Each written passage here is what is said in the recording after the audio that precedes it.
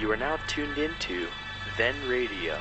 If you enjoy our videos, we ask that you consider joining our Patreon to support our channel. Don't forget to like and subscribe so that you never miss a new video. We hope you enjoyed today's episode, and as always, thank you for watching.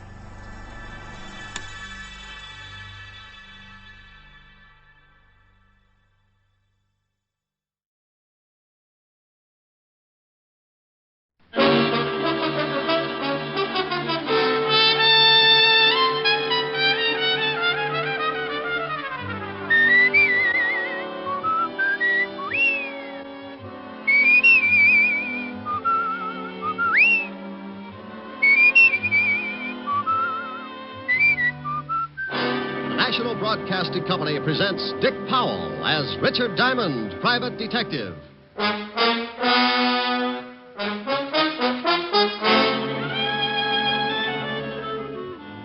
Diamond, this is Walt. Where the devil are you? Where I started out to be, down on River Street, looking for the guy... You stay right there and wait for me, but you might as well stop looking. Why stop looking? Take my word for it, he's not there. Well, if you're so smart, where is he? The city morgue. We fished him out of the river 10 minutes ago. Here's another exciting case from the files of Richard Diamond, private detective, starring Dick Powell.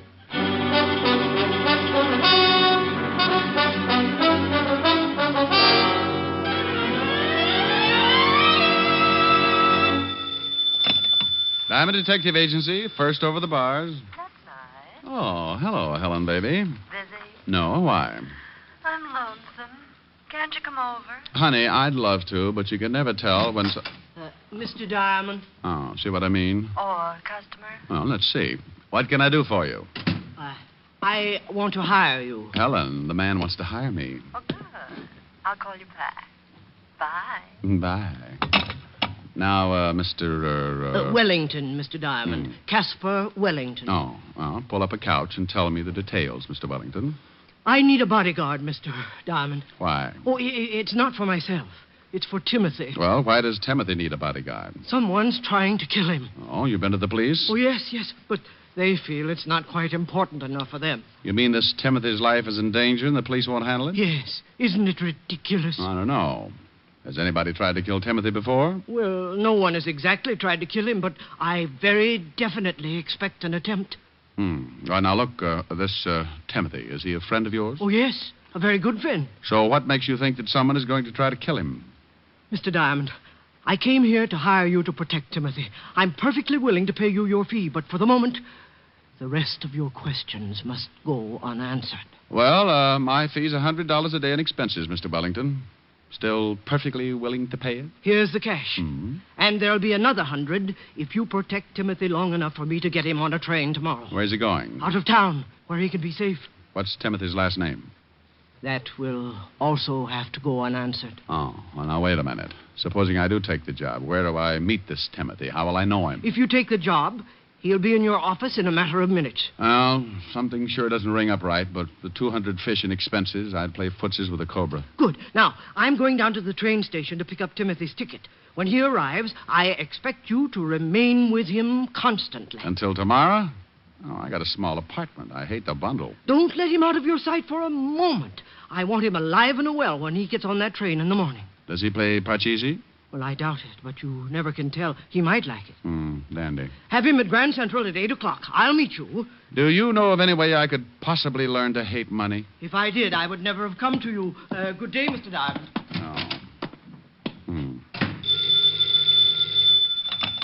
Atlantic Bone and Fertilizer. Oh, that's a pip. Just wondering how a new business would work out. Now what's wrong? I have a very unhealthy feeling that I've just let myself in for something I won't like. Oh, the client? Well, kind of. I've got a guard, a friend of his. What's the matter with that? Oh, I'm not going all through that again. The client just came on like Secret Service. I got the name of the guy he wants guarded, and I know that someone's going to try and kill him. And that's it. Rick, you be careful. Honey, the client shoved $200 in my rural hot hand. Oh, good. What do you want me to do? I'm trying for capitalists this year. Didn't your client go to the police first? Sure. He went to the police, but then... Hey, you. Me? What? Yeah, you. Rick, are you listening? Yeah, I'm listening. Put down the phone, friend. We want to talk to you. Well, if you're listening, why don't you answer my question? If your client went to the police... That's better. Well, now, I'm a sport, especially when someone's got a gun pointed at me. Oh, the gun ain't gonna hurt you, chum, if you answer a couple of questions. Where's Casper Wellington? Who? You gonna be difficult? Look, you got a gun on me. Who wants to be difficult? You don't know Casper Wellington, friend? Never heard of him. We seen him come into the building. No, so you figured he came to see me. It's such a small building, only about 100 offices. Oh, that's pretty funny. Glad you liked it. No, but we didn't. You're the only private detective in the building. We figured maybe Casper wanted to hire you. What would he want to hire me for? What did this guy do? How do you like that, George? Now he's a nosy comic. Yeah. Durante gets away with it. Friend, I have just decided your humor bores me. Yeah, it's pretty bad, ain't it, Tony? Suppose we push his face around, huh? Maybe he don't feel like no more Joe. Oh, now, wait a minute. I don't know anything about this Casper or whatever his name is. What good's it going to do to work me over? Well, now, you see, Tony and me got real nasty dispositions. We've been crossed, and then you make with the jokes. We don't like being the only ones unhappy, so we think maybe you ought to join us. Now, look. Now, hold it a second, George. What for? It's a setup. Oh, wait. We mess him up, the law comes. We gotta find Casper. We ain't got no time to play patty cake with the cops. I just want to cross the mouth. Forget it. Look, friend, you sure Casper Wellington didn't come in here? I couldn't be more positive. Okay. Put down the rod, George. That don't look so unhappy. Maybe the shamus is lying. If we catch him telling a fib, just think of the fun you can have later on, huh? Come on. We'll leave him? Yeah. So long, friend. And for your sake, I hope you've been leveling. Yeah. See you around. Yeah, bye. This is fool's fancy chop suey, Palmer. Now, you listen to me, Richard Diamond. The next time you hang up on me, But I'll how- never speak to you again. But- And you'd but- better have a pretty good excuse for doing it this time. But You know I take a lot of things from you, Rick, but never once have you hung up on me. Helen, please. And I think it was rude and inconsiderate. Helen. And I want to know right now, this minute, just what kind of a poor, lame-brain excuse you're going to come up with. Helen! Well? Now, look, baby, I don't know what's going on. This is like doing business in a roundhouse. The only reason I hung up on you was because two guys strolled in here and shoved guns in my face. Rick. And they were looking for the guy who came in earlier and hired me to look after someone named Timothy that I haven't even seen yet. It sounds awfully confusing. It is. Oh, hold the phone. Here's somebody else. Come in with your hands up. You Richard Diamond? Yep. You got a crate here addressed to you. Well, that figures. Bring it in.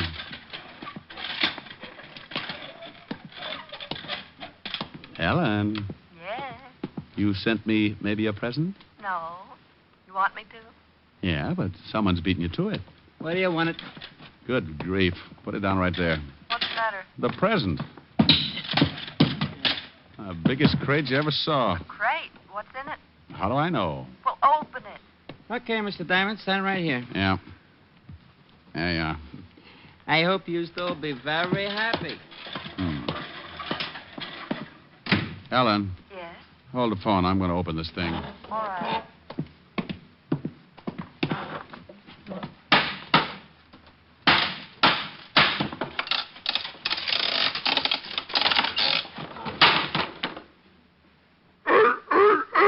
Oh, no. Oh, get away. Get away. Now get on. Get on. Don't come up here. Don't. Oh, Helen. Rick, what in the world's the matter? Helen, if this is your idea of a joke, Please calm down and tell me what's wrong. what, can't you hear it? Well, I heard something, but I thought you must have eaten your lunch too fast. Well, I'm standing on my desk trying to fight off a monster. What? Call up Charles Adams right away. A monster. Yes. I'd swear it was a seal, but I know my friend's better than that. This thing has got to be poisonous. A seal. Yes, a seal. Hey, he's not so bad. He's applauding. You must have liked that remark about Adams. Now you stop it. Do you expect me to believe all this? She doubts you, fella. Say a few words. Rick, who in the world would send you a seal? I don't even need to look. This has got to be Timothy. Oh, it is Timothy. When he heard his name, he made like a curtain call. Sounds like one Richard Diamond. Hey, that's pretty... nothing. I'll call you back. Where are you going? I'm going to take Timothy right back to Mr. Casper Wellington and tell him that... Yes? Oh, for the love of... I don't know where to find Mr. Casper Wellington. Well, there it was. It was pretty silly. the smart, shrewd, level-headed Richard Diamond, for the sake of a couple of $100 fast bucks, winds up playing nursemaid and companion to a honking seal. Just to make sure it was Timothy, I took a look at the crate, and there on top was a small printed card. It read, "This is Timothy. If you want him to do something, throw him a fish. Herring. Signed, Casper Wellington." Well, that tore it. My temper was already pushing my hair up to attention, so I went out to the nearest delicatessen and came back with a bag of fish. With this, I lured Timothy out of the building and down on the street. I had to find Casper Wellington, so 60 pedestrians and one unhappy cabbie later, Timothy and I strolled casually into the 5th Precinct Police Station.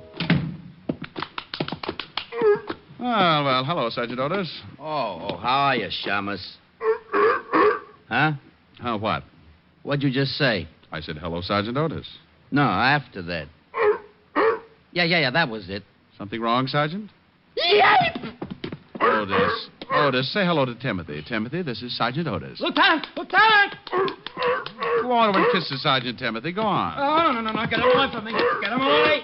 Oh, Otis, he's not so bad. Lieutenant! Help! Now, Otis, come down off that desk. You look sillier than I did. Help! He's trying to eat me. Oh, be quiet. You too, Timothy. You'll wake up the lieutenant. Here's a fish. Throw it to Timothy. Not you, Diamond. You'll probably take my arm along with it. Get away. Help! What the devil is going on out here? Otis, what are you doing up there? Hello, Walt. What are you doing to my sergeant? And you shut up, Otis. That wasn't me. What do you mean it wasn't you? Of course it was you. Walt, meet Timothy. How do you... I'd hate to think what would happen if someone wandered in here with a walrus. Come on, Timothy. Let's go see the brave old head of homicide. Yeah. Get him out of here. Oh, relax, Otis. Timothy's as scared as you are. Oh, yeah? What makes you say that? He's probably thinking there's more like you. That would be a horrible shock to anyone, even a seal. Oh. Come on, Timothy. You get that thing out of here right now, Diamond. Everybody's standing on something. You'd think it was a steam bath. Up till now, I've had 2 reported homicides and a couple of fat robberies. And if you think you're going to wander in here with that thing and confuse the whole department, you're mistaken. Now get it out of here. Oh, Walt, it's only a seal. Have a fish. I'm not hungry. No, Walt. It's for Timothy.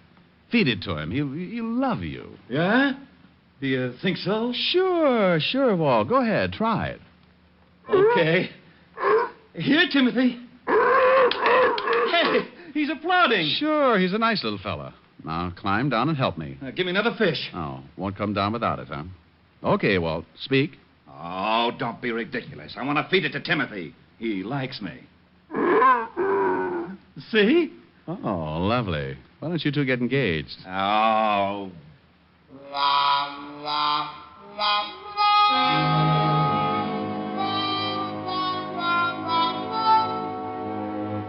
Well, after everybody got used to him, Timothy made the rounds of the whole department, with the commissioner being the only exception, of course. I told Walt the story about Casper Wellington and the 2 gonniffs who had come into my office looking for him. So Walt put Otis to work checking on the whereabouts of my missing client. Along about 3 in the afternoon, Otis pounced in with some news. Hey, Diamond. You find something? Oh, hi, Timothy. Yeah. Say, I checked with the Humane Society, and they report some guy who lives down by the docks. His name's Wellington, all right. He's been turned in a couple of times because he raises seals, and they make a lot of noise. Oh, and Lieutenant, we just got a report on another homicide. Well, thanks, Sporty. You tell the lieutenant all about it, Otis. I'm going after Casper Wellington. What's the address? Here it is. 918 River Street. Come on, Tim. Goodbye, Timothy. Otis. Oh, yeah. What was I saying? Homicide, remember? Just a little old homicide. I left Walt and Otis climbing over the furniture and headed for the address of Casper Wellington. Timothy and I grabbed the first cabbie who didn't believe what he was seeing, and 20 minutes later we pulled up in front of a building on River Street. Thanks, cabbie. Yeah, sure. Thank the man, Timothy. Mister. Yeah? I didn't ask you nothing when you got in the cab because I just didn't believe it. Is that a seal you got with you? You're expecting maybe a raccoon? Do you always take him around with you like that? Sure, we're brothers. Stop by the house sometime for dinner when Mom isn't taking a swim. She's not a very good driver, is he, Timothy? You know it. Come on, you're going home. Hold it right here, friend. Hmm? You heard him. This is a gun in your back. Oh. Yeah. Oh. You lied to me, friend. I'll go stand in the corner. Nah, don't move. Okay. George, grab the seal. Oh, now, wait a minute. Wait a minute. You can't do that. Wanna bet? Come here, you. Take your hands off that seal. Shut your mouth, friend. Next time you don't get it across the neck, I'll give you the right on the skull. Okay, friend. I got him. All right, get him in a car. And you, stay put. One bad move, you're going to get shot up very bad.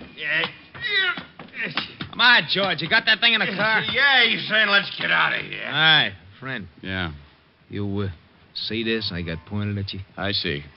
Good. Forget about today. You won't see it again. Open that big yap of yours and it goes boom.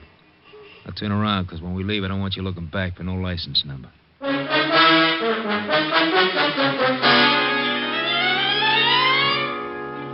Well, I stood there while they drove off with poor little Timothy. Then I made a quick dash across the street into a store with a phone booth. Seconds later, I was hearing one of the most beautiful sounds in the world. Diamond, this is Walt. Where the devil are you? Where I started out to be, down on River Street, looking for my client. Well, you stay right there and wait for me, but you might as well stop looking. Well, why stop looking? His house is just down at the end of the block. Well, take my word for it, he isn't there. Well, if you're so smart, where is he? The city morgue. We fished him out of the river 10 minutes ago. What? He was suffering from a hole in his chest. Dead before he was tossed in. Oh, Walt. Remember those two guys who came into my office earlier? Yeah? Well, they just put the snatch on Timothy and belted me across the neck for my trouble. They swiped the seal? Yeah, so get on here. I'll meet you at Casper Wellington's house.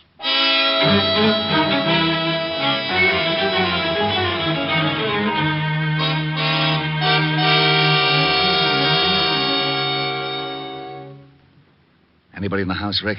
I don't know. Well, no answer. Well, let's case the place. I've got a skeleton key. Walt.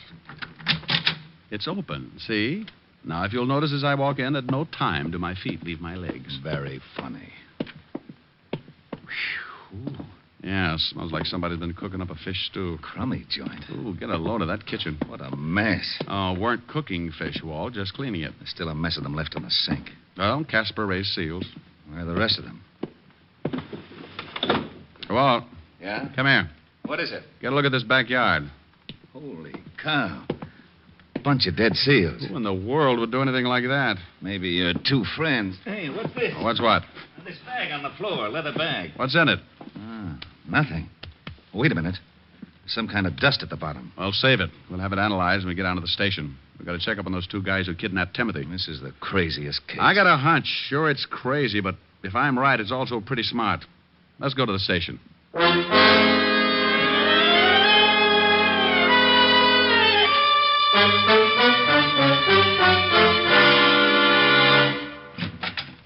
Hey, Lieutenant. Yeah, Otis? We just got something else on that Casper Wellington guy. Oh? What did he steal? Hey, how'd you know? Just a guess. Well, what is it, Hammerhead? Well, it seems this Wellington guy used to work for David & Sons. David & Sons? Diamond importers. Oh, that ties it. Would somebody mind telling me what the devil this is all about? And, Rick, you stay out of it. Now, Otis, what about Wellington? Wellington? Oh, he ran off with a load of diamonds. Yeah, $50,000 worth. Hey, but you don't... Rick, will you please, for the sake of my sour stomach, tell me exactly what it is you know? I'd be glad to, Lieutenant. It's very simple. Wellington comes to me and asks me to guard Timothy.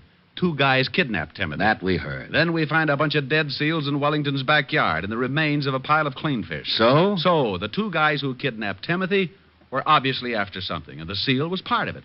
Hey, maybe Timothy wasn't a seal after all. Now, what would he be, Otis? Well, if those guys wanted him that bad, maybe he was a mink. Oh, that bag you picked up, Walt. Have that powder in the bottom analyzed. I'll lay 6-2 and even that it's diamond dust. Well, you think... Yeah. I think Timothy's got a stomach full of diamonds. What? I think Casper was mixed up with the two guys who grabbed the seal, but in some way crossed them. Why... He had to hide the loot, so he stuck it in some fish and fed it to Timothy. Then he left Timothy with me for protection until he could get him shipped out on the train. And in the meantime, the two guys who found Casper killed him and went back to his house to find the loot. Mm-hmm. They figured out the fish like you did and killed the seals in the backyard trying to find the stuff. You, my friend, went a herring. Otis, have the powder in the bottom of this bag analyzed. Put out a 108 on Timothy. Yes, sir. Diamond here will give you the description of the guys who grabbed him. We'll never find him that way. You got a better idea? Maybe, yeah. Look, you said those two guys killed Casper and then went right over to the house to look for the missing diamonds. Yes. All right, they knew where to look, but they didn't find anything. So they waited for me and Timothy. So? So Casper Wellington probably told them all about it before they killed him, trying to save his own life. All right, I'll buy that. So what? So by now they must know how hot those diamonds are. They're certainly not going to try to get rid of them here in town. And then they leave town. Yeah. And with that much loot, it would be a little risky if they tried by car. All right. How do they do it? The same way Casper thought of. Ship Timothy out on a train. Wait a minute, Rick. Otis. Yeah? Put in a call to all units. Tell them to cover the airports, train, and bus stations. Be on the lookout for a seal that's about to be shipped. Come on, Walt. Where to? Well, as long as Casper Wellington already made the arrangements by train, let's go down to Grand Central. Maybe our 2 seal nappers will keep the reservation.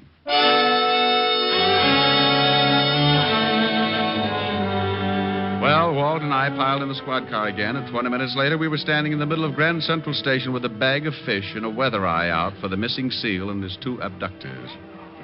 Now, where do we start? Well, Walt, why don't you just go ask information? Just say, I'm looking for 2 men and a seal. The seal is hiding $50,000 worth of diamonds. Now, you stop that. This was plenty silly before a jewel robbery and a homicide get into the picture, but now it's gotten ridiculous. Well, if I was a seal, where would I go?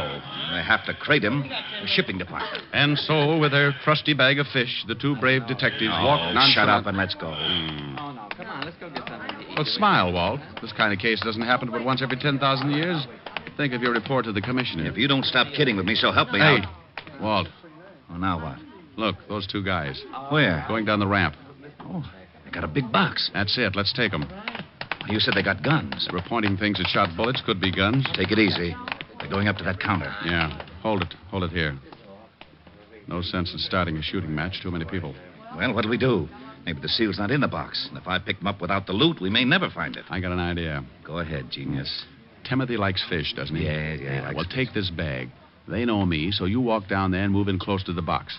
Timothy's bound to get a whiff, and if I know Timothy, he'll raise a few flippers. You want me to... You want to get those diamonds, don't you? Oh, give me the bag. Don't snap. People will just think you ran out of cologne. Now get going. Yeah. Pardon me, but I'd like to find out about sending something. Oh, yeah? Well, what's the idea, Buster? We was here first. Shut up, stupid. You boys must be really sending something big. You're too nosy. I told you to shut up. Yeah, some furs. Oh, live ones? Hey, Tiny, what's with the seals? Will you shut up? What? I hate to mention it, but your furs are throwing a fit. He's busting all. Grab him, will you? Okay, boys, that's all I wanted to know. Grab that stinking seal. He's gone after the sack this guy laid down. It's a sack full of fish. Hey, what's the idea? Hello, stay right there. Hey, Rick.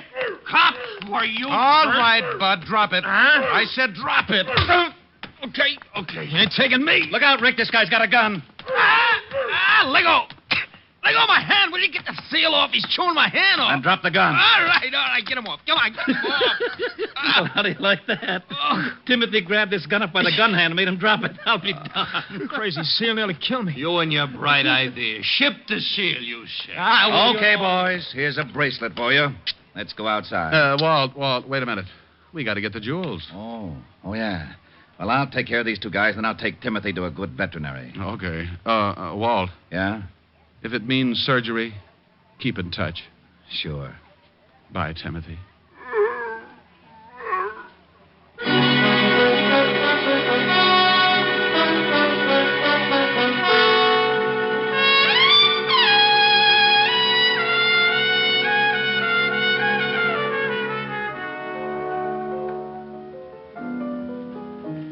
Rick, Huh?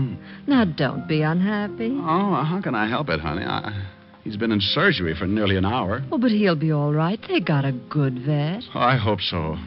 I was getting attached to that seal. Oh, I got it. Yeah? Rick, Yeah, Walt. Yeah. How's Timothy? he had the diamonds in him, all right. Oh, but how's he? Well, Go ahead, Walt. You can tell me. I can stand it. he's very weak. Doctor says he thinks he doesn't want to live, no will. Oh, well, what's the matter? He was such a happy seal. I think he misses you, Rick. Every time someone mentions your name, he kind of honks and raises a weak flipper. I better come right down. He's sinking fast. Oh, you think maybe if he heard my voice, can you get a phone near him? Yeah, wait a minute. Okay, I got it next to his ear. Say something. Hello, Timothy. Oh, Walt. Yeah? Walt, ask him if he's seen a picture called Mrs. Mike. He says he saw it. Didn't like the leading man. Oh. Loved Evelyn Keyes. Oh. Ask him if he liked the music. Yeah, Yeah, he liked that. Well, put the receiver next to his ear and I'll sing him the theme song. Well, go ahead and try. Anything in case of an emergency.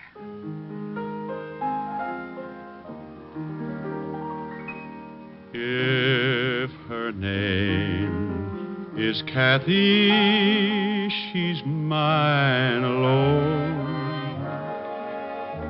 When I walk with Kathy, proud am I. She's the girl I'll marry, and cross the threshold I'll carry. And I'll love but Kathy till I die. She's the only angel I've ever known. She's a maid no man is worthy of. Although girls are many, compared to her, there isn't any. Only Kathy do I love.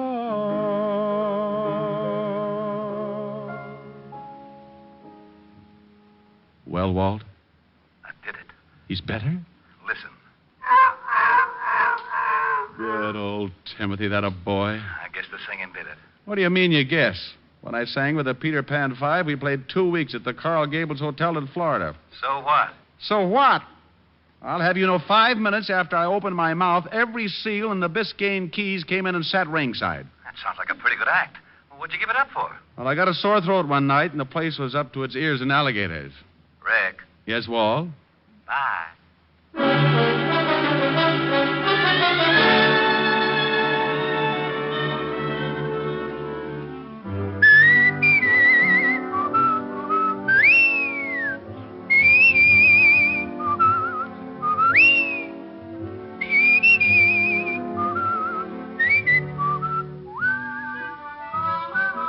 You have just heard Richard Diamond, Private Detective, starring Dick Powell.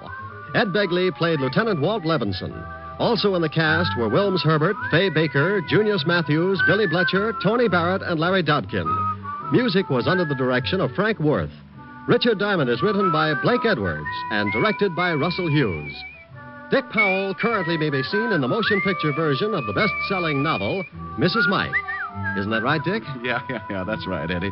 Oh, by the way, Ed Begley, who plays Lieutenant Levinson on our show, would like to say a few words to his old friends in Hartford, Connecticut. Well, I just want to say, on behalf of all of us here on Richard Diamond, congratulations to radio station WTIC in Hartford, Connecticut, where I got my start in radio, and which this week celebrates its 25th anniversary of service to the people of southern New England. Thank you, Ed Begley. Now, this is Eddie King inviting you to be with us next Sunday at this same time when we will again bring you Dick Powell as Richard Diamond, Private Detective.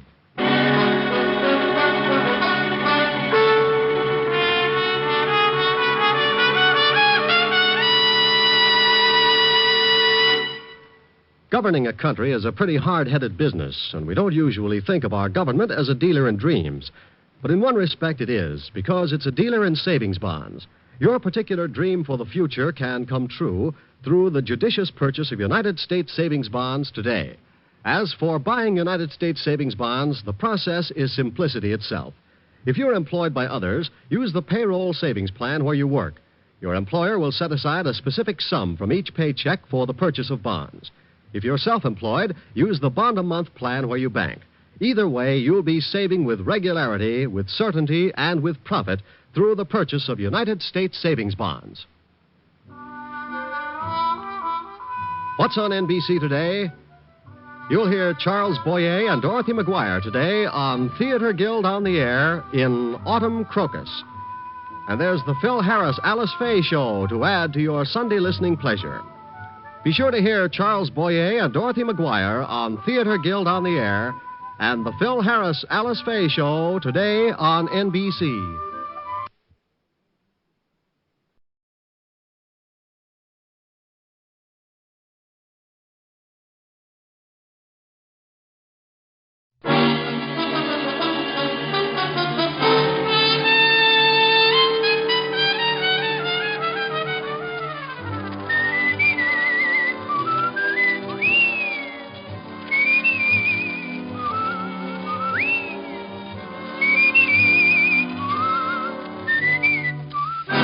National Broadcasting Company presents Dick Powell as Richard Diamond, private detective. Walk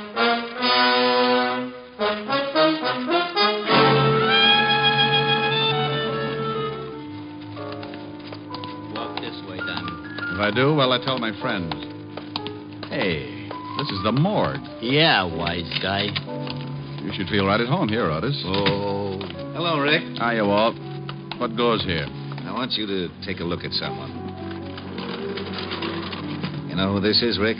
Oh, the poor little devil. He was murdered, huh? Yeah, shot. Right in the back. Here's another exciting half hour with Richard Diamond, private detective, starring Dick Powell.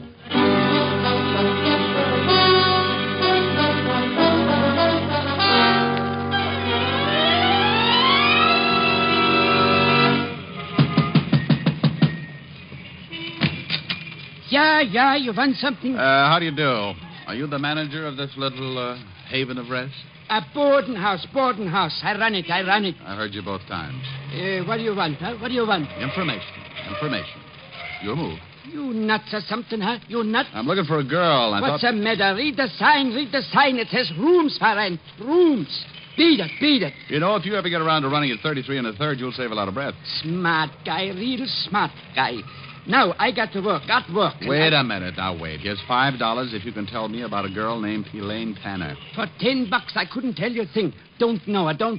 She lived here? So it's a secret from me, a secret. Now... Here. Take a look at the snapshot. A man and a girl. Do you know the girl? Mister, I got maybe 10, 20, 30 different people every month. They come, they go, they pay rent. That's all I care. They pay rent. All right. Did this girl ever pay rent here? Maybe I remember her face. I never remember no names. Is anybody living in her room now? Why you want to know? Huh? Well, I'll tell you a secret, Bud. The girl is my sister. When we were little kids, my mother and father ran away from home to become acrobats in a circus. This broke up my sister, and she left, too. Now, Mama and Papa are back, and I want the whole stinking family together again so we can take the light out of the window. Sure. For $10, maybe I'll show you her room. All right, you're in business. Now, here's your 10. Thanks. The fingers are mine. This way, down this way. How long does she live here? Oh, not for long, maybe 2 weeks. Then what? Then comes an old guy one day. Yeah, an old guy, and... And what? She goes away with him. And you know what else? Yes, I know what else. The old guy was the same guy in the snapshot I showed you a minute ago. He was with a girl. Sure. Okay, look around. She ain't in any of them drawers, she ain't. Or that cupboard, she ain't. She ain't no place. Now, tell me, did she leave anything here at all? Just junk. Newspapers, magazines, newspapers. So she was a bookworm. Well, okay, I guess that's it. Let's go. Let's get out of here fast. Who are they shooting at? Who's in that house next door where the shots came from? People. Thanks. They're shooting at you. Know anybody who wants to get rid of you? Nobody. Oh, mister, please go now. Look. There's $20 more if you do me a favor. I do you one favor and get shot at.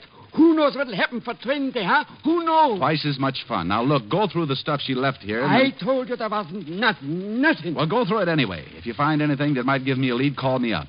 Here's my card. Richard Diamond, private detective. Hey, it says you're a dick. Strictly private. Now, is it a deal? $20 now? There'll be more if you find something for me. Okay. No, please beat it and don't come back here no more. Window glass costs dough.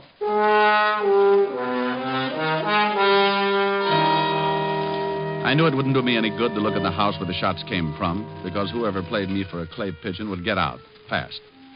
Now, only one person knew I was likely to visit that boarding house, the man who sent me there. And his name was Morris Clinton. Vocation? Multimillionaire. Avocation, or hobby? Wolf.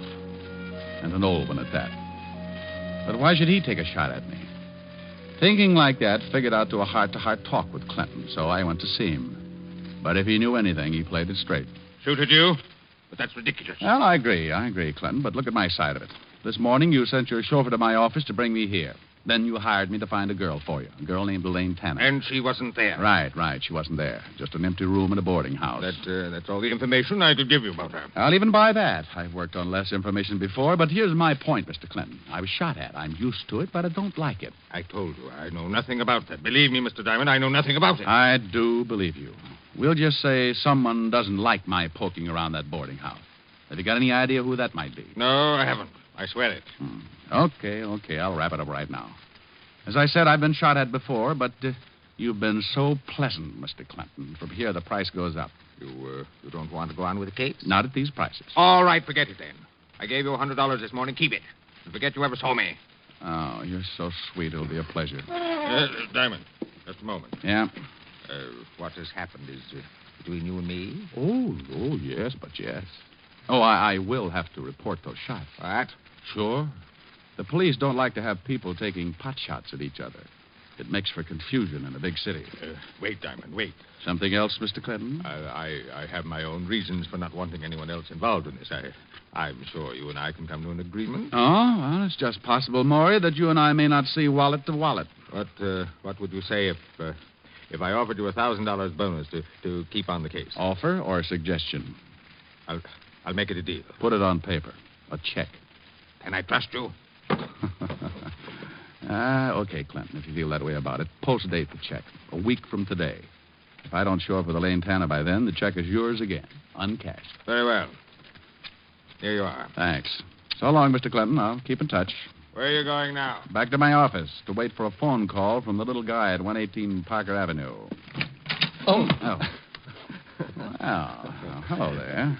Did you hear everything you wanted to? I beg your pardon, sir. I was just coming in to ask Mr. Clinton if I should drive him anywhere this afternoon. Oh? Christopher, come in here. Right away, Mr. Clinton. Excuse me, Mr. Diamond. Yeah, sure. So long, Christopher. The minute I left Clinton and Chris, I began to get that lousy feeling again. The only thing that made me feel anywhere near normal was the thought of the $1,000 that would be mine in 7 days. For $1,000, I'd stand up for target practice for the big mole. I didn't have much to go on, just the knowledge that old man Clinton wanted me to find Elaine Tanner and that somebody, who up to now had proved to be a bad shot, didn't want me to find her. With that peaceful thought in mind, I sat in my office hoping for a call from the little manager of the boarding house on Parker Avenue. I'd been waiting about an hour, and then... save your knuckles and use a fire axe. Come on in. Hello, Mr. Diamond. Well, Christopher.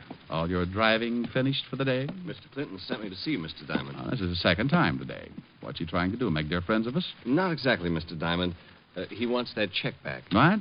He's changed his mind. Oh, from what I know of him, it needs it. He wants to call off the whole thing. Something happened. Elaine Tanner show up? No. Oh, and he sent you to get the $1,000 check back. That's right, Mr. Diamond. Oh, I know an easier way. Why doesn't he just stop payment on the check? I'm only carrying out Mr. Clinton's orders. Are you? Why do you ask that? Well, it seems a little offbeat, Chris. This morning he hires me, then he fires me, then he hires me, now he fires me. Monotonous, isn't it? May I have the check, Mr. Diamond? Not before I call Clinton and ask him a few things. You just don't seem to understand, do you? I want Mr. Clinton to explain. Take your hands away from that phone. Oh, gun. I know how I hate him. No need to be afraid of this one unless you get stubborn. Let's give Clinton a ring. Keep your hands on top of the desk, palms down. So we're going to play table tilting, maybe? And stay sitting. Listen, Chris. How do you like your hair parted, Diamond? On the side or right in the middle?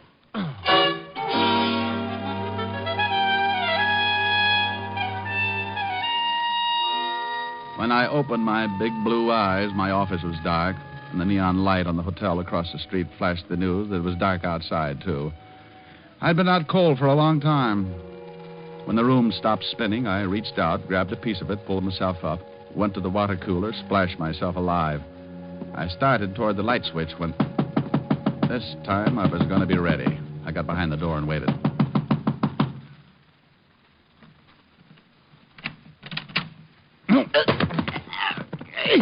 Hey, what's the idea? Hey, let go! Oh, for the love of Mike Otis. Sergeant Otis. Well, who you expecting? Gorgeous George, maybe? Go my neck. Oh, I'm sorry, Otis. I guess I just can't resist you. You crazy shamus. Hey, it's dark in here. It was a lot darker a couple of minutes ago. Hit the light, will you? Yeah. Thanks. Oh, I got enough troubles, and the first thing I see when I wake up is you. Holy mackerel. What you been doing with your head, Diamond? I got mixed up in a handball game. Oh? Yeah, some friends needed a ball. It's hard work, but you get used to it. Oh, got worked over, huh? Well, them bum jokes you pull catch up with you sometimes. Yeah, Hey, wait a minute. What are you doing here? I come to get you. Lieutenant Levinson wants to see you. Well, go back and describe me. That's all he gets tonight. I think you better come, Shamus. It's important. I think you better go, Otis. That's important. Now, look. Lieutenant Levinson sends me over to get you. There's something he wants to ask you. All I know is name, rank, and serial number. Now go back and tell Walt I don't want to play games. Shamus, I got news for you. Murder ain't a game no more.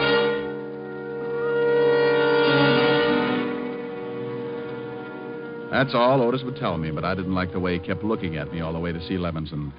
Then we got to headquarters, not to Walt's office, but down the long marble corridor that led back to other places. He wants me to bring you back here, Diamond. Where to? The morgue. The morgue? Yeah, you heard of it. I've heard of it. What's this all about? You'll see. In here, Shamus. Lieutenant. Back here, Otis. Come on, Diamond. Hello, Rick. Well, how's the other head look? I'll let you know when it speaks to me. Yeah. Meantime, I want you to take a look at someone. In here? Yeah, in here. You know who this is, Rick? Oh, the poor little devil. The poor devil. What do you know about him? Well, he was manager of a boarding house. Cheap walk-up on Parker Avenue. That we know. What else? He was murdered, huh? Shot right in the back. Hmm. Rick, unless I knew you were tied in, I wouldn't have you here. You want to talk about it? Somewhere else, Walt. Sure. Come on. Before I answer any more questions, Walt, how'd you tie me in? He had one of your business cards in his hand. He was shot while he was standing at the phone in the hallway of that boarding house. Did he call you, Rick? I didn't get a call from him. Got any idea why he wanted you? Maybe, maybe not. All depends. On what? Walt, listen. I will in my office. Wait outside, Otis, and I'm busy. Get it? Sure, I get it. Wait a second, Rick. Now, here's a gun, 38 police special. Take a good look at it. I've seen it before. It's mine. How did you get it? The ballistics report says this gun killed the little guy back there. Did you check it for fingerprints? Yeah, and they were all yours. Will you have Otis come visit me and bake a cake with a file in it? Oh, cut it out, Rick. I know you didn't kill him, but I've got to tell the commissioner something. He's funny that way. I was in my office when the guy was shot. I was out cold. You got any proof? For you or the commissioner? For the commissioner, you egghead. Listen on the way. To where? Have Otis bring the car around front. We're going to make a call on a guy named Morris Clinton and his errand boy, Christopher. On the way out, I told Walt the whole thing, how Christopher caught me off base, put me out, and then must have taken my gun to kill the little manager. But neither of us could come up with an answer to why. Why murder to keep me from finding Elaine Tanner? What was the connection between Clinton, his chauffeur, and the girl? I thought maybe Clinton would give her the answers when he learned there was a murder tapping at his door. So you want to see Christopher, Lieutenant Levinson? If you don't mind, Mr. Clinton. No, not at all. I'll call him. Real loud, Mr. Clinton. Of course. Christopher? Christopher! You're sure he's here, Mr. Clinton? Oh, yes, I am, of course, Lieutenant. Call again. Christopher! Christopher! I don't think he'll hear you. Why not? I'm not deaf, Mr. Diamond. Rick, is that Christopher? Yeah, this is Chris, all right. And I owe him a haircut. Now, lay off, Rick. I'll handle this. Christopher. Yes, sir? Where were you about 2 this afternoon? Why, right here, working on the car. Correction. Working on me. I beg your pardon. Oh, come on. Let's have it straight. Mr. Clinton, what about this? Christopher is right, Lieutenant. Yes, he's right. Oh, you're scared stiff, Clinton, and you're lying. I'm not. I wanted to go into town to keep an appointment. And the fuel pump on the car was stopped up. I had to take it apart. Oh, sure. And while you fixed it, Clinton stood right over you. As a matter of fact, he did watch. And it took all afternoon to fix it. No, but when it was finished, it was too late for Mr. Clinton's appointment. He decided not to go. How about that, Mr. Clinton? Oh, yes, Lieutenant. Christopher hasn't been out of my sight all afternoon. That's good enough for me. All right, Diamond, let's go. What? Are you crazy? No, that's why I'm putting the cuffs on you. I thought there was something fishy about your story. Gun taken away from you, people coming to see you, hiring you, firing. Walt, your stomach has gone to your head. Never mind my stomach. Otis. Yeah, Lieutenant. Put the cuffs on this Shamus. Cuffs? On him? Close your mouth, Otis. Put the cops on. Walt, what in the... Diamond, I've been waiting for a chance like this to comb you out of my hair for good. Otis, the cops. Yes, sir, Lieutenant. All right, Shamus, hold him out. Mr. Clinton, thank you very much. Goodbye. Come on, Diamond. Lieutenant. Otis, I told you to close your mouth. Oh, I gotta breathe. Oh, shut up and come on. Walt. Outside, Diamond. Get going. You big bubblehead. What's the idea of making like a cop with me? I kind of liked it. How'd I do? What? Good performance, eh? Good performance. Oh, you big ham. You great big ham. Well, Lieutenant, are we going to put the shamus in the jugs? Shut up, Otis. Take the cuffs off him. What? Here, Otis, start working. Oh, you're right, Rick. Clinton was scared stiff, and for some reason he backed Christopher's alibi. Walt, I've got an idea. You better have. If I don't have something to tell the commissioner, I'll have to give up my ideas about a pension. I'm going back to that boarding house. Why? Well, the manager was going to call me. It's just possible he got a hold of a lead on Elaine Tanner, but Christopher killed him before he had a chance to tell me. Well, that makes sense. Have you got a man there? Yeah, a happy. Oh, good. I'll see you later. Rick. On. Please. For the sake of my stomach, don't slip up. You're my only suspect without an alibi. Thanks, Walt. See you later. Yeah. Oh, Walt. What? Bottoms up on the bicarbonate.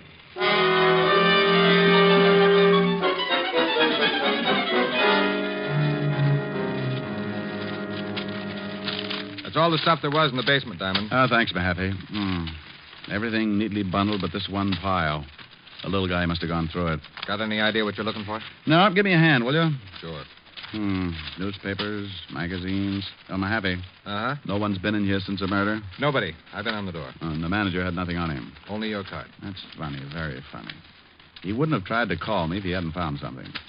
Maybe he came across something in this pile of stuff. Didn't take it out and then... Find something? Yeah. This sheaf of withholding tax statements. Mm-hmm. The kind that come on the bottoms of paychecks. Made out to Elaine Tanner, paid by the Blue Falcon nightclub. That ain't far from here. That's where I'm going.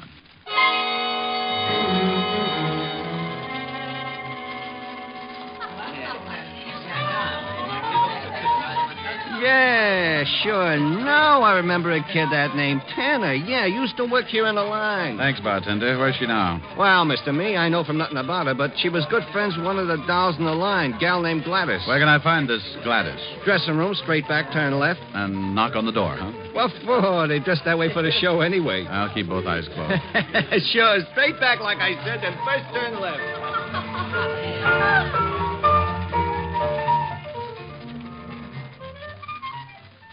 What you want with her, handsome? Why don't you get off here? You tip me, sweetheart, but give me a rain check. Who waits for rain?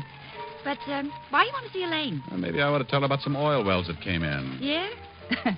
You don't look like the type talks about oil wells. Honey, don't let the tassels on my shoes fool you. Oh, you're cute. Yeah, I know where Elaine is. Want to give?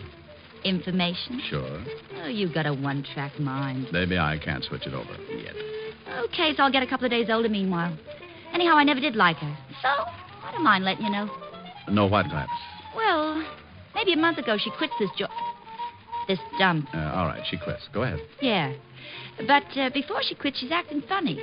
Like the night we're going home together, walking along, and she's talking. This is the last time I take this walk. So, gonna fly to him from work? I'm quitting. Well, if you like to eat grass, go ahead. I won't eat grass. Ever had a real mink coat, Gladys? I coulda, but his lawyer settled out of court. I'll have one. I'll do all right. You thinking about that guy Clinton who comes in the club? Uh-huh. Honey, there's wolves and there's wolves.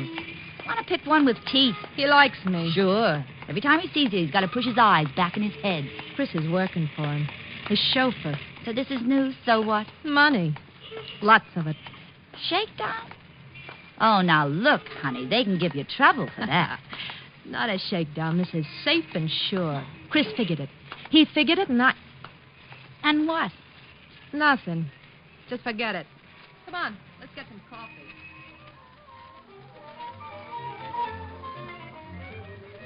And that's all she says. Uh-huh. Now, where can I find her? Oh, I'll tell you where I think she is. Here's the address. I wrote it down. Thanks, Gladys. I'll see you again. Yeah. See more of me. Is that possible? This costume's for the first show. We save up for the second. I'll be here for the last show. Oh, what you said. So long, handsome.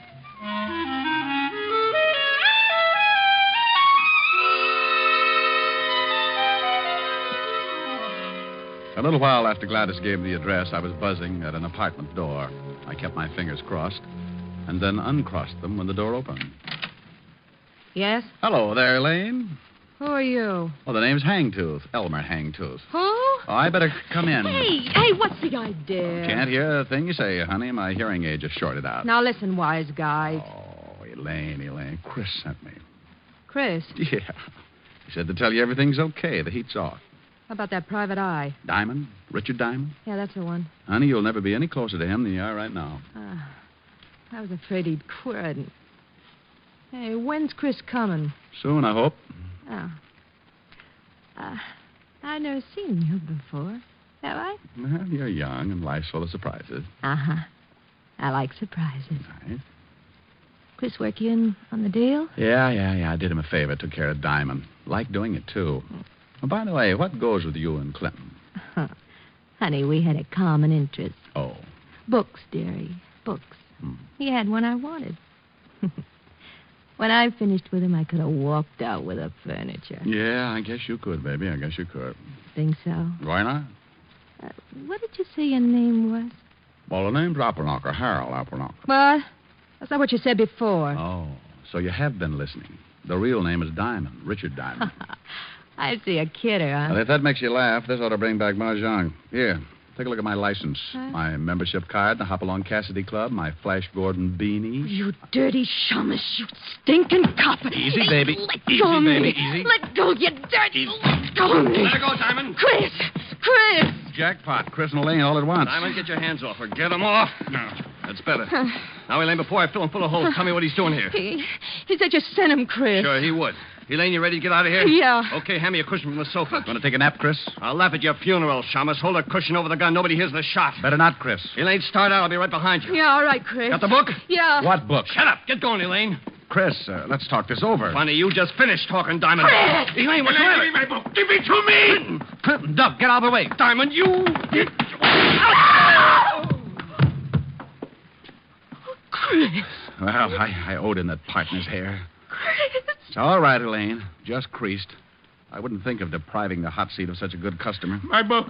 Where's my book? I want it. Give me my book. Sure, Mr. Clinton. But I'm afraid you'll have to explain to the police first.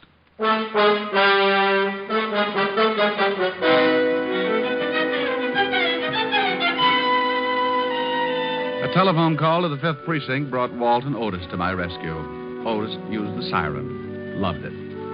I told Walt the book old man Clinton kept screaming about had me a little confused, and that I wouldn't be able to relax until he found out just where it fitted in the case. He promised to find out the answers as soon as he took Chris, Elaine, and Clinton back to the 5th Precinct. I told him to call me at Helen's. Rick, what about that check for $1,000? Is it any good? Well, the check's post-dated. I doubt if Mr. Clinton will honor it now.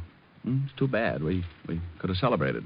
So all you got for your trouble was $100 a day in expenses. I'll get it. Grant's Tomb, the general speaking. Rick? Yeah? Walt? Yeah. You sitting down? Why? You can tear up that check Clinton gave you. He won't honor it. He's mad about having to go to jail. Oh, I was way ahead of you about the check.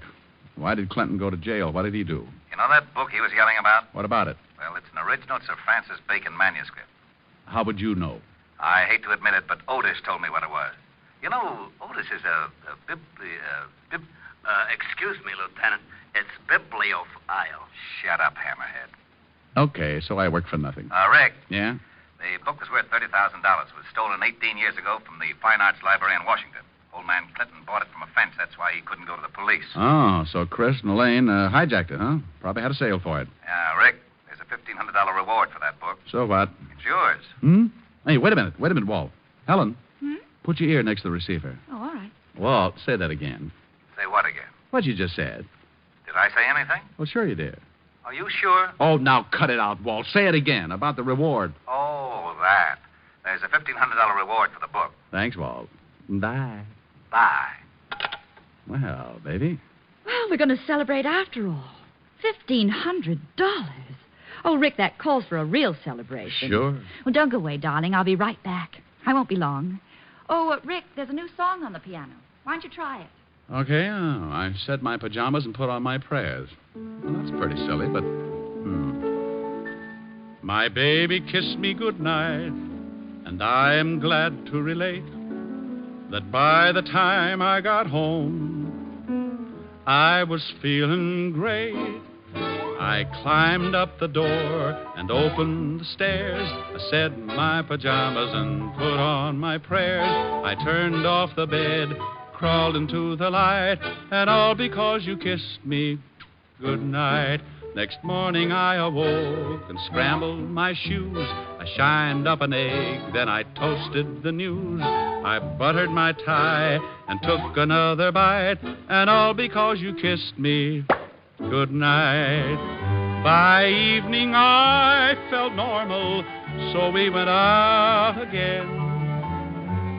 You said goodnight and kissed me. I hurried home, and then I climbed up the door and opened the stairs. I said my pajamas and put on my prayers. I turned off the bed, crawled into the light, and all because you kissed me goodnight.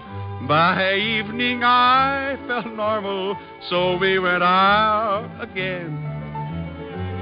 You said goodnight and kissed me. I hurried home, and then I lifted the preacher, called up the phone, spoke to the dog, and threw your ma a bone. 'Twas midnight, and yet the sun was shining bright, and all because you kissed me good night. Oh, that was lovely, Rick. Well, how do I look? Oh, my, wonderful. What are you so dressed up for? For the celebration. Oh, that's right, yeah. Come on, let's go. Oh, where are we going, Rick? Oh, the Blue Falcon nightclub. We'll be just in time for the last show. The Blue Falcon. Oh, but why pick that place? Oh, but they've got a wonderful floor show. Yes, but the costumes are... well, they're nothing. Oh, what you said.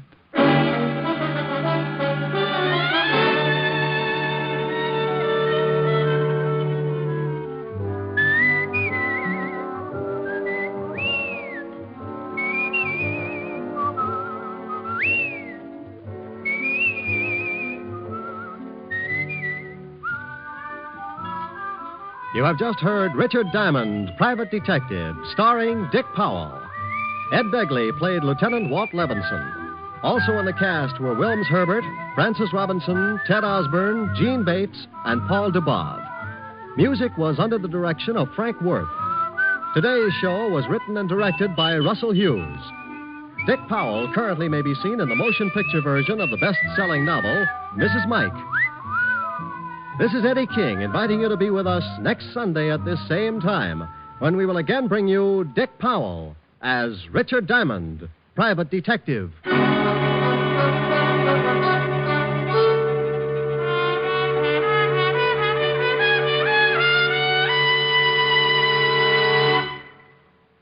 What's on NBC today? Ezio Pinza, dynamic singing star, plays his first starring dramatic role today on Theater Guild on the Air, with Madeline Carroll and Linda Darnell co-starred. And you'll also want to listen to the Phil Harris Alice Faye Show and the Adventures of Sam Spade right before Theater Guild. Don't forget, Ezio Pinza on Theater Guild on the Air today.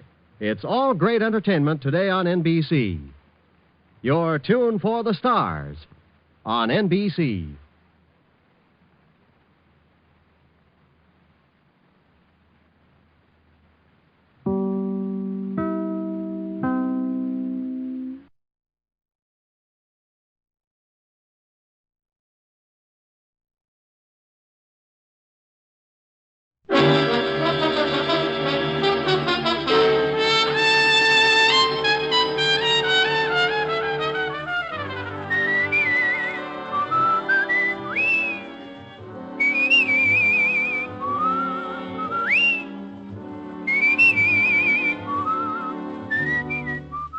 The National Broadcasting Company presents Dick Powell as Richard Diamond, Private Detective.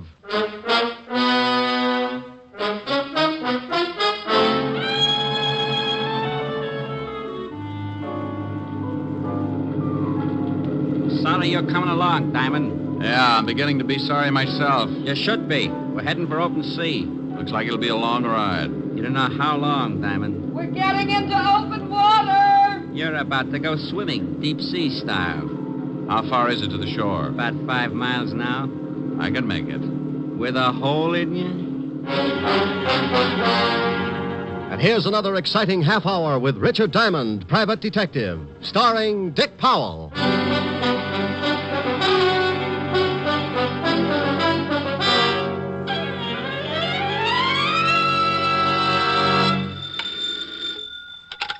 Diamond Detective Agency, Happy Homicide. You know, that's pretty bad, that is. Oh, my goodness. Walt? Yeah. Well, what can I do for the shining light of the 5th Precinct? You can get right down here. I want you to do me a favor. I'm not going to help Sergeant Otis cross the street again. Tell him to get a governess. This has nothing to do with my brainy sergeant. Now, will you come down? Well, all right. Business is slower than a drunk turtle, so I'll be there in 10 minutes. Thanks. Forget it. You know what I always say, Walt. No, what do you always say? Bye.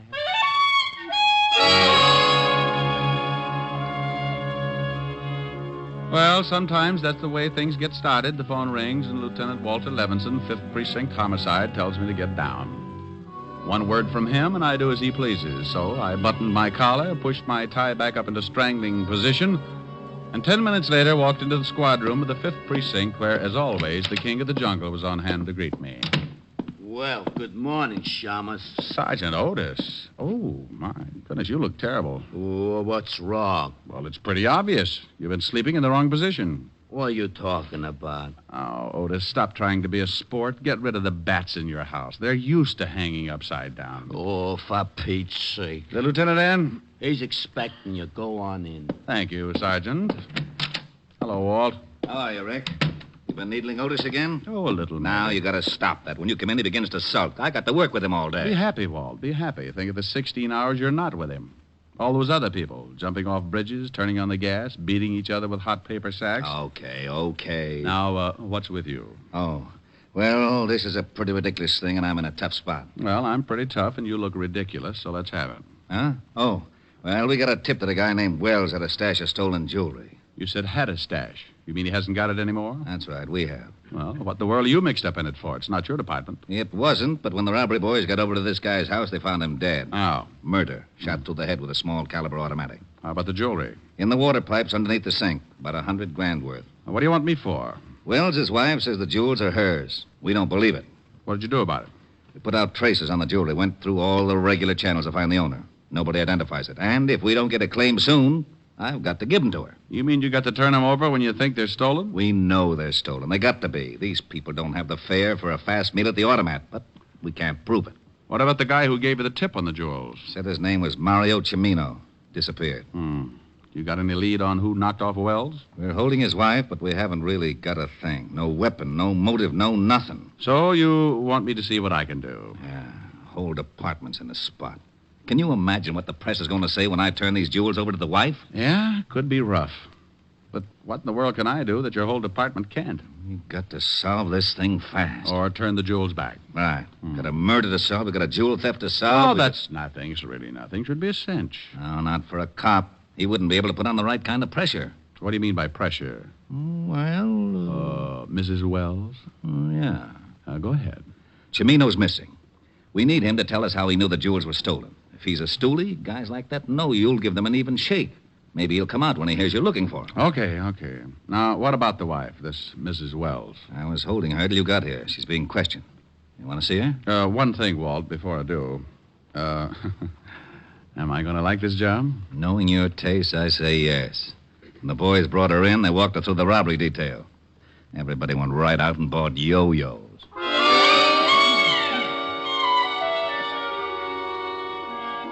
Walt got up then, hid his yo-yo in the closet, led the way downstairs to a small room. It was dark, except for the single light burning near a desk. In the circle of light sat a young girl, late 20s, blonde and, well, you know. If the State Highway Commission built roads with that many curves, every driver in New York would need seasick pills.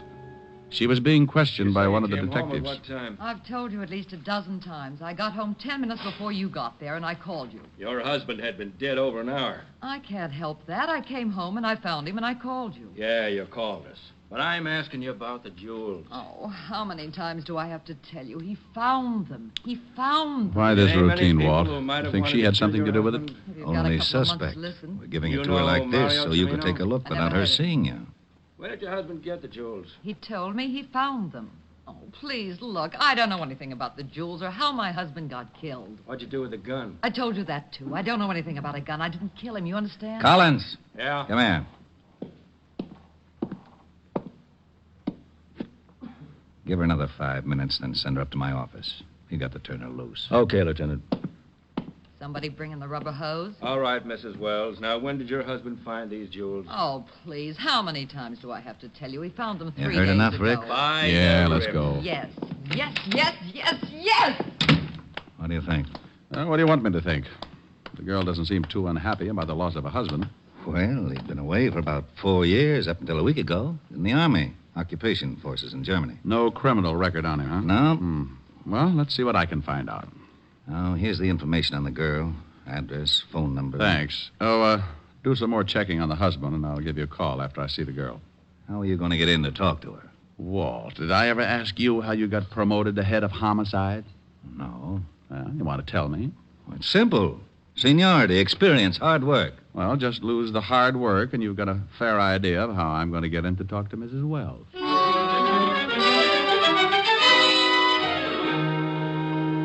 Well, I had to solve a murder, a $100,000 jewel theft, and get the dear old police force out of hot water.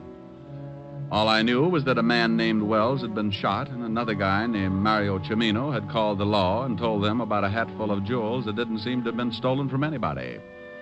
To clean up a mess like that would take a lot of doing. So I went about it in Diamond's most routine fashion, as unorthodox as possible. I grabbed a cab, slipped the driver a 5 to romp over to Greenwich Village a little faster than usual, and before I could say, "Look out for that streetcar," I was standing in front of a door with a small tag over the bell that read, "Vladimir Sokolovsky, artist." Vladimir was an old friend of mine who hears all, sees all, and tells all for a small price. Who is it? Come on, Vladdy, open up. Go away. It's Diamond, Vladimir. I trust no one. You might be working for my landlord. Oh, I'm alone. Scout's honor? Cross my heart and hope to swallow my Emmys. Товарищ, здравствуйте. I haven't got much time, Vladimir. Huh? I want you to do me a favor. Oh, for you a portrait costs only $50. No, no pictures, Vladimir. Tell me, you ever heard of a guy named Mario Cimino? Oh, but of course... No. Paid your rent? Same answer. I have a small $10 bill here. Tavares, you would attempt a lowly bribe. Well, what do you know? Here's another 10. I would ask you to stay for lunch, but Greenbaum won't even let me look in his delicatessen window anymore. You understand. 25? I only do it because Stalin and I do not agree. Mario Cimino. Peasant. What does he do? Keeps busy. An occasional stick-up bookmaking. Owes me $11.80. Marianne and the 8 at Hialeah by 8 lanes. Such a filly. Vladimir. Mario Cimino? Oh, yes, the lowlife. For him to find a friend would be like Rasputin running a Lonely Hearts Club. Where can I find him? I don't know. Vladimir. It's the truth. Scout's honor? But of course. If I knew where that peasant was, would I not collect my $11.80? Of course I would. Scout's honor, see? You hold up 3 fingers, Vladimir. Oh, a Cub Scout. When was the last time you heard from him? When he took my $2 that wins me $11.80. He was in the fish business. Oh, fish business? Yes, I know, because he brought me 2 halibut, which I promptly made into magnificent stew for my landlord. Was miserable. The stew? No, just the fish. Believe me, Tovarish, those 2 halibut were so old, they remember Jonah. Was he selling fish? Catching them. He had a boat. When I went down there to collect my $11.80, the bum wasn't there. Where did he keep the boat, Vladimir? A disgusting place called a schooner landing. Places like that should be in Siberia. Stinks. Well, thanks, Vladimir. Ничего, товарищ, до свидания. Oh, Chichornia, Greenbaum's delicatessen, will you be surprised? Greenbaum's delicatessen, Greenbaum's delicatessen, Greenbaum's delicatessen. Hello, Abe. Send up the works. Champagne, caviar, salami. I am a capitalist again.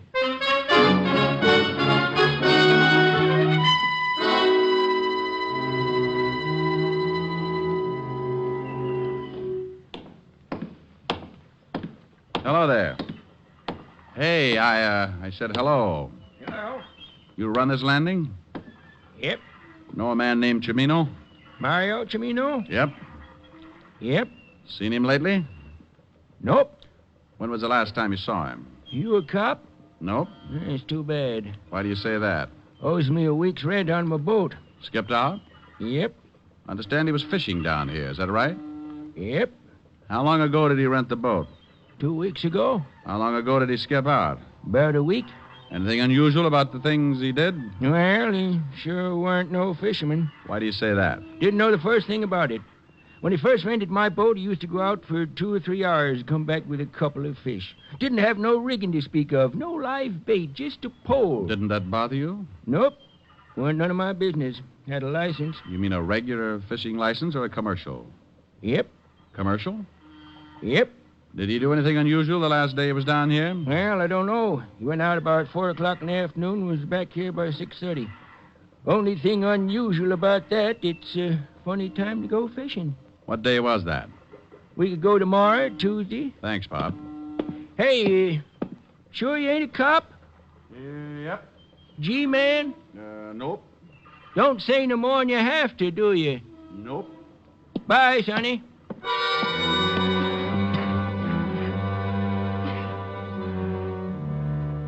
Well, I left the old boy sitting on the dock trying to figure it out and headed for the city hall. Mario Cimino was closer now. I knew a little about him. His whereabouts up until a week ago and the fact that he'd taken out a commercial fishing license. The license I wanted because it would have a picture of Cimino on it. The picture I could turn over to Walt and then we could get out a description on him. I arrived at the city hall, went in, found the department that issues the licenses. They checked with Walt at the station, and 10 minutes later I was heading for Mrs. Wells' apartment with a fishing license and a pretty good photograph of Mario Cimino.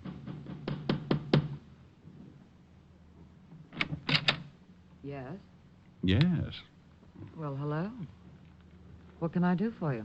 That's a remark with a lot of answers. Right now, I want to talk. Go ahead. Oh, well, I get tongue-tied when I stand in the hall. You want in? That's it. Why? Ever see this picture before, Mrs. Wells? What? Come in. Seniority, experience. What? Oh, nothing. That man in the picture. Who is he? Don't you know him? I've only seen him once. Oh, we can sit on the couch, Mr. Diamond. Where did you see this man, Mrs. Wells? He came up to see my husband. He was leaving just as I arrived. Your husband say who he was? No. He mentioned something about some business he had with this man. Well, if it makes any difference to you, this man in the picture is Mario Cimino. Oh. The one the police are after. The man they think killed my husband. The man who called and told Lieutenant Levinson about the jewels your husband had hid in the water pipes. Are you from the police? Well, here we go again. No, honey, I'm a private detective. Oh. Your husband just got back from Germany a week ago, didn't he? Mm-hmm. By boat? Mm-hmm. What day did he arrive? You've got big blue eyes, haven't you, Mr. Diamond? Yeah. Very pretty. Honey, you better sit over there. You're scorching my collar. All right. Where was I? I don't know where you were, Mr. Diamond, but I was thinking... Oh, yeah. Well, what day did your husband arrive? Last Tuesday. When did he... You must have a hard time combing your hair. Awfully curly, isn't it? I'll stop back when I got more time. We'll straighten it out. Please do. Well, Mrs. Wells. Yes? The time your husband's boat got in? In the afternoon, around 5. Oh, well, thanks, Mrs. Wells. Leaving? Going home and have another talk with Father. Please stop back. If he misses anything, I'll be glad to fill in. Maybe I'll send Dad instead.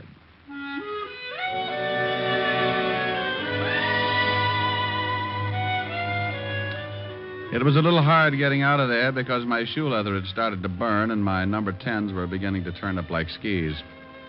I rocked my way down to the cab, did a slalom around 2 lamp posts and a fire hydrant, slid into the back seat, and 20 minutes later I got out across the street from the 5th Precinct Police Station. I was just stepping off the curb when... Hold it right here, Diamond. What? Don't move. Don't turn around. Oh, well, I hope that's a pipe you got in your pocket. If it is, it's the first one you'll ever see with a trigger on it. Keep smiling and walk back over to that alley. Oh, okay. Have to poke a hole in me. Better to have it poked than blown. Hey, your dialogue's pretty bad. It's fine enough. Now, your name is Diamond, isn't it? Well, I'll tell you what I'll do. I'll tell you mine if you'll give me the gun and let me make you tell me yours. Your dialogue's as bad as mine. Yeah, I guess I deserve that. Okay, I haven't got much time. Give me the picture. Oh, I can't do that. You better or I shoot you. What will Mom say? What's your mother got to do with it? She took it. It's the only one of me on a bear rug, facing north. The picture of Mario Cimino. I'll give you 3. 1. Okay. Thanks. Now stay put. Count 10 before you turn around. Believe me, Diamond, I mean it. I'll kill you if you move before 10. You're being pretty silly, Mario. They'll pick you up sure. I don't think so. Oh, by the way, Vladimir says to thank you for the 1180. Tell her it was nothing. Start counting. 1, 2, butt my shoe. 3, 4, close the door. 5.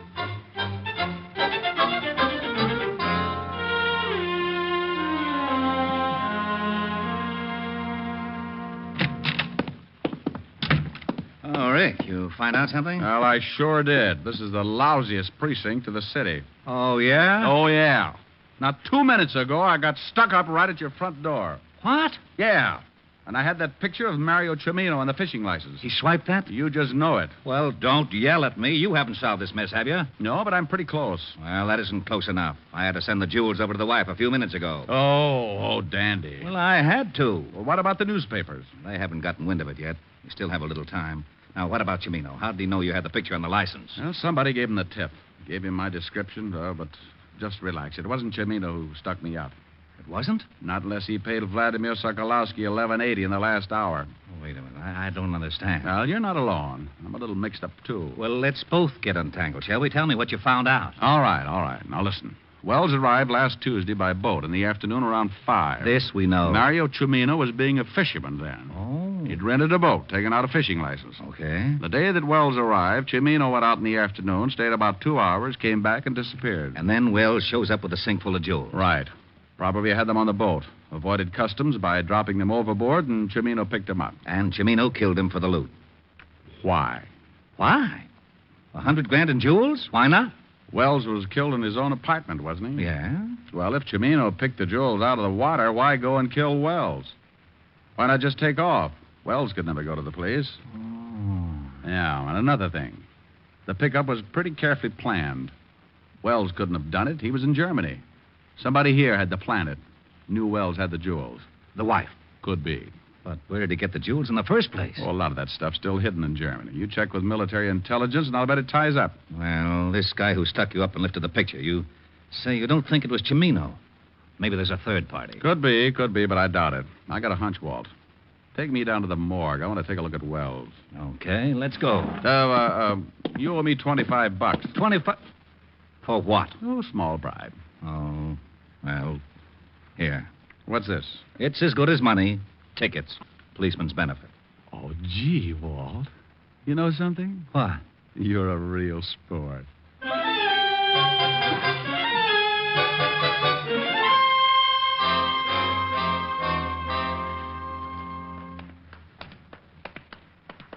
Right over here.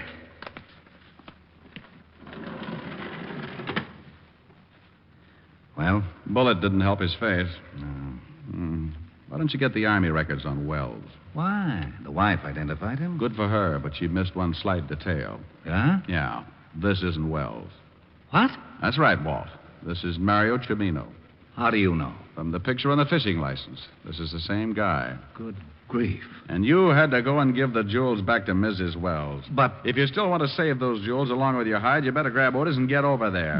I'll see you when you get there. Now step on it. But...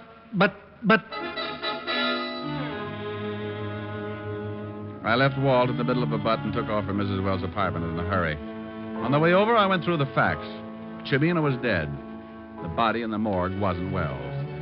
The jewels were undoubtedly the motive, and unless I was wrong, I'd have to move fast to stop them from leaving the state. I went out of the cab and up the steps to Mrs. Wells' apartment. I reached the door and tried it. No luck, so I went in anyway.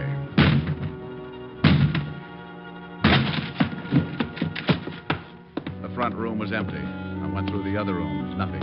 Clothes gone. Drawers empty. They'd taken off with $100,000 in jewels, but where to? They had to be smart enough to know they'd never get out of town by the usual means of transportation. So what would be better than to pay up the back rent on Chimino's boat and go fishing? I left Wall to know where I was headed and took off for Schooner Landing.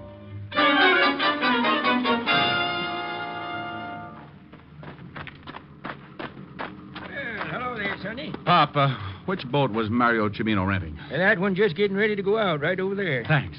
Go get him, Sonny. I knew there was something fishy when they paid up on Chimino's back end.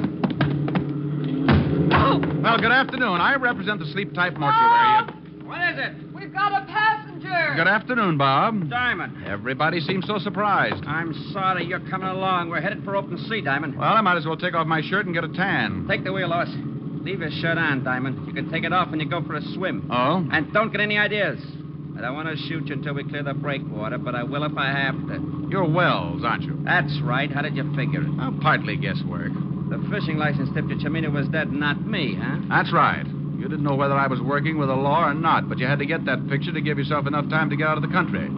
Your wife called you and gave you my description. I knew the damage that picture could do if it got to the police, so I had to tag you. Pretty smart. Thanks. We're getting into open water. You can start taking your shirt off, Diamond. I swim pretty well. With a hole in you? Why'd you kill Chimino? He wanted 50% defensive stuff. I wouldn't buy that. Found him phoning the police and I had to kill him. So you put your papers on him knowing your wife would identify him as you. Why didn't you just grab the jewels and take off? You sound like you're stalling for something. But I'll tell you anyway. Those jewels are in the sink. I knew the law would be there in 10 minutes, so I had to take the chance they wouldn't find them. Bob, there's a boat coming up pretty fast. So what? Well, I hate to spoil the party, but I think it's the Coast Guard. You're nuts. I think dear old Lieutenant Levinson got my little old note. So that's what the star was Bob! about. Shut up and stay with that wheel. Bob, that boat. Shut up! All right, Diamond, down in that cabin. I'll get seasick. None of your funny cracks. Just get down there. I think I'll take this life preserver just in case. Drop it. Sure. Give me that gun. Bob, that boat's almost alongside. Bob!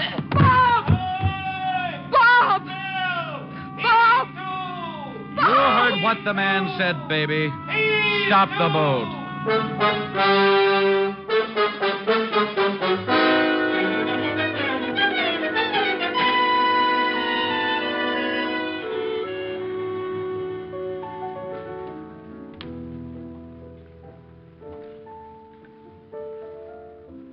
Rick, Yes, Helen? phone for you. Walt. Oh, thanks, dear. Hello? Rick, I just got a report from Army Intelligence. The jewels were stolen from a collection the Germans had evidently hidden during the war. What about Mrs. Wells? She admits the whole thing. She saw her husband on a furlough a year ago, and he told her to expect word when he was ready to move. She contacted Mario Chimino for the fence. She'll probably get life. Well, that's too bad. She was the type who really could have had a good time with life. What are you doing? Looking at my beautiful girlfriend, Helen? Oh, thanks. I say hello. The lieutenant says hello, honey. Hello, Walt. Why don't you two get married? Why don't you mind your own business? Rick was just going to sing me a song, Walt. Oh, yeah? Well, leave the phone up, Helen. I'll get Otis. Otis? Yeah, Lieutenant. Come here. I want you to hear something. Go ahead, Rick. All right. Oh, Otis, listening all? Yeah, I'm listening. Well, get your nose out of my ear. Sorry, Lieutenant. What song would you like to hear, Otis? You going to sing something for me? Sure, just for you. What's your favorite? Well, now, let's see. Hey, do you know... Otis. Otis, that's the song. Sure. Washington at Valley Forge, coldest heck in up Oak George. Otis. Yeah. How about get out of the wheat thresher, Mother? You're going against the grain. Oh, I don't know. It's an old spiritual. Look, I got a better idea. You just listen, huh? Okay, but I still like... Otis, you're fighting me. Okay. There's a place I'd like to be, and it's back in Tennessee, where your friendly neighbors smile and say hello. It's a pleasure and a treat to meander down the street. That's why I want the whole wide world to know. I love those dear hearts and gentle people who live in my hometown, because those dear hearts and gentle people will never ever let you down. They read the good book from Friday till Monday. That's how the weekend goes. I've got a dream house I'll build there one day, with picket fence and rambling rose. I feel so welcome each time that I return, that my happy heart keeps laughing like a clown. I love the dear hearts and gentle people who live and love in my hometown.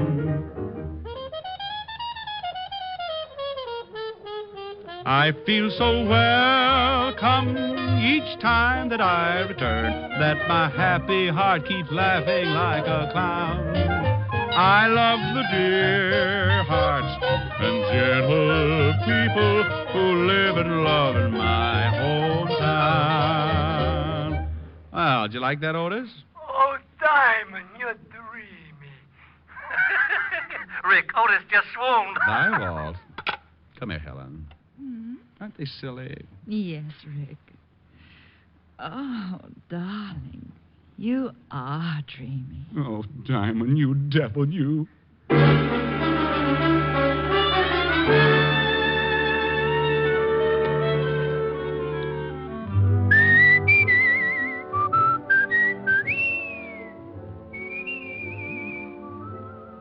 You have just heard Richard Diamond, Private Detective, starring Dick Powell.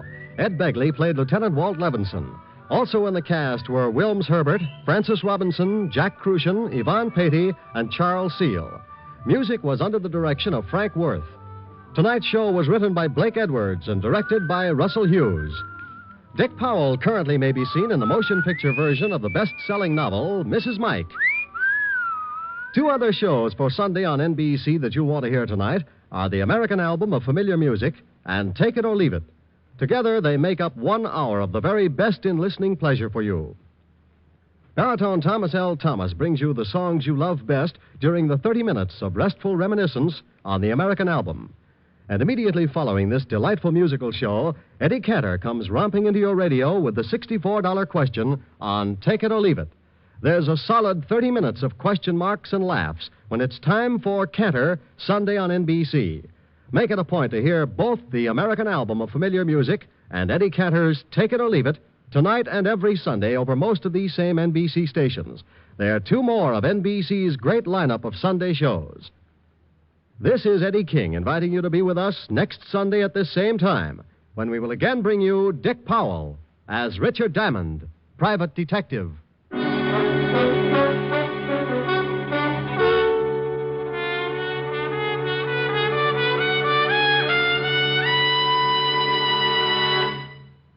James Melton and Erna Berger star next on Harvest of Stars on NBC.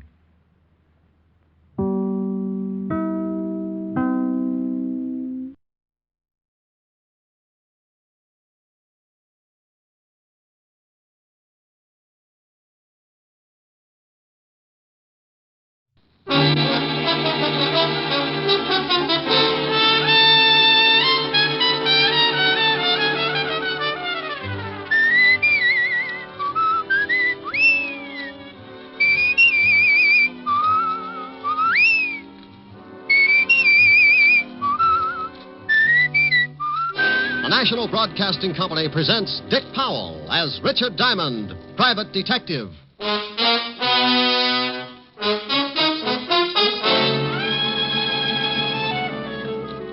Before I was a private detective, I was a cop. Homicide. Working out of the 5th Precinct. Homicide means murder. And there are a lot more murders committed in the big city than you think. More than make the headlines in the newspapers. And for everyone, there's the same impersonal routine, the same hard work, the same check and double check. With every cop in or out of uniform doing his best to put the case in the closed file. But there's one kind of murder that will really tear the department to pieces. And that's when a cop is killed in line of duty. Here's another exciting half hour with Richard Diamond, Private Detective, starring Dick Powell.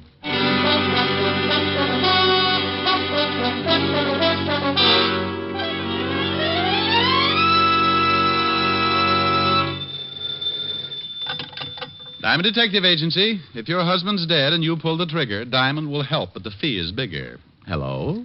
Oh, Rick, what can I say? Hello. Hello. Oh, no, that's nice. Now try Hello, Rick. Hello, Rick. Oh, dandy. Call back tomorrow and we'll start on Hello, Rick. This is Helen. You idiot. Hi, baby. Hi. What's doing? Oh, I was just a little lonesome. Wanted to know if you were coming by tonight. Oh, you know it. Should be there around 8. How about a little... Hey, Rick, what's that siren? Is there a fire? Could be. Sounds like it's pulling right up here in front of my building. Wait a minute. I'll open the window. Now, Rick, if there's a fire, you get right out of there. Honey, if this building caught on fire, I'd be Mr. Unquintine of 1950. Well, what is it? Ambulance. Oh. Oh, and here comes a prowl car. Must be a traffic accident or something. Well, thank goodness. Well, somebody probably playing in the traffic. Oh, Rick. Okay. Some guy forgot to step down getting into his new Hudson. You know, I make remarks like that. I'm not trying to be... Oh, wait a minute. No combination, friend. Just turn the little old knob and push. Who is it? Somebody at the door. Well, Pop. What? Pop Scholes. Oh, the nice old blind man who sells pencils on the corner. Yeah. Hello, Pop. Please, Mr. Diamond, I've got to talk to you. I ain't got much time. What does he want, Rick? Oh, to talk to me. I'll call you back, dear. Bye. Bye. I'm sorry to have bothered you, Mr. Diamond. Well, not at all, Pop. Not at all. What can I do for you? I can't stay long. I have to hurry, but I was wondering if you'd come to my place later on. It's pretty important. How important, Pop? I can't explain now, but I got a big trouble. I sure could use some help for old time's sake. Huh? Sure, for old time's sake. Where do you live, Pop? A little shack on the waterfront end of River Street, 622 and a half. When do you want me to come down? About an hour. I got to be going now. Okay. Oh, wait a minute, Pop. Here, let me give you a hand. Thanks. I could make it with this stick, but it takes time. I ain't got a lot of that. Ah, there you are, Pop. See you in an hour. Thanks, Mr. Diamond. Name's Rick. Okay. See you in an hour, Rick.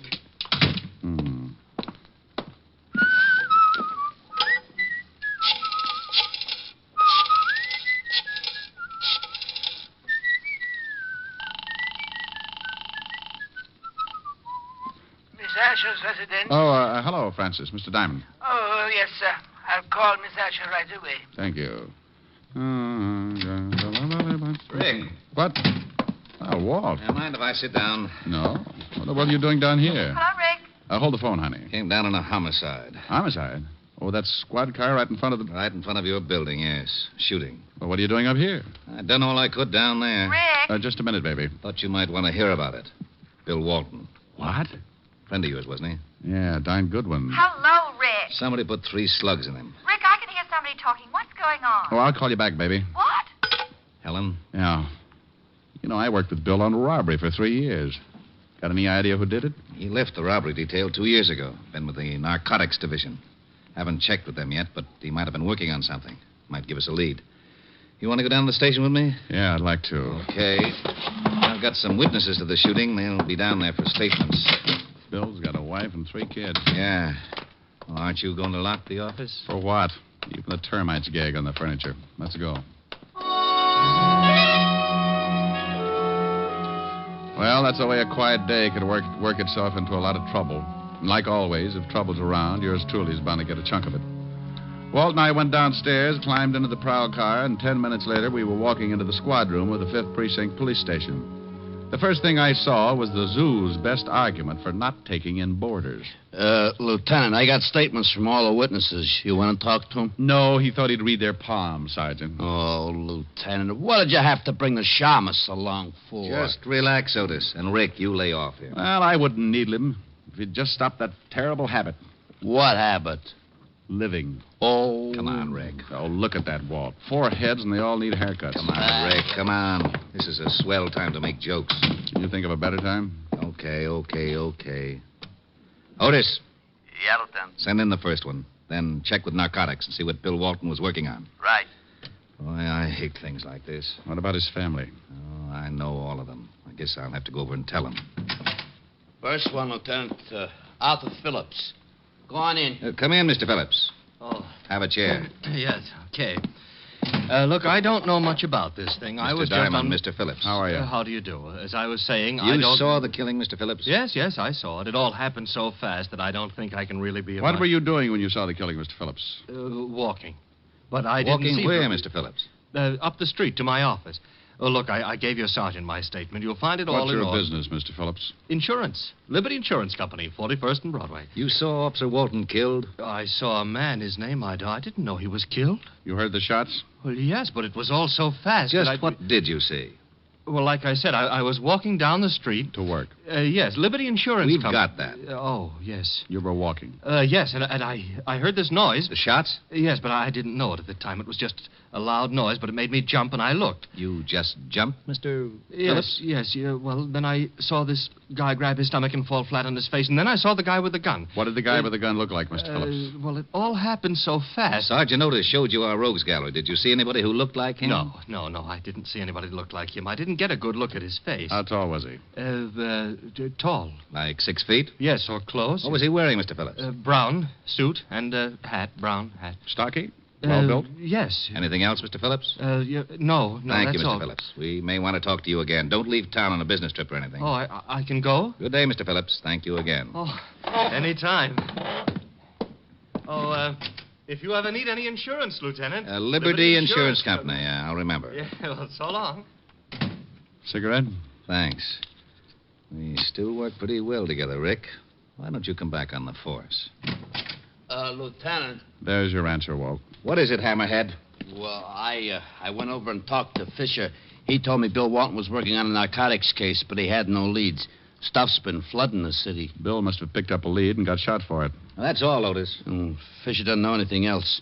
Walton just started on the job. You got some more witnesses? Yeah, a lady, Mrs. Margaret Walker. Okay, you can come in. Thank you. Come in, Mrs. Walker. Take a chair.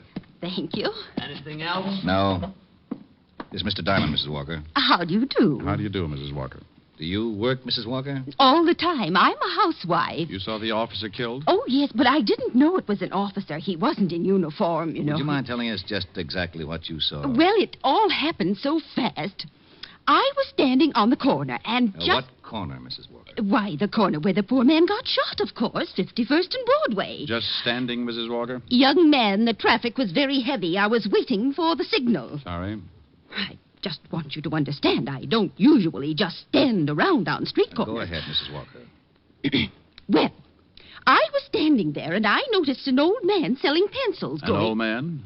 Yes, he was blind. Hey, Pop Scholes did time about 15 years ago for peddling junk. Yeah, that's right, he did.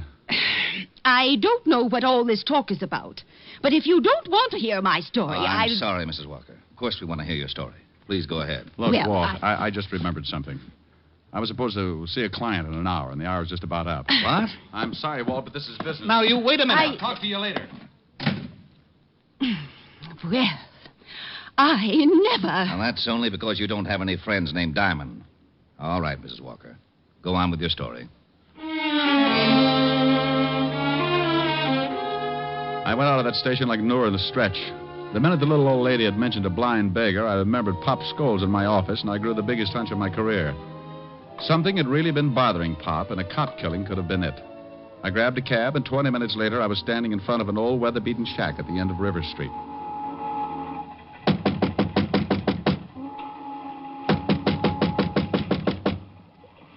Who is it? Diamond. Oh, wait a second.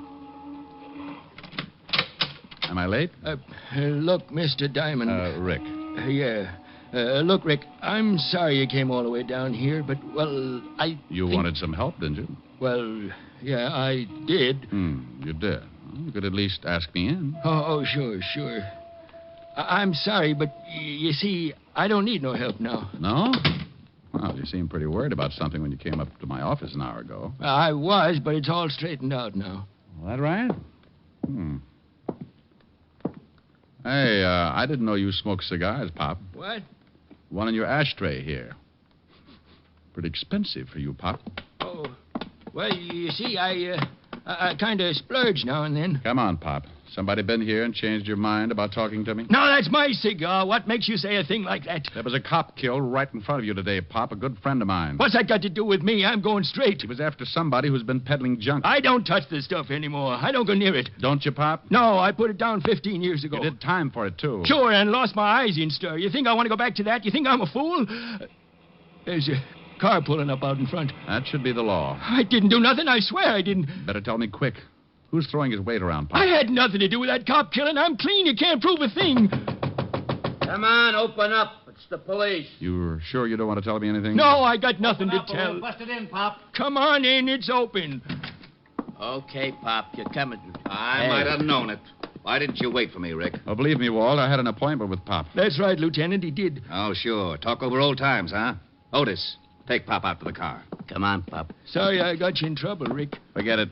Ah, just what have you two been stewing up? What did he tell you? He was showing me how to throw darts in the dark. Oh, that's a pretty bad one. Yeah. What did Mrs. Walker tell you about Pop? I don't know why I should tell you. Well, don't be so grouchy. I've just been trying to find the guy who killed Bill. Pop's had it pretty tough already. I thought maybe I could make it easier than having you third degree him all over the office. Well, you sound like I'm going to use a hose on him. But the way you're burning up, you'll probably hit him with Sergeant Otis. No, I'm going home. Now, wait a minute. What for? To watch you blow up like Old Faithful? Mrs. Walker told me she saw some guy walk up to Pop like he was going to buy some pencils. Then another man busted through the crowd. That was Bill. Grabbed this guy with Pop. The guy pulled a gun and shot Bill, and then he beat it. Did Mrs. Walker give you a description of the killer? Sure. Short, dark, just the opposite of the one the insurance man gave us. The only thing that fits, they both said the killer wore a hat. Oh, dandy. Where are you going? No, back to my office. Pop knows something, Walt. Don't work on him too hard. Okay. Oh, been over to Bill's family yet? Right after I get through with Pop. Oh, I'm sorry I got sore. So we all get sore. So what? I'll give you a call. I got back in my cab and headed for the office. On the way over, I kept trying to reason it out. Somehow Pop was mixed up in this thing, and he was scared stiff of something or somebody. I paid the cabbie off in front of the building and took the elevator up to my floor.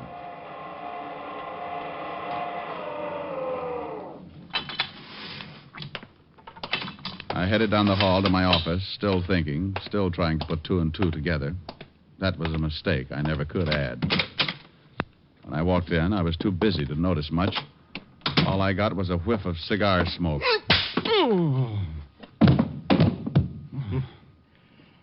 You fall easy, Shamus. Now let's see how you bruise.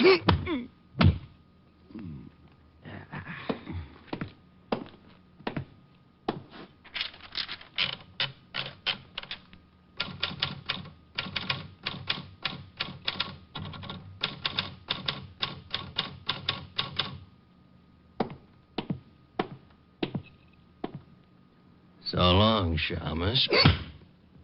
I left a note for you. Read it when you wake up. Everything about a beating like that is so unpleasant. The first swat isn't so bad. It's hitting that cold floor and fighting to stay awake. When you start getting kicked around, that's the time to face facts and give it up. But you don't. You keep on working until your senses get kicked loose and the world comes down around your ears. You fight it because you think maybe you're not ever going to wake up again, and when you finally do, you wish you never had. Anyway, like I said, it's so unpleasant. Oh, okay.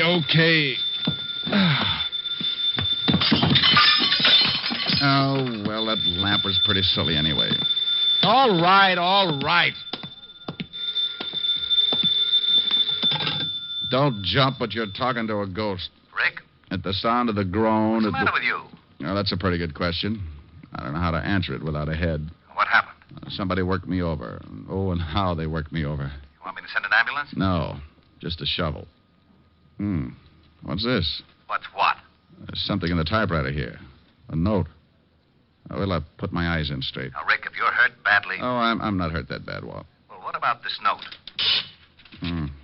Says, lay off the cop killing. That's all. Oh, and, yeah, look at this. Find something else? A souvenir. Butt of a cigar in my ashtray. There was one just like it in Pop's place. Well, hang on to it. All right, sure. What about Pop? Won't tell us a thing. Well, I'm getting sick and tired of this. Now, I got an idea. Wait 10 minutes and then take Pop back to his house. Look, Rick, if somebody knows you're working on this thing, they must have found out when you went to see Pop. Probably spotted you going in. They certainly must know that we picked up Pop, and if they think he told us anything, they'll sure try to get him. I know it. Now, you drive Pop home, pretend to leave, but don't. And what'll you be doing? I'll be inside when he walks through the door. Okay, but I hope you know what you're doing. So do I. 10 minutes, Walt.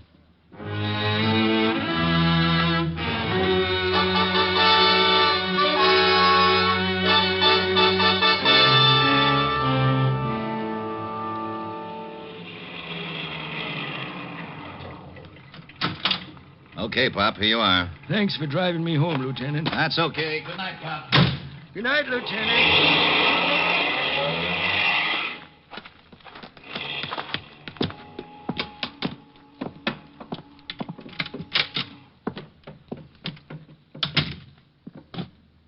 Who's in here? Who is it? Chick! I know you're here. I can smell your cigar smoke. Chick, please, I didn't tell the law a thing. Chick, say something. Honest, I didn't crack. Look, if you want to get rid of me, okay, but not the girl. Please, I swear I didn't say anything to anybody. I'm an old guy. Go ahead, knock me off, but don't do anything to the girl. Please, Chick. I'll peddle your stuff for the rest of my life if you leave the girl alone. Chick! Relax, Pop. What? You're not... No, Pop. Diamond. Didn't like to do it this way, Pop. But that cigar... The guy who saw you earlier came up to see me. Left me a cigar, too, along with a few bruises. Well, you just about know everything. Who's the girl you're protecting, Pop? I can't tell you that. Who's Chick? I can't tell you anything. Look, Pop, a cop's been killed. A great guy with a wife and kids. Now tell me, who's Chick? I ain't going to say anything. If the girl is a reason you won't talk, Pop, I'll find her. And if it's the last thing I ever do, I'll make you both sweat. Well, I'm on my way. Wait a minute, Rick. All right. Go on. Okay. If you give me a word, you won't say nothing about what I'm going to tell you. I give you my word about nothing yet, Pop. Now tell me, and if I think it should be kept quiet, that's the way it'll be. I got a daughter, Rick. What? That's right. Right after I went to stir, my wife had a baby. My wife died, and the kid went to live with relatives. Rich relatives. She's getting a good home and good schools. She doesn't know about you? Panhandling, no. She don't know about me, and she ain't going to. Go on. Only one guy knew about her. My ex-partner, Chick Russo. He got away when they picked me up, and after 15 years, he comes back operating again. The guy with the cigar, huh? Yeah. How did you figure? The stuff was in the pencils. He delivered it to me, and I'd pass it. Why would you pass it? Chick had me over a barrel. He told me if I didn't play along with him, he'd tell my daughter who her father was. I'd do anything to keep from ruining her life. Now, what about Bill Walton? Well, he was going to grab Chick, but Chick shot him. That's why I came to see you. I didn't want no part of a cop killing, but I couldn't say anything then because I had this stuff on me and I wanted to dump it. I didn't want to go back to stir. Then Chick came to see you here, huh? Threatened you. Told you to keep your mouth shut? Yes. Told me in plain words that if I cracked, he'd kill my little girl and me. That's why I froze on you. You going to say anything? About your daughter? No, Pop. Oh, thanks, Rick. Now I don't care what happens. Well, I do. This guy's still loose, and he's done a killing. I want him. I don't know where you can find him. He never said. Well, maybe I can find him. Take off your clothes, Pop. Take off my clothes? Yep, you're going to get yourself a new suit. I'm going out and see Lieutenant Levinson. I'll be right back. You sure you know what you're doing? No, but why spoil a good surprise? Rick. Where are you, Walt? Over here by the pier. What's that with you? That's Otis. Well, tell him to hide his tail. Some guy from Oklahoma's liable to shoot him. Oh, that's very funny. Shut up, Otis. Okay. Seen anything, Walt? Very quiet. Now, look, here's the idea. I'm going down to 51st and Broadway and stand with Pop's clothes and dark glasses on. You're what? From what Pop told me, Chick Russo will certainly try and get him. Chick Russo? Are you crazy? He's been out of circulation for 15 years. Well, I got a big flash for you. He's back. But at 51st and Broadway, I can't give you any protection. Russo could step out of the crowd, and that's the end of it. Well, I'm counting on one thing. That he thinks I'm Pop. He knows Pop's blind, so he'll get in close to do it. Maybe even with a knife. You're crazy. Walt, not in front of Otis. Oh, that's all right, Diamond. Now, I'm going down and change clothes. And then you, Walt, drive me to the corner, let me off. Then beat it.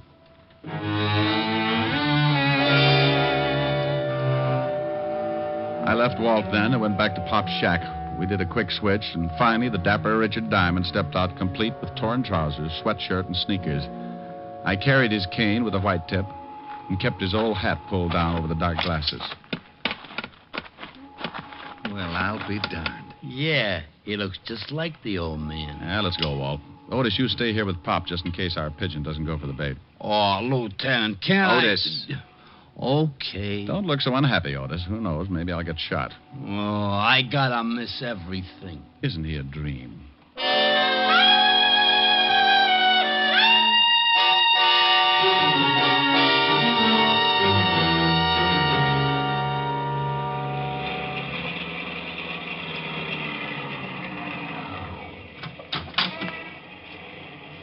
Okay, here you are, Rick. Thanks, Walt. Say good night, Pop, real loud. Okay. Good night, Pop. Sorry if we caused you any trouble. Oh, that's all right, Lieutenant. Thanks for the lift.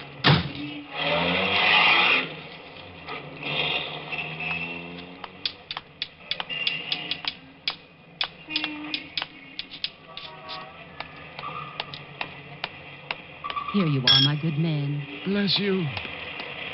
Piker. Well, I stood there for 2 hours, getting a few dimes and selling a couple of pencils, but nothing happened. Now and then I'd pull my arm down against my side and feel a nice little .38 in the shoulder holster. I kept moving from one foot to another to keep my legs from going to sleep. I was getting a first-hand example of the tough role poor old Pop had to hold. By 10:30, I was ready to give it up.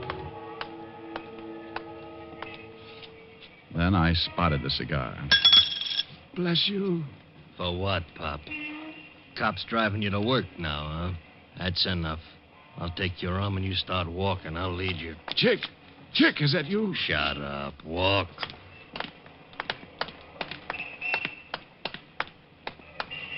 All right, we're going in the building. Down in the basement for a little talk. And that's just what we did. Chick held onto my arm and led me into my own building and down into the basement. I could have taken him right there, but I kept remembering Bill Walton. So I let it go until just the right time. Okay, Pop. You know what's coming. Yeah, Chick. I know what's coming.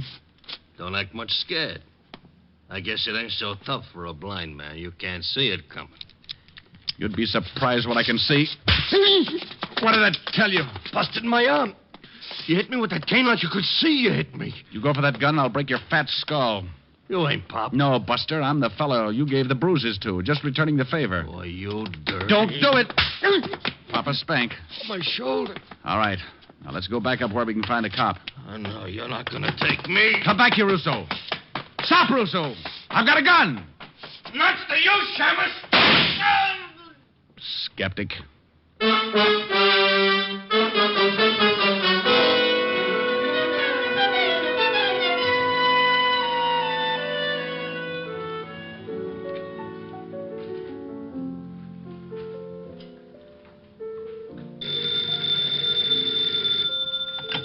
Yes? Oh, hello, Walt. Oh, no. Yes, he's right here. Rick, it's Walt. Oh. Oh, this is for Wong.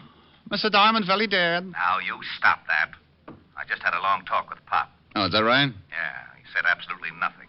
I still don't know where he figures in this thing. Would you mind telling me? Well, anything Pop did was under duress. If it was illegal, I want to know about it. Yeah, and if it was illegal, Pop would stand a good chance going back to prison. He might. You better let the law decide that. You haven't got any proof? How could I? Everybody's dead, except you and Pop. Pop won't say anything? Not yet, he won't. Walt. Yeah? Die. Now, you wait. What in the world was that all about? Oh, that Walt. When he dies, he'll have the penal code written on his headstone. But he's a good cop. And there he is again. I can't stand to let a phone ring. Oh, he'll get tired. Rick, I'll go crazy. I'll drown it out. Well, do something. I've got a lovely bunch of coke. It stopped. Oh, good. Well, don't you stop. That was pretty. Well, all right. Oh, I've got a lovely bunch of nuts. There they are standing in a row. Big ones, small ones, some as big as your head. Give 'em a twist, a flick of the wrist, that's what the showman said. Oh, I've got a lovely bunch of coconuts. Every ball you throw will make me rich. There stands me wife, the idol of me life. Sing and roll a bowl, a ball, a penny a pitch. Sing and roll a bowl, a ball, a penny a pitch. Sing and roll a bowl, a ball, a penny a pitch.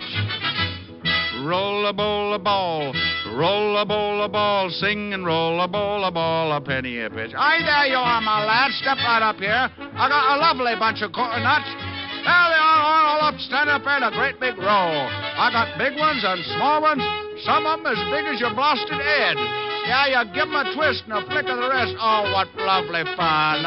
I've got a lovely bunch of coconuts. Every ball you throw will make me rich. There stands me wife, the idol of me life. Sing and roll a ball, a ball, a penny a pitch. Sing and roll a ball, a ball, a penny a pitch. Sing and roll a ball, a ball, a penny a pitch. Roll a ball, a ball, roll a ball, a ball. Sing and roll a ball, a penny a pitch. Oh, my dear, how was that, honey? Oh, wonderful. Oh, darn. Yes, Walt. Helen, you put Diamond on the line. It's Walt, dear. Oh, never mind him. Come here, honey. Oh. Hello. Hello. Helen, did you hang up? Helen, put Rick on this phone. This is Fu Wong. Missy Diamond, not so very dead. Bye.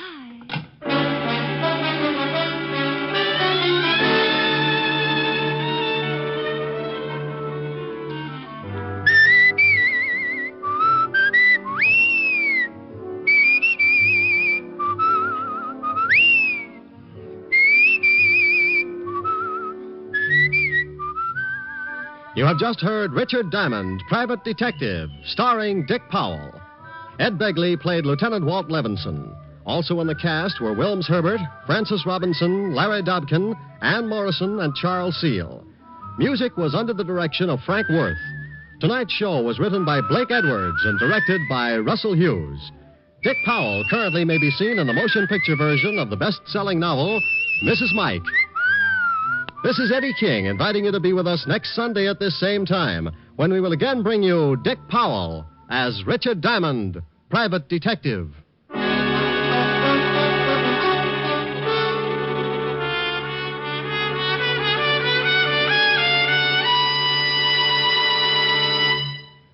Later today on most of these NBC stations, you'll want to hear two great stars, Kirk Douglas and Walter Houston, in the Theater Guild on the Air presentation of Heaven Can Wait. This is the comedy fantasy which you may have seen as the motion picture, Here Comes Mr. Jordan. It's a great comedy, yours for the listening, today on Theater Guild on the Air. And for another fine mystery program today on NBC, listen later to the adventures of Sam Spade, as Sam slams his way through another of his amusing and mystifying capers. Hear the lovely duet from Madame Butterfly on Harvest of Stars, next on NBC.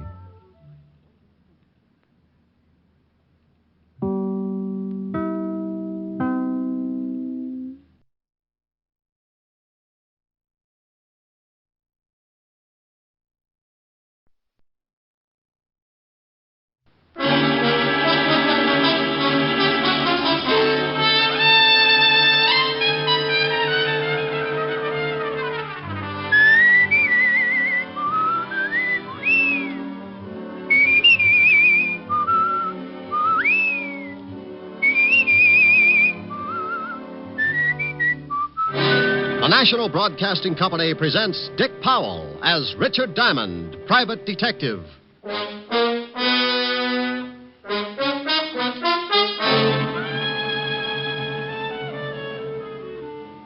Mr. Diamond, the reason you're here is because I want someone to talk to the mayor.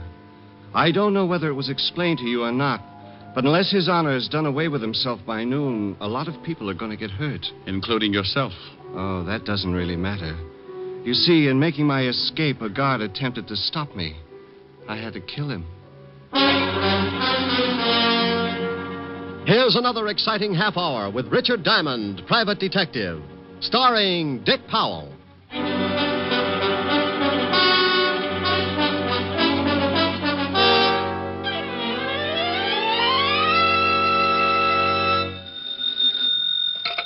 Diamond Detective Agency. There's no corpse like an old corpse. Oh, Rick, that's awful. Yeah, but what am I going to do? I can't be witty and handsome at the same time. Well, don't be greedy. Just concentrate on one of them. Oh, you're pretty nothing today. Why don't you come on over and we'll both try and improve? Shame on you. You know I've got to work. Oh, have you got a client? Well, not yet, but I've set bear traps all the way down the hall. Well, now that's silly. How can you be sure you'll catch a client? Well, I can't be, but, I get so lonesome up here with no one to talk to. It's fun setting broken legs. You're impossible. Diamond. Oh, my gosh. What's wrong, Rick? Those traps. I think I've caught something terrible. Diamond, I gotta talk to you. Who is it, Rick? Sergeant Otis says he's got to talk to me, but I'll be darned if I'll teach him how. Oh, say hello for me. Helen says hello, Otis. Tell her hello, then get off the phone. This is serious. Hey, what's with you? Somebody steal your catnip? Can't just stop being funny, Shamus. I mean it. This is serious. Helen, I'll call you back. Why, something wrong? Well, Otis looks worried, and he's making sense for the first time in 11 years. Oh, well, call me later and tell me about it. Bye. Bye. Now, Sergeant, what's on your pretty I little want you mind? to come down to the station with me in a hurry. Of course, you'll think this is a silly question, but why? You remember Louis Spence? Louis Spence? About 4 years ago. Caught him running around sticking dynamite under the homes of some of our city officials. Oh, yeah. Socialistic nut. Put him away, didn't they? Yeah, crazy as they come. Well, he's out. What do you mean he's out? If they cured his head, he'd still face a lot of years up the river. Oh, he ain't cured. Not a bit he ain't cured. You mean he busted out? Yesterday. Now, do me a favor and come on down to the station. Oh, wait a minute, and take it easy. What's going down to the station got to do with Louis Spence? He's down there with the lieutenant. Well, great.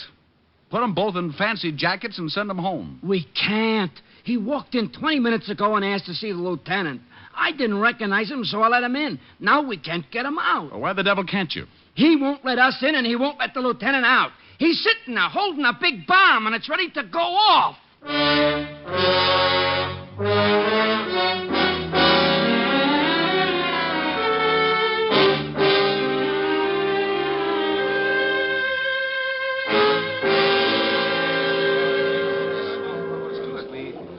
Well, it looks like a convention. Everyone's trying to think of something to Well, do. why is Spence doing this? What's he going to do? Just sit in there? You'll really get a boot out of this, Shamus. If the mayor don't jump off the top of the city hall by noon, Spence blows up the whole 5th precinct. What? That's right. Hey, Otis, get Diamond in there. It's 11 o'clock. Hello, Charlie. Hello, Rick. What do you mean, get me in there? Didn't you tell him, Otis? No, I ain't had time. Well, come on. Why me? What do you want me in there for? Spence wants someone Levinson can give direction to. He says no cop. Levinson buzzed out and told us to get hold of you. Okay. Wait a minute. Talk to the lieutenant on the intercom.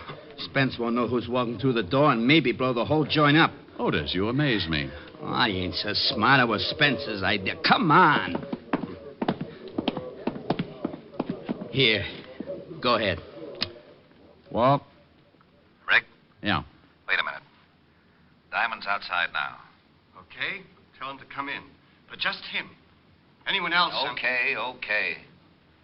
Rick, come on in, but no one else. All right. Otis, stick right here. I may want to talk to you. Sure. Diamond. Yeah? Nothing. You're so right. Hello, Rick. Walt? This is Mr. Lou Spence, Rick. Mm-hmm. How are you, Mr. Diamond? What's the matter, Spence? You want an early 4th of July? Rick. You think I'm kidding, Mr. Diamond? You think I'm not serious about this thing? Is that the bomb? Right here in my lap. He's got it rigged so it goes off the minute he relaxes his hand.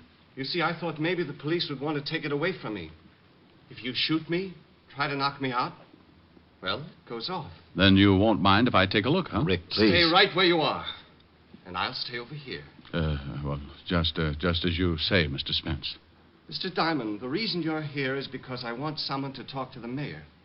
I don't know whether it was explained to you or not, but unless His Honor has done away with himself by noon, a lot of people are going to get hurt. Including yourself. Oh, that doesn't really matter. You see, in making my escape, a guard attempted to stop me. I had to kill him. He split his head open with a crowbar. That's right. Oh, mind if I sit down? Not at all. But it's 4 minutes after 11. I hope you don't plan on staying too long. Cigarette? No, thank you. You look like a pretty reasonable guy, Spence. Well, thank you. It's too bad Lieutenant Levinson didn't think so when they arrested me. Now I'm going to have to show him I'm not as insane as he thought I was. Oh, well, you'll have to excuse that, Spence. Walt thinks everybody's a little, well, you know, even me. That's very interesting. Oh, and with good reason. Ever take a look at his sergeant? Mr. Diamond, when the lieutenant arrested me, I was putting an explosive under the mayor's house. He stopped me in my first attempt to rid the community of a political Judas. But now, as you see, I have a second chance. You really think the mayor's going to jump off the city hall? He better. And by 12 o'clock. By the way, you have 55 minutes. Now, look, Spence. Forget it, Mr. Diamond. I know just what you're thinking. How to get me without the bomb going off. You'll never make it. It's too well thought out. I've planned this for 4 years. In case you're wondering how much dynamite he's got, Rick. Mr. Diamond needs convincing. Well, under this overcoat, Mr. Diamond, are some 100 sticks. Does the mayor know about it yet? Yeah. Oh, you want me to talk to him, huh? I don't care whether you talk to him or not. I just want you to be there when he jumps. Swell. And just because you come back and tell me he's jumped, that isn't enough. I want his body in this room. Walt, I don't know what to say. Don't say anything, Rick. Just get out of here. I'm sorry I dragged you over, but I needed time. You still do. It's 54 minutes to 12. Clear the building, Rick. Yes, do that, Mr. Diamond. I think the lieutenant is going to make a hero of himself. Look, Spence, I've got till 12 o'clock, haven't I? Unless someone tries to get me. Oh, good. Well, then sit tight, Walt, and give me till 12. Okay, Rick. I hope you spend the time wisely. I'm sure you'd rather see the mayor die than your best friend. Oh, Spence, if you forget about this, they'll probably just put you back Goodbye, Mr. Diamond. 53 minutes. Okay. Walt? Go ahead, Rick. Like you said, 53 minutes. Goodbye, Mr. Diamond. Come back soon. Otis. Yeah? What's going to happen? Clear the building. Well, what about it, Rick? Lieutenant wants the building cleared. Okay, come on, you guys. Levinson says clear the building, so we'll clear the building. Good luck, Rick. Thanks, Charlie. Okay, what do we do? I don't know. What do you mean you don't know? It's 10 minutes after 11. In another 50 minutes, this whole building is going to get blown higher than a kite. Okay, do something. Huh? Well, go ahead. Well, You see, Otis, you're in just as tough a spot as I am. Yeah, but you're smarter than I am. You can usually come up with something. Well, usually my problems are a puzzle, Otis. Spencer's a problem and a puzzle. I don't know about guys like him. Well, for Pete's sake, who does? Well, that's an idea. Huh? Stay here and keep close to the intercom. Don't let the lieutenant get any crazy ideas. Hey, wait a minute. Where you going? You're acting screwy. Well, Otis, I'm going to go see someone who takes care of people who act screwy sometimes.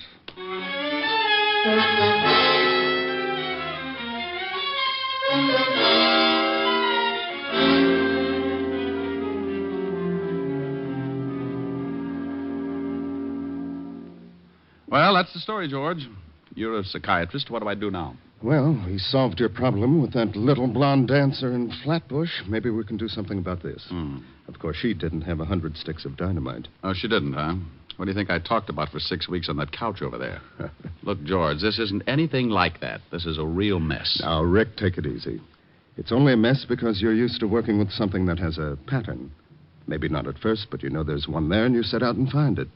But with Spence, you feel there's no pattern. Oh, there's a pattern, George. Just wait for 38 minutes, then duck. There's no possible way to get the bomb away from him without it going off? Not the way he tells it. He only has to relax his hand. That's the way he tells it. Well, I'm not going to take the chance and call him a liar. If I only knew for sure just how that bomb worked, I could reason with him. Well, before you can reason with him, you've got to know something about him. And what do you know about Louis Spence? Arrested a couple of years ago for planting dynamite under the homes of some of our more prominent city officials. Found insane, sent to the state asylum, killed a guard, broke out, turned himself into a human bomb, and took a seat in the 5th Precinct Police Station. That's all? Well, isn't that enough? Well, I'll tell you what, Rick. I know Dr. Carroll at the state asylum. Suppose we give him a call and see what we can find out. You think it'll help? I don't know. It might.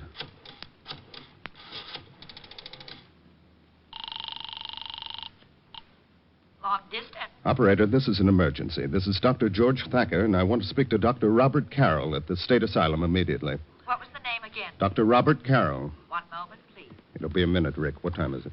25 after. You got another phone here, George? Yes, I've got several lines in the other office. Good, I'll make a call. Let me know when you get Dr. Carroll on the line. Operator, would you please hurry? I hate the use of the expression, but this is a matter of life and death. You're on my line, Rick. Use the other phone.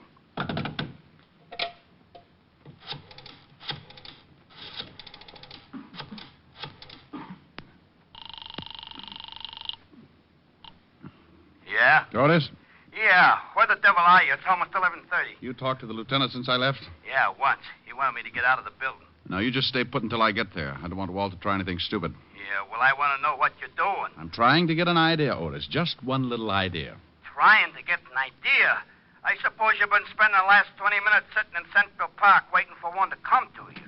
Rick, come in here and pick up the other phone. I've got Dr. Carroll on the line. Bye, Otis. I've explained the situation to him. I won't interrupt unless I think it's necessary. Fine. Hello, Dr. Carroll? Mr. Diamond? That's right. Now, Doctor, I really don't know what good this is going to do, but tell me everything you know about Louis Spence and as fast as possible. Well, first of all, he's an aggressive paranoic with homicidal tendencies. Mm-hmm. He feels persecuted by society, or rather by those who help to govern society. Why does he feel this way? He believes in a great many things, all of which he thinks himself capable of achieving. Paranoics are frustrated to a point where they perhaps imagine themselves as capable artists or great scholars, such as in the case of Louis Spence, society being his Judas-scope. Pardon me for interrupting, Bob, but don't you think Spence is capable of doing this sort of thing? Oh, absolutely, George. You see, he's doing this whole thing purely because he enjoys the agony of it, but he's nonetheless ashamed. But what about the mayor jumping off the city hall, Doctor? Just to be ridiculous for the moment. What if His Honor did jump? Would Spence then give up the bomb? I doubt it. If the mayor jumped, it would give Spence a certain amount of satisfaction. But I still think he'd set the bomb off as a climax to his own cleverness and persecution. Pardon again, Bob. Any usual therapy that you used on Spence? Yes, as a matter of fact. Spence, as I've said, imagined himself a great talent. And he seemed to lean particularly toward the more artistic accomplishments, such as painting and music. In his quieter moments, we saw that he had a radio. How does this music affect him, Bob? He allows it to lull him into a sense of security. Sometimes even believes he's written it. You see, Mr. Diamond, he believes that his environment is against him, that it is trying to debase, degrade, and persecute him.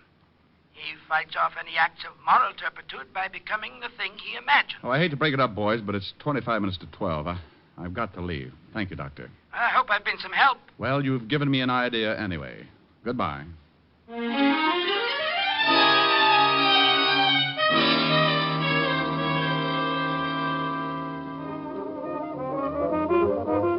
Miss.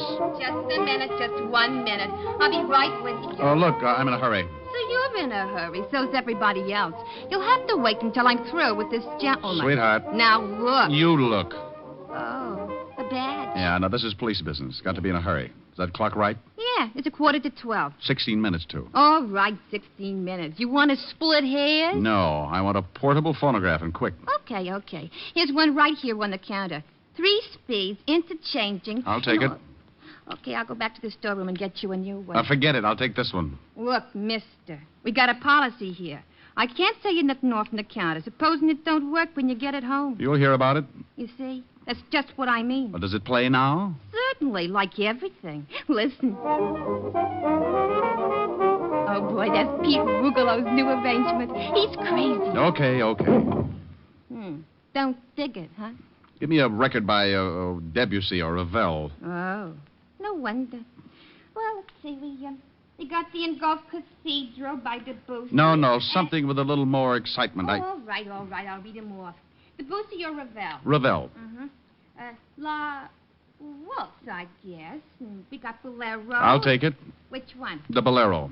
Okay. I'll have to play it for you. I've heard it. So what?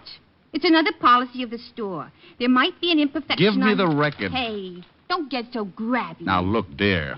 You want me to have you locked up for obstructing justice? Huh? Well, unless you give me that record and this machine, this one right here, I'm going to snap the cuffs on you and haul you down to headquarters. Oh. You want me to do that? Well, you can't. All right. What's your name? Well, take the machine and the record. Thanks. And charge it to Lieutenant Walter Levinson, 5th Precinct, Homicide Division. If it works, you get paid. If it doesn't, don't even bother sending over a repairman.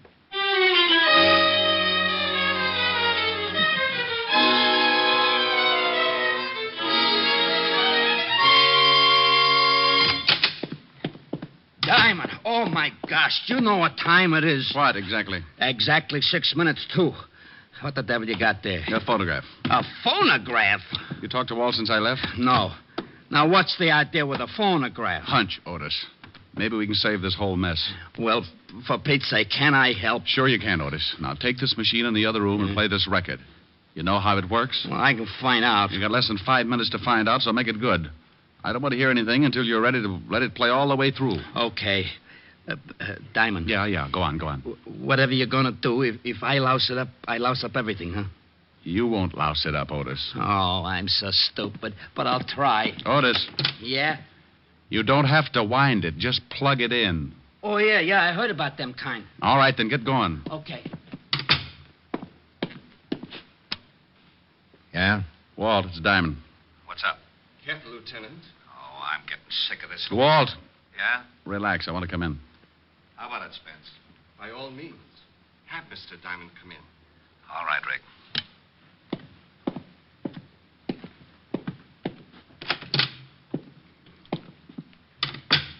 You have some news for me, Mr. Diamond? Well, in a way, yes. Mind if I sit down? Not at all. How do you feel, Walt? Dandy. I'm afraid the lieutenant is growing uncomfortable. It is getting late, isn't it, Lieutenant? Rick, I want you out of this building. This crackpot has been Oh, wait a minute now. What did you Wait call a minute. me? Now, look, I've taken what enough. What does it make now at 12 o'clock? Well, sure it does. Why? Because the mayor may jump. What? Yes, he's locked himself in his office. They can't get him out. He just may jump. Really, Mr. Diamond? Well, what's the matter? I know the mayor won't jump, no matter how many people die when I release this trigger. I just want him to have to face it the rest of his life. I want everyone like me that his kind won't let fulfill their potential talents to realize what a Judas he really is.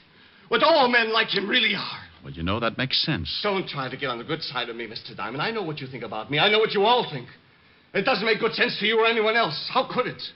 You don't understand those of us who have a truly great talent. Well, I'll buy that. I don't understand it. Of course not. Well, maybe he doesn't, Spence, but how do you know? Maybe I do. Stop playing, Mr. Diamond. Look at the time. 5 minutes. 5 minutes and I become a martyr. We'll all get blown to kingdom come. Rick, get out of here. All right, Spence, I'm going to prove you're wrong. Rick, for the love of... Shut up, Walt. All right, go ahead, Mr. Diamond. What are you going to prove? I'm going to prove that I know more about you than you think. Of course you know a lot about me. Criminals have records. Oh, I don't mean that. I mean more about yourself. What you think, your talents. What do I think, Mr. Diamond? You fool. How could you know what I think? Because a talent like yours is easy to spot. 4 minutes, Mr. Diamond. No, it's not hard to tell about people like you. People like me? What about people like me? Well, Spence, I meant that, well, there are not many of them. They're few and far between. They're gifted. What? Certainly. There's something you have that very few are lucky enough to be gifted with. Rick, please. Nearly 12, Mr. Diamond. I can tell that you are an artist, Spence. An artist? Yes, and a very good one. How do you know this? Very few people spot it. Do they, Spence?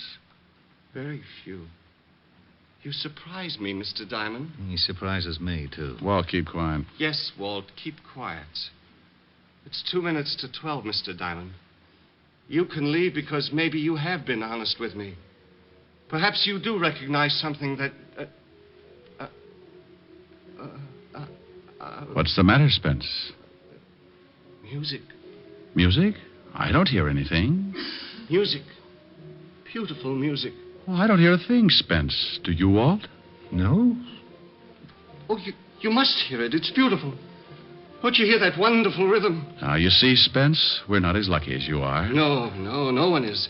This is my music. This is what I would write if it wasn't for the people who won't let me. What does the music sound like? Oh, poet's words. The power and strength of death.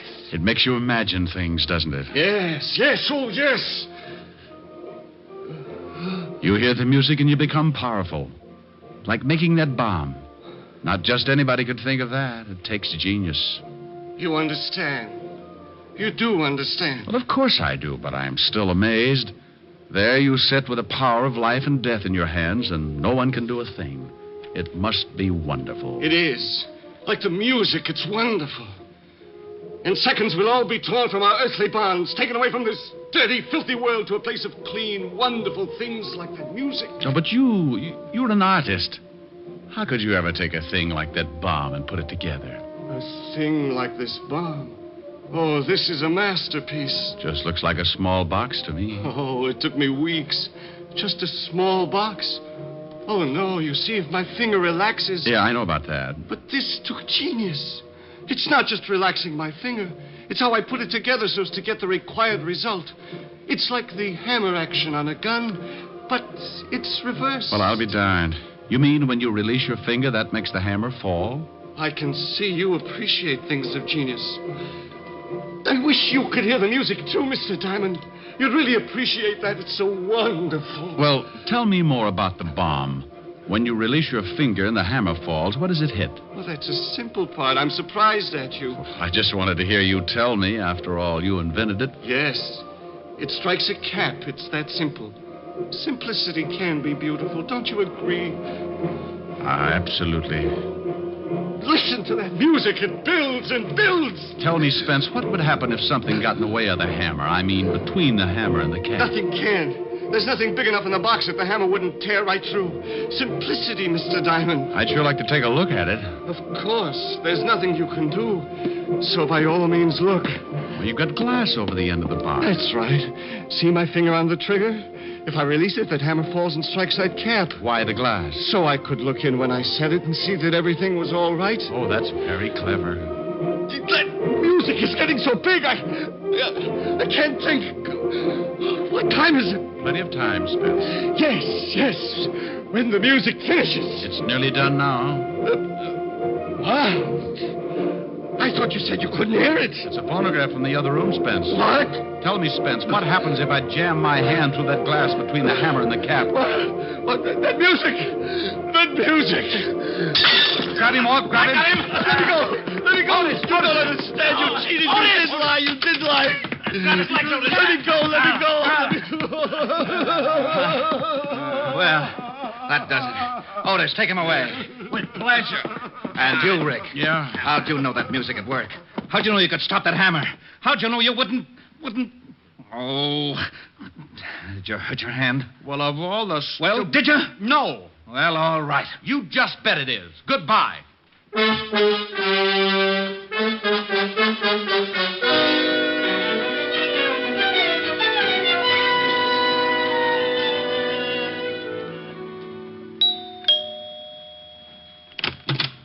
Hi. Rick, what are you doing here? Well, now, that's nice. Stop by my place some afternoon and see what kind of a welcome you get. Oh, I didn't mean that. I meant, what are you doing here so early? Well, things were getting boring. I thought I might come over and beat you up or something. Oh, now, isn't that sweet? Oh, Rick, what in the world have you... Oh, the hand? Oh, it's nothing. I know, Red Heart, but what did you do to it? Well, I kind of hurt it. Yes, I can see that, but how? Playing the piano. Oh, how could you hurt your hand playing the piano? Well, you know how I live my songs. Mm-hmm. Well, truthfully, I was singing The Brother of the Wild Goose, and I got to that part about a wandering foot or a heart at rest, and while I was trying to make up my mind, my heart was resting, but my foot wandered up on the keyboard and stepped on my hand. On your hand. That's exactly what happened, yeah. Well, I think you've got that bandage on just so you won't have to sing anything. Honey, have you ever seen me not want to sing? Well, sometimes it's a struggle. I don't even know whether I can play or not. Well, why don't you find out? After lunch. Before lunch. Before lunch. Well, maybe I don't need that finger. Go on. Love is a flower that blooms so tender, each kiss a dewdrop of sweet surrender. Love is a moment of life enchanting. Let's take that moment that tonight is granting.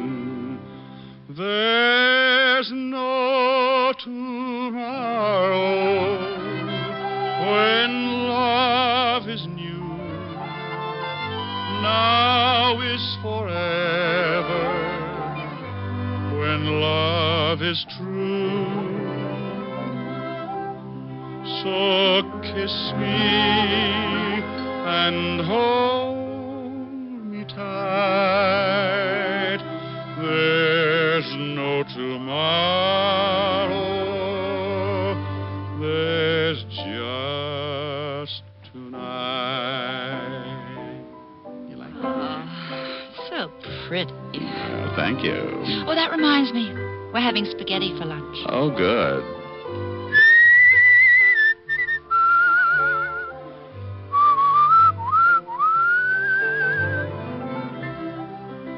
So kiss me and hold me tight. There's no tomorrow. There's just tonight.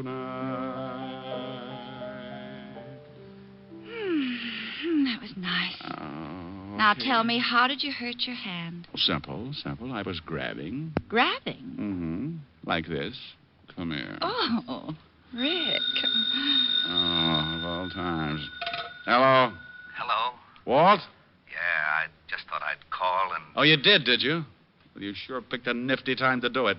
Oh, did I bust up something? Yes, you did bust up something. Well, you don't have to get sore. Well, who's sore? I am.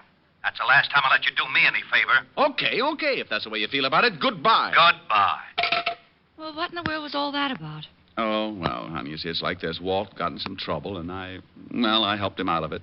No, you see, I don't want him to feel obligated. But, well, that's not actually it. He doesn't want me to know how he really feels. What am I trying to explain it for? I don't understand it myself.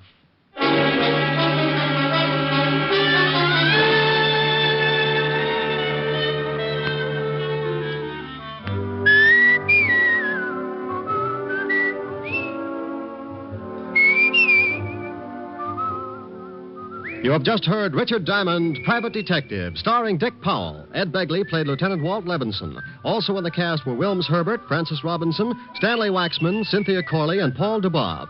Music was under the direction of Frank Worth. Today's show was written by Blake Edwards and directed by Russell Hughes. Dick Powell currently may be seen in the motion picture version of the best-selling novel, Mrs. Mike.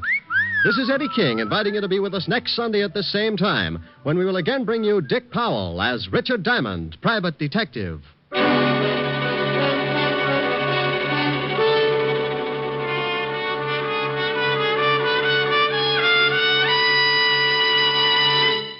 There's more great listening in store for you today on NBC. You'll hear the hilarious Phil Harris and Alice Faye show. And this evening on Theater Guild on the Air, Gertrude Lawrence and MacDonald Carey will star in Lady in the Dark. Next, hear guest star Deborah Alden on The Harvest of Stars on NBC.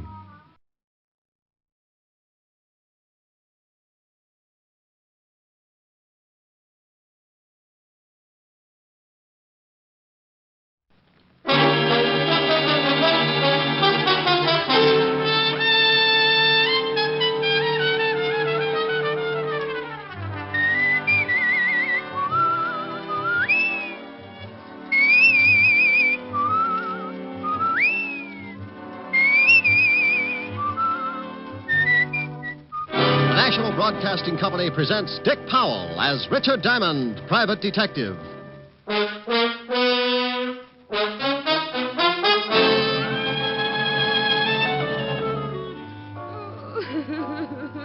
Oh, calm down, baby. Take it easy. It's all right now. Hey, what's going on in here? We'll get a doctor to step on it. Yeah, okay. Joyce. You keep on like this, you'll end up sleeping in a cage.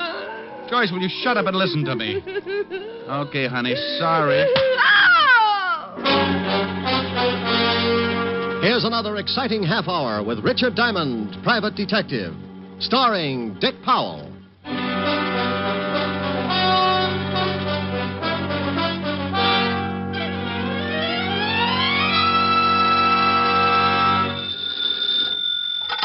Diamond Detective Agency. Anything for the home. Reconditioned V2 bombs, complete with built-in seat for your mother-in-law's next trip.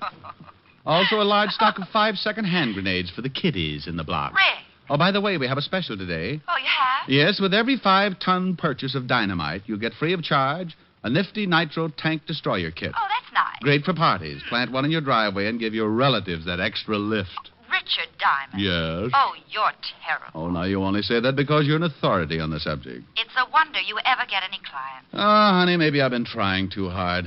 This week, clients have been as scarce as lobsters on the Sahara. Oh, no business at all? Helen, if a client walked in now, I'd probably fall off the chair. Mr. Diamond. Oh, my goodness. Rick! Just being as good as my word, dear. Can I give you a hand? No. What else do you want to get rid of? Rick, what happened? Oh, someone just walked in. And you fell? Yeah, right on my... Rick? I'll talk to you later. Bye. Bye. What can I do for you, dear? My name is Joyce Wallace. I want to hire you. How do you do, Miss Wallace? Why do you want to hire me? Because someone tried to kill me. How? I was sitting in my living room. Someone took a shot at me through the window. Your new play opened last week, didn't it? You know who I am. Mm-hmm. Yes, I remember a number you did in tights. You got a pretty face, too. But thank you. Have you gone to the police? No.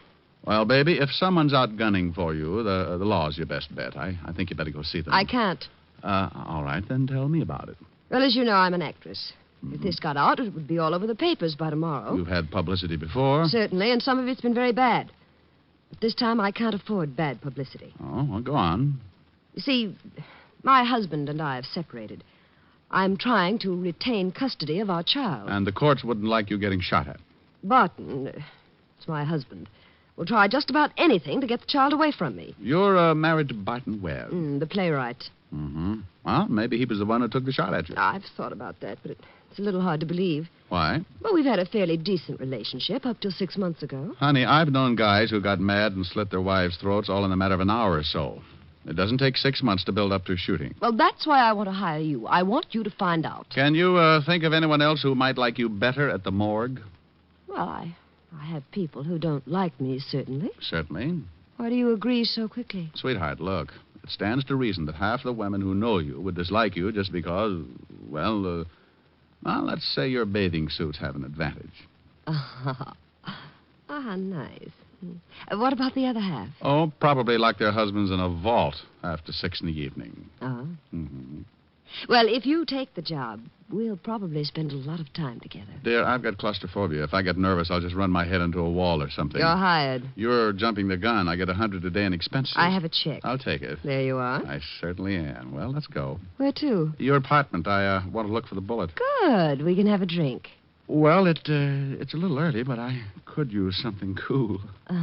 Are you warm? I think so. I've smoked 3 cigarettes while we've been talking and haven't lighted one match.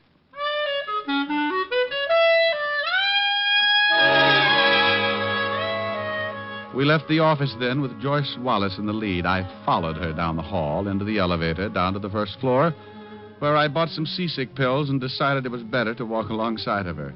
We grabbed a cab, and 20 minutes later, I was standing on a foot-thick carpet surrounded by a very cozy apartment. Cozy. That means $25,000 worth of furniture that you'd never look at when Joyce Wallace is in the room. You like it? Oh, but yes. Tell me, when did Mata Hari go in for decorating? Would you like to see where the bullet came through the window? Mm-hmm. Well, it's right over here. See? Yeah. Mr. Diamond. Oh, yeah. Well, the bullet. Right through the window. I was standing over there by the sofa when I heard the shot. Mm-hmm. What are you doing? Well, I'm looking for the bullet. It's got to be around here someplace, unless you've already found it. Why, no, I never even thought to look. Well, it should be in this wall somewhere. I'll fix us that drink while you're looking. Take your time. What do you like? Oh, any old thing with Hey, wait a minute. You don't know any midgets, do you? Whatever do you mean? Mind if I stand on this chair? Go ahead. Oh, I see it. The bullet up there by the ceiling. Yeah, that's what I meant about knowing a midget. Your window's right on the street. If an average man pointed the gun, he was either down on his knees or he was a pretty lousy shot. Can you pry it out? Yeah. I got it. Uh-huh. There you are. What are you going to do with it? I'll run it down to the 5th Precinct and have ballistics check on it. That means you're going to see the police. Well, honey, what else can I do? I don't think the Boy Scouts are equipped for that sort of thing. I told you I don't want the police brought in on this. Oh, they won't be. I've got a few friends who'll do the job, and that's that. Oh. Well, how about that drink? Oh, I'll take a rain check for later. Well, it's 4:30 now. I'll be at the theater at 6. If I don't get back here to you, I'll see you at the theater. Well, it's the Strand. I'll leave word with the doorman. Tell me, dear, you don't do another number in tights, do you? Well, no. Why? Oh, well, it's just as well. Last time my blood pressure went up so high, some guy sitting right behind me got an idea for a new pressure cooker and made a fortune. I'll see you later, dear.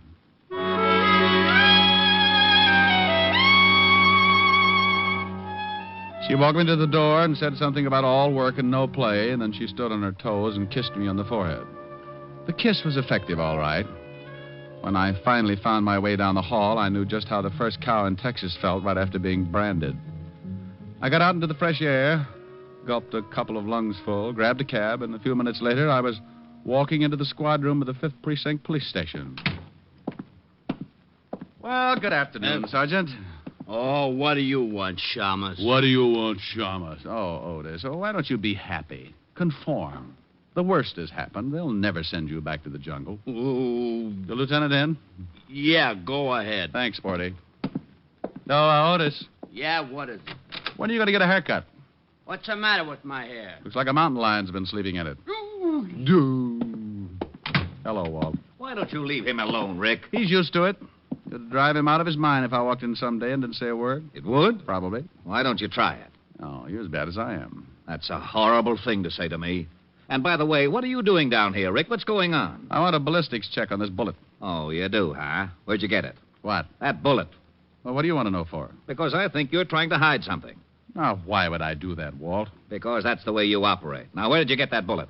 What bullet? Now, you stop that. That bullet you got in your hand, that one right there. This one? Yes, that one. What about it? Where'd it come from? You want to know? Of course I want to know. Well, who can tell you better about a bullet than ballistics? Yeah. Otis. Yeah, Lieutenant. Get in here. What are you going to do? Find out about that bullet. You wanted me, Lieutenant? No. I just wondered if you guessed who it was on my private line. Take this bullet down to ballistics and bring me the report. Right. Thanks, Walt. I'll check with you later. Now, you wait a minute. There was something I was going to ask you. Yes? Well, I'll think of it later. Something about the bullet, Walt? Yeah, that was...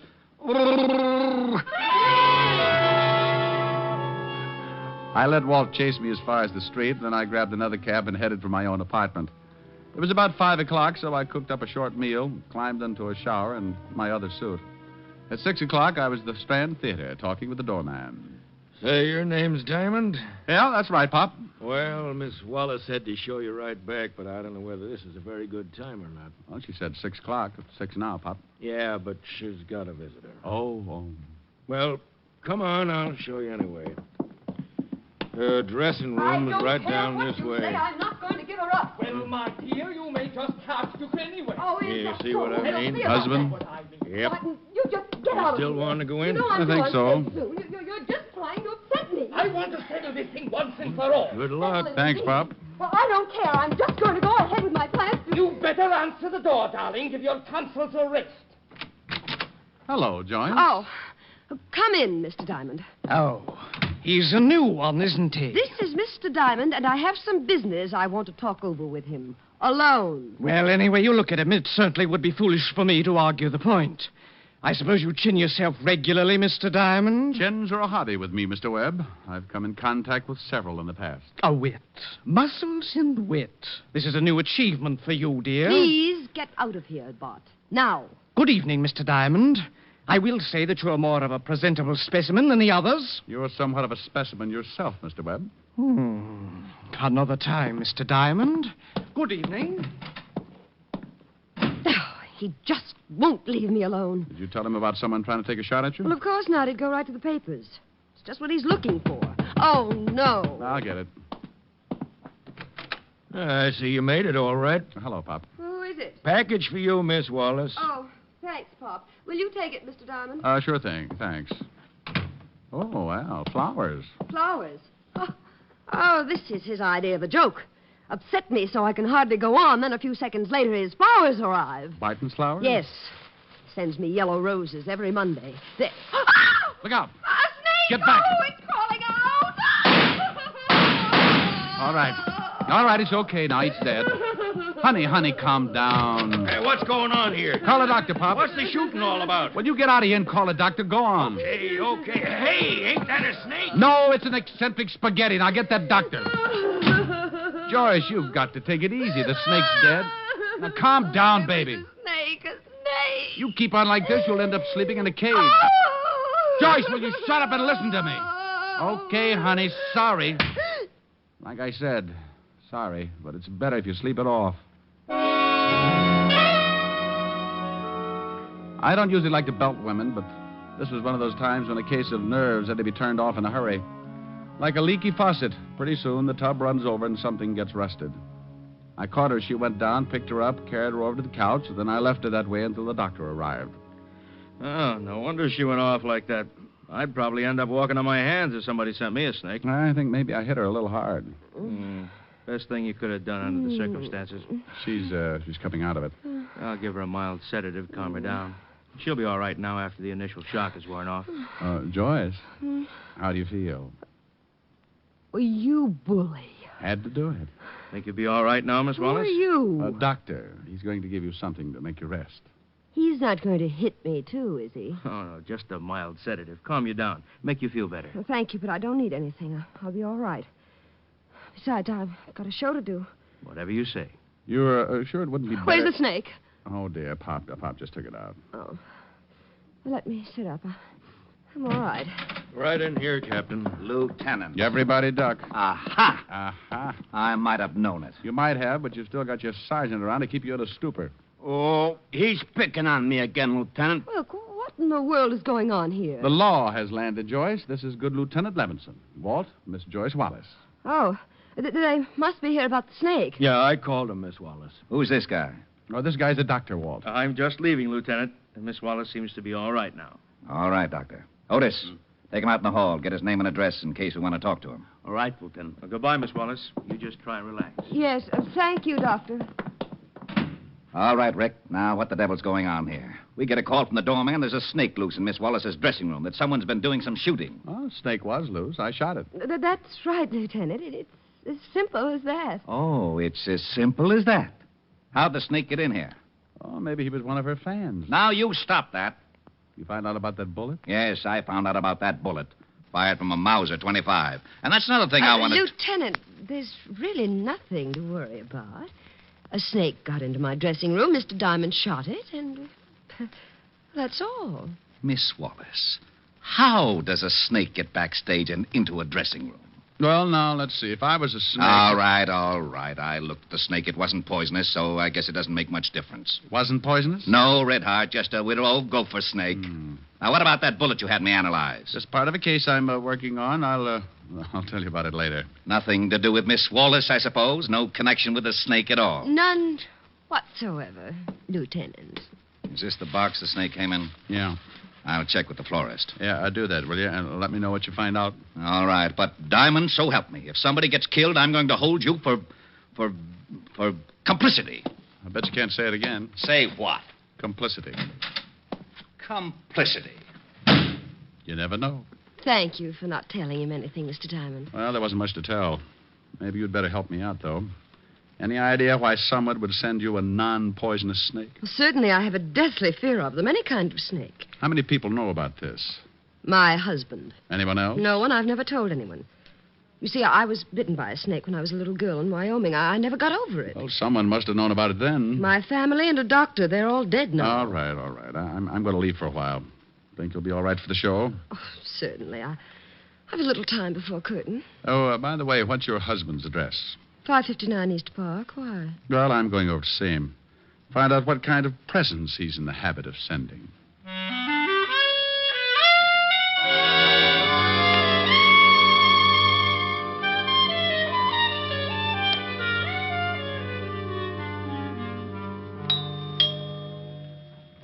Yes?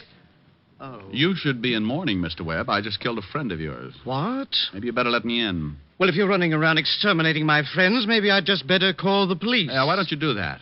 Now I'm coming in. I hardly see... Oh, yes. Well, you're in. Can I get you a drink, Mr. Diamond? I haven't got much time. I want a few answers. Well, at least take your hat off.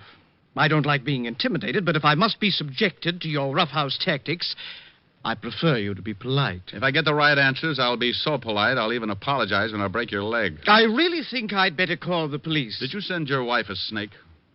Has Joyce taken up the bottle? Which leg do you want me to start on? No, don't be ridiculous. Of course, I didn't send my wife a snake. Did you send her flowers? Yellow roses. I have a standing order with the florist every Monday night. Well, this Monday there was a snake in them. You're serious? How do I look? Well, that is a very provocative question. Look, Buster, let's not... Good grief. If someone did send Joyce a snake, she must be in a complete state of hysterics. She hates them. Do you own a Mauser 25, Mr. Webb? Why, yes. How did you know that? I didn't. Can I see it? No, as a matter of fact, it disappeared a couple of days ago. That's a little thin. Mr. Diamond, I assure you that if I could show you the gun, I would be most happy to.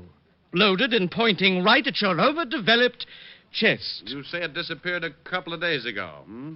Sure about that? Of course. I kept it in my bureau drawer. When I got up in the morning, it was there, and that evening I went to get a handkerchief, and the gun was gone. Nothing else moved? No indication of robbery? No. Who has a key to the apartment besides yourself? Your wife? Mr. Diamond, a moment ago you told me someone had sent my wife a snake. I mentioned that she must be in a complete state of hysterics. Then you start this ridiculous questioning about my missing gun. Now, if my wife was hysterical, by now she's probably looking for the top of her head. Now, get out of my way. Hey, where do you think you're going? My wife and I may have our differences, Mr. Diamond, but unfortunately for me, I still love her. Oh? And if you ever tell her I said so, muscles or no, I shall assert myself and beat your head off. Oh, relax. She's all right. She's probably doing her show right now. Nevertheless, I'll thank you to remove your oversized hulk and let me go to her. Someone also took a shot at her. What? Oh, now I am going to the police. She thinks you did it in order to gain custody of the child. Well, she certainly deserves to think so. I'm not exactly an easy person to live with. Now, please. If this gets to the papers, Mr. You Webb. have my word. Now, one more question. Did you ever tell anyone about your wife's fear of snakes? Positively not. Oh. Mind if I make a phone call? If you like. You admit sending your wife the yellow roses? I admit sending my wife some yellow roses. I deny having anything to do with the snake. Homicide, Lieutenant Levinson. What'd you find out about the flowers, Walt? Husband sent them, a Mr. Barton Webb. Oh, I'm with him right now. Good for you. But there's no possible way he could have gotten a snake in that box. The flowers were sent over by a messenger. The snake had to be put in between the stage door and her dressing room. Well, Pop, the doorman, brought him in. Maybe he did it. I'm going down to question him. Okay, Walt, okay. I'll keep in touch. Please do that. I couldn't stand it if everything suddenly started to work normally. Well, did you find out how I put the snake in the box, Mr. Diamond? No, but I'm still interested. I'll get it. Yes? Well, hello. Yes, dear. All right, I'll be right over.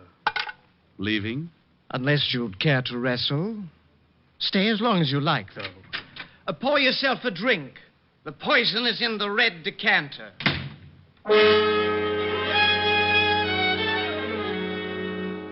You know, the poison was in the red decanter. I stood there a minute, getting that lousy feeling again. The logical person to have fired the shot and sent the snake was Barton Webb. But my instinct said no. I remembered Walt had said he was going over to question Pop, the doorman at the theater, so I took off fast in the hope of beating him there. The theater was only 4 blocks away, so I ran it. Well, hello there, Mr. Diamond. Hey, Pop, the law's on the way over here to pick you up. Yeah, for what? Well, they think maybe you put that snake in the box of flowers. Well, I didn't, and they're going to have a hard time proving anything else. Tell me, what did the guy look like who delivered the box? Young kid. Wearing a uniform? No, just looked like one of the kids in the block. Matter of fact, I thought it was kind of funny, a kid like that delivering for a fancy florist. The fellow who delivered the other box was all get up in a nice blue outfit. What other box? Came right after you left. Looked like it was from the same florist. Thanks, Pop. Is Miss Wallace on stage now? No. She ain't in her dressing room either. Her understudy take her place? Yep. Miss Wallace didn't think she could go on. How did you know that? I'll see you later, Pop. I want to know where... Oh, no. Hello, Walt. Oh, no. Bye, Walt. Oh, no. Well, that tore it right down the middle. I left the theater, headed across town in a hurry. Started adding things up. Webb owned a Mauser 25, but it was missing. A Mauser 25 had been used to take a shot at Joyce. Webb always sent yellow roses on Monday night. Yellow roses had come, and there'd been a snake in them. Something that Joyce had feared, and only one other living person besides herself supposedly knew about her fear. 2 boxes of flowers had arrived at the theater. Webb openly admitted sending one bunch. Suddenly, everything was tying together, even a motive. Thanks, Gabby. Keep the change. All right, thanks.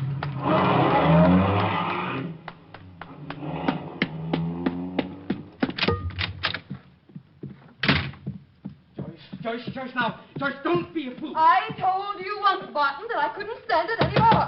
Now get away from me. Get away. Help! Joyce, in the name... Stop! No, Come on, open up. Oh, shut up. Now, Joyce, for once, please try and use your head. Open it up or I bust it in. It won't do you any good. You can't intimidate me anymore. Okay, here he comes. Get away from me, Barton. Oh, good grief. All right, toss the gun over here. Over here. Oh, Mr. Diamond, he was going to kill me. Oh, dear. Mr. Diamond, Mr. Diamond. Yes, Mr. Diamond. You've ruined the door. He was going to kill me. Was he? Of course I was. Barton. Well, wasn't he, baby? Yes, of course. Of course. Good evening, Mr. Diamond. Looks to me like Joyce had the gun. Well, I was trying to protect myself. He threatened to kill me. It runs in the family. Instead of an anniversary, we have a funeral. The Webbs have always killed their wives. An old custom thought up by my great-grandfather. Barton, shut up! This gun is a Mauser 25. What did you expect? A crossbow? Who does it belong to? Me. You told me your gun was swiped a couple of days ago, Barton. Once I explained to a drama critic that my only claim to fame was talent. Don't listen to him, Mr. Diamond. That's my gun. It's mine, and I can prove it. And you were the one who shot at Joyce from outside the window? Naturally. Which window did you shoot through? What? No, which? Which window? Quick. Why, well, how do I know which window? I did it in such a hurry. Where was Joyce standing? You must remember that. I refuse to answer you. These questions are completely ridiculous. Then if you did take a shot at her, you also sent her the snake. Oh, stop it, both of you. Well, he did, didn't he? Of course I did. Barton, why in the world do you stand there and admit these things? Well, why not, my dear? I should think you might at least be grateful. Grateful? Oh, I know you better than that, Barton Webb. You've got some crummy scheme up your sleeve. Crummy? Oh, swell. Despicable. Despicable, that's what I meant. You have some Well, if you're going to be on, then at least read your line slowly. Slowly, do you hear? Slowly. Despicable! Both of you shut up.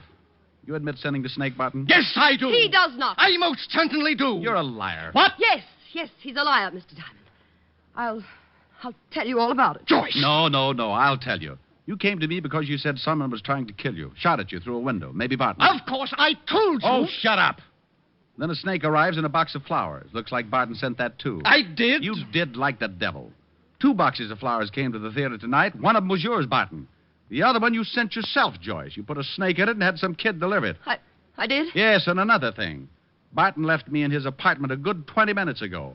If he was going to kill you, he'd certainly have done it by now. The Webbs are naturally lazy. You took his gun a few days ago, Joyce. You called him and told him to meet you here, hoping I'd follow. Then you were going to make it look like he'd attempted to kill you. Oh.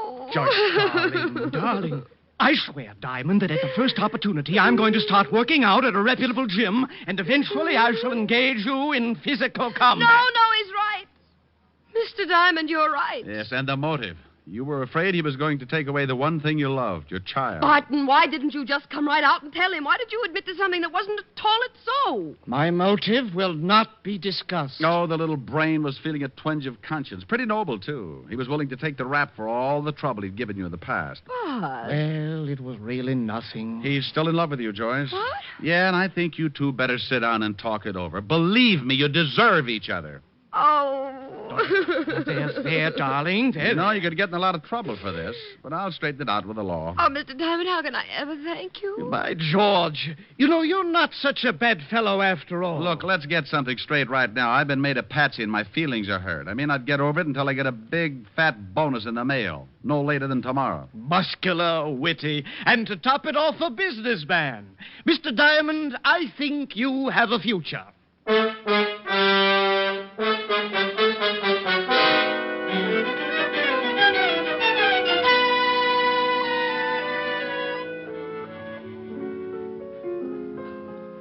What's that you're playing, Rick? Oh, it's a new song, dear. What's it from? Show that opened last week. Oh, the one your client is in? Mm-hmm. She does it in one of those real tight evening gowns. You know the type. Mm-hmm. And so do you. Well, it's a pretty song. Well, let me hear it. Okay. Well, well, well, look who's here. I haven't seen you in many a year. If I knew you were coming, I'd have baked a cake. Baked a cake, baked a cake. If I knew you were coming, I'd have baked a cake. How'd you do, how'd you do, how'd you do? Had you dropped me a letter, I'd have hired a band. Grandest band in the land. Had you dropped me a letter, I'd have hired a band and spread the welcome mat for you. Now I don't know where you came from, 'cause I don't know where you've been. But it really doesn't matter. Grab a chair and fill your platter and dig, dig, dig right in. If I knew you were coming, I'd have baked a cake, hired a band, goodness sake. If I knew you were coming, I'd have baked a cake. How'd you do, how'd you do, how'd you do? Now I don't know where you came from, 'cause I don't know where you've been. But it really doesn't matter. Grab a chair and fill your platter and dig, dig, dig right in.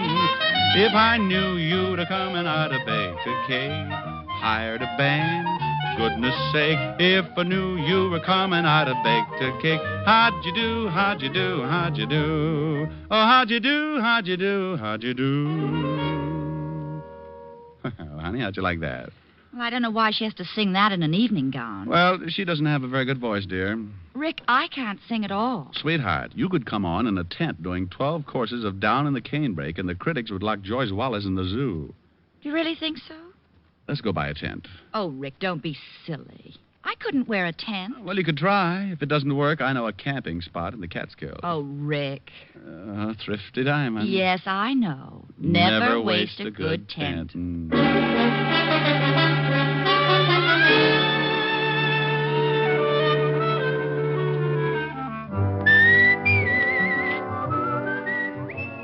You have just heard Richard Diamond, Private Detective, starring Dick Powell. Ed Begley played Lieutenant Walt Levinson. Also in the cast were Wilms Herbert, Francis Robinson, Clark Gordon, Joan Banks, Jack Crucian, and Charles Seal. Music was under the direction of Frank Worth. Today's show was written by Blake Edwards and directed by Russell Hughes. Dick Powell currently may be seen in the motion picture version of the best-selling novel, Mrs. Mike. This is Eddie King inviting you to be with us next Sunday at this same time when we will again bring you Dick Powell as Richard Diamond, Private Detective.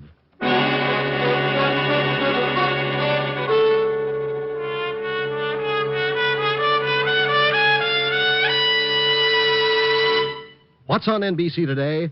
Later today, you'll hear Thornton Wilder's prize-winning play, Our Town, on Theater Guild on the Air. Today's Theater Guild production stars Elizabeth Taylor and Walter Houston. And for comedy, be sure to tune for the Phil Harris-Alice Faye Show. Sunday on NBC is filled with entertainment, so keep tuned here. Next, hear James Melton and Harvest of Stars on NBC.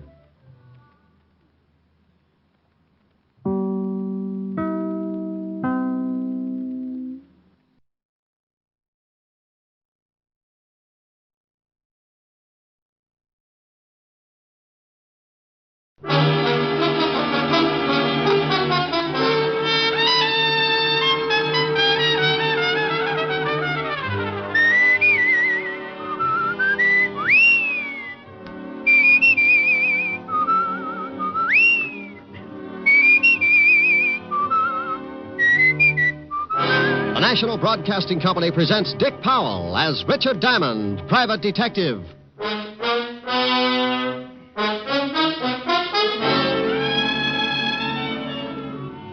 All right, Shamus, hand it over. Let's have it. Have what? I ain't got time to play games. This time you got to believe me. This time I'm unhappy, so hand it over. You're not making it very easy. I'm going to make it a lot tougher. How much tougher can things get? You'd be surprised. I've waited a long time for this. Well, I guess everything comes to he who waits. You won't have to wait anymore. You know something? I don't mind killing you at all. Here's another exciting half hour with Richard Diamond, Private Detective, starring Dick Powell.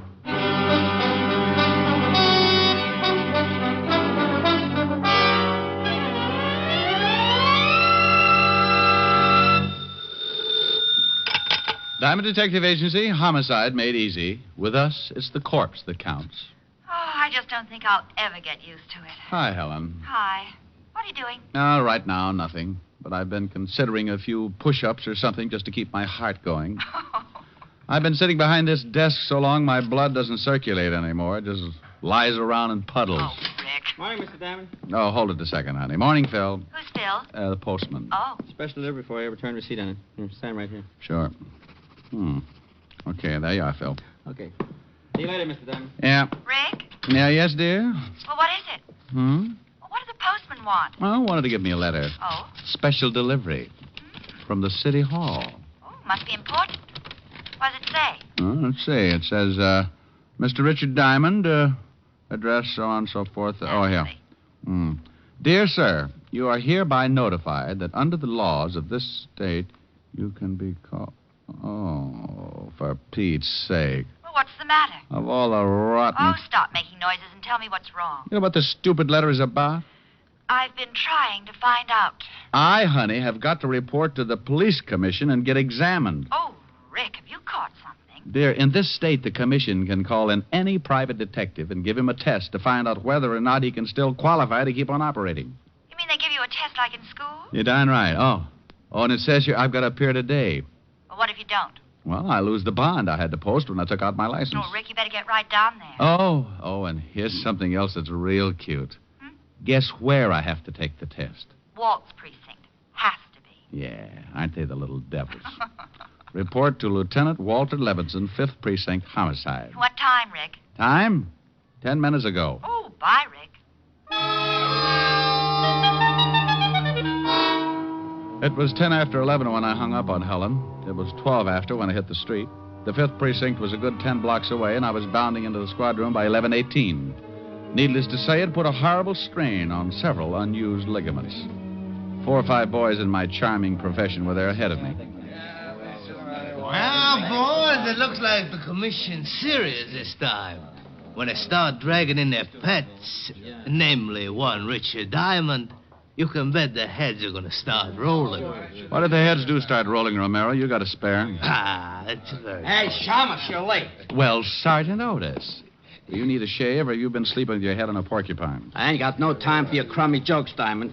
Take a seat and wait your turn. Thank you, Otis.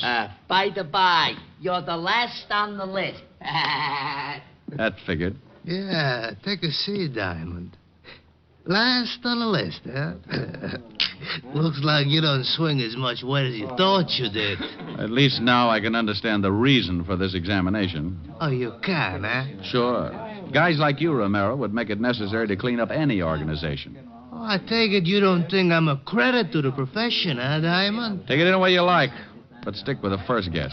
Oh, what's the matter, Rick? Maybe I'm taking some of your business away, huh? Look, Romero, the kind of business you handle would keep me buying too much disinfectant. And as long as you're asking what's wrong, I'll tell you 2 things. Yeah? You're a lousy detective, and you'd burn your grandmother if there was enough money in it. Oh, okay. What's the second beef, Ricky? You just said it. You want to talk to me, it's Mr. Diamond. You slip again, and I'll put your jaw in a position so you won't forget. Is that right? Oh, get out of my way, Romero. Oh, sure, Mr. Diamond. Hey, Rick, can I see you a minute? Yeah, by all means, see your friends and have a good talk about me. Oh, what is it, Alan? I just thought you might be more comfortable over here. I would have called you sooner. I was kind of hoping you might lay one on Romero. Oh, I'd love to bust his face up. There's just no excuse for him. Okay, so we all got our bonds to worry about. Relax, you got a long wait.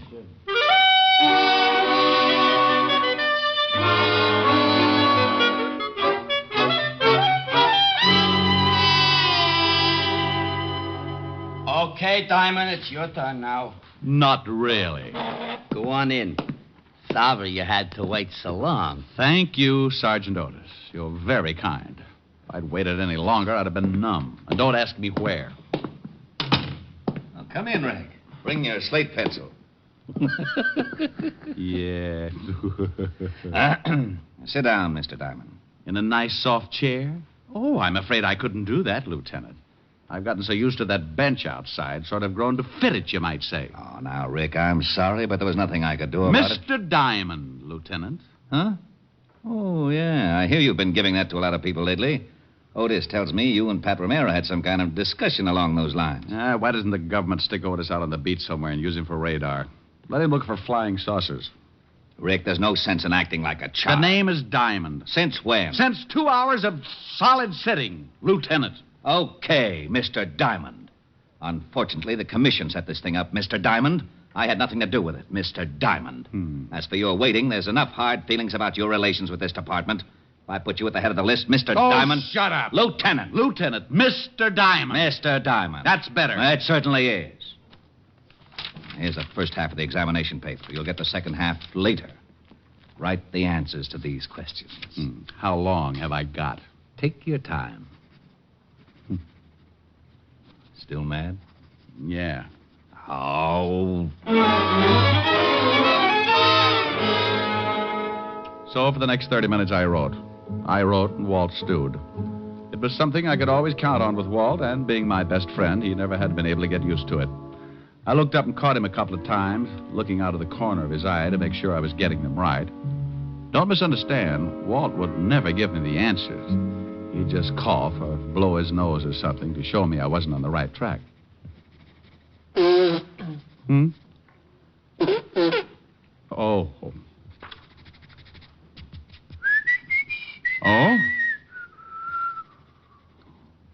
Huh. There you are, Lieutenant. Thank you, Mr. Diamond. Am I finished? You most certainly are not.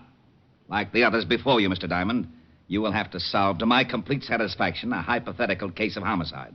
And then come back here and fill in the second half of the examination. Oh, for Pete's sake, Walt. I did that in police school. It's oh, for Pete's sake, Lieutenant. Oh, all right. One moment, Mr. Diamond. I'll get the man who's going to give you the test. Otis. Yeah, Lieutenant? Oh, no. Would you mind coming in here and taking Mr. Diamond down to the basement? He's ready for the test, huh? Yes, Sergeant. He's ready.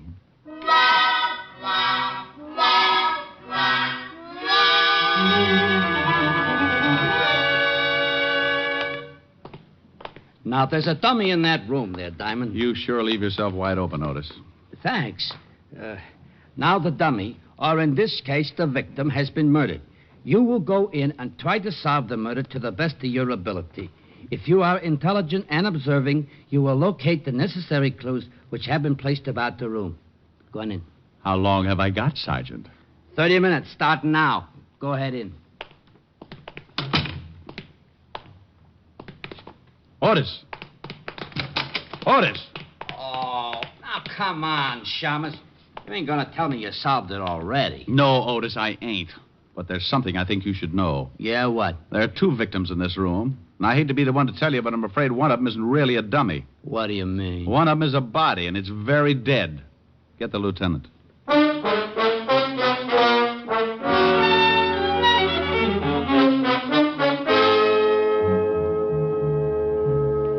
Well, there you are, Walt. Pat Romero, shot through the head. Oh, no. Shut the door, Otis. Yeah. And lock it. Stand in front of it. Don't let anybody in. How did this happen? How did Romero get shot in my department? Oh, what'll the commissioners say? Lieutenant... You shut up. Walt, relax. Will you take it easy now? Oh, sure. Relax. Take it easy. When the commissioner hears about this, I'll have a lot of time to relax on a beat in Flatbush. Look, Walt... And the newspapers. What's going to happen when they get wind of this? Listen, Walt... Private detective shot in lab room of 5th Precinct. Homicide. Relax. Take it easy. Sure. Well, at least shut up long enough to hear what I've got to say. Rick, what am I going to do? Well, now listen to me. If we can solve this thing before anyone gets wind of it, maybe it won't be so bad. You're right. Maybe it won't. We'll keep this room closed up as long as possible. Otis, if you let anyone in here, I'll personally see that you never... Where are you going, Diamond? I'm going to Romero's office. I'll call you from there. Make a check on his body and have all the dope ready for me. Oh, don't you worry about the dope, Rick. I've got more dope in this department than any other in the whole world. I've got the biggest. Otis. Yeah, Lieutenant? Walt chased Otis up the wall, and I headed for Pat Romero's office. Everything was happening so fast, I didn't take time to think much past the fact that the private detective profession had taken a step in the right direction when someone retired Romero. But Walt was in a spot, and someone had broken the law, so it looked like it was up to me to try and tie things together. I got to Romero's building, went up to the 8th floor, tripped over a couple of rats having a nervous breakdown because they couldn't find their way out, found his office, opened the door, and started feeling sorry for myself right away. Oh. I never saw him. All I remember is something black and shiny in front of my face just as I hit the floor. When I tried to take a better look, the bright, shiny something kissed me right in the mouth, and I went to sleep the hard way. When I finally came around, it was like trying to tiptoe through an acre of beach balls. I stumbled a couple of times, spit out a little blood. Very little, because the way I felt, there couldn't have been too much left. When I finally got around to a normal way of thinking, I perceived two things. It was still daytime, and the office of one Mr. Pat Romero, deceased, was a wreck.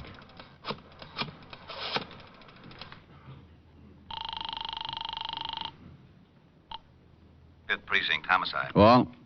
Who is this first? Oh, now, come on. This is Diamond. Well, I thought so, but I'm not going to admit anything for a while, even my name. Anyone find out about... No. What did you find out? Well, I walked into his office and got my brains scattered. By whom? By whom? I don't know. I wish I did. I have a very sore head. Well, Romero was shot all right, but we can't find the bullet. Well, it's not a very big room. We'll find it, but in the meantime, here's something else. Romero had $10,000 in cash on him. New bills. Go ahead. That's all we've come up with so far. We'll have more to go on when we find that bullet. Well, maybe it's still in him. Went clean through. Messed up his pretty patent leather haircut. What?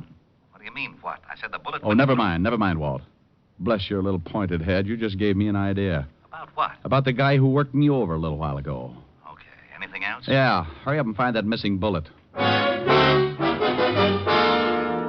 Walt had said something about patent leather when he referred to Romero's greasy hairdo. That was all I needed. It opened a door someplace, and there, sitting with its legs crossed, was the biggest hunch I've ever seen. And it was wearing patent leather shoes. The only guy I could think of who would know a man like Romero and still wear patent leather shoes in the afternoon was a local gambler with a reputation as a fashion plate, monocle, striped trousers, and always the patent leather shoes. In fact, that's where he got his nickname, the Patent Leather Kid. This was a small clue, and I knew it, but one thing was in my favor.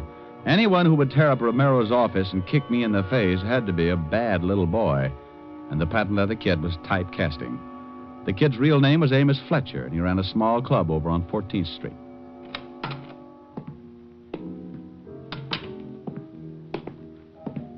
Oh, I'm sorry, my friend, but the... Well... Hello, Fletcher. I was going to say I'm sorry, my friend, but the place isn't open until 6. I got a few questions. Come back at 6. Fletcher, I'm a little unhappy right about now. You answer the questions like a good boy, or I'll kick you all over the place. You mind if I call a few of my boys to watch? If you like. Tell them I got a .38 under my arm that goes off when I get excited.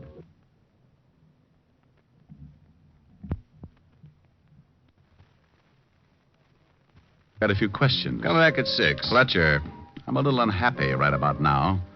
You answer the questions like a good boy, or I'll kick you all over the place. You mind if I call a few of my boys to watch? If you like. Tell them I got a .38 under my arm that goes off when I get excited. Tell them I sort of lose my head when I get kicked in the mouth and don't get the answers I want. I think you better believe me. So you got kicked in the mouth? Yeah, by a pair of patent leather shoes, just like yours. I had nothing to do with it. You know a guy named Romero? Romero? No, I don't know a guy by that name. Where were you an hour ago? Right here. I have a couple of friends to prove it. We were playing cards, canasta. Okay.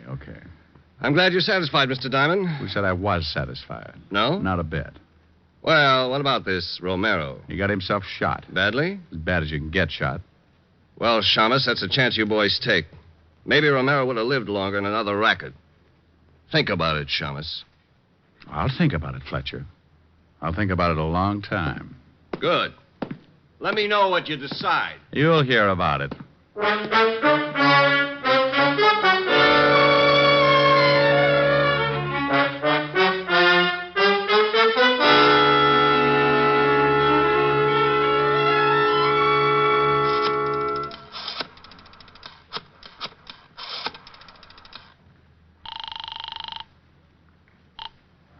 Homicide, 5th Precinct. Walt, check and find out where Amos Fletcher does his banking. See if he's made any big withdrawals lately. Patent leather kid? What's he got to do with it? Just check. Okay. Now, what about the bullet? Have you found that yet? No. Oh, swell. Did you find anything else? A bunch of stuff in Romero's wallet. What? Oh, driver's license, social security number, some business cards. Card from a real estate office that might be important. Why should it be? A notation on the back. Says, call Miss Crockett about new lease. Date after that. Yesterday. New lease? Romero has an office. Wonder what this new lease is. Why don't you check? Crockett Real Estate, Lexington Avenue. Bye. Au revoir. What?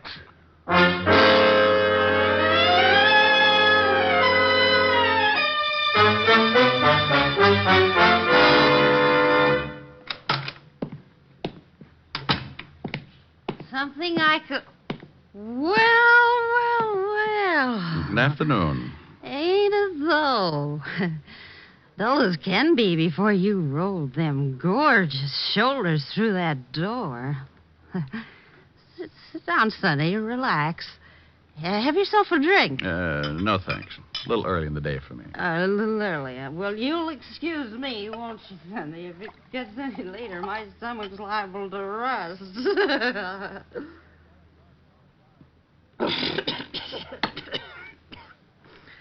Get it? Yeah, all over me. What's your name, Sonny? Gotta know, if I'm going to sell you some real estate. Play football in school, Sonny? Figures. Oh, look at them shoulders. Look, sweetheart. Huh? What did you say? I said, look, sweetheart. Oh. Why? No sense in raising all these goosebumps for nothing. Sweetheart, huh? Well, what can I do for you, Sonny? You want Madison Avenue at 50 cents a front foot? Hey, that's pretty good. Sure you won't have a drink, Sonny? No, thanks. I'd just like to ask you one question. Go right ahead, Sonny. You know, I may not look it, but I'm considered one of the best real estate agents in this state. Do you know a man named Romero? Sure, I know him. Did you just rent him some offices? Yep. Signed the lease yesterday. A whole new suit of offices over on 46th Street. 46th Street? Where on 46? Oh, right there. Say, are you a cop? What makes you think that? Oh, I don't know. Romero's offices are right across from the police station. The 5th Precinct. Sonny, you bother me. You're too nervous. Now, why don't you just sit down and get comfortable and we'll What talk... building are the offices in? Carson building on the 4th floor. But why don't you just take it easy, Sonny? Thanks, sweetheart. Oh, you devil, you.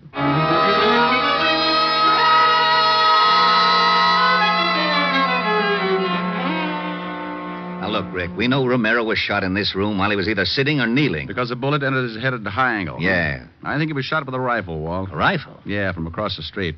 Romero rented some new offices in the Carson building, directly opposite this building. I just saw them.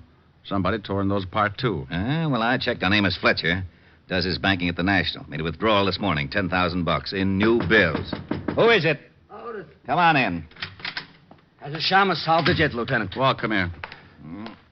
Yeah? Now, look, 4th floor. Carson building right over there. See the open window? Yeah? Now, if someone in one of those offices fired a rifle, and there's no bullet hole in the lower portion of the window in this room, that means it went through the open part.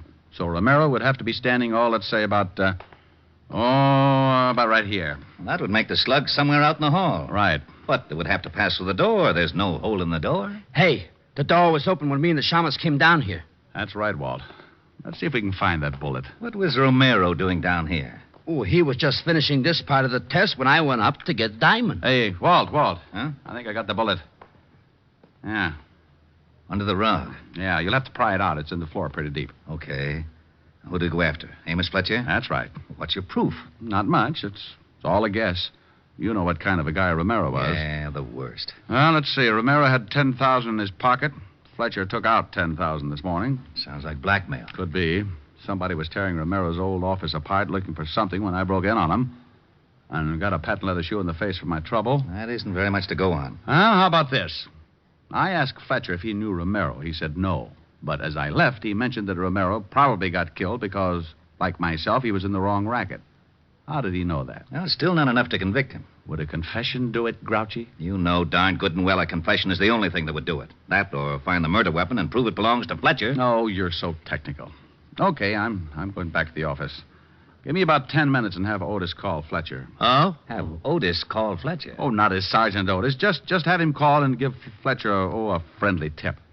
From the way those two offices were torn up, it's my guess that Fletcher hasn't found what he's looking for yet. Just tell him I found it.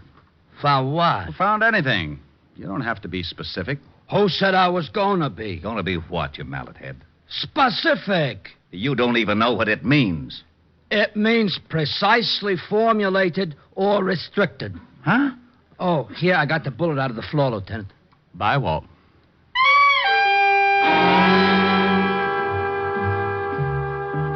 I left the precinct and headed back for Broadway in my office on the corner of 53rd. I knew that Amos Fletcher, the patent leather kid, was the boy we wanted. But whether or not he'd fall for the gag was a matter of luck. Luck is a big part of my business. So I went to my office and sat on behind my desk to wait. In case Amos Fletcher showed up, I wanted to be sure to be able to hold up my end of the conversation. So I took out my .38 and put it across my knees. Diamond Detective Agency. If you've slaughtered a dozen, no difference to me. 1 or 50, it's the same old fee. What kind of a remark is that, Shamus? What kind of remark did it sound like, Sergeant? I ain't got time to answer that. I called Fletcher. Good. What did you tell him? Well, I was pretty good, as a matter of fact. I disguised my voice like this, and I says, Amos Fletcher, and he says, yeah. So I says, just a little tip I thought you might want to know about. Richard Diamond has got that which you has been looking for. He found it in Romero's new offices. How was that, Shamus? Brilliant change of voice. You think it'll work? Put down the phone.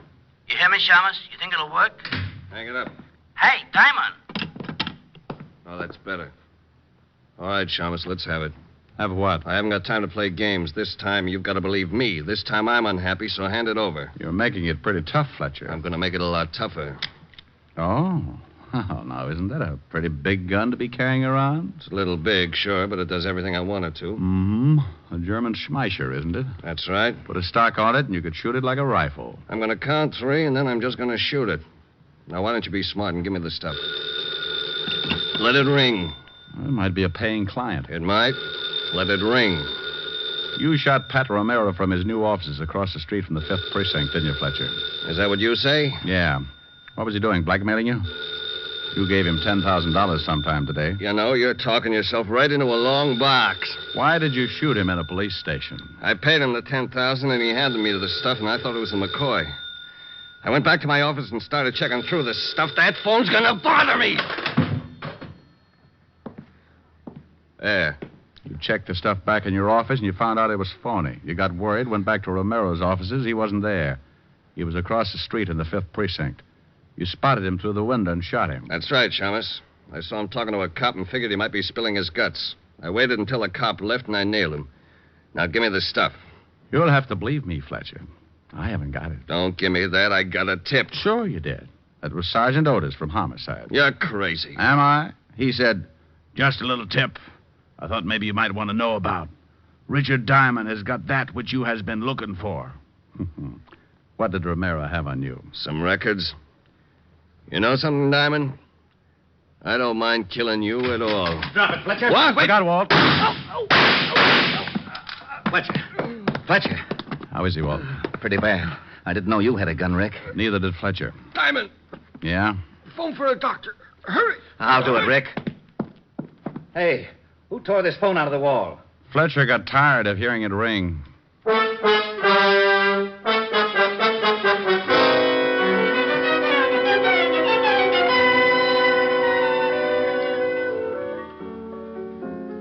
What's that you're playing, Rick? Oh, it's an old thing. Oh. Yes. Hello, Helen. This is Walt. Yes, Walt, he's right here. Thanks, Dan. Hello, Walt. Rick, we found the stuff Romero was blackmailing Fletcher with in a safety deposit box. A bunch of books that exposed one of Fletcher's old rackets, enough to send him away for life. Well, bully for you. Oh, and something else. You better get down here right away. What for? You didn't finish your test. You don't want to flunk it, do you? What? You got the first part all right. The hypothetical part I can cover for you. But you didn't do anything on the last part of the written examination. Now, you listen to me, Fatty. Fatty? The fattest. I've chased my head off solving a case and getting your big feet... Big feet? Big feet out of trouble. I've gotten shot at, insulted, kicked in the face. Well, those things... I don't want to hear any more of your lame-brained excuses. You just fix it up for me, and I'm going to go in and drop a few subtle hints to the commissioner about his nasty old lieutenant. You wouldn't. Oh, but I would. What did you say? Oh, what am I going to do? What am I going to do? Take the test for me. Fill out the answers yourself. Cheat. Cheat? Cheat! But... Oh, that's what you always say. Now, what were we talking about? Oh, honey, you were asking me about this little old song? Pretty. What is it? Oh, well, give a listen. Oh, how I miss you tonight. Miss you when lights are low. Oh, how I need you tonight. More than you'll ever know. Each moment though we're apart, you're never out of my heart. But I'd rather be lonely and wait for you only. Oh, pal, how I miss you tonight. Okay? Oh, it's very pretty. Shall I? Might as well. Yes. May I please speak to Mr. Diamond? Oh, my goodness. Rick. What? Yes, but look out. Oh, all right. Hello.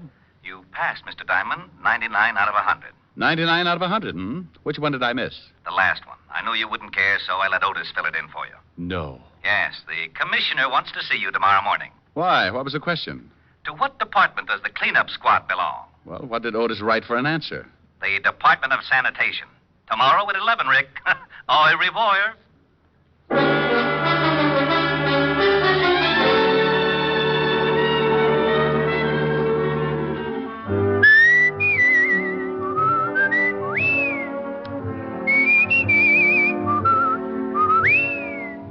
You have just heard Richard Diamond, Private Detective, starring Dick Powell. Ed Begley played Lieutenant Walt Levinson. Also in the cast were Wilms Herbert, Francis Robinson, Don Diamond, Ann Morrison, and Paul Dubov.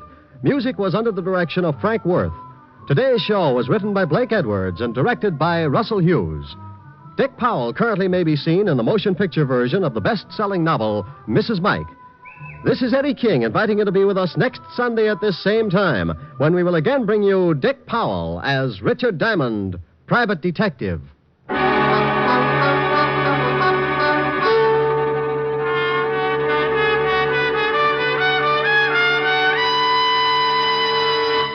What's on NBC today? One of the finest programs in NBC's Sunday lineup of stellar entertainment is Theater Guild on the Air. Later today, be sure to hear Richard Widmark and Teresa Wright in the romantic comedy There's Always Juliet. That's Richard Widmark and Teresa Wright on Theater Guild on the Air today on this NBC station. Next, hear James Melton and Harvest of Stars on NBC.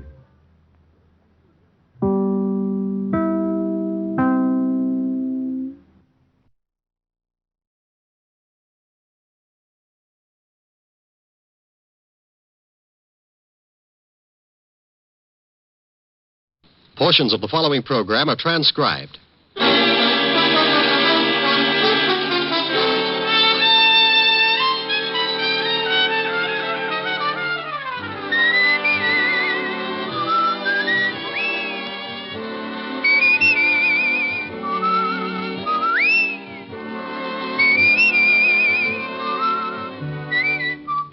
The National Broadcasting Company presents Dick Powell as Richard Diamond, Private Detective.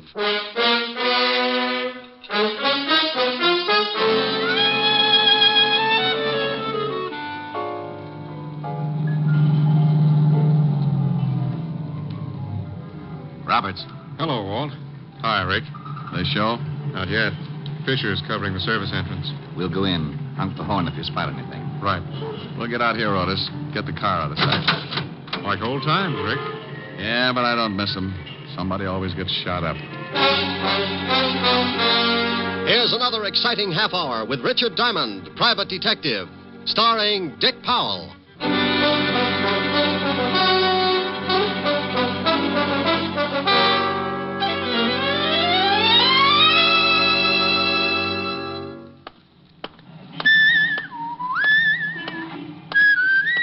You, hold it. There you are, sir. Candid snapshot of yourself strolling down the Great White Way. Look, thanks, Bud, but just sending this card with your name and address. Look, friend, thank you, Mr. Diamond, please. You don't know me, but I know you. You used to be a cop. I done time. That's how I know, see? Okay. Heard you was a private cop now. I came to your office to see you, but I was too early. Now, look, what is this? Please, you gotta take this card. I think I'm being tailed. Little men with nasty old sledgehammers? I'll call you later. Take the card. I told you Take the card. Here, take it. Phone you later.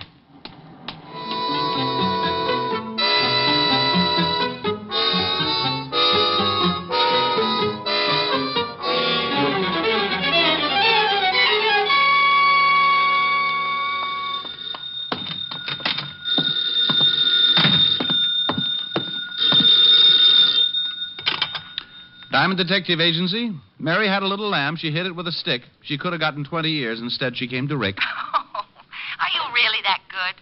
Well, I got the inside on who knocked off Cock Robin. Well, good for you. Hi, Helen. Hi. Did you just get in? Yeah. Kind of late, isn't it? Oh, well, I don't know. Work late on a case? Half a case. Alone? The funniest thing happened to me on the way to the office. Alone? No, I was leading patrol number 3 of the Brownies. I mean last night. Were you alone? Don't you want to hear what happened to me on the way to the office? I want to hear what happened to you last night. Oh, now relax, honey. I was with Walt. Honest? Honest. We played poker. If you don't believe me, stop in at the 5th precinct. Walt's hired a voodoo witch doctor to shrink his head back to normal. Well, all right. Now what happened to you on the way to the office? Oh. Well, the darndest thing. Some little guy comes out of the crowd and snaps my picture. Snaps your picture? Yeah, you know, one of those sidewalk photographers. Then he creeps up to me and gives me a card like he was passing a pound of radium and tells me to hang on to it until he calls. Said he was being tailed. Well, who was he? Who knows? He knew me all right. Well, what's on the card? Nothing much. Got it right here. Just a place for your name and address. Well, you're supposed to send it in and get your picture back. That's right. Hey, wait a minute. What's the matter? Well, there's something stuck in the middle of the card. Didn't see it before. Well, Rick, hurry up. Find out what it is. Oh. Hey. Well, stop with the mystery. What is it? Oh, it's a negative. Small negative. Oh, we couldn't have developed your picture that quickly. No, it's too small to make out what it is. Hold it up to the light. Honey, I am. Just looks like a bunch of people on the street. Oh, why don't you have a print made of it? I got a better idea. Why don't you hang up the little old phone and give my friend, the frightened photographer, a chance to call? I'll call you later. Brute. That's later, dear. Bye.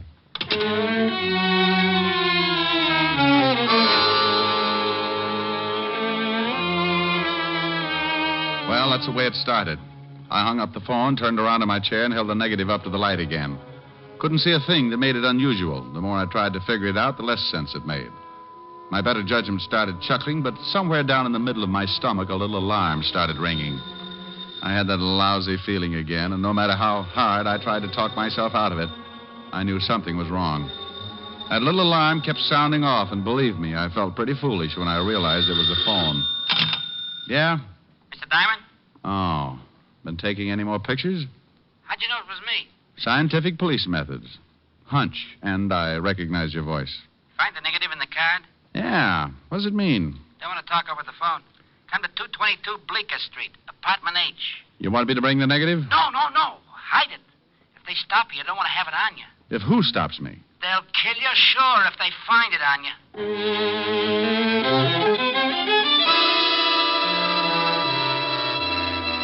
Well, one thing was certain. The little photographer sure knew how to get me interested.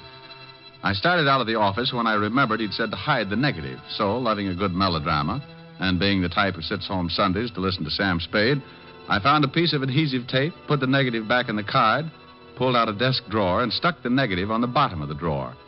Then I closed the drawer and headed for Bleecker Street, apartment H.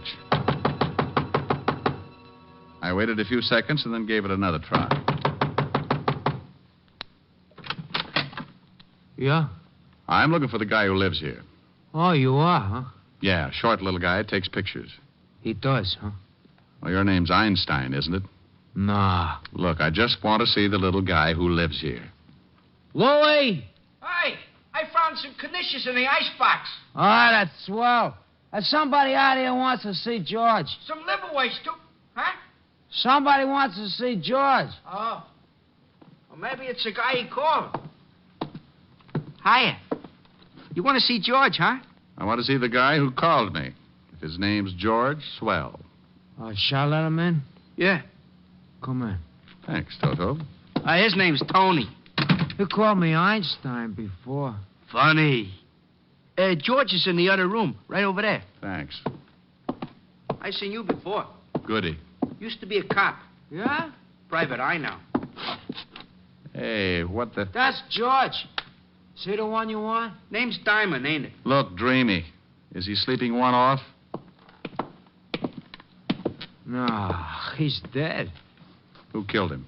I did? I helped. Okay, you helped. I wouldn't, Chalmers. Yeah, I got a rod in my pocket. Had it on you all the time. Pretty good, huh? He sees a lot of movies.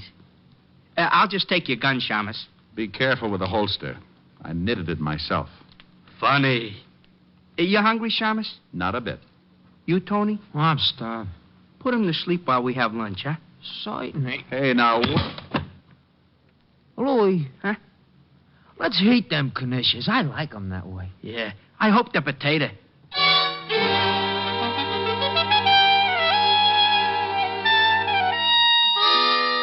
While the Rover boys loaded up on liverwurst and knishes, I slept it off. The one with a pug nose and a steel wool complexion, called Tony, had tapped me right behind the ear with his gun, and it took me a pint of blood and 15 minutes to find my way back. When I finally rolled myself into a sitting position, I lifted my sore skull and looked up at my two lovely playmates. Hey, Tony. Uh-huh. You got liver waste on your chin. Oh, thank you, Louis. Oh, how you feel, Chalmers? Like a lark. He is funny, you know. We want the negative, Chalmers. I don't know what you're talking about. While you was napping, we tore to join a part. It ain't here. It ain't? Nah. So we figure, seeing as how George called you, maybe you know something about it. How'd you know George called me? Oh, we heard him just as he was hanging up. He went for a gun, so we knocked him off. Where's the negative? I don't know. Maybe he's got it on him, Louis. Find out, huh? Hold still, Chalmers. Here's his wallet, Catch. No, nothing else. Nothing much in the wallet. Hey, here's a bunch of cards. Diamond Detective Agency. Hey, get a load of the fancy printing. Yeah, fancy. And maybe he's got it in his office. How about it, Chalmers? Look, you two broken-down comics. Anything in my office the termites have got dibs on. And I still don't know about a negative. Louis, shall we go over there? Yeah, we gotta find it. What about the Chalmers? How long did you put him to sleep before? 15 minutes. Mm-hmm. And 15, about 20 minutes to get to his office. Half an hour to case it, joint. 20, 30, 2. This time make it an hour, huh? Hey. Sure that's good for an hour? Oh, sure.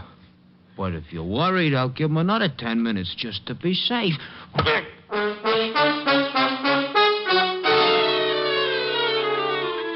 You know, it's little things like that that can get awfully monotonous. And if you're not conditioned, sometimes you end up with a few loose bolts. Tony was a man of his word, all right. An hour and 10 minutes later, I was stumbling around the room trying to comb the cobwebs out of my eyes. This also can be somewhat of a problem, especially when your eyes have come loose and rolled back in your head someplace. Well, I leaned over, shook my head a couple of times, got the eyes rolling around until I felt them drop into place, then I found my way to the phone.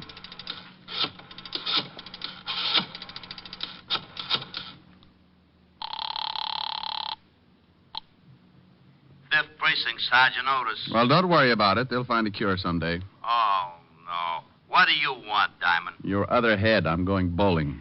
Someday, Shamus, Someday, Sergeant, you're going to find your true niche. And Ringling Brothers will have to find you a mate. Now, put the lieutenant on the phone. Oh, now, what do you want? How's your head? Don't you shout at me. Well, it's your own fault. Who in the world drinks old-fashioned stingers? I do, and I'm sorry. How do you feel? Numb. Now, take some orange juice, Tabasco, and 3 raw eggs. Walt, please. It's great. Makes you sick as a dog. Look, Walt, if my head is the wrong size, it's because it was beaten that way. Oh, no. Have you gotten kicked around again? I got so many Walts, I look like an advertisement for puff rice. What happened this time? Get over to 222 Bleecker Street, apartment H. Why? Because I got a little old corpse for you. Oh, not today. Not today, please. Take some orange juice, Tabasco, and 3 raw eggs. Oh. Weak mind, weak stomach. What's the police force coming to?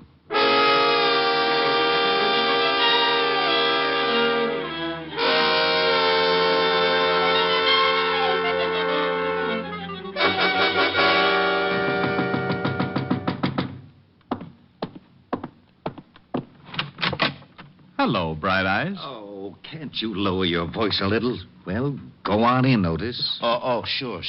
Pelican Feet needs an engraved invitation. Well, shut the door. Yeah. Oh, no, you... Oh, what did I do? Relax, Walt, relax. You don't look so bad. I think I like you with the purple face. You said there was a corpse here. Where is it? And save the gags. The dead man is in here, laughing boy. You don't have to be nasty. Coroner should be here any minute. Well, there's the victim. Who is he? Otis, take a look. Yeah, Lieutenant. Yeah, Lieutenant. Yeah, Lieutenant. His name's George Phipps. I went through some of his things while I was waiting for you. Here's his wallet. George Phipps? Let me get a better look. Know him? Get out of the way, Otis. But you said... Yeah, I know him. Ex-con. Got sent up just about the time you went on the force. He remembered me. What do? Drop circulars on Sing Sing? Otis. It wasn't that funny. Yeah, Lieutenant. What? No, Lieutenant. Otis. Oh, what, Lieutenant? Shut up.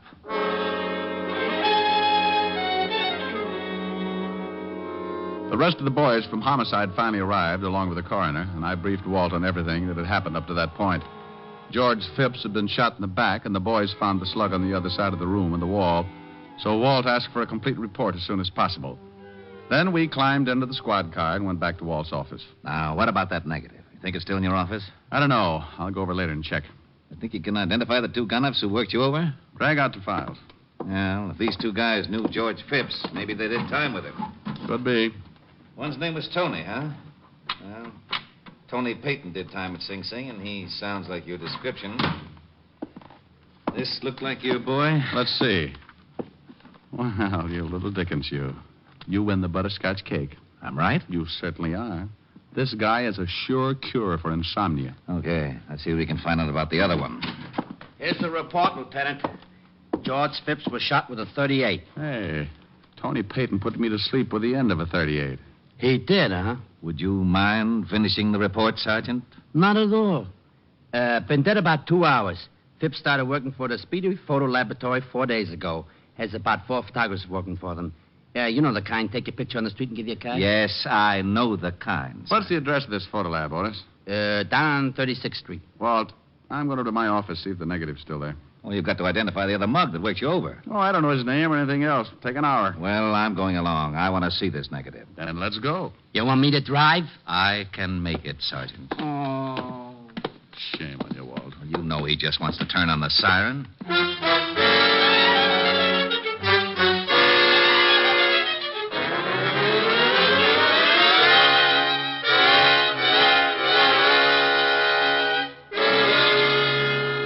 Well, the place is sure a mess. They really did a job in your office. Negative there? No, didn't think it would be. Swell. Now what have we got? Well, I don't know about you, but I've got an idea. You go on back to the station. I'll check with you. Where do you think you're going? To the Speedy Photo Lab. It's not quite 6. Maybe I can get there before the close. And what do you think you're going to find there? The negative's gone. Sure it is, but it was developed there. You think maybe there's a print? No, that picture was probably taken of somebody on the street. They don't print up those things unless somebody sends in the card. Somebody must have, so there's got to be a print. Phipps only worked for them for 4 days, so the picture had to be taken in that time. Yeah. Let me talk to Lieutenant Diamond. Sure, but who's there to show you how? It's for you, Walt. Oh, yeah? Nobody ever says hello. What? Oh, nothing. Yeah, I got something. We just got a report on a stiff in the river. Thought you'd want to go check. Oh, sure. In the river, huh? Yeah. Anything else? No, that's all. Well, good. I'll just go rent a little old rowboat and sail merrily up and down until I find the crowd. What's the address, you hornhead? 682 River Street. Thank you, Sergeant. What's the matter, Walt? I gotta go check on a homicide. Come on. It's on the way to the photo lab. I'll drop you off.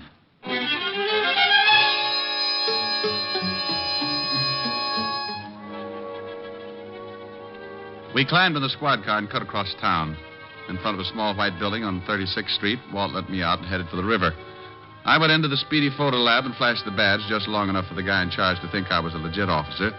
Then I went through the list of people who had been mailed pictures in the last 4 days.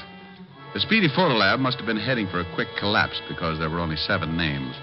I wrote down the addresses and started to check. The first 4 were strikeouts, but the 5th was good for all the bases. Yes, what can I do for you? Mr. Andrew Troop? Yes?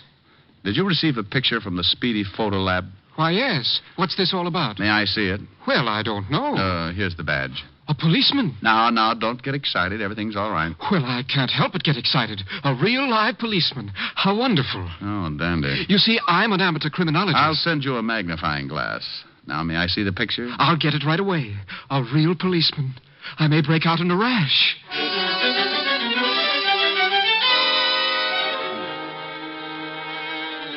He got the picture all right, along with his correspondence course from the Find the Clue Detective School. And while he explained his advanced theories on police procedure, I took a good look at the snapshot. He was, of course, the reason for the picture. He was walking along toward the camera, puffed up like a park pigeon with his eye on some popcorn. But there in the background were my two sweet skull crushers, Tony Payton and his friend. But nothing seemed wrong. They were simply walking out of a building, one on either side of a short, stocky man with a large briefcase. Is that picture a clue of some sort? Well, I don't know. Do you mind if I take it with me? I'll see that you get it back. Not at all, not at all. I thought you policemen worked in pairs. Well, we usually do, but my partner got sore and gave me back my class ring, so we're not speaking. Goodbye, and thank you.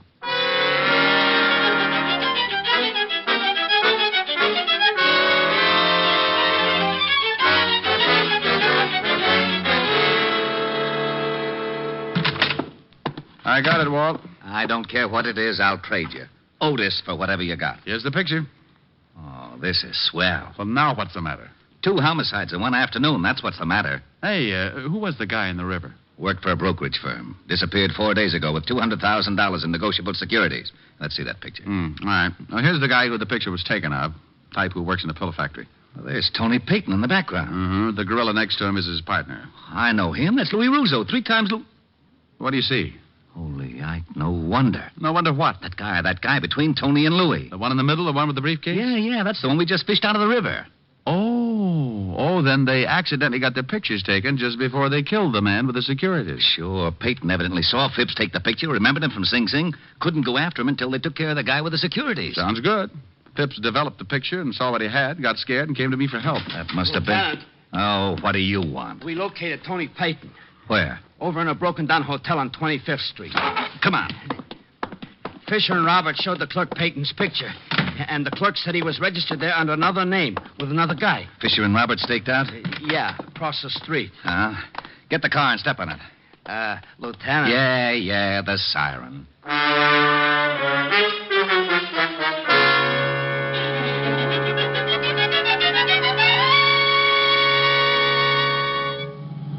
Here's Roberts parked up ahead. Pull up by him, Otis. Right. Roberts. Hello, Walt. Hi, Rick. They show? Not yet. Fisher is covering the service entrance. We'll go in. Honk the horn once if you spot anything. Right. We'll get out here, Otis. Get the car out of sight. Yeah. Like old times, Rick. Yeah, but I don't miss them. Somebody always gets shot at. Get going, Otis. Okay. Ready, Walt? Yeah. Let's go.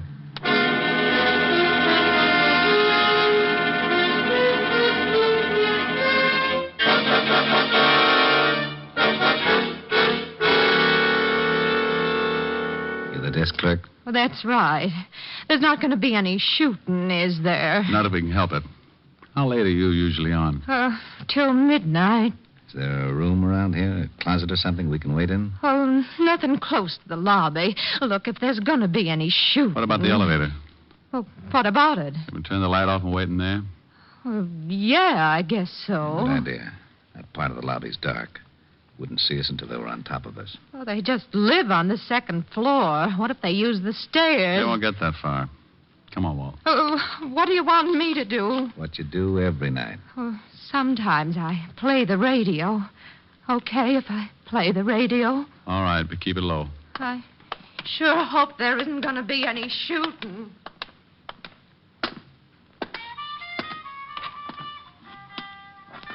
Where's the light switch? That's not it. Oh, where the... Okay.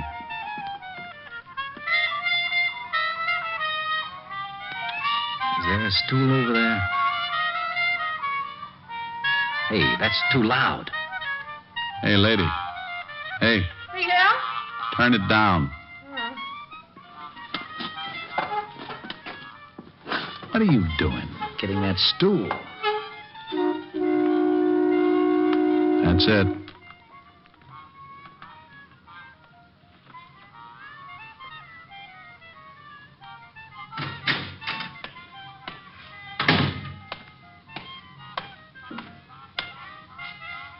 Uh, 211. Huh? Oh. Peyton. Oh, you're sure jumpy. Yeah. 211. What's the matter? Something wrong? No. This thump would make me jumpy, too. He's heading for the stairs. When he gets past us.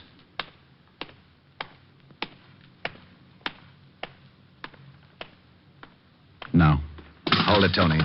Don't move an inch. Oh, the shamus. 38. Look, what is this? That's a bright remark. Where's your partner? You think I better make a guess?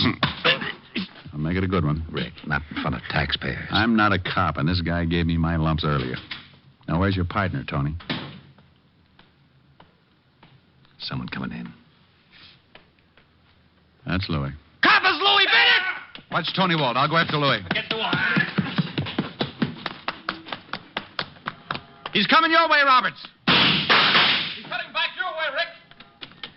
Stop, Louis. Stop. Okay.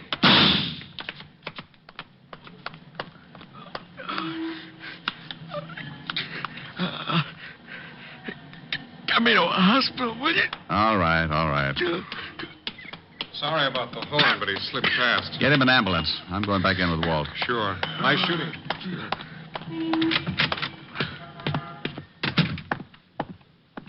Okay, Rick? Yeah.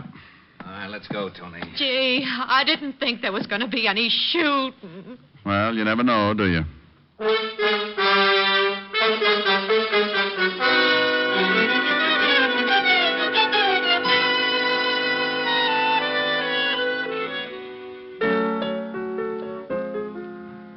Rick, I'm getting a little tired of you getting your face all bruised up. You're getting a little tired. Well, you know what I mean. I worry. You worry and I ache. I'll trade you. If I could, I would. You little doll. I know you, but honey. I know. As long as we're going to give away your worry and my sore face, let's give them to someone who deserves them. Otis. Oh, now, he's got enough trouble of his own. Yeah. Have you ever seen those feet? There's not a shoe store in town that carries a size. Rick. It's true. He can only get one pair a year. Why only one pair? Takes 4 months just to lay the keel. Oh, there it is. Might as well answer it. Louis' pool hall. What? Louis' pool hall, snooker, billiards, and straight pool. Now, you stop that, Helen. Helen? Look, I don't know what you want, Mac, but the name's Gertrude. Now, don't give me that. When you picked up the phone, I heard a piano. Well, of course you hate a piano. What do you think this is, a crummy joint or something? We got high-class entertainment. Anybody that runs 8 straight billiards gets a free beer and a song. Oh, yeah? Well, Gertrude, would you mind telling me who does the singing? You mean you ain't hate? We got the world's greatest lyric baritone, Clyde Cat. He's crazy. Oh, now, for Pete. No, Clyde. Wait a sec. I'll get him to warble a number. Hey, Clyde. Yeah, Gordy? Flex your tonsils. Sure. The bird with feathers of blue is waiting for you back in your own backyard. You'll see your castle in Spain through your window pane. Back in your own backyard. Oh, you can go to the east, go to the west, but someday you'll come. Weary at heart, back where you started from. You'll find your happiness lies right under your eyes. Back in your own backyard. There, you see what I mean? Now, look, I want to speak to Rick. Don't know him. Maybe he works in the bowling alley. Oh, you'll have to excuse me, Mac. My brother that runs the joint is real skinny, and some jerk just chalked up his head and is using him for a cue. Now, you wait a I minute. can't, Mac. I can't. He's liable to get a concussion. See you later.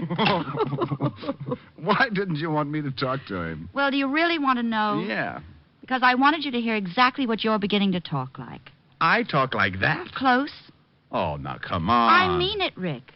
You associate with so many of the guys that talk out of the corner of their mouth that you're beginning to pick it up. Oh, well, honey, if you're going to get square on me. Now, do you see what I mean? Honey, if you're going to get square on me. Well, all right. You want a little proper diction, huh?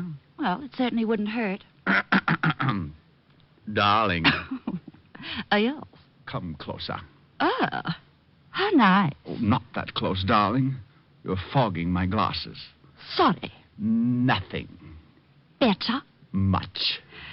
Shall we? Love it. Ronnie. Oh, Cynthia. Hey, it works. I got to remember this.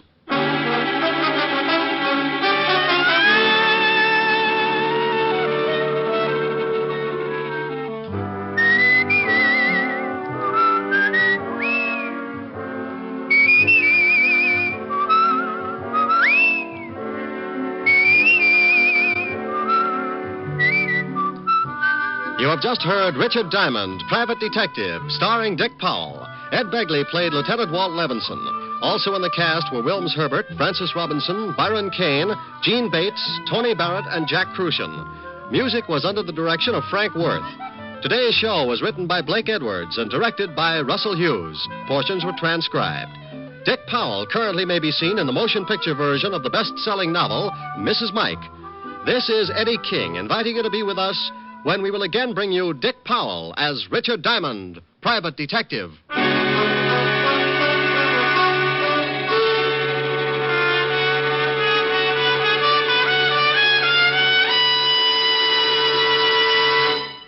Here's an important time change reminder for Richard Diamond fans. This is the last Richard Diamond broadcast in this time period. Beginning April 5th, you will hear Dick Powell as Richard Diamond at a new time on Wednesdays. Check your local newspapers for the exact time, and be sure to tune for Richard Diamond on Wednesdays beginning April 5th. Next Sunday at this time, over most of these same stations, NBC will present Voices and Events, the exciting chronicle of today's happenings throughout the world. Tune here next Sunday for Voices and Events, and be sure to hear the next thrill-packed adventure in the life of Richard Diamond 1 week from Wednesday over most of these same NBC stations. Next, hear James Melton and Harvest of Stars on NBC.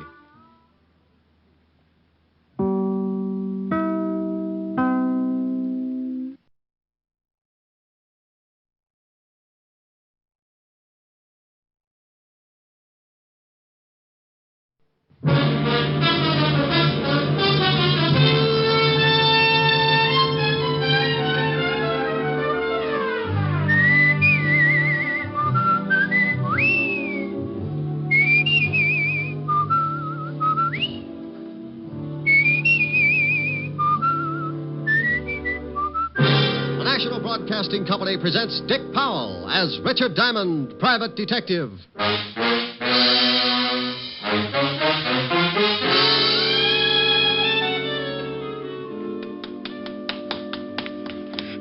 Here it is. I've got it. Let me see it. Here you are. Oh, yes, indeed. My friend, you have just made us independently wealthy. Many men have died in the past because of this. And unless we're extremely cautious, you and I will be added to the already long list of its victims. Come, hurry. Here's another exciting half hour with Richard Diamond, Private Detective, starring Dick Powell.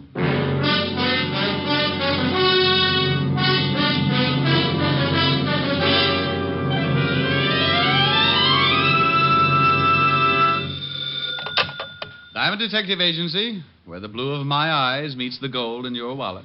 Oh, that's pretty terrible. You may be right. You admit it. Yes, I've seen your wallet. Oh, Rick. Hello, Helen, baby. Hi. What are you doing? Oh, just finished cleaning out my desk. Oh, find anything interesting? Mm-hmm. Sam Spade. Guess he hadn't paid his rent. Oh, you're impossible. So, Sam. Well, I'm not going to try to keep up with this. Am I going to see you tonight? Oh, sure, darling. Wait a minute, honey. Company just walked in. Oh. Something I can do for you, my friend? Are you Richard Diamond? That's right. Client, Rick? No, I don't know, honey. I'll call you back. Please, Mr. Diamond. I haven't got much time. Okay, what's on your mind? This package. Here, take it. And keep it for me until... Hey, what's wrong? Hide it I'm being followed. Hide it. Now, take it easy. What's the matter? Hey, fella, come on. Now, what's... Oh, swell.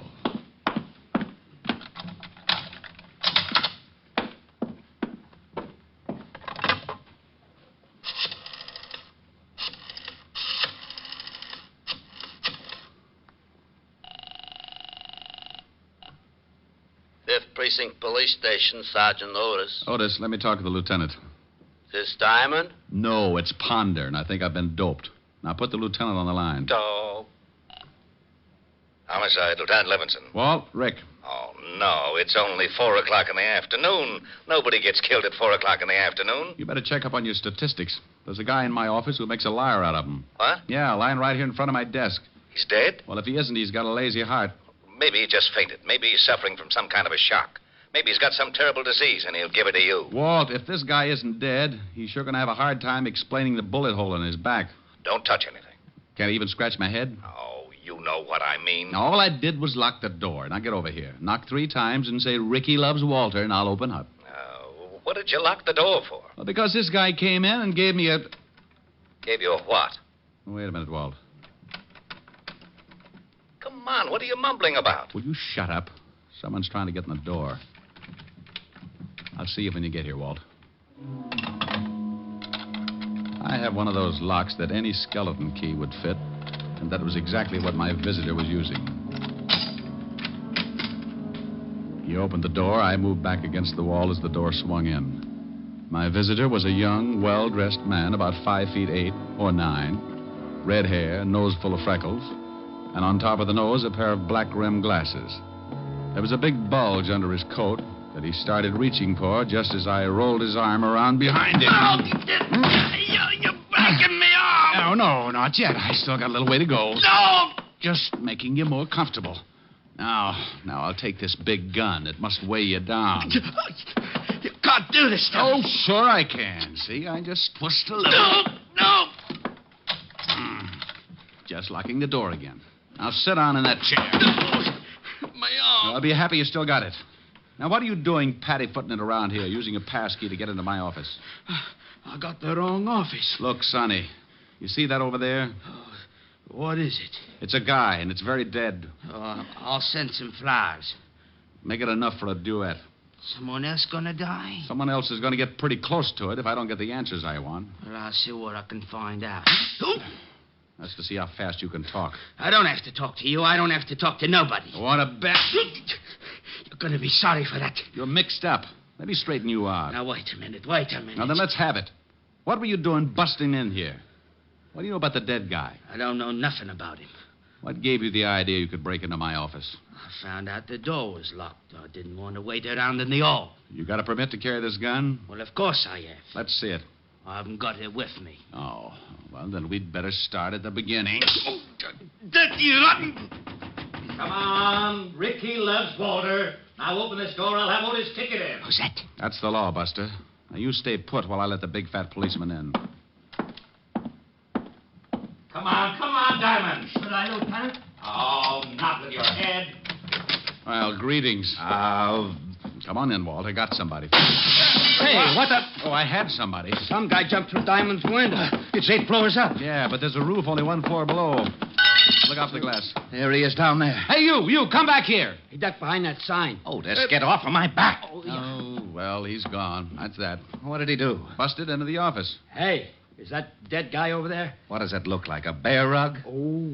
You think the guy who jumped out of your window has something to do with the dead man? I don't know. He had this gun on him. Well, why didn't you take a shot at him? Because if you'll notice, I've been holding it by the barrel. I wanted you to have the nice little old fingerprints. Oh. Yeah, oh. Why didn't you take a shot at him? Why didn't I? Yeah, Lieutenant, why didn't you? You shut up. Well, Walt? I don't know what he was, who he was, or what he'd done. Why should I take a shot at him? Lieutenant. Otis, I told you to shut up. Now, let's take a look at the dead man. Looks like he's been shot in the back. Yeah. You said he came in to give you something, Ray. That's right. This package right here. And what's in it? Oh, I haven't looked yet. Wrapped in today's newspaper. Well, what in the... Hey, some kind of doll or something. Looks like it's carved out of ivory. Funny-looking thing. Look at all those arms. Must be Oriental. You know what it is? No more than you do. Guy just came in and... It sounds like the wagon, Lieutenant. Yeah, when the coroner gets here, Rick, we'll go down to the office and see if we can get any identification on the guy who jumped out of your window. Okay. Here's a wallet off the dead guy. Now, let me see. Yeah, Lieutenant. Social Security card. Name's William Logan. Hey, here's something. Guy's a merchant sailor. Here's his card. We'll check these things. Look, Walt, you got to wait around for the coroner's report. I've got a date with Helen later, so I'll go over to my place and get cleaned up. Then I'll meet you at the station, huh? Okay. Hey, where you going with that statue? Well, the dead man, William Logan, gave it to me to keep. That's evidence. It's also something from a client. Client? He give you a fee? No, but he wanted me to have this thing. It looks like he died trying to get it to me. So he's a client until I find out what this is all about. Ain't he noble? Noble schmoble. That thing is still evidence. I'll take good care of it. Now, Diamond, you come back here. Walt, what do I always say when I leave you like this? What? What do I always say? Why, bye? Bye.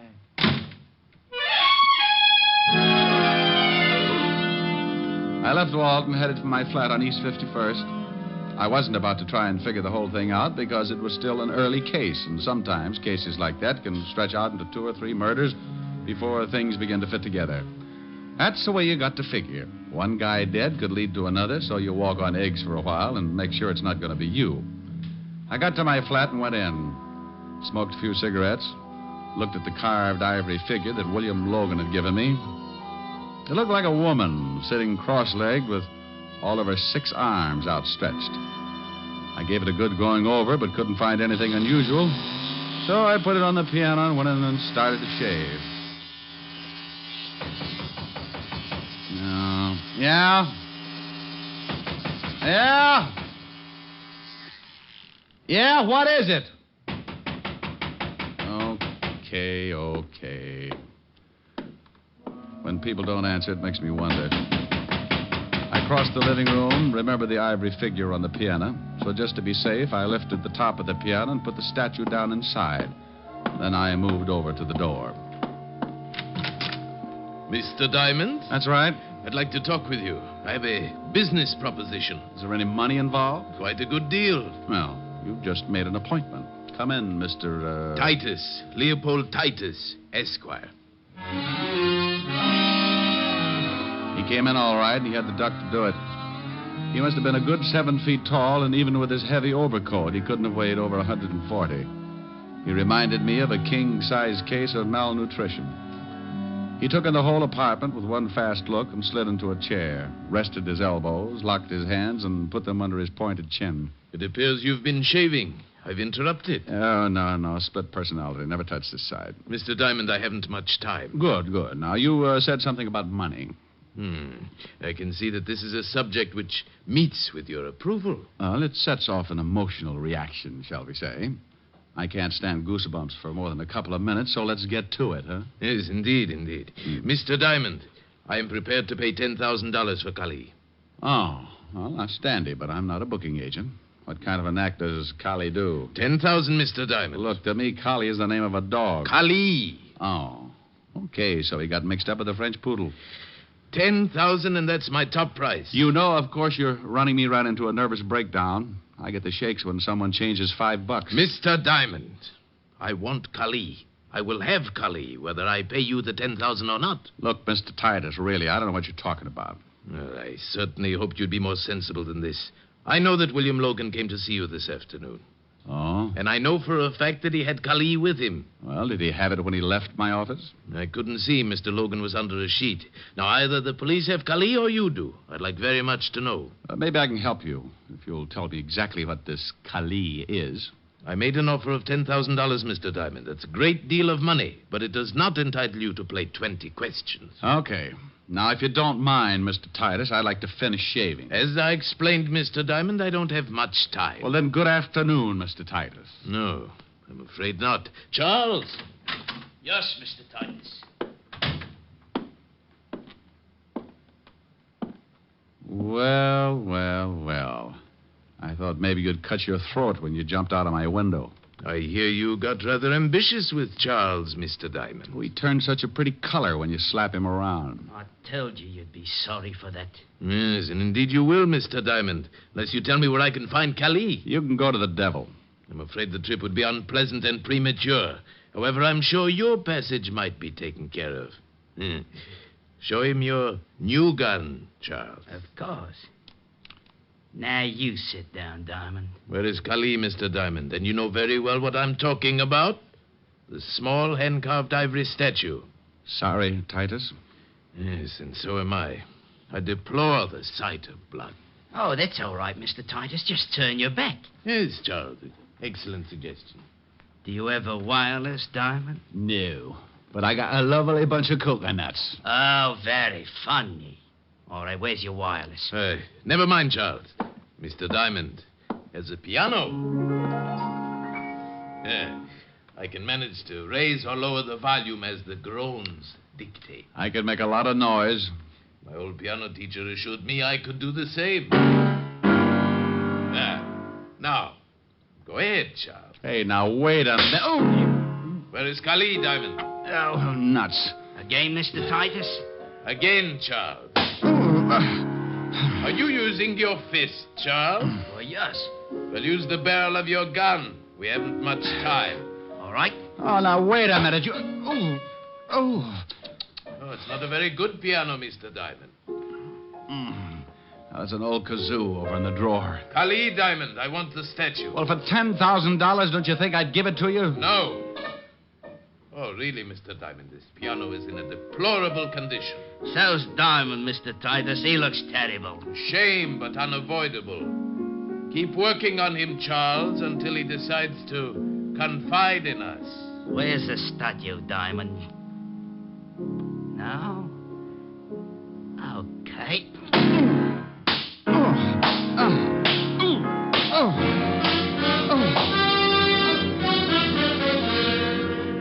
NBC is bringing you Richard Diamond, Private Detective, starring Dick Powell.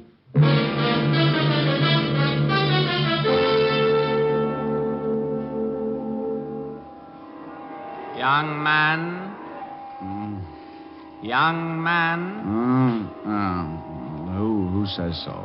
That is good. You can hear me? Oh, I can hear who? Try and sit up.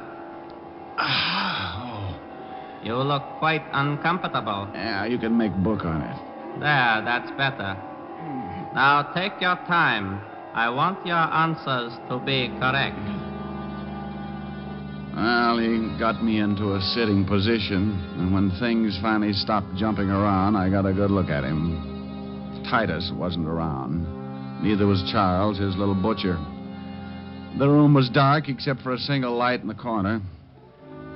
The man standing before me was short, dressed in a tailored blue suit, his dark face standing out against a white turban on his head. He didn't smile or blink his eyes. I am Ahmed Beneath. Oh, thanks. I'd introduce myself, but I've been pushed around so much I could be anybody. Mr. Titus and his man Charles can be very persuasive. Well, a gallon of blood and a few broken arms, anyone can do it. Where did they go? I got tired, took a nap. Did you give them Kali? Oh, no. Now, look, It is a very simple question. I know that a man came to your office with the statue. So does half of New York. I have been following Titus because I know the statue was stolen from him and that he would do anything to get it back. He led me to your office, then he led me here. If he has the statue, he has undoubtedly returned to his flat where he is preparing to leave for a place of safety. Well, I don't know whether he's got the statue or not. That is unfortunate. I have no more time to question you. I shall have to assume that Mr. Titus has the statue and kill you. He was like a cat. Before I could push myself to a standing position, he was around and back, and I felt something drop over my head and draw tight around my windpipe. Oh, I'm sorry, but I must know. If you will not tell me, I shall have to strangle you. Diamond, come on. Ricky loves Walter. Now open this door. We shall meet again, Mr. Diamond. Come on, on, Rick. I know you're in there. You were supposed to be down at the station an hour ago. Oh, shut up. I don't want to break it down, but I will. Yeah, but I will. Okay, keep your badge on. Come on, step on it.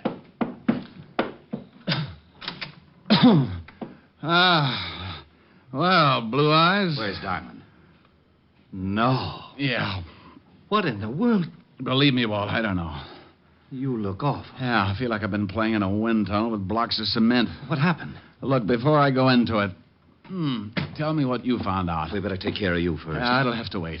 Things keep going on like they have been. It's only a matter of time until someone else gets killed. Now, what did you find out? Well, you know that gun you gave me? Yeah, the one I got from Charles. Is that his name? Yeah, what about the gun? It was the one that killed the guy in your office.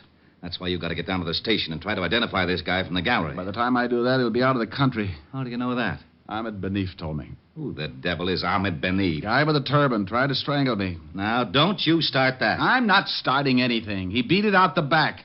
If you had knocked on that door, I'd have been strangled to death. He the guy who beat you up like this? No. Charles did. Because Mr. Leopold Titus, Esquire, told him to. Leopold Titus, Esquire? What are you trying to do? That's right. He was looking for Collie in the first... Wait a minute. Collie? That's a dog. No, Walt, it isn't. It's an ivory statue.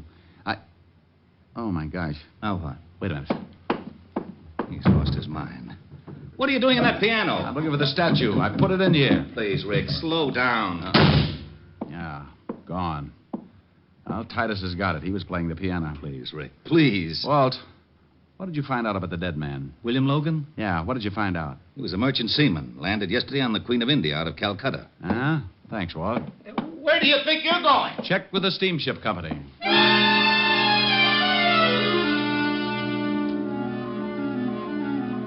I stumbled out of my place looking like an ad for ground sirloin and grabbed a cab.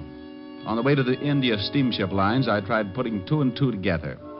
The little statue, Kali, was a reason for the whole thing. One man was dead because of it. Everybody who was connected with the case was perfectly willing to kill anyone else at any time. Mr. Leopold Titus wanted it, so did one Ahmed Benif. Titus and his boy Charles evidently tailed William Logan, merchant seaman, to my office, and somewhere along the line, Charles shot him. Ahmed Benif was tailing the whole bunch. 2 and 2? Well, maybe, but I still needed some answers. A cab pulled up in front of the East India steamship offices, and I went in. A nice little girl with a nice little personality showed me the passenger list of the India Queen, and sure enough, Mr. Leopold Titus and a Mr. Charles Freely, first class. I thanked the girl, told her I'd send her a picture when my face got back to normal, and I headed for the docks and the customs office.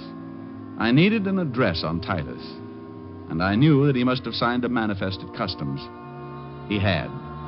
And 5 minutes later, I was back in my cab headed for the residence of Mr. Leopold Titus, Esquire, Kew Gardens, Long Island. It was a big, sprawling house, and by the time I got there, my watch was leaning on 7 o'clock. I paid the cabbie with my last $20 and started toward the only light burning.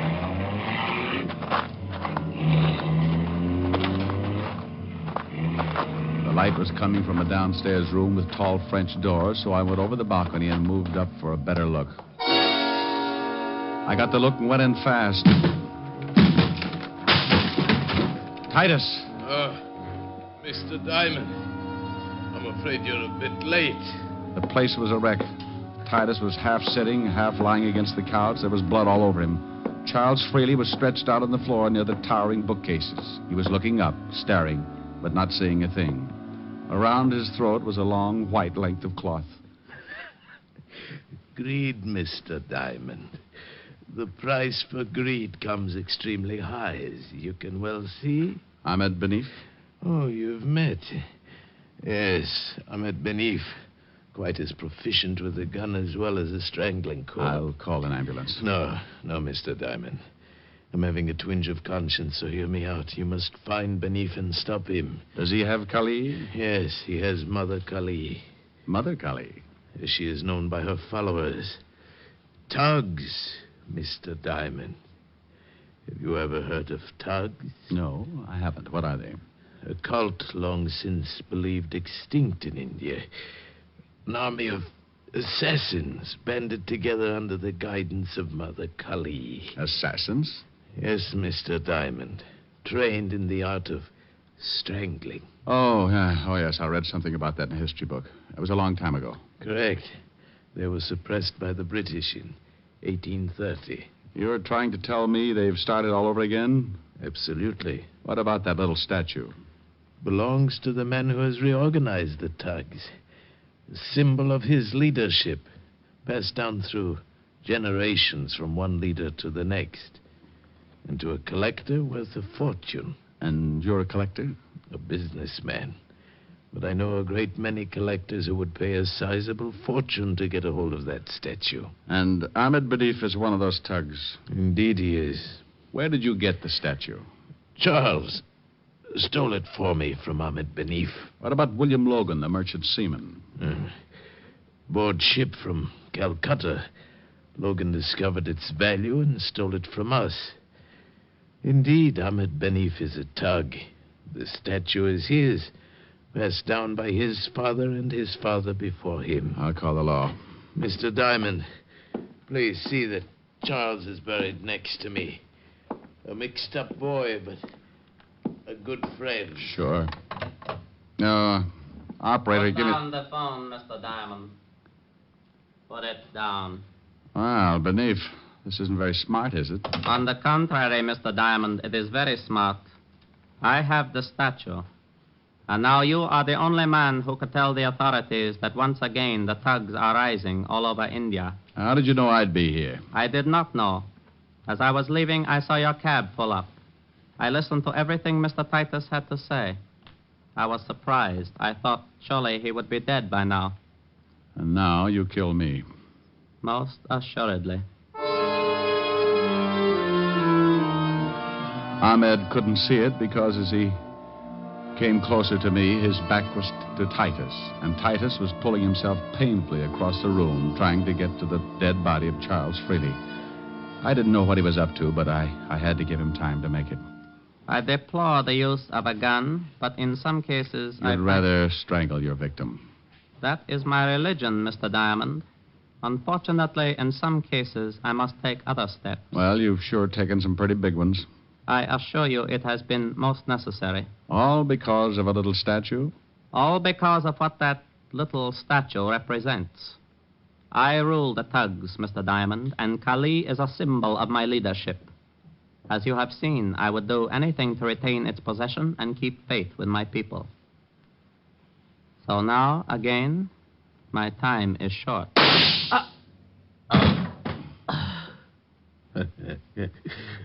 Indeed, it was short, wasn't it, Mr. Diamond? Indeed. I'm certainly happy that Charles had his new gun. Thanks, Titus. A pleasure. And now, quickly, 2 favors, Mr. Diamond. What are they? First, take the statue of Kali and destroy it. I must have your word. You've got it. Good. The second, I wish your honest opinion. I'll try. Once you directed me to the devil, and I said that it was a premature crossing. Yes? I fear that perhaps now it is not. Your honest opinion, Mr. Diamond. Do you think he could really stand the competition? Titus. Well, it'll sure be a good race anyway.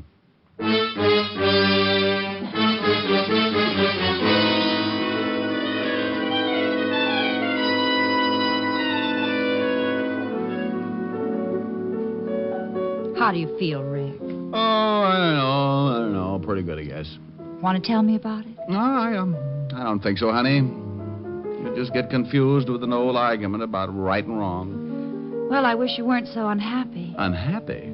Oh, honey, you said a bad word. I'm just mad about my bruises. Oh, I think the colors are lovely. Well, so do I. I've just got to be careful about wearing plaid. Oh, Rick. Pretty bad, huh? Yeah. Why don't you just sing something? All right, dear. I'd love to. Bye-bye, baby. Remember you're my baby. When you give me... Rick. Did you hear that? I certainly did. He's back. That's the grouch in the next building, isn't it? Yes, he's been out of town for a rest. Oh, my God. What's his name? Mr. Lumpkin. Oh. Good evening, Mr. Lumpkin. Oh, antisocial, huh? You are my sunshine. You are my sunshine. You are my sunshine. You are my... No. Good evening, Mr. Lumpkin. All right. Good evening. Well, now that's better. Now, what would you like to hear? The sound of you cutting your throat. You're fighting me. Oh, I'd love to with a machine gun. Tipper. Control yourself. I may ask questions later. Oh. Good evening, Mr. Lumpkin. You stay out of this. Good evening, Miss Asher. My, you're looking well. Oh, thank you. So are you. If he leans out any further, he'll be hanging by his heels. Now, you just stay right there, Mr. Lumpkin. We've got a lovely surprise for you. Yes? Yes. Now, sing something nice, Rick. Love it. Bye-bye, baby. Remember you're my baby when they give you the eye. Although I know that you care, won't you write and declare that though on the loose, you are still on the square. I'll be gloomy, but send that rainbow to me, then my shadows will fly. Though you'll be gone for a while, I know that I'll still be smiling with my baby by and by. With my baby by and by. Well, how do you take it? How is that, Mr. Lumpkin? Oh, Miss Asher, it's impossible for me to express my feelings at this moment. Especially when a lady is present. He didn't like it. Well, what do you expect from a clarinet player? Come on, let's case the icebox.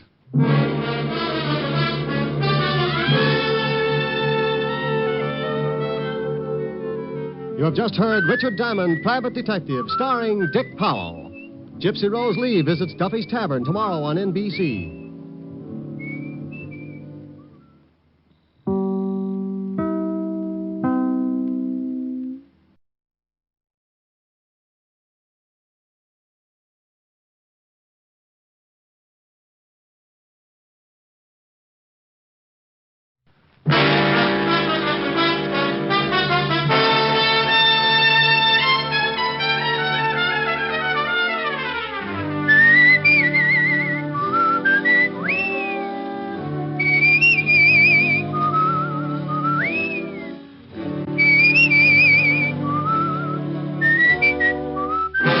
National Broadcasting Company presents Dick Powell as Richard Diamond, Private Detective.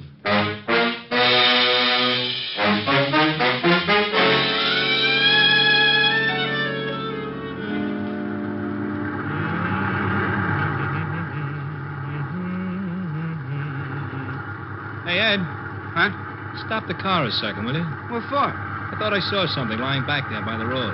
So what? It's probably a dead dog. No, hold it. It's too big to be a dog. Oh, for Pete's sake.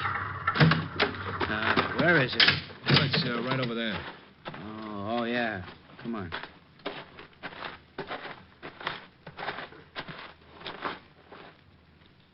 Holy cow. Yeah. She dead? Oh, I think I'm going to be sick. Me too. Let's go call the cops. Here's another exciting half hour with Richard Diamond, Private Detective, starring Dick Powell.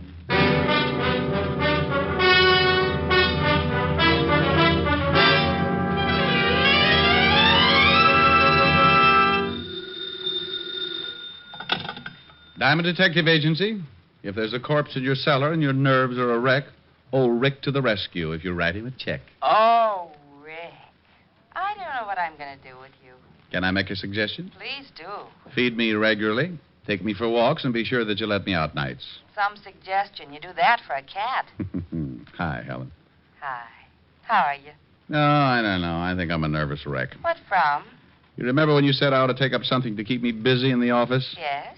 You remember you mentioned knitting? Oh, no. Oh, yes. I've dropped more stitches than a cross-eyed surgeon. You idiot. I was only fooling. Well, don't laugh. I was making Francis a pair of screaming argyles. Keep with it, Strongheart. You'll win out. Yeah, you're darn right I will. Oh, what I said. Darn. Get it? Ellen, are you still there? Yes, Rick. Wasn't funny? No, Rick. Okay, come on over. Let's neck. Yes, Rick. Shame on you. Yes, Rick. I'll see you about 8. Oh. You don't sound very happy. That's such a long way off. Give you time to make plans. Bye. Bye. Now, let's see. I got to take out 1, 2, 3, 5 rows. Yeah, what is it? Rick? Oh, how are you, Walt? Very unhappy. You should see me. I've got to take out 5 whole rows just to pick up 1 lousy stitch. What? Now, forget it. What are you unhappy about? I'll tell you about it when you get down here. Well, the 5th precinct's 20 blocks. Can't you give it to me over the pipe? I wouldn't ask you if it wasn't important, and I'd rather not say anything over the phone. Okay. Stop making like life-facing Portia. I'll be down as soon as I finish this heel. Heel? Yeah. If you must know, I've taken up knitting. Coming from you, I am unmoved. I don't care if you're building Sergeant Otis a fur-lined money belt. Get down here as fast as you can. All right, Walt. But you'll be sorry when it starts getting cold again, and I won't knit you a sweater to cover your rural blueberry. Oh, now you get over here. Bye, Walt.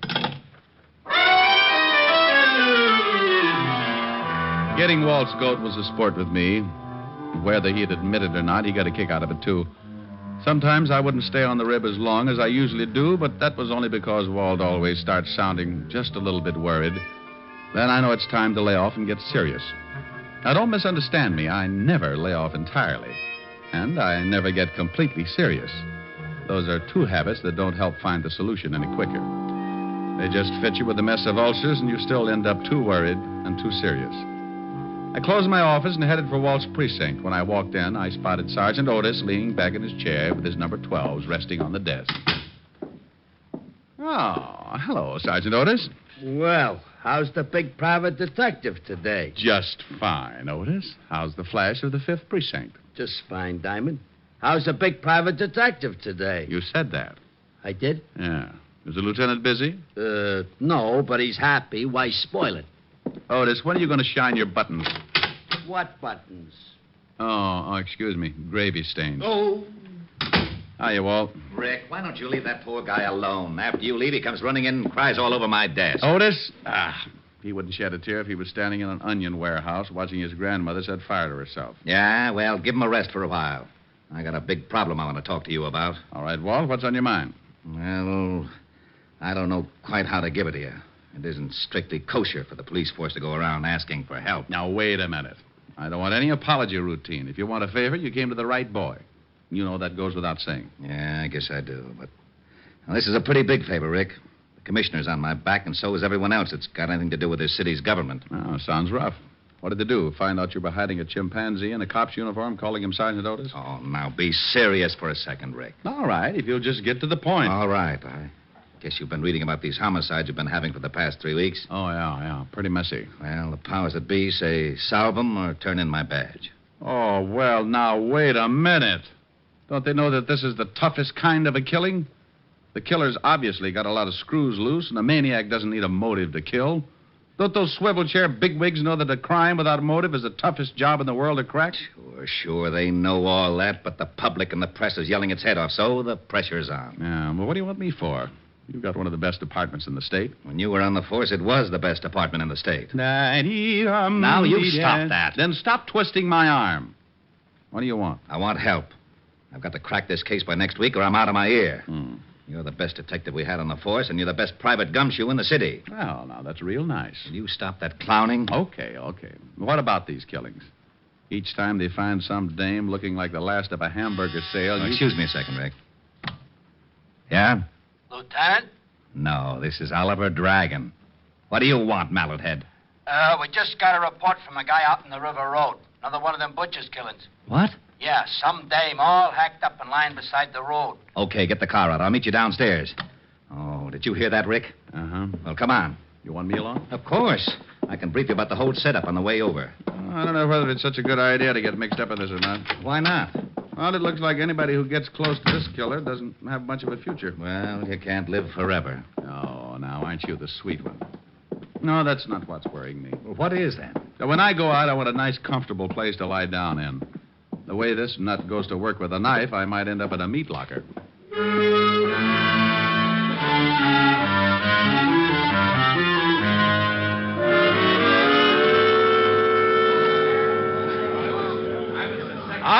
All right, everybody back.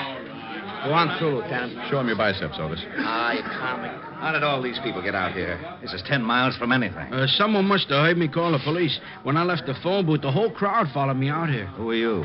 My name is Ed Cody. Me and my friend here found the body. Where is it? Right over here, Walter. How does it look? The way you thought it would. Oh, you see what I'm up against, Rick. This is the third killing like this in 3 weeks. Yeah. Oh, I don't feel too good. Let's walk over this way. Yeah. Cody, you and your friend come along. We'll want to ask some questions. Okay, Lieutenant. Well, whoever the guy is that's pulling these murders, he's a complete lunatic.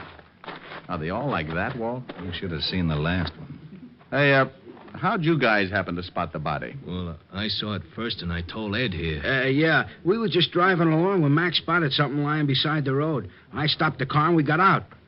When I saw what it was, I left Mac here and went back to town to call you. What's your full name, Mac? McCarthy. John McCarthy. Okay. What are you doing, Rick? Oh, looking at the road. That's your car up there, Cody? It's Mac's. I was just driving. Now, you went ahead how far before you stopped? Well, about 20 yards. You won't find much, Rick, even if the road is soft. Their car and any other one would have blocked out the killer's tracks. Hey, maybe he didn't use a car. Maybe he walked her out this way and then killed her. No, this place is 10 miles from anything. He drove all right.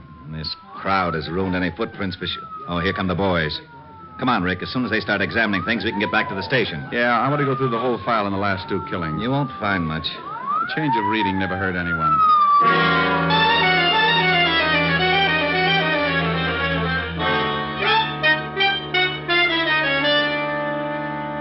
Well, that's the whole mess. No leads at all, huh? Not a one. I'm getting nearsighted from looking at all the lineup. We've picked up everything from drunks to safecrackers.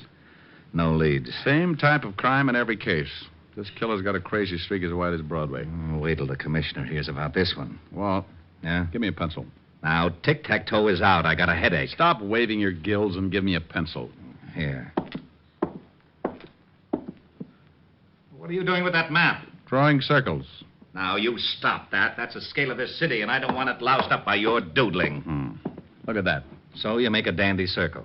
Well, thanks. What's it for? How should I know? You drew it. Drew what? The circle. Wasn't that a little foolish? Of course it was. That's what I'm yelling about. Well, that's bad for you. What is? Yelling. I know it. I thought you said you didn't know. Know what? About the circle I just drew. What circle? The one on the map. That's what I was yelling about. Well, why? You didn't draw it. I know I didn't. You did. What for? How should I know? You're a policeman. What in blazes has that got to do with it? You were a rookie, weren't you? Of course I was. You worked your way up to sergeant and then head of homicide, didn't you? You know very good and well I did. Wasn't it a little tough? You bet it was. I pounded a beat for 4 long years. I did it by the sweat of my brow. Now, wait a minute. How did we get into this? You asked me about this circle I drew. I did? Yes, Walt, but you didn't know what it was for. Oh, yeah. Well, what is it for? For you. You like it? It's not bad.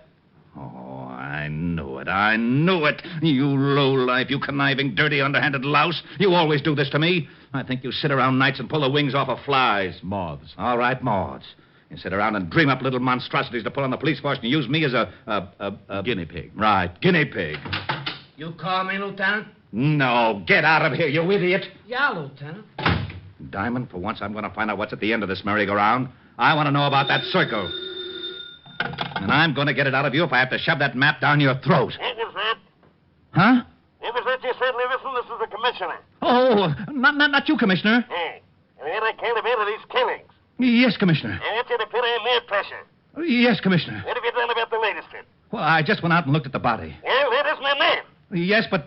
This department has been sitting around long enough. But... I'm giving you fine money. I have accent and plenty of it. But... Your motor's running. You shut up. Eh? Oh, no, Commissioner, somebody else. All right. But if I don't get some action in the next 24 hours, you're going to be plenty silly. Yes, sir. Now get busy on it, and I'm not kidding. Get there. Yes, sir. Oh. Who was it? I am not talking to you. Don't you want to know about the circle? No.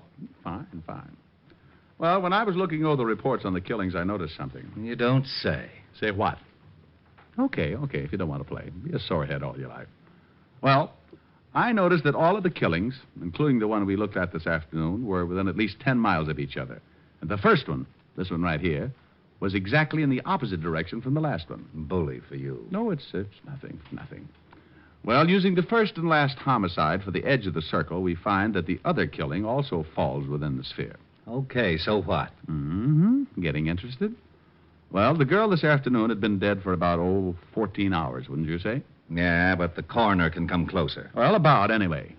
In the other two cases, it says that both girls were killed about 3 in the morning. If the last one was dead 14 hours, she comes close to that time, too. Okay. What does that prove? Not a thing. But it's something to go on. This is a wild one, Walt. But let's say that our killer started off with his victim somewhere, within that circle. To drive 5 miles, half the distance of the circle, it would take him, about... 15 minutes. 15 minutes. Now, that means he left his starting point around 2:45.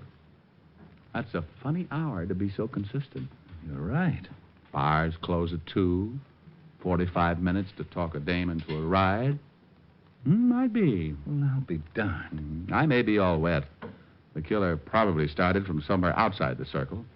But we can start by eliminating the idea of the night spots anyway. Yeah, Lieutenant. Send out a 508 and get everybody in here. I want to check on all the night spots from... 45th Street and Broadway at the center of the circle. From 45th Street and Broadway for 10 miles in every direction. Yeah, Lieutenant. Now, that means cafes, bars, bowling alleys, anything that stays open until 2 or after, and step on it. I hope we're right. So do I. I don't like walking on eggs. Then sit down. Who knows? You might hatch something. NBC is bringing you Richard Diamond, Private Detective, starring Dick Powell. Walt found out the name of the last victim, and the family supplied us with a picture. Her name is Martha Kirk, and they knew nothing of her whereabouts the night of the murder. You can't really appreciate a police department until you really see them in action. Inside of 2 hours, Walt had every dive, bar, and night spot in the 10-mile circle tagged. They spread out, one man to every 5 blocks, each with a picture of the 3 murdered girls. Because it had been my idea, Walt wanted me to swim with it and maybe sink. I took a little section from 48th Street to 46th Street, and by late afternoon, I'd covered most of the likely prospects. Yeah, you guessed it. The bottom of the barrel was coming up fast, and it was emptier than a ballpark during a thunderstorm. No one had ever seen the 3 victims. The last spot on the list was a bowling alley. I walked in and spotted a cocktail lounge, and when I climbed up on one of the stools, a bartender with a head that should have been out on the alleys walked up to me. Yeah, what'll it be? Oh, how about a glass of milk? Glass of milk? Think you can stand it? Well, if you're worried, water it a little. I don't want to pass out on you. I get him. He made it funny. So did your family. You're looking for trouble? Only if I get pushed. I'm looking for information. First door on the left. Yeah. Ever seen any of these girls before? What are you, a cop? Well, let's just say I'm nosy. And I've got a badge to keep me in the spirit of things. Oh, why didn't you say so? Let me see him. All right. Here's the first one. No.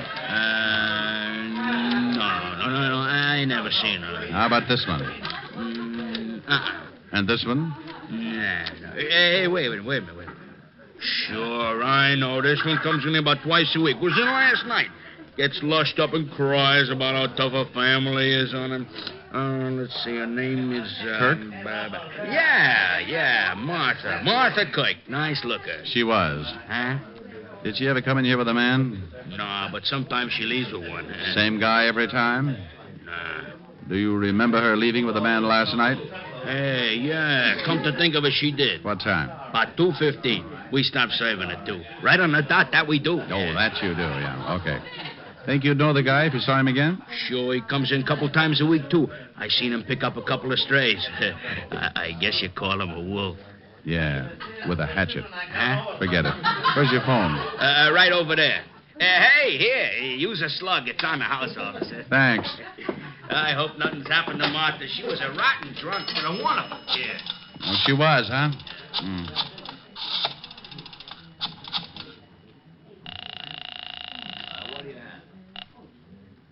Sergeant Otis at your service. If you're in trouble, you probably deserve us. Oh, that's awful.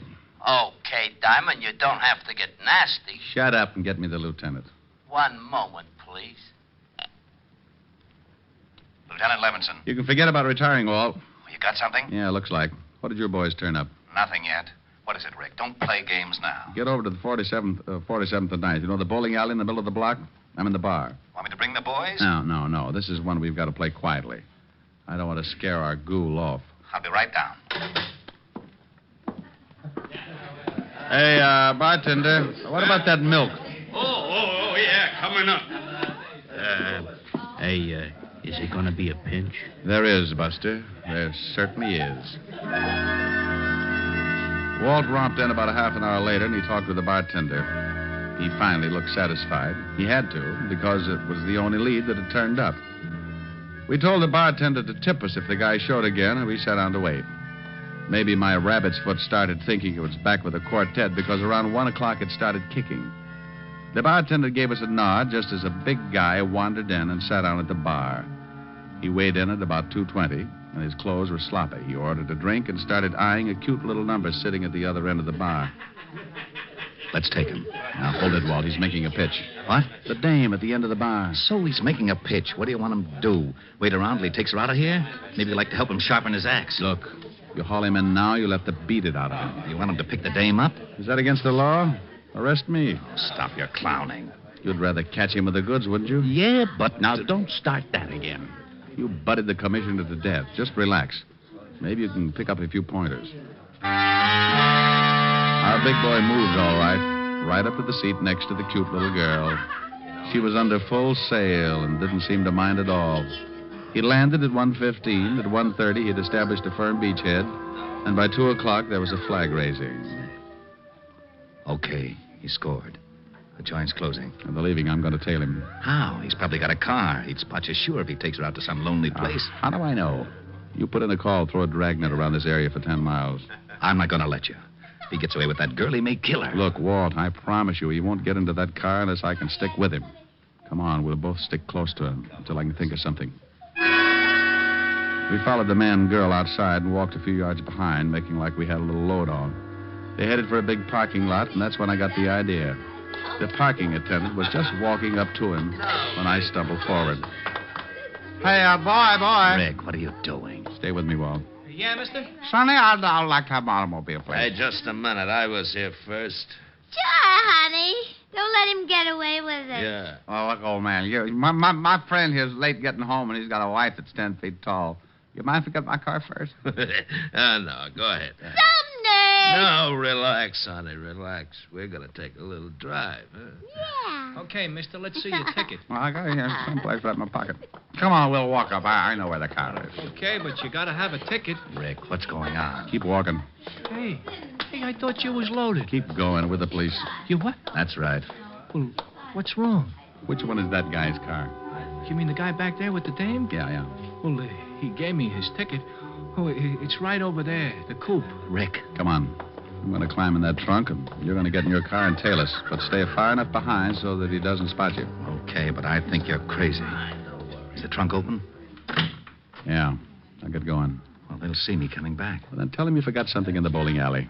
I passed out in my car. All right. And, son. Yeah? Don't let on that anything happened. We think that man is a killer. Oh. I squeezed into the trunk and waited. About 2 minutes later, the lovebird showed up and got in the front seat. Oh, very much. I rode like that for about 15 minutes, and it wasn't bad until we hit the dirt road. Then my inside started bouncing around like a pound of rice in a wind tunnel. We drove for about 10 minutes more and came to a stop. I raised the trunk just enough to get some fresh air and listen. I didn't want to climb out because they'd feel the movement up in front. I was sure they could hear my breathing. Oh. What are we stopping for? I thought maybe that... Huh? I wanted to look at the pretty scenery. Well, how can you? So dark. Pretty though. I can see you, baby. Dad? Mm-hmm. Wow. You're nice. Mm-hmm. So are you. It went on like that for another 5 minutes, and I started thinking I'd picked the wrong guy. Then the conversation changed. What's the matter? What's so funny? Don't you know? No, and I don't like the way you're acting. Women. That's what's funny. All the same. Huh? Like my wife. She was like all the other women. Hey, let's get out of here. You're talking funny. Funny, yeah. See a man and you like him, any man. You're all alike. Now you stop that. I just came along Now because... come here. No! You let me go. You ain't no different. Come here. No! Stop that! Let me get out of the car. Sure, go ahead. I don't want no blood stains on the seats anyway. Blood! Go on, run. I'll catch you. I rolled out and didn't forget to take my .38 along. I spotted him in the moonlight, moving after her like a big animal. He was laughing. I could see he had something in his hand. It was a knife. She tripped and fell, and he moved in. Gave me goosebumps bigger than a grapefruit. When he was nearly on top of her, I closed in. Okay, hold it, hold it. What? No! You shut up. Drop the knife. I'll kill her. I'll kill her like a raccoon. Kill her, too.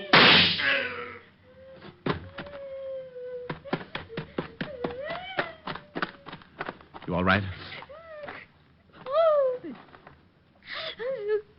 so glad you got here. All right, now just take it easy. It's all over. It's all over. Are you sure you're all right, honey? You know something? No, what? I think that man is crazy.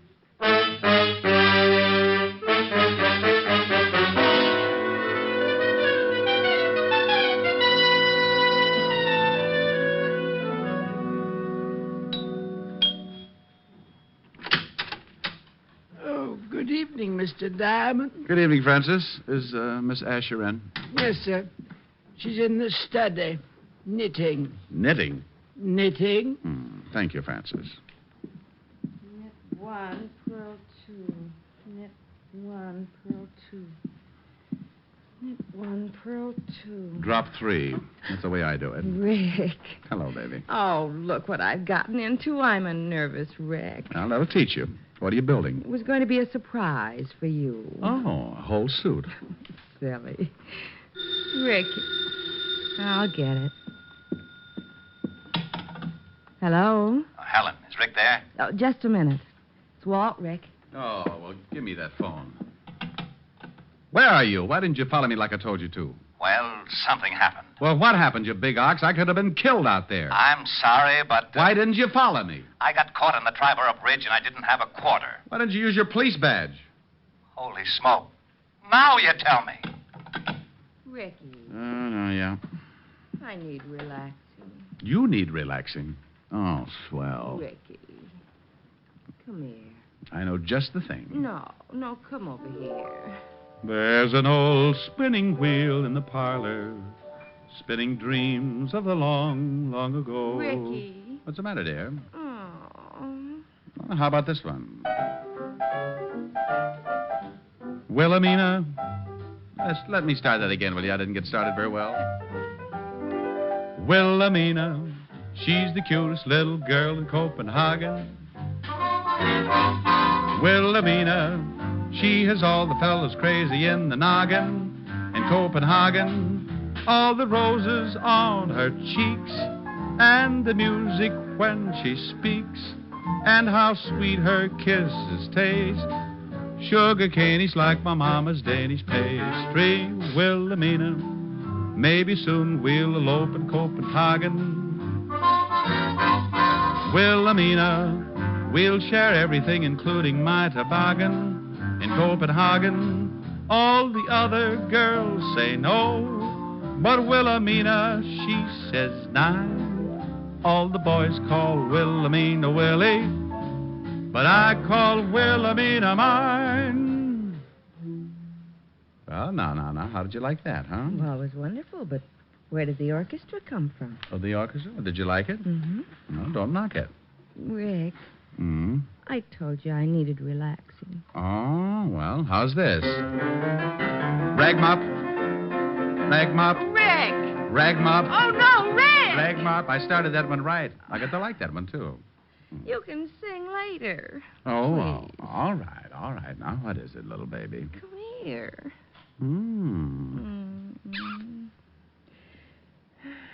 You know something? What? I may never sing again.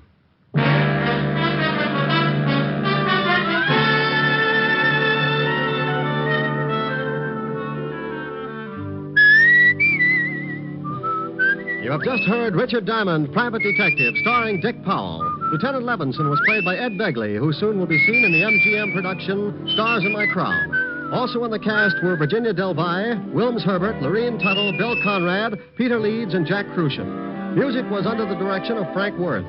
Tonight's show was written by Blake Edwards and directed by Warren Lewis. Dick Powell currently may be seen in the motion picture version of the best-selling novel, Mrs. Mike.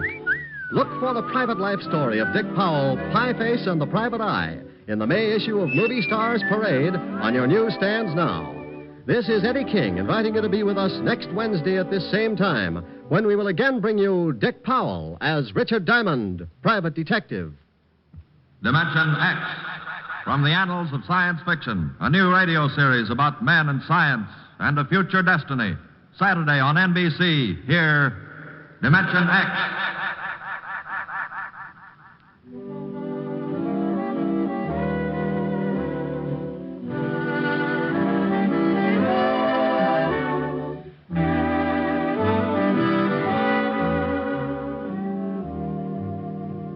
Hear Dick Powell and June Allison tomorrow on Screen Guild Theater on NBC.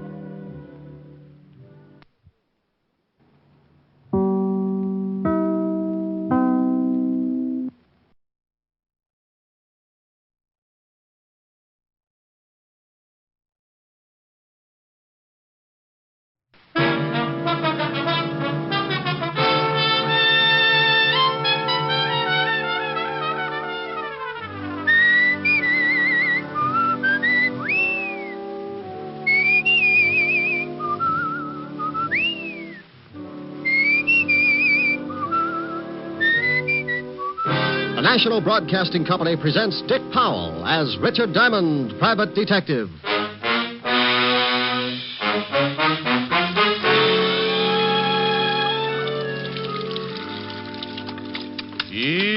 E-A-O-E.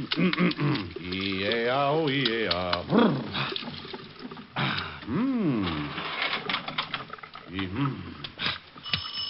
Oh, swell. Hold everything. I'll be right there. Okay. Just let me get a robe on. Coming. Yes.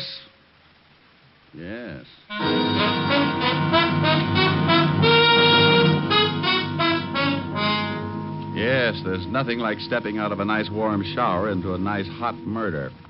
The only thing in sight was the body of a man lying on his face. I didn't have to get any closer to see that he was very dead. Then I heard someone running down the front steps and out into the street, so, still being the kind of guy who's always interested in seeing what a killer looks like, I went down the stairs and out into the street. I landed on the sidewalk just as the sedan pulled away from the curb and dove into a hole in the traffic. I only had time to see that there were two people in it.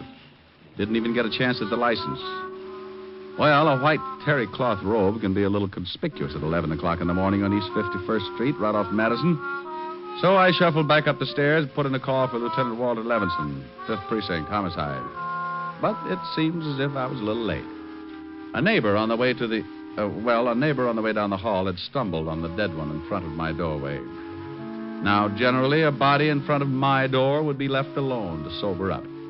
But this one seemed to be bleeding, so just as a precaution, the neighbor had called the police. All I could do was just stand around and wait for them. Wouldn't you know it, Otis? Wouldn't you know it? Finally got to be right in his own building. Yeah, Lieutenant, and she said it was right in front of his own door. That's around this corner. Oh, what'd you say the name of the woman was who turned in the alarm? Myrtle Tibbles, the apartment next to his. That's right, Otis, and she's a big snoop. Huh? I heard that. What's that? Myrtle Tibbles. Now listen, Rick. If you've got any questions, officer. Ask me no questions, I'll tell you Oh, no... shut up. Otis, go question her. Me? Yes, you. Go ahead. I know plenty. I can tell you about that Mr. Diamond there. Lady, I know everything you're going to say, and a lot more. Oh? Then come in, Captain.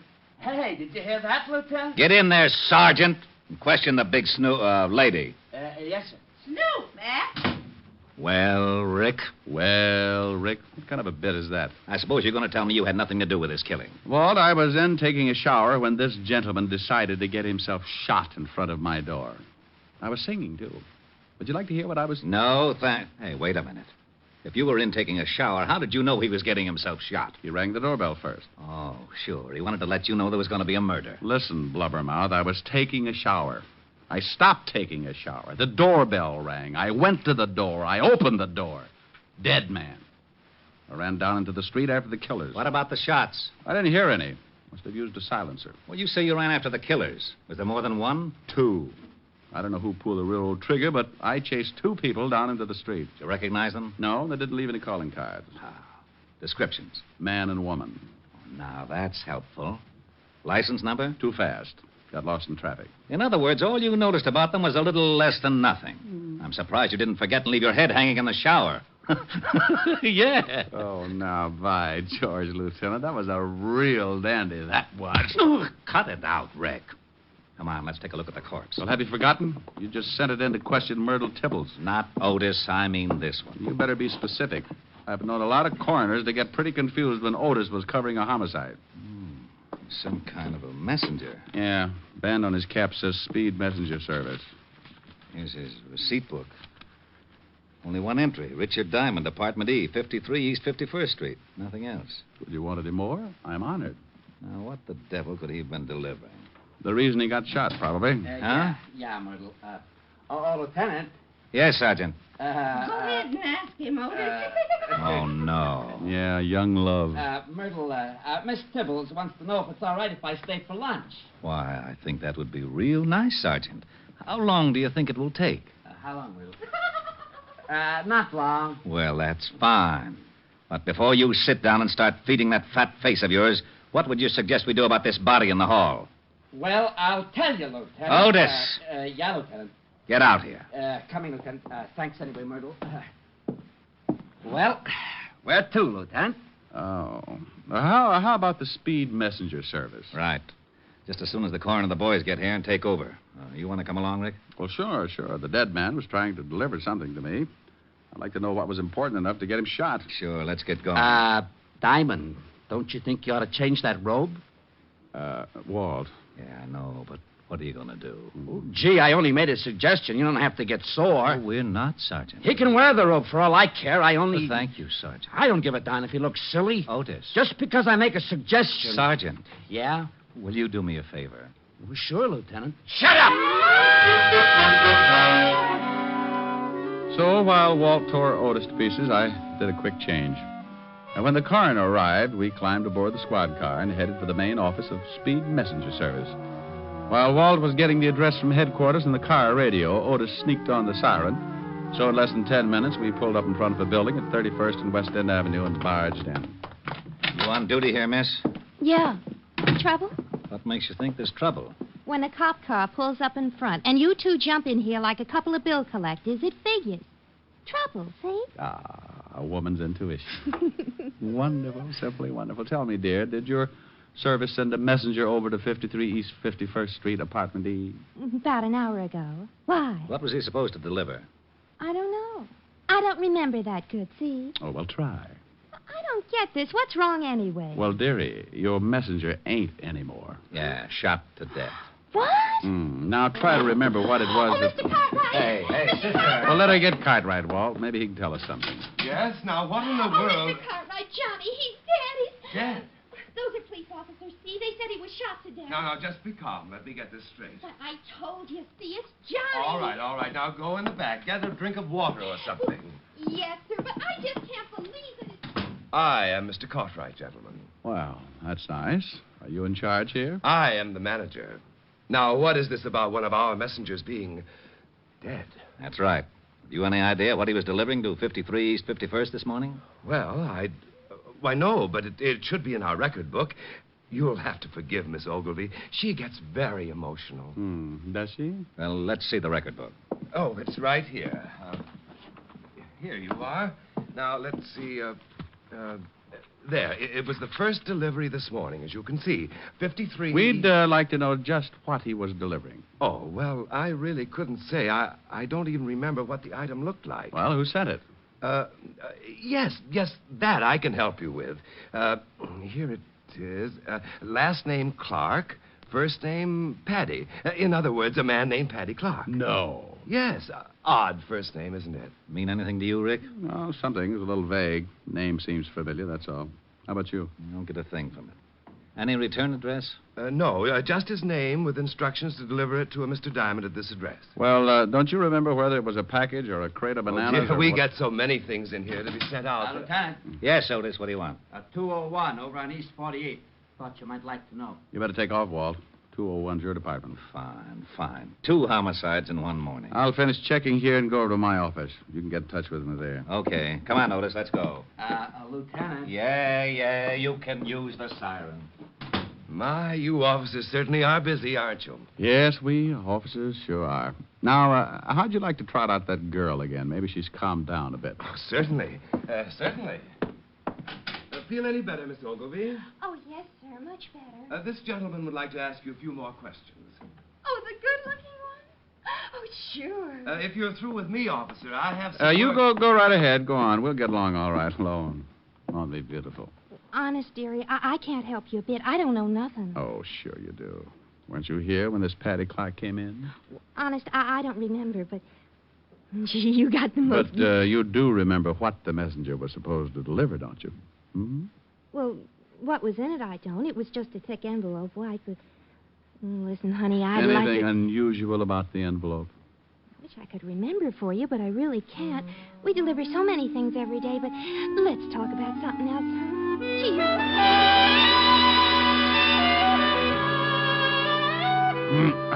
Well, after all, there was no reason in the world why she should remember one particular envelope, so...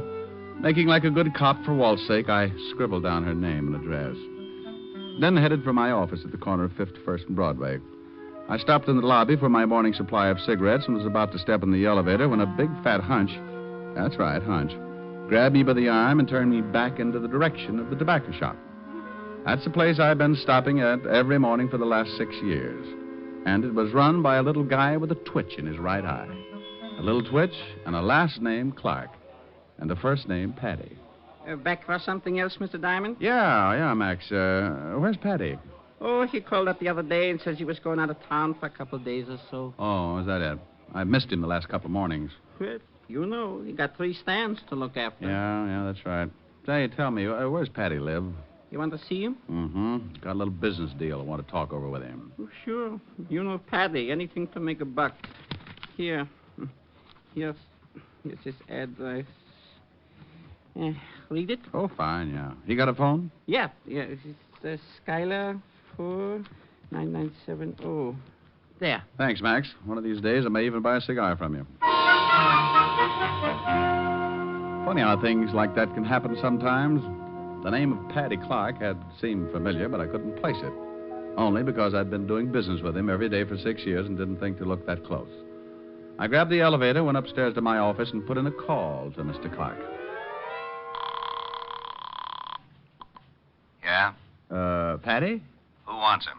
Oh, no. Rick. Hello, Walter. What's new? You know perfectly well what's new. What do you think I'm doing over here? Well, now, let me guess. Riddle homicide? You knew that's why I come over here in the... Now, wait a minute. Yes, Lieutenant. How did you get this phone number? Paddy Clark dead? The deadest. Now, how'd you get the number? I, looked in the book. It's not in the book. It's a hall phone listed under the apartment name. I asked my Ouija board? Pow. Okay, Groucho. Paddy Clark owns a cigar store in my building. Well, why under the sun didn't you tell me that in the first place? You said you didn't know him. I said the name was vaguely familiar. All right. How was Paddy killed? Shot. coroner's on his way. Look, I'm not far from your office. I'll be over as soon as he gets here. I'll have a candle in the window. Bye. To the happy people. Oops. Something wrong? Oh, no. Come in. Just filling my lighter. Okay, Agnes is alone. Hello, Mr. Diamond. Well. And in came Agnes. And this was the type of girl easily recognized. About 5'5", with more curves than the World Series. And the one thing that really set her apart from the rest, a great big .38, complete with silencer. Her boyfriend took out a cute little .45 and leaned against the door, while Aggie swayed over to my desk like a mull cobra. All right, Diamond. Let's have the envelope. Honey, could you point that thing the other way? My skin is beginning to crawl out of my shirt. I want the envelope, Diamond. And if you refuse to give it to me, I really wouldn't mind killing you. You know, I think I'd like to give it to you if I knew what you were talking about. I hope we're not going to have to play games, Diamond. Well, something like post office might not be so bad. Drill him, Aggie, and we'll search the place. He's got to have it somewhere. I'll handle this. I want the white envelope Paddy Clark sent you this morning.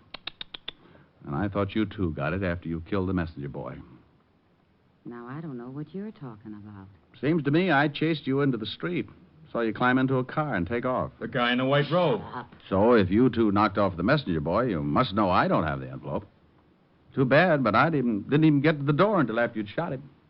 We didn't shoot the messenger. What was in the envelope? You know what was in it. Go on, Aggie. Show him we ain't kidding. Oh, shut up. We didn't shoot the messenger, Diamond, but we are going to get the envelope. Where is it? Hey, that siren's pulling up out in front. Why didn't you search the messenger? You had a gun. You didn't have to worry about me if I showed at the door. Well, we got an envelope off him, all right. Empty. Hey, what are you doing, Paul? Taking a look out in the street. Hey. Police. Prowl car. Two guys coming in this building. Some of your friends, Diamond? You say the envelope was empty? What if they are some of his friends? What if they found Paddy? I told you to shut up. Why'd you kill Paddy? You knew he'd already sent the envelope. Knock him off, Agnes. Quiet. Hey, somebody getting out of the elevator. You keep your face shut, Diamond. Paul, get over behind the door. What are you going to do? Diamond, you stay right there at the desk. Say one wrong thing, and you and a couple of more get dead. My. Hello, Rick. I got over here just Good night, Lieutenant. Good night. Good night. Oh, what you mean is good afternoon. Ooh. Believe me, Walt, I meant good night.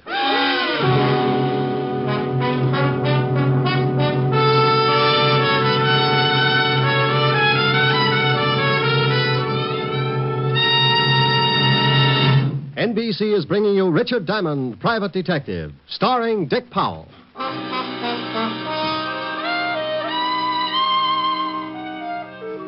Yes, dear sweet little Agnes had slipped out from behind the door and let Walt have it right behind the ear. He went down like a 16-pound shot in an elevator shaft. Then Aggie and her playmates started backing off. They opened the door, and Aggie, darling, pointed the business end of the silencer about halfway up my hand-painted tie. Whether or not she would have shot is anybody's guess.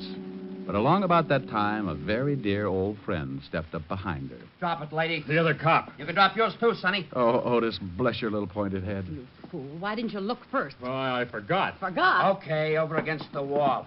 Keep your hands up high. Hey, how's the lieutenant? Oh, he'll come around. Walt. Oh, Walty. Which one let him have it? Agnes. The dame? The other one's named Paul. Come on, Walt. Oh, come on, Walt. It's spring again. You know, birds and bees and all that sort of rot. That's a good boy. Now, try and sit up. Oh, my head. What happened? What happened? Oh, no. Walt, you've been crowned queen of the 5th Precinct. Who did it? No. Don't look at Otis. He's been reading his Tom Swift, Arrived in the Nick. Look, there. Huh? Them? Them. And Otis saved the day. what did he do? Wander in without his collar and scare them to death? Agnes, she's the one with the sweater. Agnes crowned you. Look, where did these two figure, huh? Oh, they're the pair who ran out of the building after the messenger was killed. Put the cuffs on them, Otis. Yes, sir. Okay, you put out your right and you put out your left. And I'll be in Sing Sing before you. And I'll be in... Get him. Now bring him over here. Go on, ladies. Okay. Keep your hands to yourself. Here's the artillery, Lieutenant. 38 special with a silencer. This 45 auto. Silencer. That's enough to book him in itself. All right. You kill the messenger? No. How about Paddy Clark? We don't know who you mean. They know. That's your story. Well, we'll take him down and book him. Happy now, Rick? No. I want to know who has the envelope. What's in it? Envelope? Yeah. The girl at the messenger service finally remembered. Come on, let's take these two down to headquarters.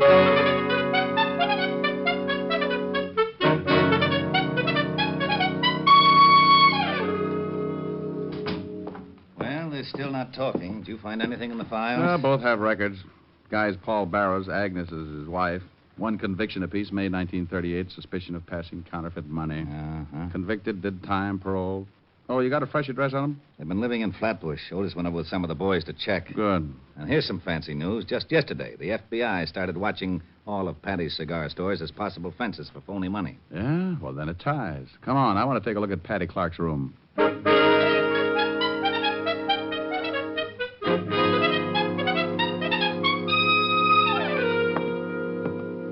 Paddy was lying right there beside a couple of bags he'd packed for the trip. Oh? 4 slugs in the chest, no struggle. Anybody in the building hear the shots? No, and the .38 your little girlfriend had wore a silencer, remember? When did the coroner say Paddy was shot? About 6 this morning. What's that? Oh, a little address book. Paddy must have used the speed messenger service more than once. Look, see here? Here's the address and phone number. Now, Walt, let's go over and take a look at Agnes and Paul Barrow's place in Flatbush. See what Otis has found out.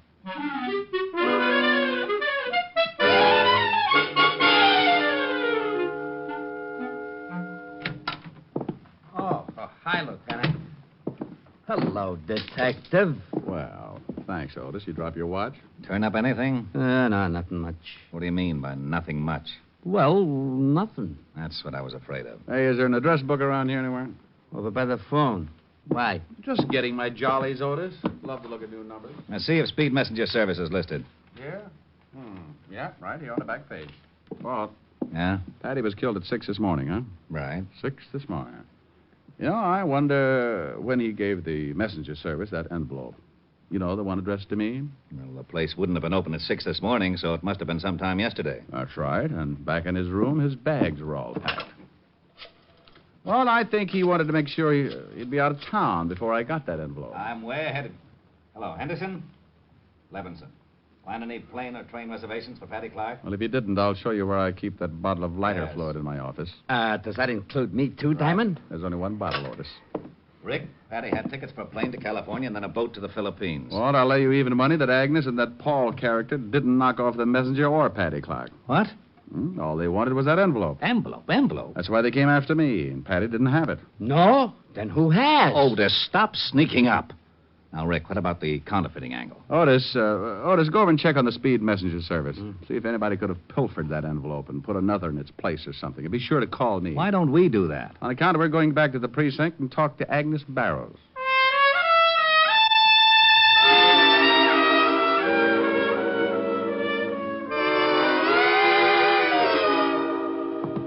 I got them waiting outside. Good. And here's something you like. Ballistics says the .38 your Aggie was carrying is not the gun that killed Paddy Clark or the messenger. Swell. Okay, show them in. Hello, Aggie, darling. I'm sorry I didn't shoot a hole in your head. Isn't she a doll? What do you want out of us? We ain't got nothing to say. We'll see. Now, we know that Paddy Clark was fencing counterfeit money for you two. Now, ain't that peachy? Walt, get the phone. Yeah. Hello? Lieutenant, I'm down to Speed Messenger Service. Well, congratulations, Otis. We thought you'd get lost. Walt, let me talk to him. Sure. Otis? Yeah?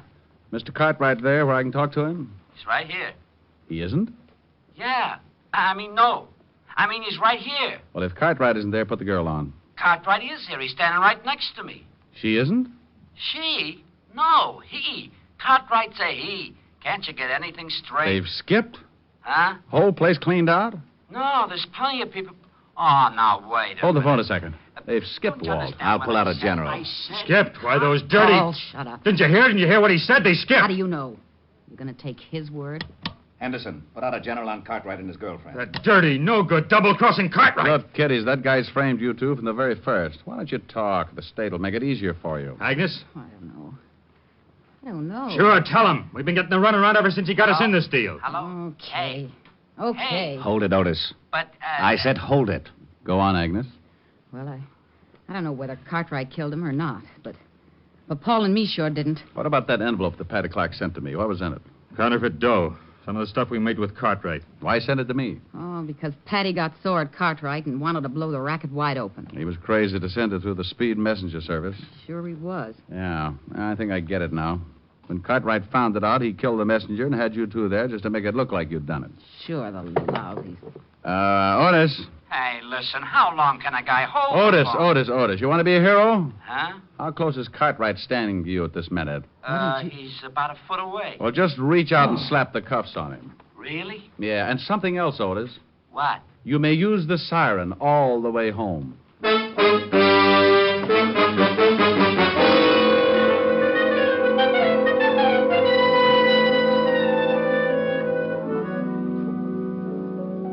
Oh, Rick, it's nice to have you here with your face in one piece. Yeah, lucky, ain't I?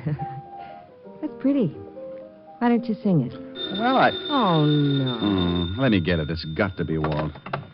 Yeah? Rick, I just wanted to let you know that Cartwright was behind the whole setup. Printed the stuff right down the basement of the speed messenger service.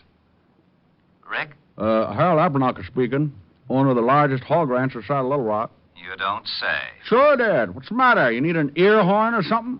Rick, so help me if you don't stop this. Our name's Harold, Bud. Harold. That's it. That's my name. Now, you just hang on and let you mash your molars with the missus. I don't want to mash my molars with a missus. I want to She talks louder than I do. Used to call the hogs herself, you know. Lula Bell? Lula Bell.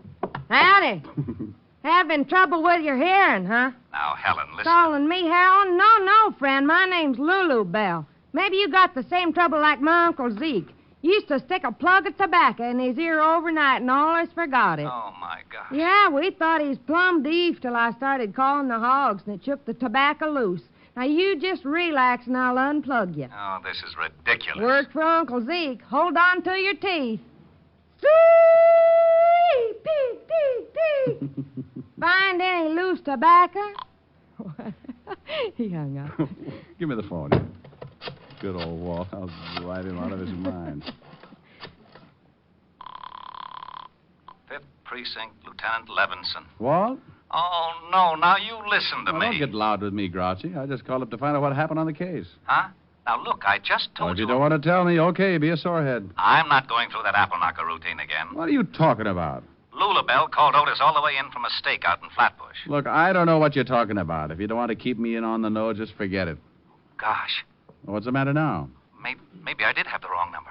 What a bunch of idiots. Okay, so you had the wrong number. What about the case? Oh, yeah. Well, it seems that Cartwright was really the one behind the whole setup. Killed Paddy Clark, set Barrows his wife. We've got to stay with the happy people.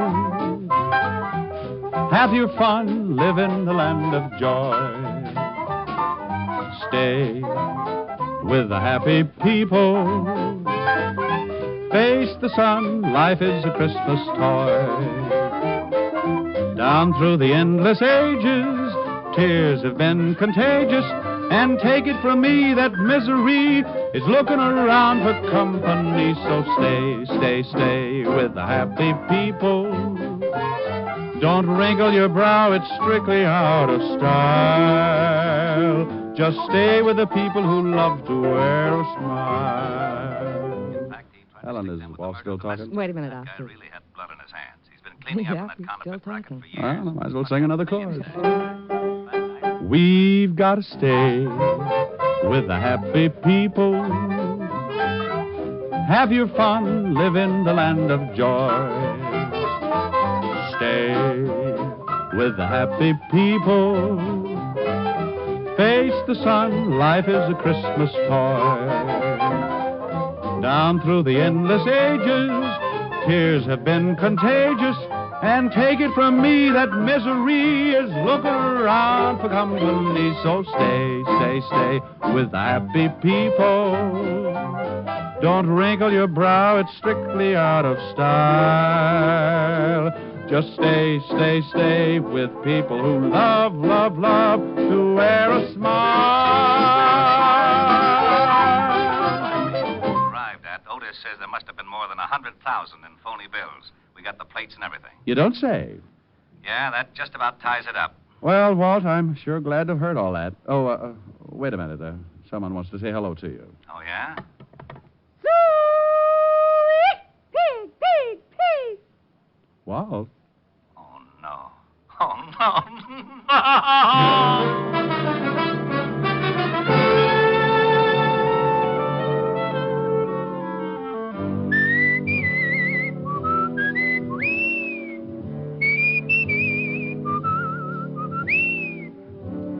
You have just heard Richard Diamond, Private Detective, starring Dick Powell.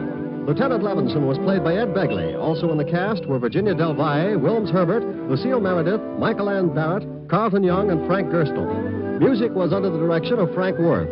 Tonight's show was written by Blake Edwards, and the entire production was under the direction of Jack Johnstone. Dick Powell currently may be seen in the motion picture version of the best-selling novel, Mrs. Mike.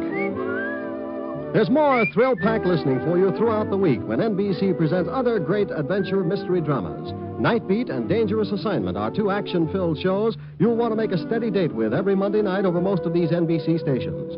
Yes, on Monday, travel the Night Beat of the Chicago Star with newsman Randy Stone. There's poignant adventure as Randy searches the city at night for an unusual and intriguing story.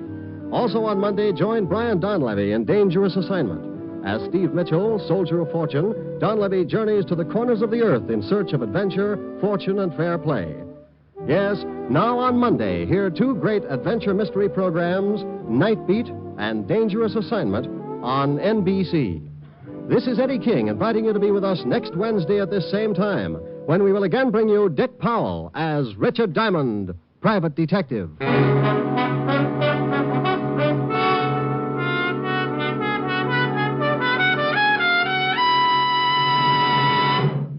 Screen Guild Theater stars Ginger Rogers tomorrow night on NBC.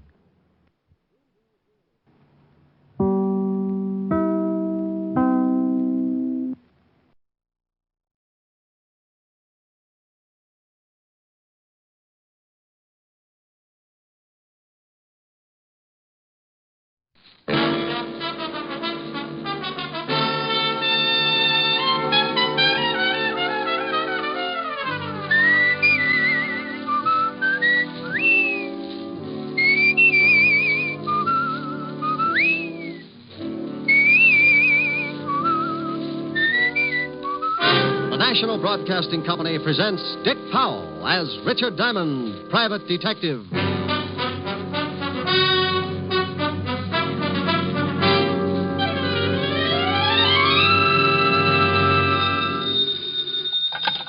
Diamond Detective Agency, a corpse in every plot. Oh, Rick, that's awful. I know, Helen, but my sense of humor's out of gas. Aw, what's the matter? No business? Not for a week. If a client walked in now, I'd probably swear it was an hallucination and referred to Bellevue. Walt's been trying to get you. He called here about 5 minutes ago, said it was important. I just got in the office. I'll give him a call. Am I going to see you tonight? You know it. Me and my empty wallet will be glad to stop over for dinner. Well, I'll have Francis fix something healthy. Tell him to cook some money. I'll see you around 7 then. Don't forget to call Walt. Bye. Bye. And I wish I was smiling, sure it's flying on in May. Lieutenant Levinson, homicide. Oh, you want to talk to me, Fatty? Rick? How many people called you Fatty? Where the devil have you been? I called you at your apartment all morning. Helen just told me I slept late. Well, why didn't you answer your phone? Rent was due. Could have been a trap. Can you come down here? Well, if it's important, I can come down. But if a potential client gives up because he can't find me, I may have a crying jag all over your office. I'll stock up on hankies. I wouldn't ask you, Rick, but it is important, very. Well, don't sound like the last course of Gloomy Sunday. I'll be there. Relax. I knew Walt was on the level because every time he thought something was important, he came on in a higher register and began to sound like a harp. Well, I closed the office, set the bear trap in front of the door in case of a client, and left a box lunch. I might be gone for a good while this time, and if I caught something, there was no sense in letting it starve. The 5th Precinct was 20 blocks away, so being a practical man who always regards that lonely feeling in his pocket as the sure makings of a pedestrian, I insulted a few well-meaning cab drivers, and 30 minutes later, I limped into the squad room of the 5th Precinct Police Station. Yes? Is there something I can do for you? In my business, you have to be conditioned to anything. Nothing should surprise you. But in my business, like any other, there's always a first time for everything. And it looked like this was it. For over a year, I had been walking leisurely into the squad room of the 5th Precinct and smiling inside when I spotted a cop with a battering ram for a head and landing barges for feet. He was always the best straight man I'd ever run across, and his name was Sergeant Otis Loveloon. But this day, dear old Otis was not to be found. Instead, sitting at his desk, looking up at me through a pair of thick horn-rimmed glasses, was something else. It pulled out a clean white handkerchief, removed the glasses, clouded them up with a quick breath that filled the room with the essence of sen-sen, and said, Well? Where's Otis? You mean Sergeant Loveloon? He's been transferred. He's been what? Transferred. Who are you? Sergeant Andre Klume. Is there something I can do for you? Andre Klume? Sergeant Andre Klume. Sergeant Andre Klume. Just one moment. Yeah? Where do you think you're going? Look, Sonny, I'm going in to see the lieutenant. You'll have to wait until I find out if he can see you. Oh, he'll see me. He just called me. May I have your name, please? What? Citation. Mr. or Mrs.? Hey, this may not be so bad after all. No? No. We're going to have fun, Andre. Are we? Yes, indeed. Now, call in to the lieutenant and tell him Mr. Diamond is coming in to see him. Yeah? The gentleman you were expecting, Mr. Diamond. He's getting introductions now? Send him in. Yes, sir. The lieutenant will see you, Mr. Diamond. Thank you, Sergeant Klume. And something else, Mr. Diamond. Yes? Sergeant Loveloon warned me about you, and I can assure you right now that I have no intention of becoming the brunt of your obvious crude comedy. Sergeant Klume, I don't think there's much you can do about it. Oh, Walt, I want to go on record right now as saying Don't. I know. Well, what is that out there? The commissioner says he's one of the most valuable men on the force. But how can you put him in a cop's uniform? It's like dressing Rasputin and a Mother Hubbard. I miss Otis as much as you do, but strictly off the record, Sergeant Klume has relatives. Oh, I thought so. Been scratching all the way in here. Otis moved over to the 11th Precinct. Who's he working for now? Lieutenant Crawford. They've had a suicide watch on him all night. What's this Andre Klume supposed to be so good at? He's only been with us for a couple of days. I don't know. Well, if I keep thinking about him, I may have to be dipped in hot tar. You better tell me what you want to see me about. You may not like it, Rick. Oh? This is new? Remember Ralph Baxter? Sure. I sent him up while I was still on the force. Yeah. Well, you worked on that case for over a year, didn't you? You were in charge of the department. You know darn well I did. Rick, you knew Baxter's habits better than anyone on the force. Oh, now, Walt, what's it all about? Is Baxter loose? Very loose. Busted out at 8 o'clock this morning along with 7 other guys. Oh, all got away clean? Every one of them. One of the best planned breaks I've ever heard about. Now, if Baxter was in on it, it had to be. He's a smart boy, Walt. One of the smartest. Yeah, well, the commissioner says we've got to pick him up before he does any damage. Just like that, huh? Just like that. I need someone who knows him so well he might have a chance of nailing him before the trouble breaks loose. And you know Baxter and trouble. How come you're in on this, Walt? Somebody already get killed? Truck driver. Oh. Baxter's an unhappy boy. He kills to make up for it. Really does a fancy job. You want to help me out? You in trouble if they don't nail Baxter in a hurry? The commissioner is relying on me. Okay, then. It's got to be official in case you have to make an arrest. Oh, now, wait a minute. Got to swear you in as a deputy. Look, Rick, we've got to. I don't really care how you bring Baxter in and who gets the credit, but what will the commissioner say if... Yeah, I know. I'm sorry, Walt. Every time I used to put on that badge, a book of rules and regulations went with it. I do it my way or not at all. But... Now, don't start running your motor. I don't want the credit. The department can have it. Besides, it's 20-1 in any man's book that I'll never even get close to Baxter. Well, you stand more chance than anyone else. Okay, then. You still don't have to worry about the credit. It's 50-1 that the newspapers will read. Private detective found with his head missing. Okay, Rick. Your way. Andre. Yes, Lieutenant? Andre. Yeah, some name. I beg your pardon? Bring in all the information on Baxter and the 7 other men who were in on the break. Yes, sir. Andre Klume. Yeah. Here you are, Lieutenant. You want to look over this stuff, Rick? Yeah. I want to know how the break was pulled off. Maybe if we can get a line on who helped them, we can get it Baxter that way. A truck was used. Hmm. A Ford pickup that hauled garbage regularly. The large garbage cans were placed on the truck and taken off to a dump. The 7 men in Baxter hid in the cans and were covered up with garbage. Oh. The men in the prison kitchen have all been questioned, but none will admit a thing. Well, thank you, Sergeant. Maybe you can tell us what happened after that, Sergeant. Several miles outside of the prison, the men got out of the cans.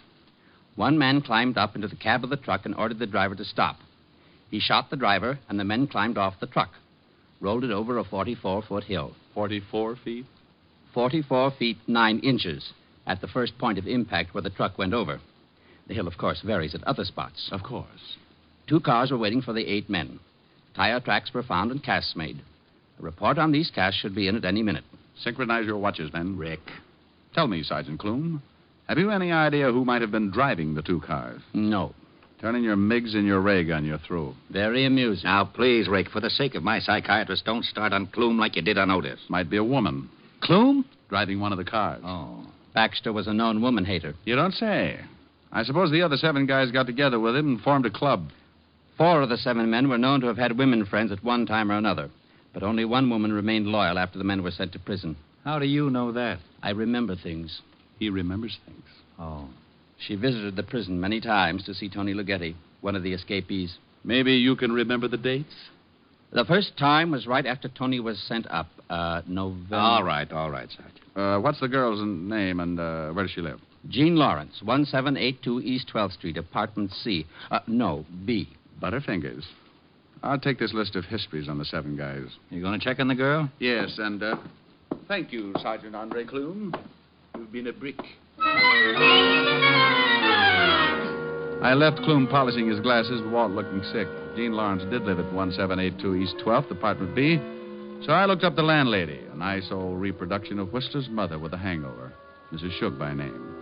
She was a little unhappy that I'd bothered her, but I finally sold her on the idea that she could shave any time, and aided by my best smile and the promise of a fast 5th, I finally got her to open the door to apartment B.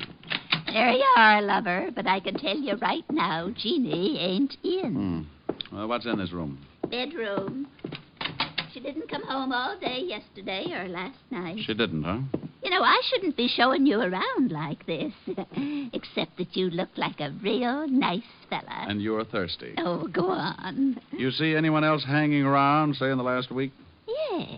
Come to think of it, about a week ago, some dark fella started coming over to see Jeannie. Used too much hair oil, greasy type. Think you'd recognize him? You bring me that present, lover boy, and I could recognize a clove of garlic in an onion warehouse. I'd make book on it. May I use the phone? Go right ahead, lover. Oh, by the by, 100 proof, huh? 100 proof. Homicide, Lieutenant Levinson. Walt, this is Rick. I'm up at the girl's apartment. Not here.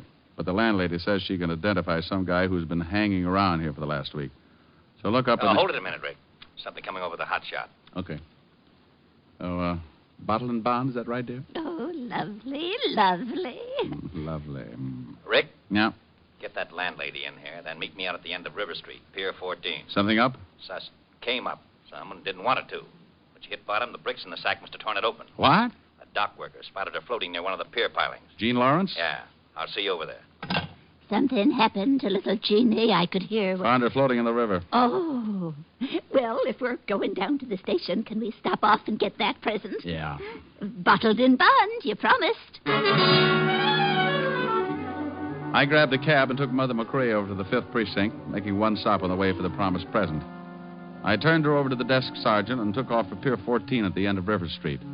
When I got there, I spotted the homicide prowl car and Walt standing near the ambulance. On the wooden floor of the pier, covered with a sheet, was the dead body of Jean Lawrence. The coroner had just finished his examination. Well, give me a full report as soon as I get to the lab, Lieutenant. This is a rush, Coroner. It always is. Oh, hello, Rick. Hi, Charlie. Shot twice, then thrown in the drink. Yeah, nice. Anything else? Book of matches in her coat pocket.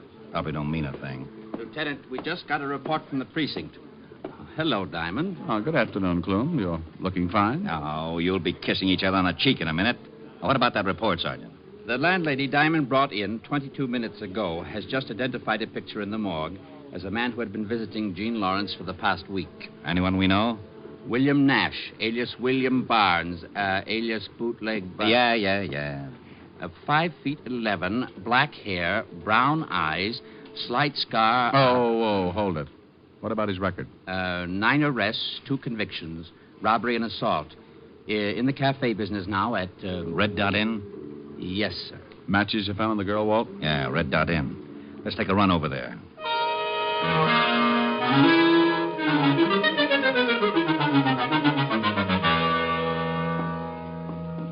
Yes, gents, what'll it be? William Nash, he around? No. Police. He still ain't around. He got an office? Well, He got an office. Yeah.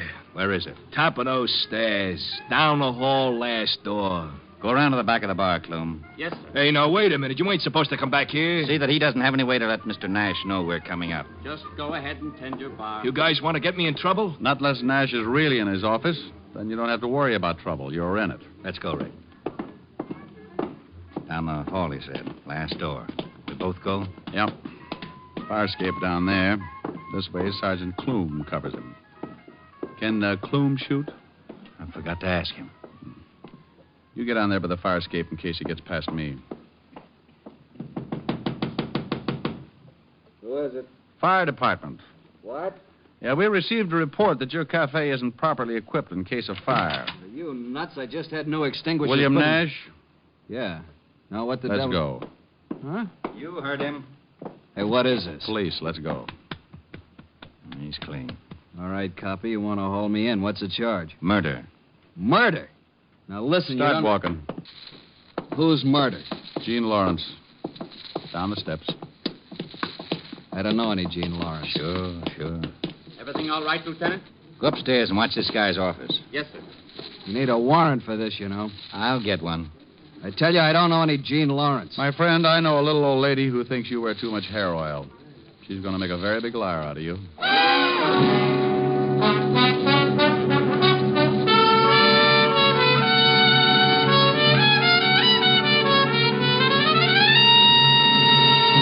NBC is bringing you Richard Diamond, Private Detective, starring Dick Powell.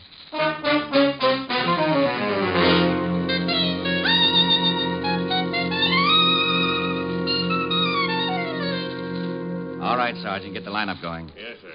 Henry Phipps. Henry Phipps, alias Henry Phipps. I ain't never seen a lineup before, lover. The man you identified earlier from the picture. See if you can pick him out. George Chalmers. No, ain't him. George Chalmers, alias George Lippert, alias Geo the Lip, Charge Petty. Ain't him, neither. William Nash. That's him. William Barnes. All right, hold him. You sure that's a man who was calling on Gene Lawrence? Yep, that's him. Why don't he use bay rum on his hair? Nash. Yeah? Yes, Lieutenant. Yeah, Lieutenant. You know Miss Gene Lawrence? I told you I don't, Lieutenant. He sure is a lousy liar. All right, run him off. Step down. Hal Ennis. He killed Jeannie. We don't know. Yes, sir. He sure should use bay rum. Well, Walt and I and a couple of the boys took Nash downstairs and worked on him for about a half an hour before I got tired and decided to see what I could turn up myself. Nash still wouldn't admit he knew the dead girl, and we still weren't any closer to finding Ralph Baxter. I was pretty sure that Nash was connected with Baxter in some way, or he would have admitted knowing the girl and denied the killing. So I went back to the Red Dot Inn with a warrant to search Nash's office. Sergeant Andre Clume was guarding the door in the best prescribed manner. Legs spread, arms folded, back straight against the door. You're flat. Mm-hmm. What? Oh, Diamond. I have absolutely no excuse. I'll understand if you report me to the lieutenant. No one could get by, could they? Not without waking me. Then you did what you told to. You guarded the place. But there is no excuse for falling asleep on duty. Unless you get tired. Now, forget it. I got a warrant here. Let's give this officer going over. And that's exactly what we did. We took the place apart, piece by piece. And I have to go on record by saying that Clume really knew his business. He didn't miss a thing. This might be important, Diamond. What is it? Bills to William Nash from the garage. Let me see. Nick's Garage, 13th Street.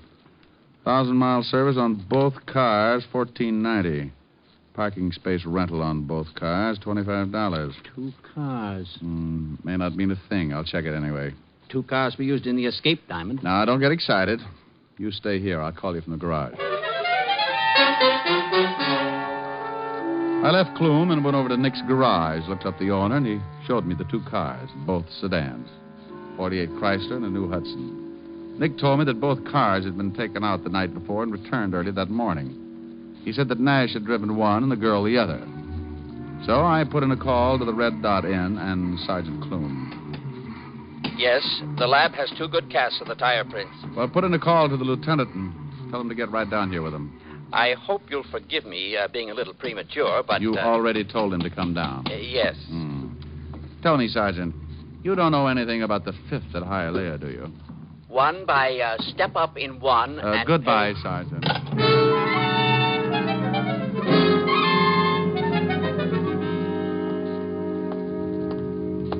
Hello, Rick. Well, this is Nick Miller, runs the garage. Hi, Lieutenant. Miller, how about the cars? This one and that one. Hold this cast. I'll try the other one. Okay. Fit? No. Those tread prints on that cast supposed to fit the treads of one of these cars? We hope so. How about that one, Walt? Like a glove. Try your cast on that car.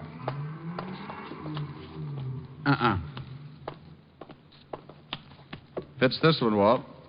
Rick, both of the cars were used in the getaway. What happens now? Go back to headquarters and tell Nash we got him dead to rights. We'll sweat him till he cracks. I got a better idea.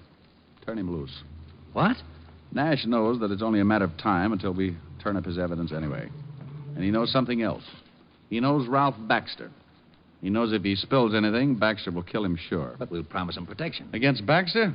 Baxter'd get him if it took 10 years. Not if we get Baxter first. Nash probably knows where he's hiding out. Walt, even if Nash knows where Baxter is, he'll be a long time telling you. In the meantime, Baxter can cause a lot of trouble. All right, so I let Nash go. So what? Get a hold of the newspapers. Tell them to run a story that you've picked up Nash for questioning in the prison break. But that you had to release him because of insufficient evidence. You think Baxter will go after him? Well, he'd at least send some of his boys. I think the girl was knocked off because she got out of line. You can bet that Baxter won't want Nash around for a witness. Okay. Gee, you're kind of making Mr. Nash a sitting duck, ain't you? Oh, I guess you'd say that, Mr. Miller. Now, why don't you come on down to the station with us and answer a few routine questions? Oh, hey, I don't know nothing about this. That's what Mr. Nash said, but you can see what a liar he turned out to be. We went back to the precinct, and the garage owner was held for questioning. In the meantime, 2 men were sent to the home of William Nash, and the phone tapped. 2 other men took their places on a stakeout at the Red Dot Inn, another pair at the garage. The garage owner was cleared of any suspicion and told to go back to work, but warned not to say anything. About 4 in the afternoon, a call came over the hot shot at the 5th Precinct. My name is Barton. I've just been robbed. Where are you calling from? I own the Rome jewelry store. 3 men came in and tied us all up. They stole over $100,000 in gems. Anyone hurt? My clerk, he's still unconscious. All right, what's the address? Corner of Wilmot and 21st Street.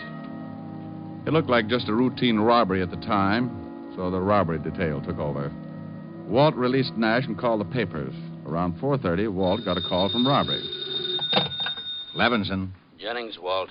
Those guys that held up the jewelry store over on Wilmot Street. The owner just identified one of the hold-up men, Tony Lughetti. Oh, thanks. Rick, Tony Lughetti, one of the guys that busted out with Baxter, has been identified as one of the hold-up men in the jewelry store. Now it starts. The gang had gotten away clean. No trace except a cab driver who spotted a green sedan in front of the jewelry store. 3 men in it. We waited. Levinson. Sullivan. Nash just got a phone call. Man said he wanted to see him for the payoff. Said to meet him at the place. Nash left the house. Fisher's tailing him. Right. Nash just left the house. Got a call. Let's go. We piled into the squad car and headed across town in the direction of Nash's house. A newsboy on the corner yelled the planted news of Nash's arrest, and the car radio told us what Nash was doing. Suspect just went into garage. We're parked across the street. Instructions. I'm about 2 blocks away. If he gets in his car, let me know. He's coming out, turning north on Chestnut. See him? There he is, Walt. We've got him, Jennings. We'll tail him. We followed Nash until he hit the outskirts of town. He drove for another good half hour, then pulled into a roadside eating place with a motel off to the left. this looks like it. Yeah. Drive past. We'll swing back. Nash is going into the diner. We'll walk up. Attention, all units. I'm at a roadside diner. The stop-a-while motel near it. Suspect just went into diner. All units proceed with caution. A whole bunch might be in that motel. Mm-hmm. Hope the boys get here before things start popping. You said it. We can't go in. Hey, there's Nash at the counter. See anyone else? Not from here. Let's walk over to the other side. Hey, Walt. What? Over there by the gas pump. Green sedan. Think it might be the robbery car? Nobody in it. Look, 2 guys coming out of the restroom. Yeah. And one of them, Tony Ligeti. Baxter's boys. I got a hunch Baxter's around. I got Tony's going in the diner. He's going in to pick up Nash. Probably going to take him for a ride. Let's take this guy before Ligeti comes out. He hears us. He's turning around. Police. He's going for a gun. You knocked him cold. Nice tackle, Rick. Vassar, 28. Here's his gun. I'll dump him in the car. Here come some of the boys. I'll wave them off. You get in the back of the car. Okay, I'll get in with you. I wonder where Baxter is. Can you look out that back window without being seen? Yeah. 2 more prowl cars pulled up. If the boys in the diner don't spot them. Nothing yet? No. Hey, here they come. Ligeti and Nash? Yeah, holy cow, the whole bunch. Is Baxter with them? Yeah, and 1, 2, 5 others. They've spotted the cars. They're headed for this car. You go out that side, I'll go out this. You're boxed up, Baxter. Look out, Rick!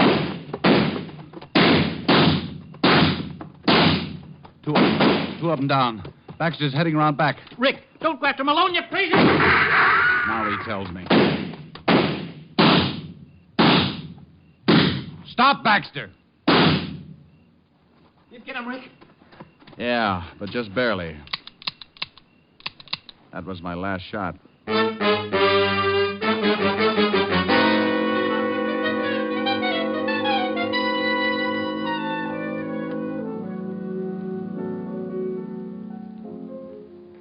How was the dinner? Oh, if I'd eaten any more, I'd need a new belt. You gonna tell me what you did all day and why you were so late? Went for a long walk in the park. Oh, that's what I love about you. Gone all day. Come in smelling like a shooting gallery until you tell me you went for a walk in the park. Oh, no. I'll get it. Yes? Oh, Rick, you going to give me a routine, or do you want to hear about Baxter? Oh, Harold Appleknocker's tired. Let's have it. Ligeti's dying in the hospital. 2 of the other boys died on the way. The guy you tackled is singing all over the place, and Baxter will have a quiet funeral tomorrow. The others we got locked up. Your boys all right? One of them got it in the leg. Otherwise, okay. You were right about the girl. Baxter killed her because he was afraid she'd talk. Seems she had a beef and walked out. Baxter got worried. Nash was to get his tonight, just like you figured. Okay, Walt, thanks. I'll talk to you tomorrow. And thanks, Rick. Sure. Well? Wanting to know if his boys were all right. Now, Rick, you've been doing something exciting, and I want to know about it. Honest, baby. The park's very dull in the afternoon. Want to go stir up some action in it now? Good mood. Rick, why do you lie to me? Oh. All right, come on. Oh, wait. We're forgetting something. I got to sing a song first. Oh, Rick, now that you brought it up, I want to go to the park. Well, this will only take a few seconds. You just pucker up and hold. Well, look who's here. I haven't seen you in many a year. If I knew you were coming, I'd have baked a cake. If I knew you were coming, I'd have baked a cake. How'd you do? Had you dropped me a letter, I'd have hired a band, grandest band in the land. Had you dropped me a letter, I'd have hired a band and spread the welcome mat for you. Now I don't know where you came from, 'cause I don't know where you've been. But it really doesn't matter. Grab a chair and fill your platter and dig right in. If I knew you were coming, I'd have baked a cake, hired a band. Goodness sake, if I knew you were coming, I'd have baked a cake. How'd you do? Now I don't know where you came from, 'cause I don't know where you've been. But it really doesn't matter. Grab a chair and fill your bladder and dig, dig, dig right in. If I knew you were coming, I'd have baked a cake, hired a band. Goodness sake, if I knew you were coming, I'd have baked a cake. How'd you do? How'd you do? How'd you do? Oh, how'd you do? How'd you do? How do you do? Miles, still puckered? Mm-hmm. Think you can hold it till we get to the park? Now, you see, if you're patient, I always make it up to you.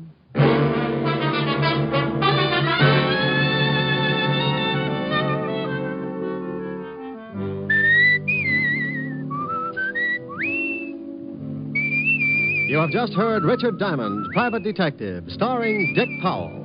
Lieutenant Levinson was played by Ed Begley. Also in the cast were Virginia Del Valle and Wilms Herbert.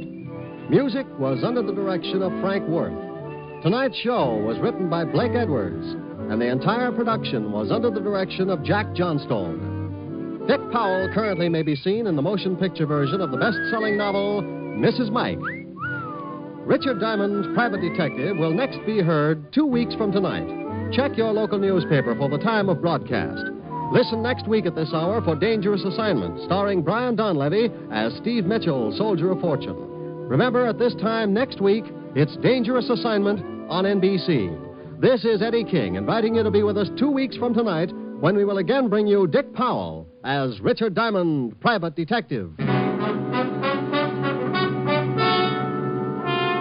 For all the family, try Father Knows Best tomorrow on NBC.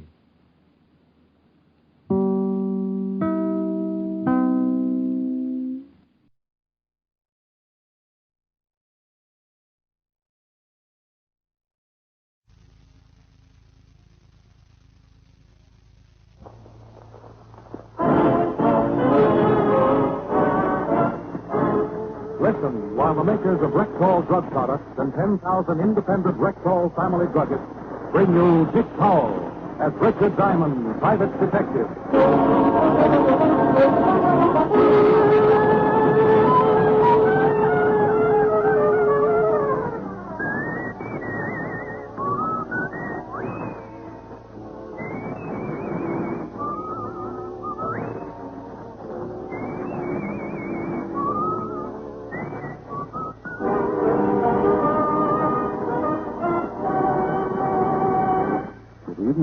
This is your Rexall family druggist, speaking to you for the 10,000 independent druggists who have made the word Rexall part of our own store name, and who recommend and sell the 2,000 or more drug products made for the Rexall Drug Company. Like Rexall milk of magnesia, for example. Here's a milk of magnesia, so pure, so mild, so creamy smooth, and free from earthy grittiness, even children taste the difference. Ask for Rexall milk of magnesia at Rexall drugstores everywhere. And remember, you can depend on any drug product that bears the name Rexall. Good health to all from Rexall. Now your Rexall family druggist brings you another exciting half hour with Richard Diamond, Private Detective, starring Dick Powell.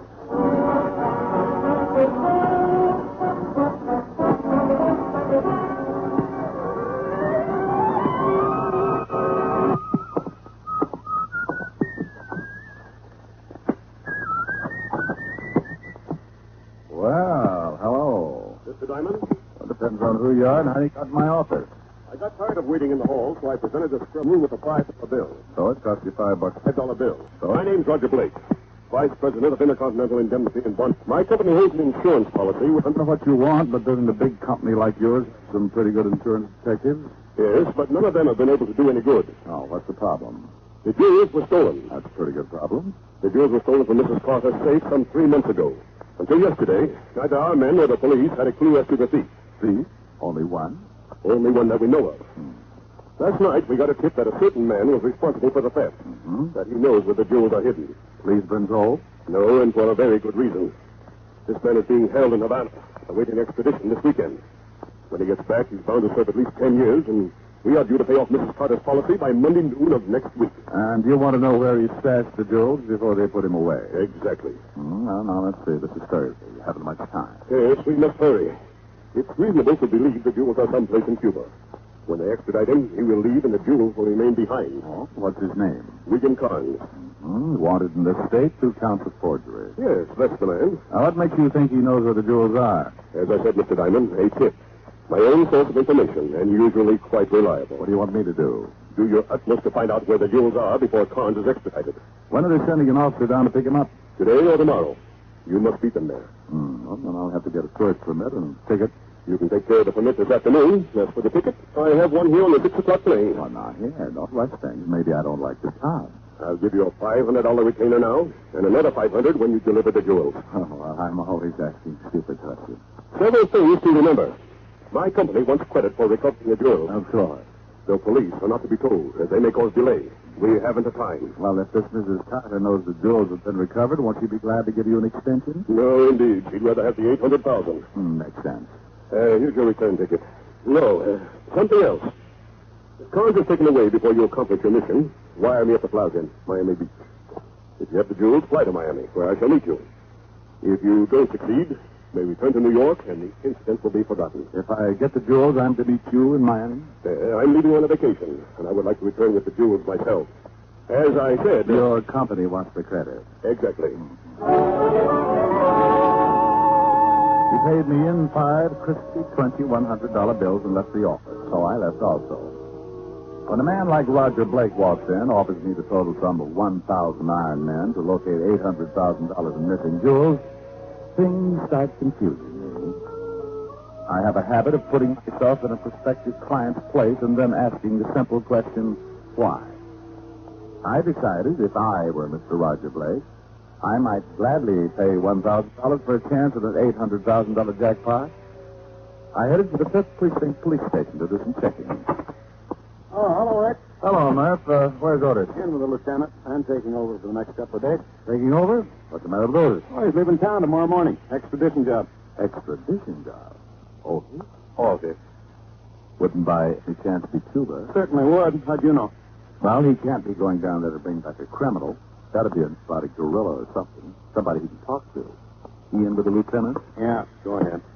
Let me know what you find out. Oh, what difference does it make? Who's going to believe it anyway?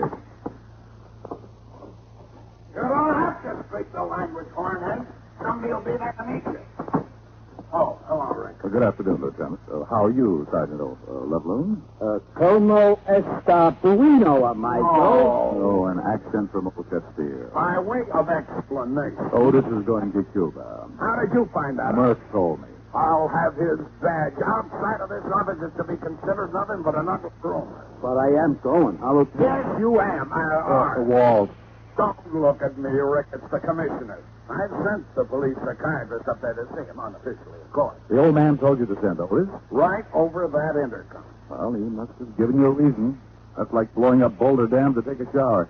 Now, what kind of a remark is that, Chalmers? I've been trying to think of that all day. Otis, go home and start packing. I'm packed. You just found out about it this morning. How can you be packed? Walt, a package of 10 cent, a gross of Blue Jay corn plasters, and his book on 301 things a bright boy can do. He's packed. Okay. You'll leave tomorrow afternoon. Go get your papers. Right, Lieutenant. Buenos dias, Dias. All right. Go. Who did you say he was going to bring back? William Carnes. You remember him.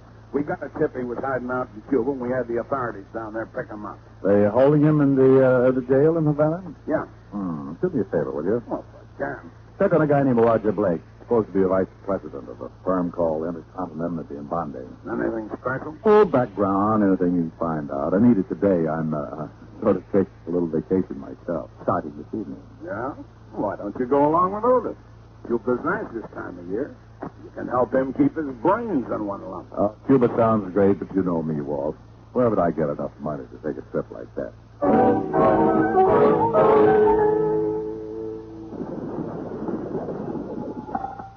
Diamond talking. Walt, nothing wrong with Roger Blake, Rick. The vice president of the bonding corporation, like you said, married once, wife died 4 years ago. Has a brother somewhere in the West, William Blake. Nothing on him. What else? Well, let's see. Vacations in Florida every year about this time. Used to be in charge of the Cuban office of Intercontinental, whatever that is. And you working for him? You're getting nosy now. Well, he's got a good record. Gambles a lot when he's down in Florida, but who doesn't? How about his financial statement? Not bad, not good. He's got about $15,000 in the bank. Okay, thanks. I'm in a rush, Walt. Well, have a good time. You'll hear all about it.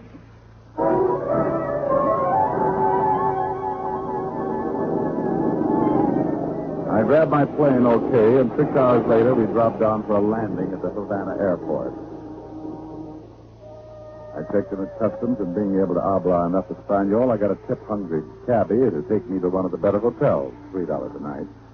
I got a good night's sleep, and bright and early the next morning went over to the local Bastille. After not too much effort, I was able to visit William Carnes in his jail cell. Someone to see you, Senor Carnes. Well, I'm just making a new pot of tea. You can call when you are ready, Senor. Hello, Carnes. You the cop come down to take me back? No. I understand he won't be here until late this afternoon. Well, who are you? Seems to be no privacy even in jail. Name's Diamond. I'm a novelist. Oh, yeah? Yeah, I was in Havana, and I heard you were going to be extradited. I thought you might have an interesting story. I'll bet you did. I understand you're wanted for 2 counts of forgery. Oh, you do, huh? No story? No story. Okay, pronto, move, or I stick you again. I move. Hey, what's going on out there? I don't know.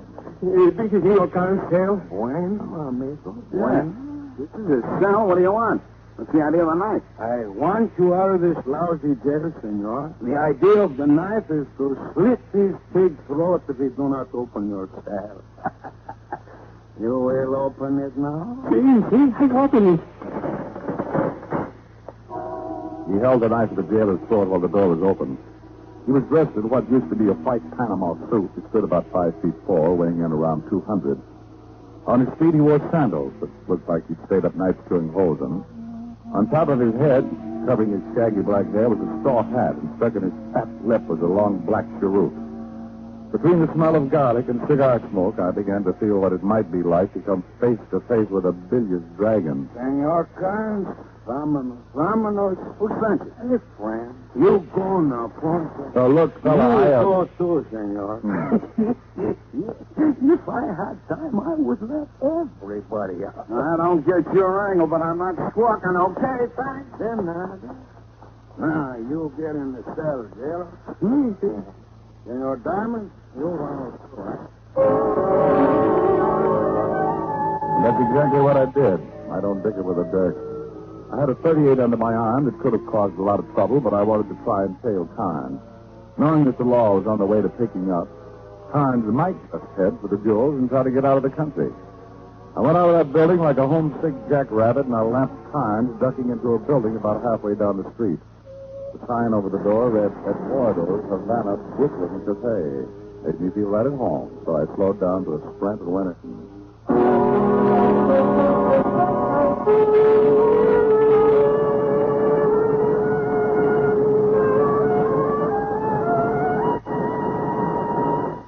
You're listening to Richard Diamond, Private Detective, brought to you by the makers of Rexall Drug Products and your Rexall family drug. And here he is. Whenever warm weather rolls around, people start talking about air conditioning, and I start talking about the air-conditioned aspirin tablet. You mean Rexall aspirin? Exactly, ma'am. Well, why do you say it's an air-conditioned aspirin tablet? Well, it's the extremely low moisture content of Rexall aspirin that makes it break up so quickly. And in order to keep it that way, Rexall aspirin is compounded in specially sealed air-conditioned rooms, where the humidity and temperature are kept at ideal levels. That's one reason why Rexall aspirin, when followed with water, disintegrates even before it reaches your stomach. Well, that's good enough for me. And it's good enough for 10,000 independent family druggists, too. Quality like that is what we're talking about when we tell you can depend on any drug product that bears the name Rexall. Now back to tonight's adventure with Richard Diamond, Private Detective, starring Dick Powell. The bar room in Eduardo's Havana Brooklyn Cafe was small and dark. Carnes was nowhere in sight, so I walked over to a long bar and watched the lazy bartender move slowly up the counter with a wet bar rag. Something for you, Mac? Yeah. You American? Yeah. So I got sold on siestas. Where did the guy go who came in here just before I did? I didn't see no one. Now, look. A guy by the name of Carnes just romped in here, and he didn't go back out the front door. Are you going to tell me where he went, or I'm going to fix it up so you take your siesta early? You know, friend, I got a bunch of bottles back here. Good. Line them up. I'll see if I can shoot the corks out. You win, Mac. Carnes went up to see Maria. She thinks in the evening.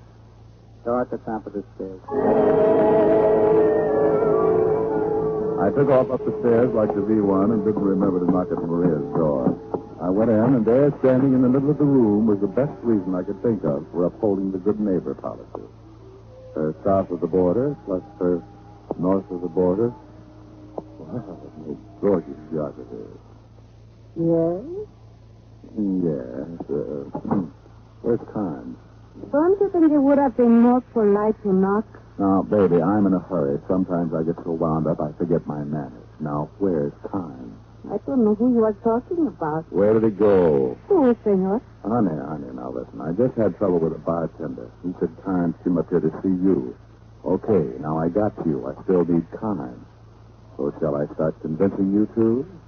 How do you propose to convince me? Well, right now, time's important. $500 worth fitting. For 5 C's, I might even become a bully and start twisting arms. I'm not going to tell you where to find Carnes. But as much as it hurts me, I'll have to twist your arm. You're not twisting very hard. Oh, well, my mind was on something else. My leg? No, it was about that $500 I was going to get for bringing in Carnes. Yes. I really don't need all. No? No. You like Carnes a lot? You're the best one around. Oh. Was. Oh, I could get along on half of the 500. I could get along on a lot less. Will you come back? Where can I find Carnes? You could leave the 250 now. Just to make sure you come back, of course. I could leave 100 just to make sure you give me the right address, of course.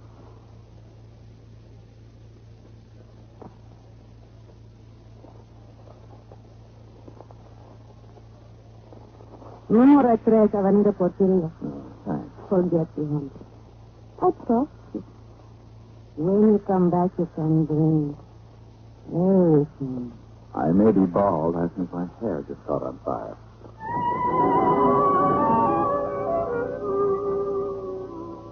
I left before the room filled up with smoke and went down to the bartender again. He told me where to find Avenida Porteria. The back entrance to the cafe opened on it. It was a dead-end street. A half block down, I found numero 3, a hired building all slumped down. I quietly tried the door. Finding it locked, I knocked so quietly, braced myself against the far wall, and took off like an erratic car driver. I had to make it full the first time I hit it. It did, and I sprawled in just in time to see Carnes dive for a dresser drawer. He stopped cold, and he saw the 38 in my hand. Okay, don't shoot. All right now, happy fingers. I won't unless you get too frisky. For a rider, you're carrying a funny tool. Yeah, and it writes in lead on all 6 cylinders. Where's the stuff? Now get with it. You know about... Yes, I know about the jewels. Come on, now give. Well, can't we make a deal? There's $800,000 in hand. See? Right here in the depot. You can get at least $500,000 at a cent. And 250 is yours. Oh, my itching palm. What did you think that to happen to me? Do not worry about it, senor. What is it? As I say, senor, do not worry about the jewels now. I and my 45 will take all the responsibility. Hand me your pistola, senor.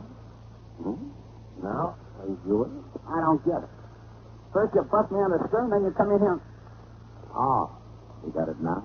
He springs me and I bird dog him to the jewels. Well, I did not know what you would lead me to, senor, but I am one happy man. It turned out to be this. Pick them up and put them in my hat, senor. Fat boy, you said a friend sent you to get Carnes out. No, not my friend. Friend of Senor Carnes. I think he had good reason for wanting him out of jail, so I followed. I am smart, right? I'd be rich now. This is yours, senor. Oh, here you are. Gracias. I don't think you should come after me for a while. Looks pretty good, huh? Adios, senor, and once more, Club. Carnes and I both went for the gun in that dresser drawer like a maid for the gin bottle. It was bargain day in Klein's basement until Carnes decided to pick up a piece of the metal bedpost and start me on the fiesta habit.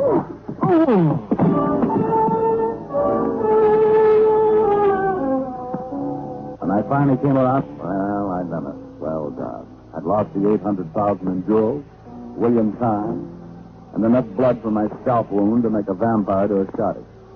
I stumbled out of the building and put in a call to the plaza in Miami. Before I could shake a maraca, Mr. Roger Blake was on the pipe. Yes?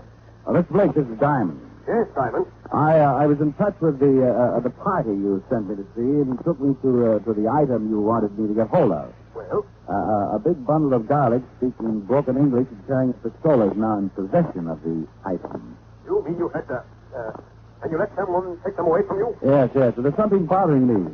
I want to know who gave you that tip. Maybe they tipped the Cuban wino who swiped the item from me. That way I can locate the guy and maybe still earn my other $500. Forget the whole thing, Diamond. What? Keep the original $500 and go on home. Just forget everything. You understand? Yeah. Goodbye, Mr. Blake. I really didn't understand much, except that a very bad smell was beginning to creep over from Denmark and land in Havana. I couldn't put my finger on it, but something was really wrong. I thought the thing out and then put in calls to all the ticket offices in Miami. I got the answer I wanted.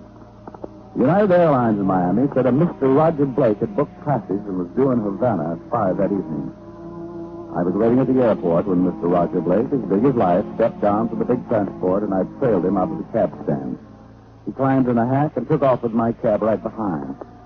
Blake's cab reached the outskirts of town and stopped on a dirt street, fronted by adobe buildings. I had my cab pull up a safe distance behind and got out. Blake went up to one of the buildings and knocked on the door. Someone let him in, and I went around back to find a way to get in. I found it in the form of an open window. I could hear voices coming from the front of the place. I'm certainly glad to see you, Senor Blake. Can I get you some Bacardi or something? You can stay right there and tell me where they are, Juan Guglielmo. I slipped quietly in and started moving in their general direction. It was pitch dark, so I made like a bat, feeling the walls and hoping I wouldn't bump into something. Through a crack in the door, I could spot 2 people, Mr. Roger Blake and short, fat, and dangerous himself. I want the jewels, Juan. So do I, Senor, and I do not give them unless you want to pay me for it. I've already paid you well. To get Senor Parents out of jail, okay, I did that. Well, I warn you. No, you do not warn me, Senor. I don't care of you. That's when I heard it. Some copycat who climbed in the same window I had was heading to the front of the house. While Juan and Blake continued to argue, I ducked into the shadows to the side of the door and waited. I didn't have to wait long till up snuck William Carnes, and in his hand was the 32 we'd wrestled over earlier. He poked the muzzle of the gun into the room and went in after it. Roger Blake turned to meet him, and for the first time I saw the gun in Blake's hand. They both froze, keeping their sights on each other's breakfast. Juan took on a swamp alligator smile and sat down to watch. Well, William, I am so glad to see you again. I'll bet you are. Better drop the gun. My dear. He is your brother. Senor Carnes is your brother. We don't brag about it. Especially when one of us is a cheat. And the others are no good double-crossing louts. You get the police when I was in them. What do you say? Hey, if you're brothers, how come your name's Carnes and your name Blake? I changed mine a long time ago when I got into some trouble. I didn't want to ruin my beloved brother's reputation. Senor Blake got a good reputation. He hired me to get you out of jail so that diamond fella could follow you. He said nothing about the jewels, but I knew Senor Blake when he used to work in Havana. You could not trust him. Rat. I hired one to do a job Property? Senor Carnes had the jewels. Half of them were supposed to be... Mother looked me up and asked me to steal. Oh, sure, I swiped them and forgot to split. So what? Well, you got it. Point for nothing. Little mistake. One who has the jewels, and I am not giving to anyone. Well, I might as well get in on this. All the out's been free. Carnes turned and tried his luck. I felt the bullet part my hair and hit the linoleum. Carnes was aiming again, but he forgot to figure 3 things. His brother's nasty disposition, and the gun his brother was aiming at him. Carnes took the slug right around the belt line, and he went down like a punctured zeppelin. Must have cut his spine in two because he folded up the keep. Then Blake decided to add me and play for a pair. And just as he started to squeeze the trigger, I saw Juan reach back to his collar. His arm hissed down in a blurred half arc. And before Blake could nail me, he was trying to squirm away from the 10-inch knife that made a gory pattern between his shoulder blades. I grabbed his gun quickly and covered Juan. They did not love each other, these two. I threw pretty good, eh? Yeah. Thanks, Juan. I suppose you're going to want the jewels, too, aren't you? That's right. Would you consider what you call the partnership? Afraid not. And the jewels? Turning him over to the constabulary. Oh, senor. That's the truth. Okay. And me? Well, you killed man. Well, I saved your life. I'm not the police, so I can't arrest you. And I would think a long time before I'd shoot a man who saved my life. Oh, you would? But I warn you, don't try to make a break for it. Oh, I think I got to. I do not want to stay in jail. The jewels are in my heart. I leave them in the middle of the floor. Adios, amigo. Come back, Juan. Stop her out.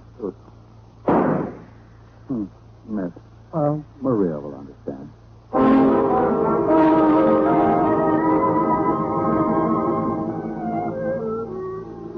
I found the phone and explained the whole situation to the local chief of police, who was just leaving to meet one Sergeant Otis Loveloon, arriving on the 7 o'clock plane from New York. I ducked out because in my blood was the call of the wild goose, and in 20 minutes I was sitting in Maria's room over the cafe. I'm glad you came back. I didn't get that extra 500. Oh, then I'm really glad. Because you must have come back just because you wanted to see me. Well, yes, that had something to do with it. You like me to play to you? Oh, sure. Love it.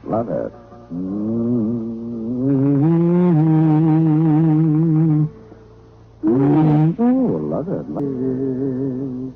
Come through.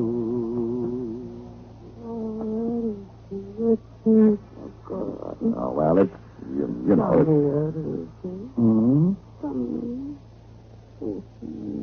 Oh, well, the reason for the ears twitching is quite interesting.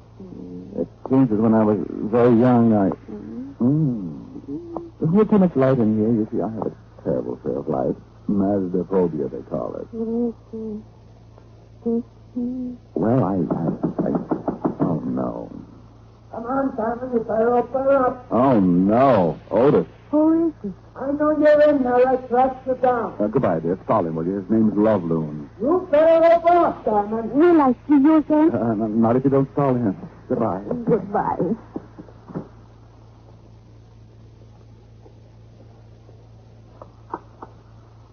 Yes. Now, look, I don't... Come in. Well, I don't... Come in.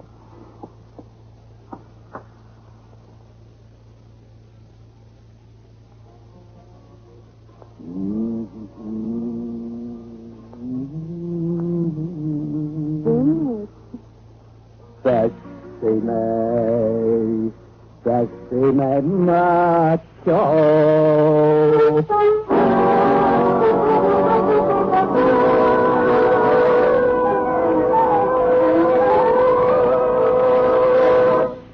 Dick Powell will be back in a moment. But now, once more, here's your Rexall family druggist. In a recent nationwide survey, American mothers agreed that every family medicine cabinet should contain a reliable, all-round mouthwash, gargle, and breath deodorant. And millions of homemakers choose Rexall MI31 to fill that need.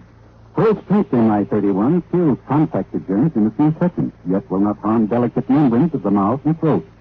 Ask for Rexall MI31 at Rexall drugstores everywhere. And remember, you can depend on any drug product that bears the name Rexall.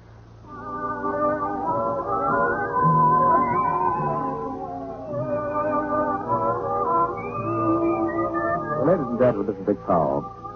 This is our first show in our new series of the Rexall Drug Company. We want to thank you and the 10,000 independent Rexall druggists for making it possible. Good night. Hiya, beautiful. Get lost, Bristlepuss. You need a shave. But I have shaved. What else do you want me to do? Silly boy, she wants you to go Stag. Go Stag? But why? Because Stag is Rexall's exclusive line of men's good grooming aids. Like Stag Brushless Shave Cream. No fuss, no massage, just smooth it on and presto, you get a clean, close shave. Your face stays smooth and whiskerless all day long. I'll do it. I'll go Stag. That's it. Join the Stag line now at Rexall drugstores everywhere. Yes, to make girls care. Go Stag. This is NBC, the National Broadcasting Company.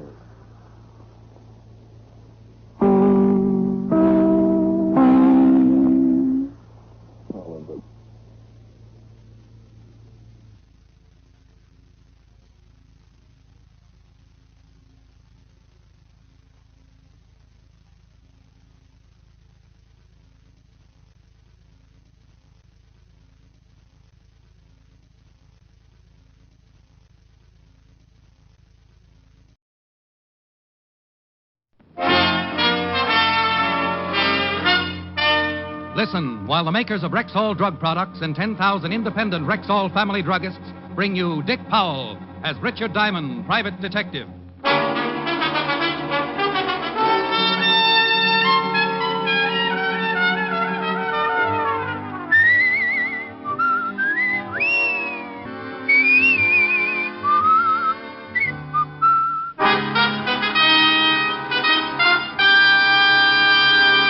Good evening. This is your Rexall family druggist speaking to you for the 10,000 independent druggists who have made the word Rexall part of our own store names and who recommend and sell the 2,000 or more drug products made by the Rexall Drug Company. Like Rexall MI31, for example, America's popular all-round mouthwash, gargle, and breath deodorant. Full-strength MI31 kills contacted germs in a matter of seconds, yet will not harm delicate membranes of the mouth and throat. What's more, Rexall gives you a full pint of MI31 at the same price as smaller quantities of other leading brands. Ask for Rexall MI31 at Rexall drugstores everywhere. And remember, you can depend on any drug product that bears the name Rexall. Good health to all from Rexall. And now your Rexall family druggist brings you transcribed another exciting half hour with Richard Diamond, private detective, starring Dick Powell.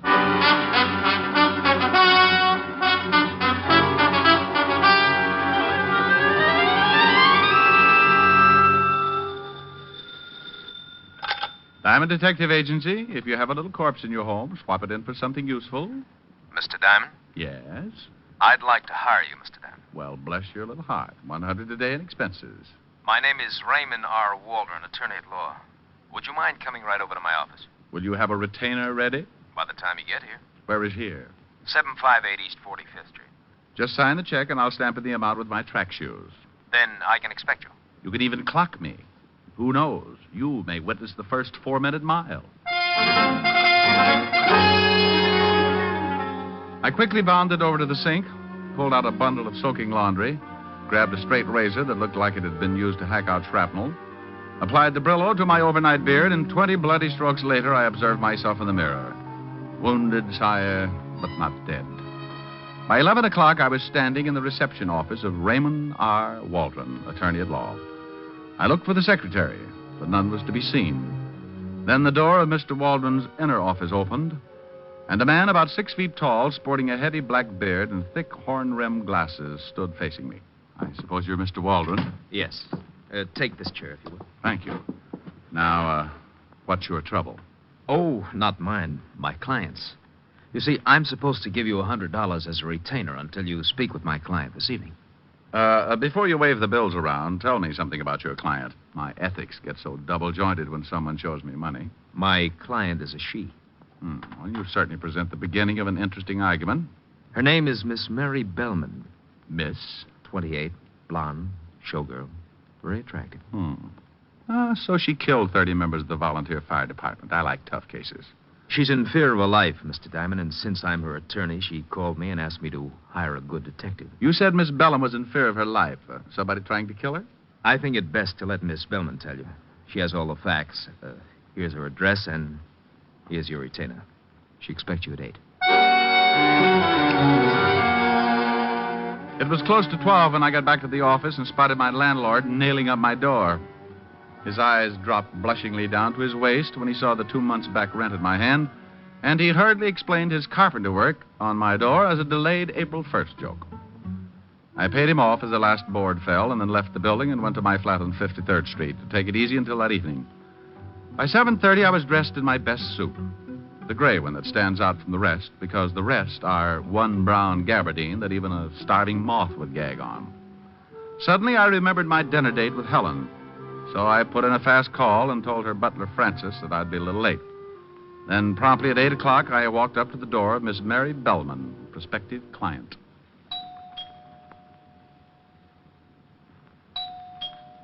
Yes? Who is it? Richard Diamond. Oh. Come in. Have you got it? Well, I don't know. Got what? Look, how about the envelope, huh? Envelope? John said it would be in an envelope. But if you don't have it in an envelope, just kindly give it to me. Then I'll fix us a drink. Well, maybe you better fix the drink first. This is some kind of a joke. Oh, What's the matter? what are you doing here? Who? Oh!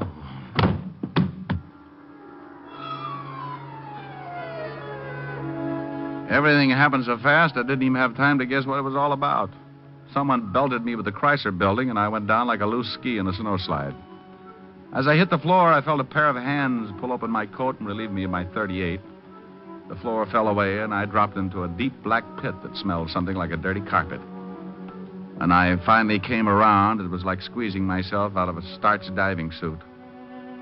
I got my eyelids apart, and there, standing in front of me, were 2 very good reasons for wanting to go right back to sleep.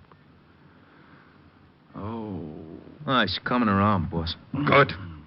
I want him to see it when I give it to him. Oh. Slap him around so he comes to in a hurry. Sure. Come on, you. Wake up. Wake up. You hear me? No, okay. Come on, sit up. All right.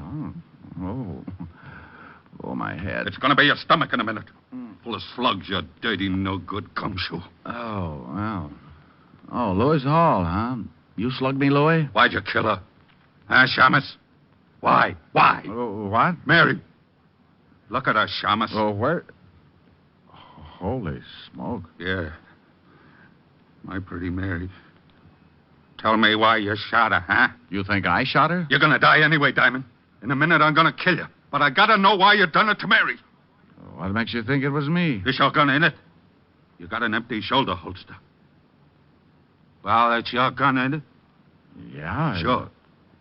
Well, this is a gun which shot Mary. 1 slug gone. See, the slug's in her. Oh, you got the wrong boy, Hall. Oh, knock him off, boss. He's lying. He done it. Shut up. Oh, sure. I killed the girl, then slugged myself, hoping that someone would come in and pin it on me. Boss, I think you're the... Yeah.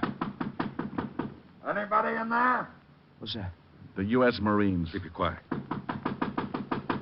Okay, Otis, use your pass key. If that doesn't work, use your head. Okay, Lieutenant, the cops. Come on, Tony. We're getting out of here.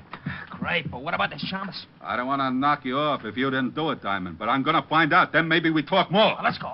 Right, out the back way. You mallet head, you've tried everything but your button hook. Well, I guess maybe we better bust it in, huh? Okay, give me a hand. Put your shoulder against the door. Now, 1, 2... Hello, Walter. Diamond, what are you doing here? I came to see a client. We got a report on a homicide. Where is it? In the other room. Take a look, Otis. Yes, sir. How did you get mixed up in this wreck? That's a pretty good question. Lieutenant, Yeah? it's a dame. It's the dress and high heels. He spotted them right away. Who is she? Name's Mary Bellman. Hey, who called you to come over? I don't know, but we traced the call, and it came from a phone booth right next door to this building. How long ago? 8:15. Right after I got slugged. You got slugged. Thoroughly. Otis, go call the coroner. Right. Let's see. 1 shot came right out between the shoulders. Yeah, when I came to, I could still smell cordite. Well, where's your gun, Rick? Well, right now, it's with Louis Hall. Louis Hall, the gambler? Yeah, the guy who owns the Ace High Club. When I came to, Louis and one of his boys were getting ready to kill me for killing the girl. He waltzed out of here when you showed, took my gun with him. Maybe he knocked her off. Maybe. Anyway, I think whoever did it used my gun. I still don't see how you figure in this deal. Well, a character by the name of Raymond R. Waldron, attorney at law, called and told me to come by and see my recently deceased client. Come on. Let's see what we can find out about a Mr. Raymond R. Waldron, attorney at law. Well, I was in it up to my earlobes again. Walt had Otis put out a pickup on Lewis Hall in his torpedo. Then we climbed in the squad car and headed for the offices of Raymond Waldron. On the way over, I told Walt what had transpired since that morning. 1, Waldron hiring me for Miss Bellman, saying he represented her.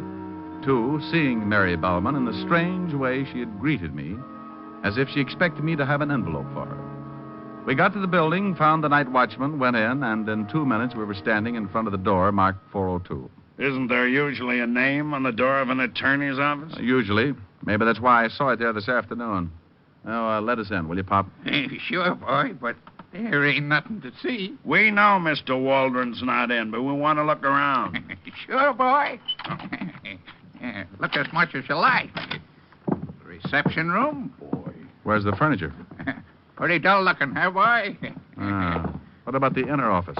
No sense going in there. It's as naked as this. Well? It was all here this afternoon. Was there someone in this office this afternoon, Pop? You think the boy's lying? Sure, like he said, some lawyer fella. Had all the furniture moved out, run out on a week's rent, too. Landlord's in an oxygen tent.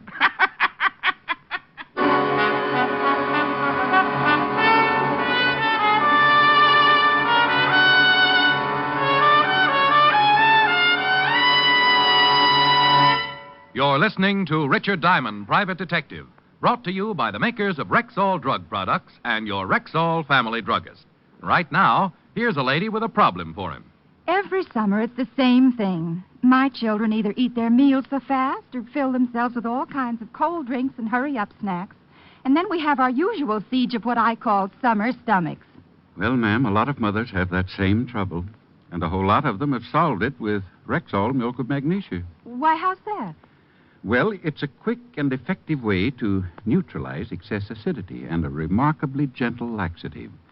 What's more, because of its special formula and exceptional purity, Rexall milk of magnesia has almost none of that unpleasant, earthy taste. Would say the children will like that. And because it's Rexall, ma'am, you know it's laboratory tested. All you have to do is follow the tested instructions on the label. Well, from now on, I'm asking for Rexall milk of magnesia. At Rexall drugstores everywhere. And remember, you can depend on any drug product that bears the name Rexall.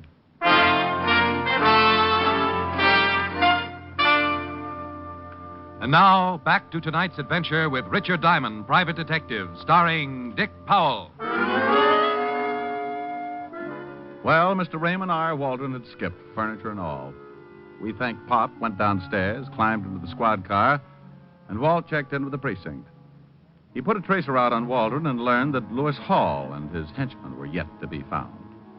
The coroner's report of the dead girl, Mary Bellman, confirmed the obvious. Death by a .38, the slug having been found in the wall. Ballistics had a full report and were waiting for the gun to show up. It was 6-2 and even that Louis Hall still had it and that it was mine. On the way over to Hall's nightclub, Walt told me that Hall had been going with a girl named Willis, Jean Willis. And he was a little surprised when I told him of Hall's recent interest in the late Mary Bellman. It seemed that Jean Willis and Louis had been an item for nearly a year. In fact, she was working as a headliner in his nightclub.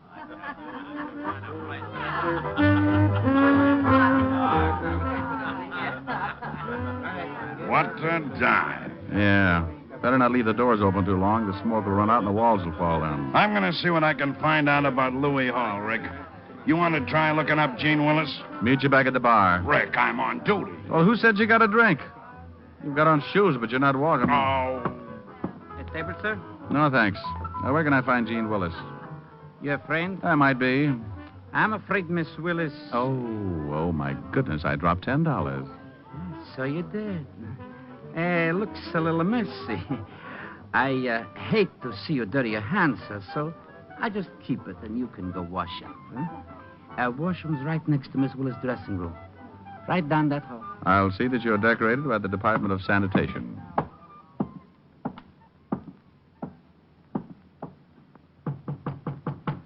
Who is it? Hey, who are you? Name's Diamond, honey. I'm a private detective. Good for you. I hope you're happy in your work. Now beat it. I'm looking for Lewis Hall. He's out.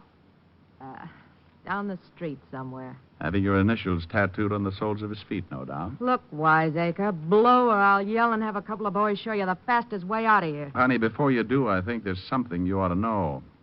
Yeah? What? You open that pretty mouth of yours, and you may end up swallowing a fist. Oh, yeah? You know a Mary Bellman? What? Know her? Yeah, she works here. She ain't showed up tonight. Something happened to her? What makes you say that? Wishful thinking. Oh. You used to be Louis Hall's girl, didn't you? Yeah, until she came along. Now, look, what is this? What's going on? What do you want Louis for? You really don't like Mary Bellman much, do you? Yeah. She's all right. What would you say if I told you someone put a bullet in her tonight? What? Where's Louis, Jean? Somebody took care of the little... Well, what do you know? Good. If Louis did it, I'm real happy. Because he found out what kind of a... No. I don't know where Louis is, and if I did, I wouldn't tell you. Now get out of here. Okay. But the law may be around to see you. Dandy. Now beat it. Do me just one favor, will you, Jenny? What is it? Don't move. I want to remember you just as you are. Why, you crummy... You moved. Well, I went back to the bar just in time to see Walt look around the room like a shoplifter on bargain day. Then he slipped the bartender a bill and donned a stiff belt with the speed of an alcoholic 30 seconds before prohibition was to set in. Good evening, Lieutenant. That was a dirty trick. I just saw the girl got nothing but a fast shuffle. I couldn't find out anything about Hall or his boy either. Now, get your breath and let's get back down to the station and think about this thing. Let's go.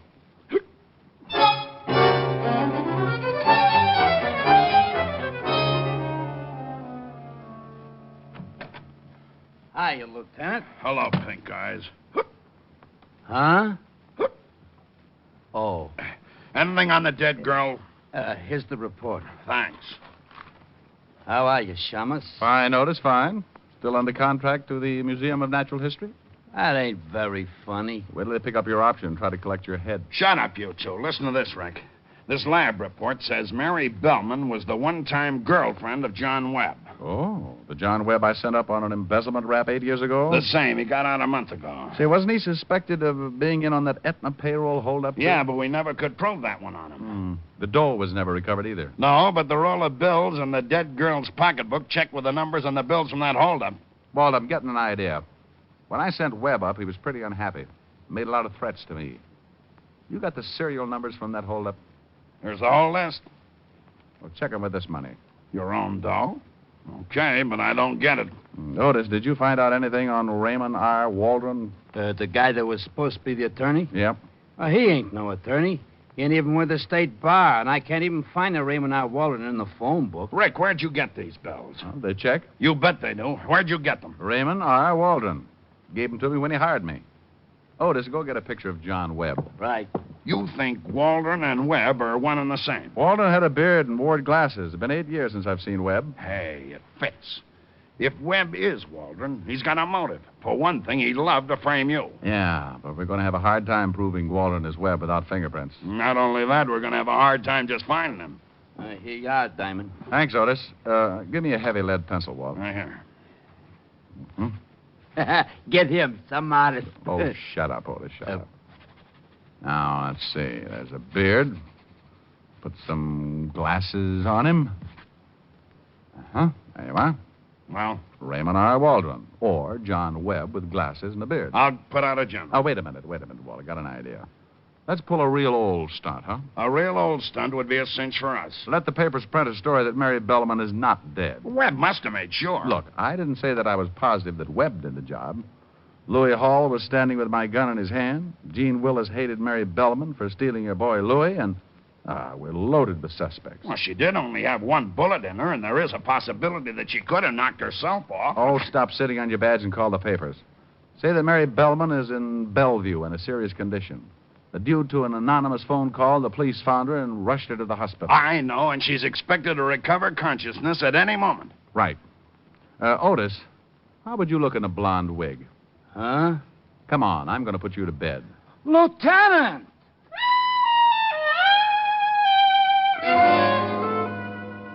Walt called in the reporters on the police beat and gave them the story, then went over to Bellevue and set it up with the staff.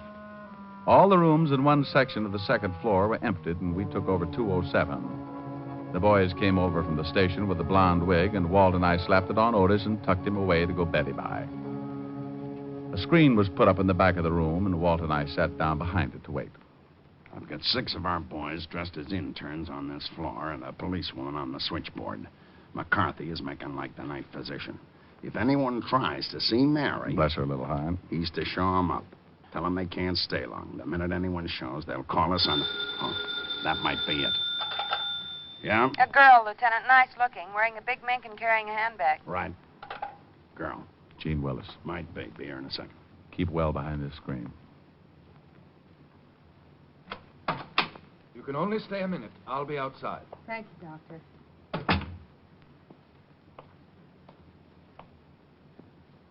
Mary? She's taken into her handbag. Let's take her. Let's have the bag, sister. Take your hands off of me. Hang on to her, Walt. What's the meaning of this? Ah, you always carry a gun, Jeannie? She was going to kill me. Who's that? That ain't Mary. She was going to kill me, Lieutenant. Shut up, Otis, or I'll give her back the gun. You can't pin anything on me. I think we can, baby. Holy cow. More company. Yeah? You can't do this. Dear, shut up now. Yeah. Okay. More company? Yeah, all his gorillas. Said they were rough. Louis. Oh, no. Honey, I no. warned you. Keep it down, no. lady. I won't let him get caught. I don't want him to get caught. Shut her up. I don't want him to get caught. Sorry, honey, but I have don't want to. him to get... Okay, lift her over behind the screen. All right. Yeah. There. All right, let me back there. Who's making noise? You can only stay a minute. Okay, Doc. You stay out here, Tony. Right, boy. Mary. Mary, baby. I'll get the guy who done this. All right, Louis. Who's there? The police, and you're covered. Okay. Try anything, and the guy in the bed will start shooting. The guy in the frame. Give me your gun. Then Mary, she's... She's really dead, Louis. I guess maybe I wish too much. I ain't smart. Here's your gun, Shamus. You had the right gun, all right, but the wrong boy. Here, Walt, give it to ballistics. We got Jean Willis over behind that screen. She came up here with some crazy idea of protecting you.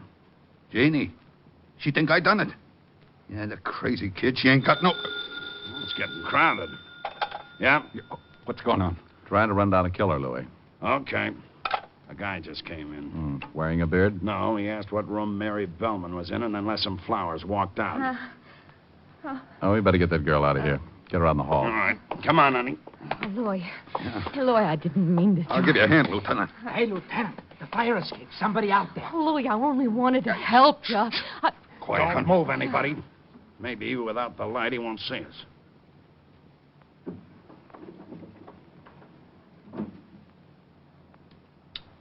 Look out. He's going to shoot from there. Get the light.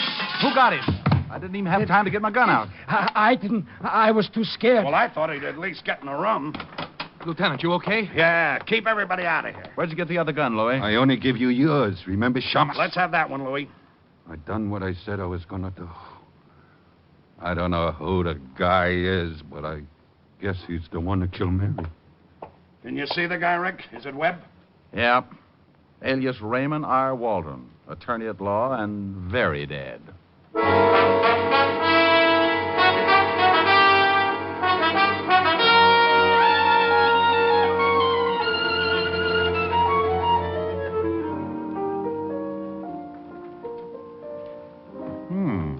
New outfit, Helen, baby? Uh-huh.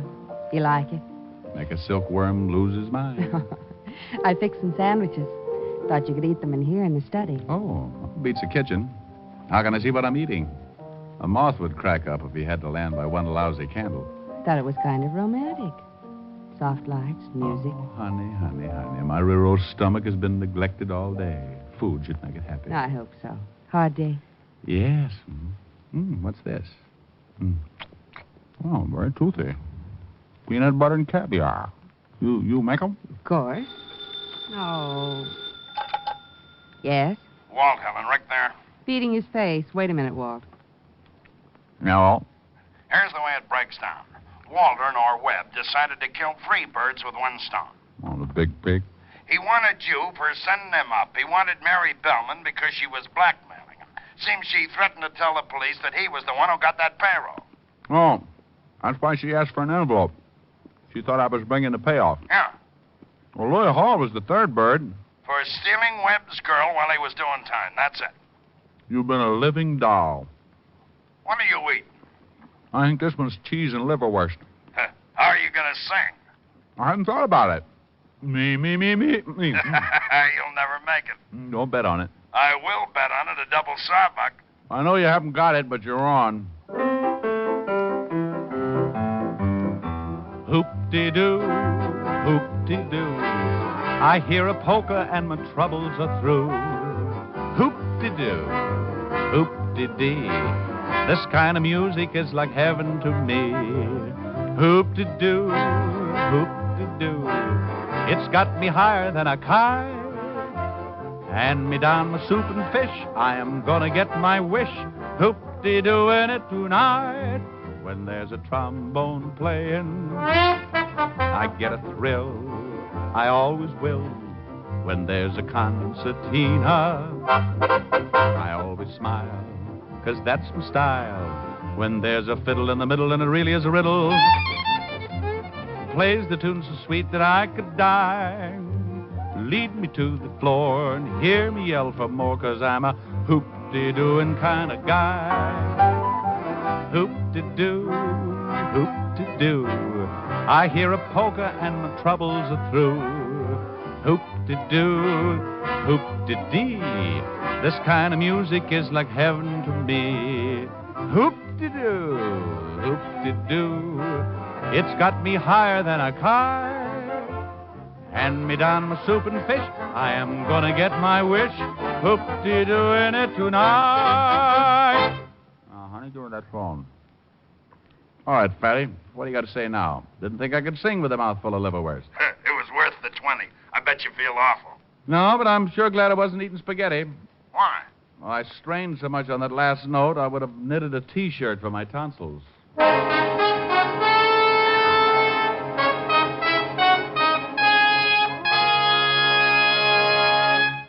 Dick Powell will be back in just a moment.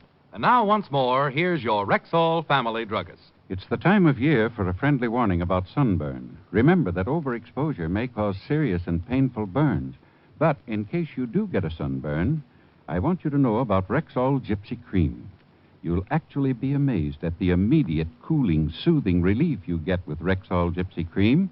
And what's more, it's not a messy ointment, but a quick-drying, greaseless liquid, easy to apply, harmless to close. Ask for Rexall Gypsy Cream at Rexall drugstores everywhere. And remember, you can depend on any drug product that bears the name Rexall. Good health to all from Rexall.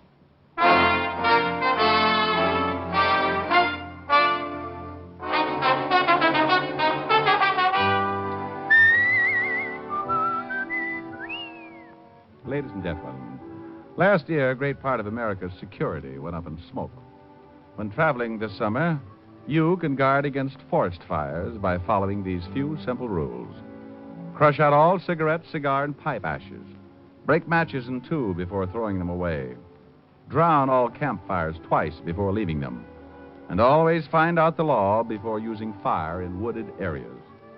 Remember, only you can prevent forest fires. Good night, everyone. This program was transcribed.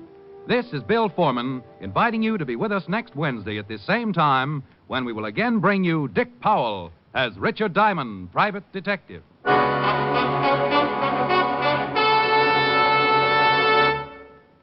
For the woman in 10 with sensitive skin. There's Caranome hand cream. Statistics show that 1 woman in 10 has an extra sensitive, extra tender skin. And for that woman, There's Caranome hand cream. For like all Caranome beauty aids, Caranome hand cream is hypoallergenic, pure, mild, safe for most sensitive skins. It softens, beautifies, protects. Remember, for the woman in 10 with sensitive skin, There's Caranome Hand Cream. Only one of Caranome's beauty aids, designed especially for women with sensitive skin. ask for Caranome at Rexall drugstores everywhere. Hear Juvenile Menace on Dragnet tomorrow night on NBC.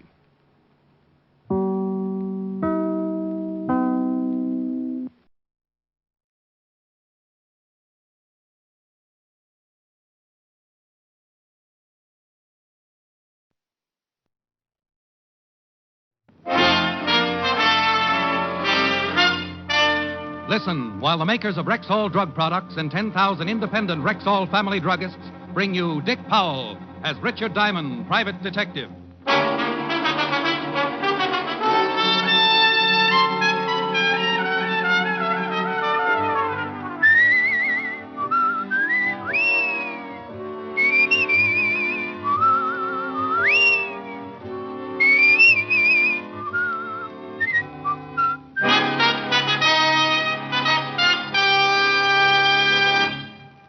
Good evening. This is your Rexall family druggist, speaking to you for the 10,000 independent druggists who have made the word Rexall part of our own store names and put the orange and blue Rexall sign on our windows.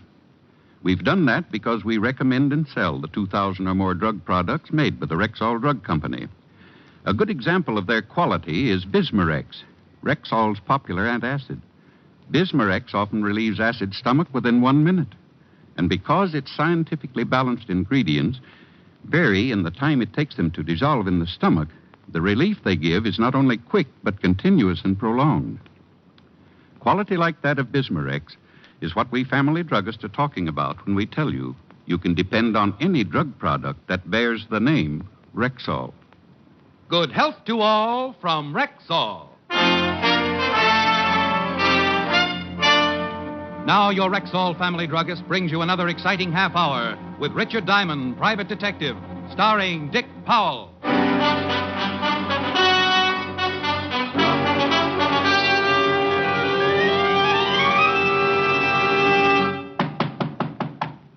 Come in. You, Mr. Richard Diamond? That's right, but keep it quiet and we'll split the reward. Well, my name is Tobias P. Briggs.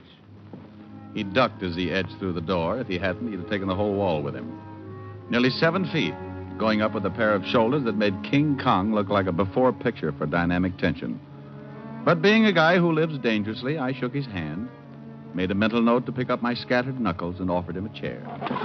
Thank you. Mr. Diamond, how much would it cost for you to help me? Well, I usually break my back for $100 a day in expenses. Oh, that's a lot of money. I break a lot of back. Let's talk some more, though. Guys your size usually don't need help. Well, I got the money. Been saving. You see, I wrestled 2, maybe 3 times a week at the Universal Arena. I promised Mike I'd put 1 purse a week in the bank. He was saving, too. Who's Mike? Mike Burton. He's dead, Mr. Diamond.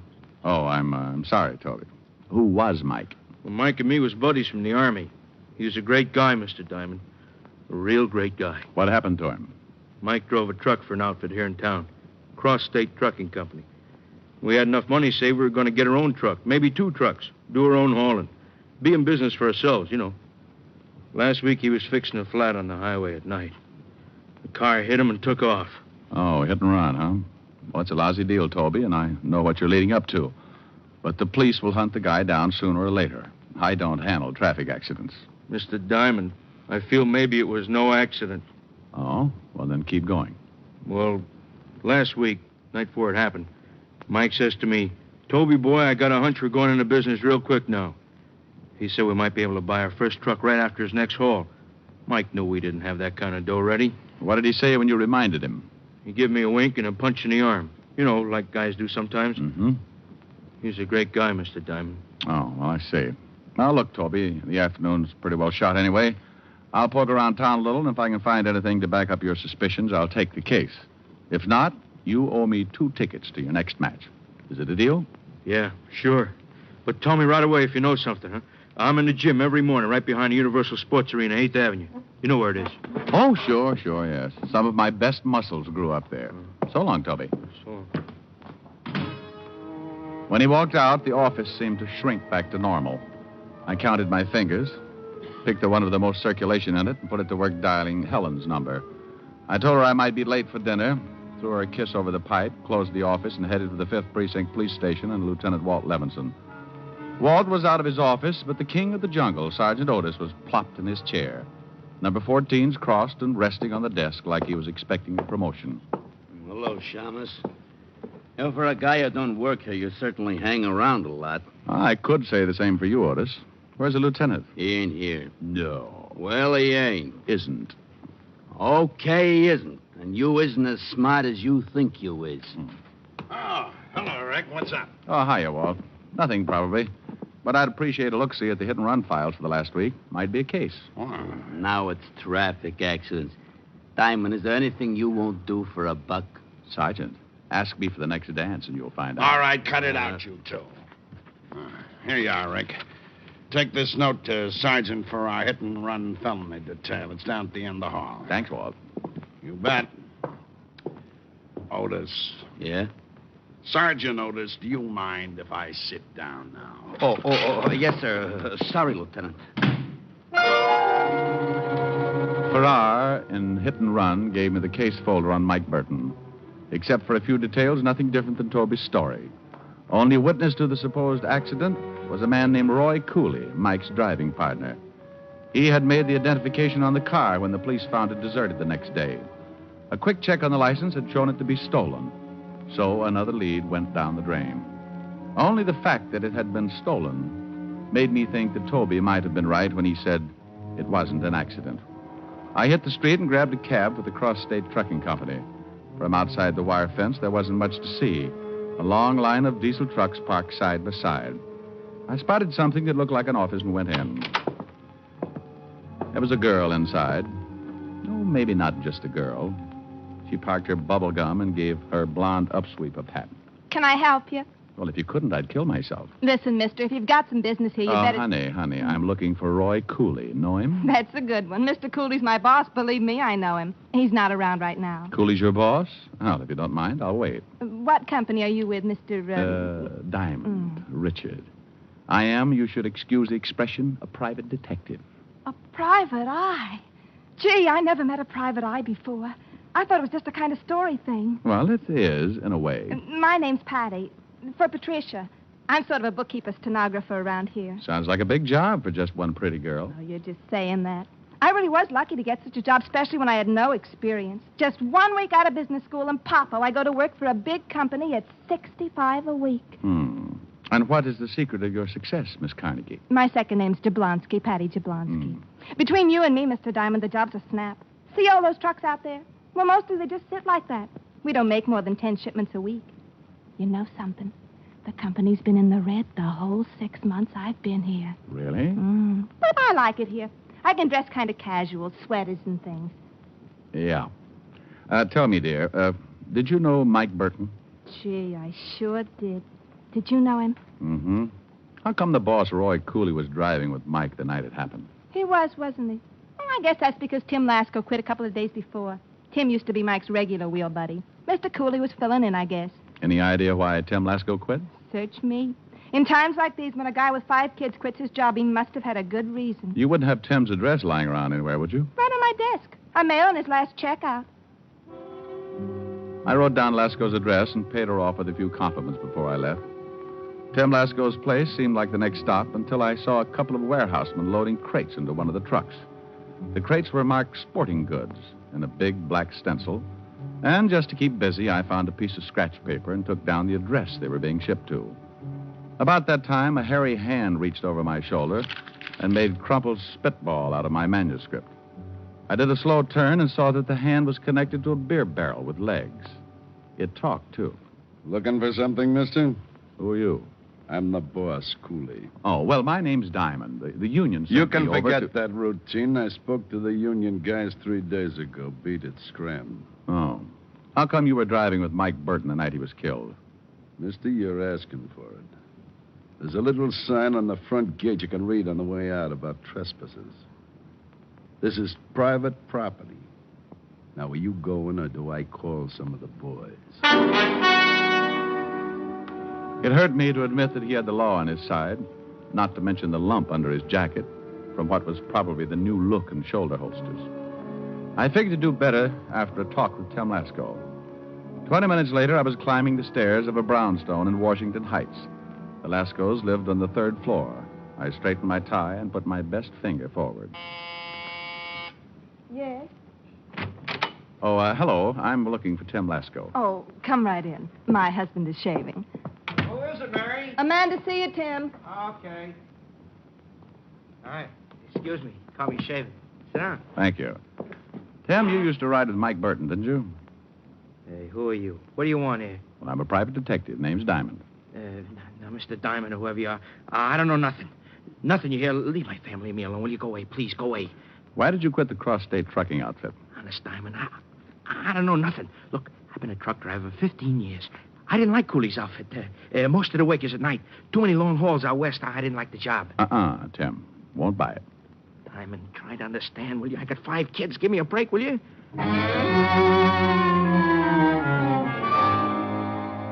There was no sense going around again. I told him I'd be back, which he took about as gracefully as a guy learning he had leprosy, so I left. I rode downtown, squatted on a stool in a coffee shop with a good view of the cross-state warehouse. The coffee shop had a waitress who was as ugly as the warehouse. Got a 75-cent dinner special. You interested? I'll have a little coffee and... A lot of donuts. Oh, well, then coffee and conversation. Is there any chance of you taking me away from all this? Wouldn't work out. I drink. I'll reform you. Want cream? No. 1 black. How come you're staring at that warehouse instead of me? Want to give me a complex? What's the matter? Did I say a dirty word? We kicked it around until the warehouse was empty, except for a muscle-bound night watchman who chain-smoked behind the front gate. It was a short walk to the fence behind the loading dock. A garbage can and some fancy scrambling helped me over. And then I squirreled under the line of trucks until I reached the one they'd loaded that afternoon. The crates were nailed tight, and it took a lot of scratching and pulling before I wedged one open. About then, I heard 3 pairs of feet echoing down the loading platform. I ducked out of the truck, but that half-open crate must have missed me after all the time we'd spent together because it spilled over and turned loose a shower of baseball bats. I grabbed one since it seemed like a good idea and snuggled up against the huge tires under the truck. Who's there? Hey, Red, you let anyone in? Not me, boy. Whoever you are, Buster, you better come out with your hands up. We got guns. Okay, Red, you and Harry stay out in front of the trucks. I'll go coax our visitor out.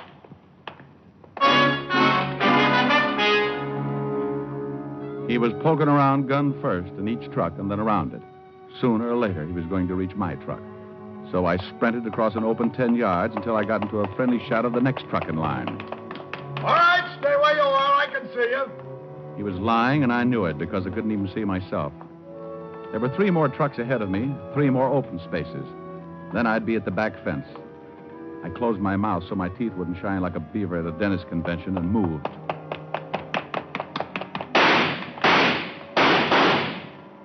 I reached the last truck and waited. The glint of his gun barrel kept coming at me like a one-eyed cat. I held the bat ready. It must have been a well-balanced hunk of wood because it felt like a feather in my fist.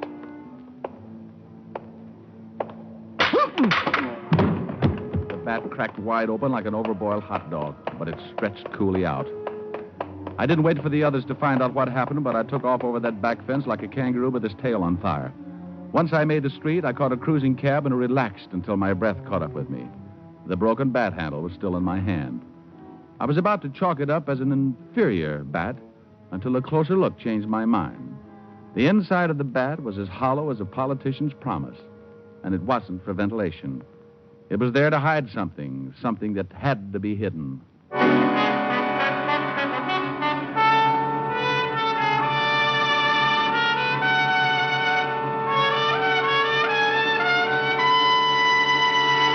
You're listening to Richard Diamond, Private Detective, brought to you by the makers of Rexall Drug Products and your Rexall family druggist.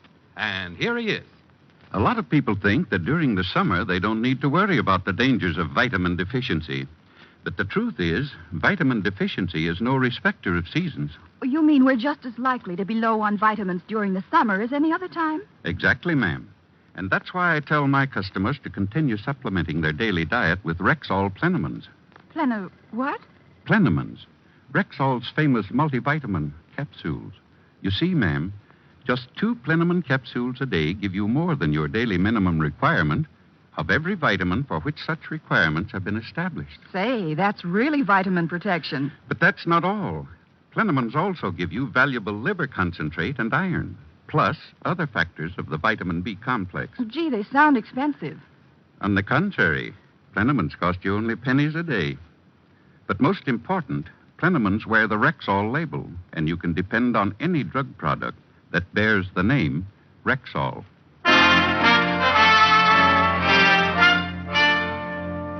Now back to tonight's adventure with Richard Diamond, Private Detective, starring Dick Powell. So I had the stump of a hollow baseball bat in my hand and a half dozen theories about why it was hollow. But none of my theories proved any connection between a phony trucking outfit and Mike Burton being killed by a hit-and-run driver. I put the bat under lock and key in my office desk, then stopped at the Hall of Records where Pop McIntyre handles the night watchman chores. Under registered corporations, I found the Cross-State Trucking Company and the up-to-now unknown name of Harry Fenner listed as its head. I thanked Pop, then went across town to check through the newspaper morgue at the Tribune.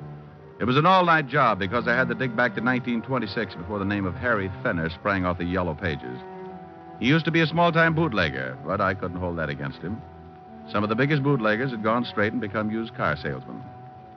I had breakfast before dropping in at the Universal Gym to see Toby.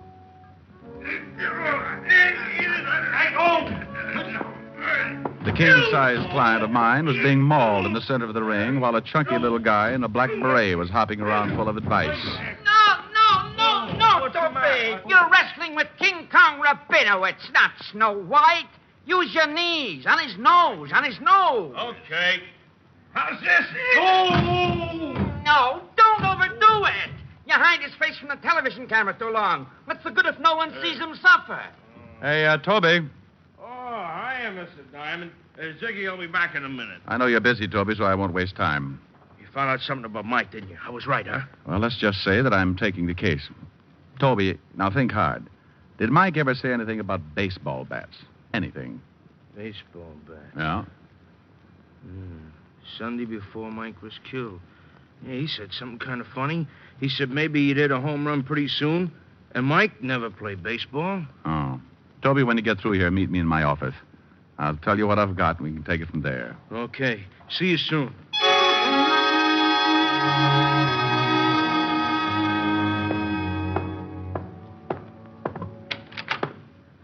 Good afternoon, Mr. Diamond. My name is, Harry Fenner. Oh. Well, who are those 2 bullet-headed characters with you? They're my business associates. Oh, you must be in a rotten business. How'd you get in here? I just had the exterminators over last week. Oh, well, I'm afraid I owe you for a new lock. I'll just add it to the retainer I'm going to pay you. Oh, you're going to hire me? I have here $500, which I place on your desk. Earning it will be easy. Under whose nails do I put the bamboo splints? I hope your good humor continues. The fact is, Diamond, I collect odd things like antique furniture, marine life specimens, and old bat handles. Someone stole one of my old bat handles. Money's yours if you can locate it. Something like that would be worth more than money to me. An old bat handle would go just right with my collection of old saxophone reeds and croquet mallets. Is that your polite way of saying no? No, it's my impolite way of saying that a certain bat handle is going to win you the hottest seat in Sing Sing. And if you think I'm bluffing, let's see what they think down at the 5th Precinct. Put down that phone. Oh! He cracked me across the knuckles with a cane he was carrying, and my left hand took the day off. Then Fenner turned to his 2 happiness boys. Gentlemen, Mr. Diamond is stubborn. Unstubborn him. His 2 blood collectors came after me like there was a shortage of plasma. I dodged around the desk like a loose guinea pig in a biology class and finally managed to locate a stomach for my one good hand. I sunk it in up to my charm bracelet. But before I could enjoy the reaction, a fistful of dimes creased the back of my head and I came apart. I don't know how long it was before my eyes unglued. I was on my back enjoying a bug's eye view of the ceiling, but that's all I was enjoying. My head felt like a yo-yo being worked by a guy with the DTs. And then something big leaned over me. Mr. Diamond? Mr. Diamond, you okay? Oh, yeah, dandy. Oh, Toby, if I felt any worse, I'd be dead. Oh, that's too bad. It's a good thing I got here. Those guys are doing a swell job on you for real. Oh, things came back into focus. Fenner's muscle men were draped over each other in the middle of the floor, quietly unconscious. It was becoming. I had to get pretty rough with them. It was 2 against 1. Them and me, I mean.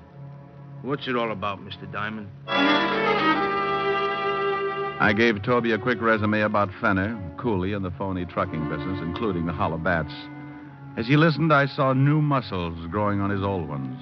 He wasn't interested in details. Mr. Diamond, did this Fenner guy kill Mike? Well, Toby, I think Mike found out that Fenner and Cooley were shipping hot goods, probably jewels, in the hollow bats. If he did, I think maybe Fenner killed him.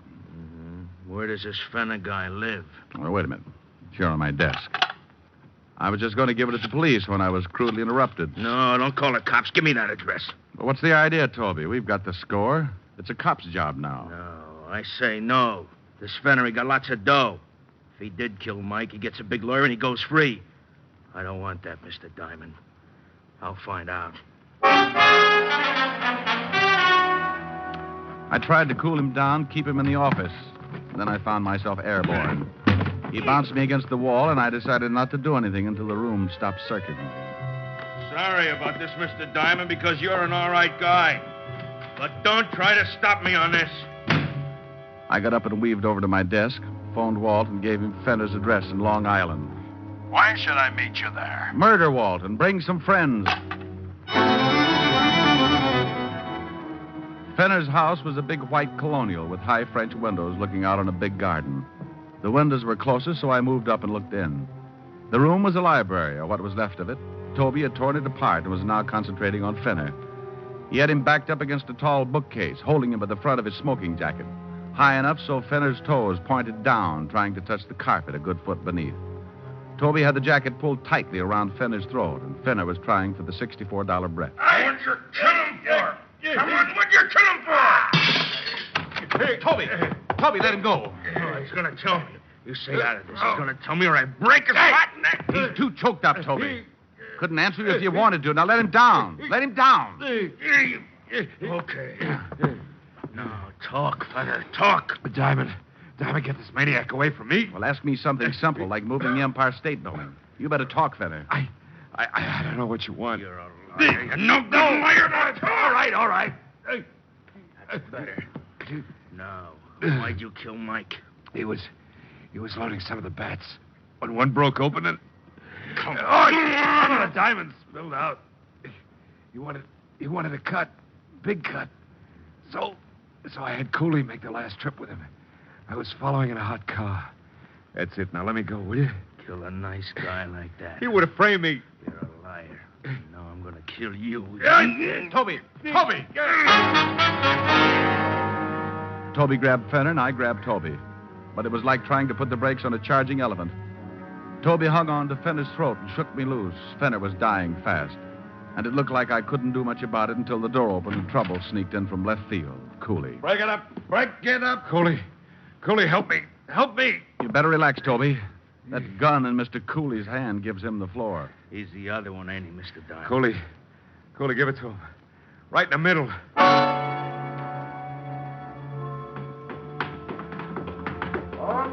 And then I heard the heavenly sound of flat feet. Cooley half turned for a moment, but it was enough for me to push Toby behind a couch and dive in after him. Quick! Cooley, let him have it. Cooley spun back around and tried his luck anyway, but missed. He and Fenner made a rush for the window, but some of Walt's men were waiting for them. They tried to shoot it out. Cooley never got more than 1 foot over the windowsill. Fenner did better, but he was dead when he hit the ground. Rick, are you all right, Rick? Oh, if it wasn't, you'd never hear the end of it. Mr. Diamond, you don't really believe what that punk said about Mike, do you? Mike was a straight guy all his life. Toby, this clean-cut gentleman standing right next to me is Lieutenant Walter Levinson of Homicide. Right. What I tell him is official, so you listen. Look, Walt, Fenner and Cooley were part of a fence setup. Bought stolen goods, sold them out west. The Cross-State Trucking Company was just a blind. Well, that just about cleans it up, Toby. You see, Mike probably suspected something, and they were afraid he'd go to the police. That's why they killed him. Sure, I knew it was that way. Thanks, Mr. Diamond. Well, I better get back to town. Ziggy's got me matched tonight. Good luck, Toby. Yeah, thanks. Say, Mr. Diamond, I'd sure like to have you and the lieutenant come watch me wrestle tonight. Thanks, Toby. Maybe some other time. Oh, it'll be a great show. Tonight's my turn to win. Yeah, well, we'll see. So long, Toby. So long. Rank. Yeah? That connection between Mike Burton and this racket didn't sound kosher. Was that for the record? No, Walt. But Toby will never see the record.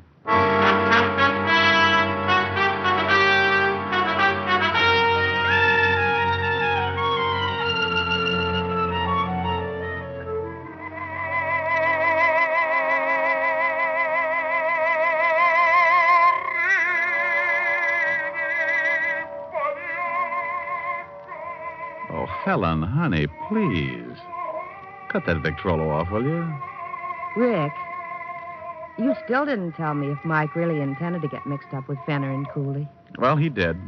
That's where he was getting the extra money he spoke about to Toby. Oh, excuse me. Rick, where are you going? I'm just going to shut this guy off. He's putting me to sleep. Oh, I suppose you could do better. Well, you think not? Honey, just sit down and listen to me. Pale hands I loved beside the Shalimar. Where are you now? Now tell me, honey, how do I rate alongside that suffering crooner on the record? That record happens to be an original release. The suffering crooner is Enrico Caruso. Oh. Where does a guy go to slash his wrist?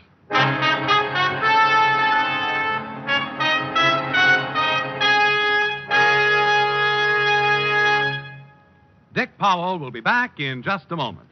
And now, once more, here's your Rexall family druggist. No faster-acting aspirin made. That's Rexall aspirin. Yes, when taken with water, the 5 full grains of pure aspirin contained in every Rexall aspirin tablet are ready to go to work for you even before they reach your stomach. So next time you have a headache, remember Rexall aspirin. There's no faster-acting aspirin made.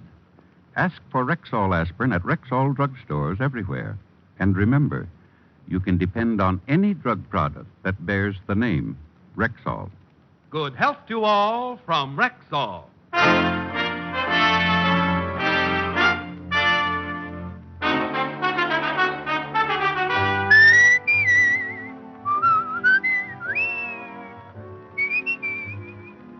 Ladies and gentlemen, for those who recognize it, the future is for sale. You can buy it now, today. You can buy it by saving. And there's no surer, more profitable means of saving than through the purchase of United States savings bonds. In the first place, United States saving bonds are safe, guaranteed by your country. Moreover, they put your saving dollars to work for you. For every $3 invested today in Class E bonds, you'll receive $4 back in just 10 years when the bonds mature. So make sure of the years ahead with United States savings bonds. Ladies and gentlemen, tonight's script was written by Harold Jack Bloom and Joe Morheim. Music was under the direction of Frank Worth. And this is Dick Powell asking you to listen in again next Wednesday at this same time when we do it all over again. Please listen in. I'm going to hit somebody on the head. Good night, everybody. You have just heard transcribed Richard Diamond, Private Detective, starring Dick Powell. This is Bill Foreman speaking.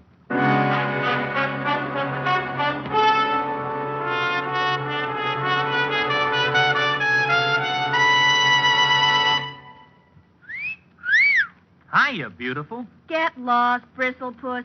You need a shave. But I have shaved. What else do you want me to do? Silly boy, she wants you to go Stag. Go Stag?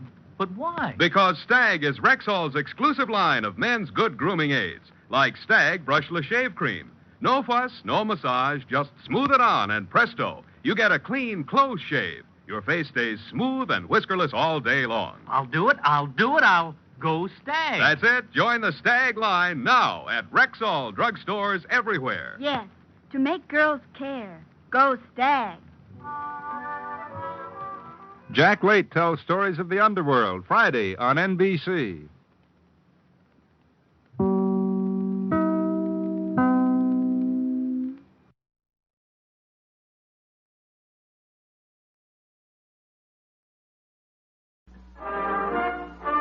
Listen while the makers of Rexall drug products and 10,000 independent Rexall family druggists bring you Dick Powell as Richard Diamond, private detective.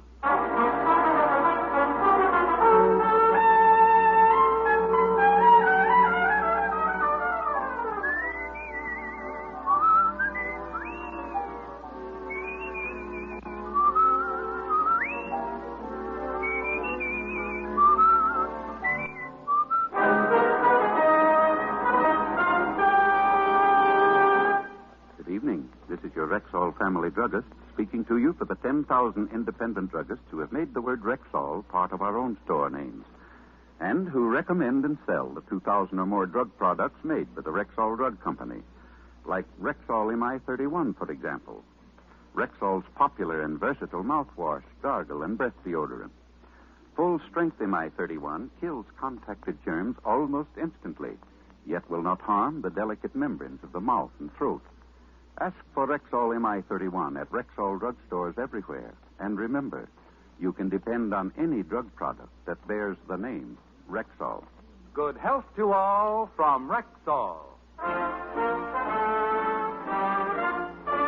Now your Rexall family druggist brings you a transcribed half hour with Richard Diamond, private detective, starring Dick Powell.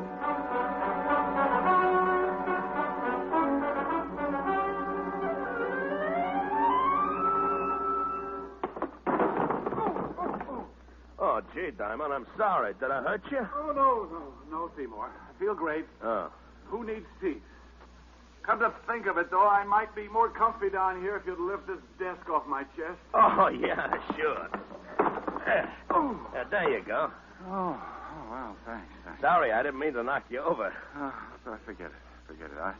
I enjoy having my chest crushed as much as the next guy. Okay. Now, the throw I'm going to show you now is called a Japanese shoulder toss. Look, Seymour, you've convinced me.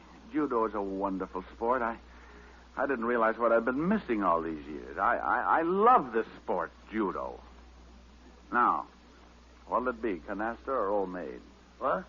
How about hopscotch? Oh, come on. Let me show you just one more throw, huh? Not even if it was with a beanbag. Hey, maybe some wrestling holds in. I know a lot of wrestling stuff. Must be some trick you'd like me to try. No, Seymour. I really don't believe Well, come to think of it, yes, there is a wonderful little trick. Huh?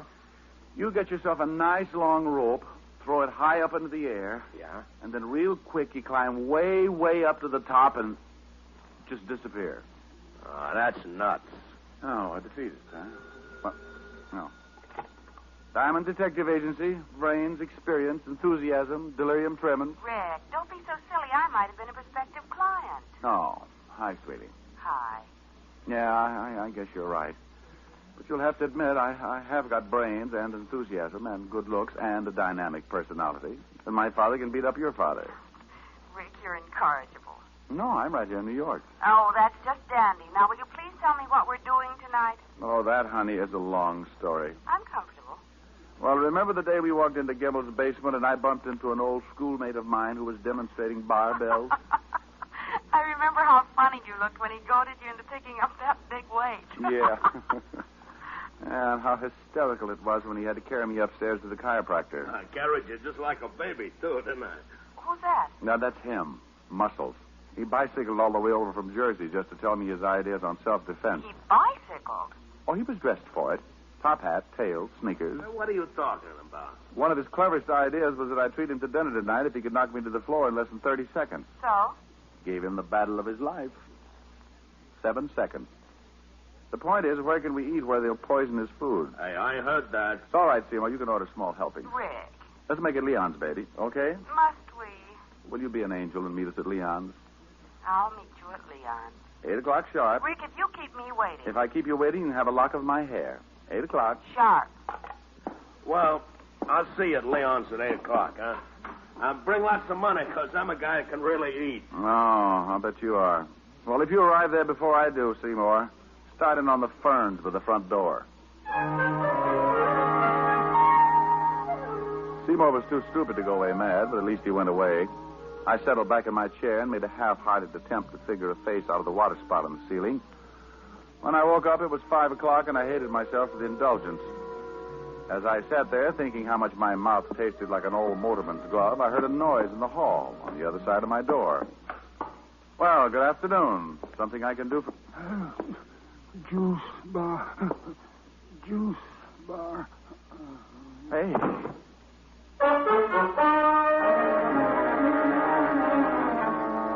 He fell face forward into the pool of blood at his feet, like a wino who'd stumbled into a fountain of muscatel.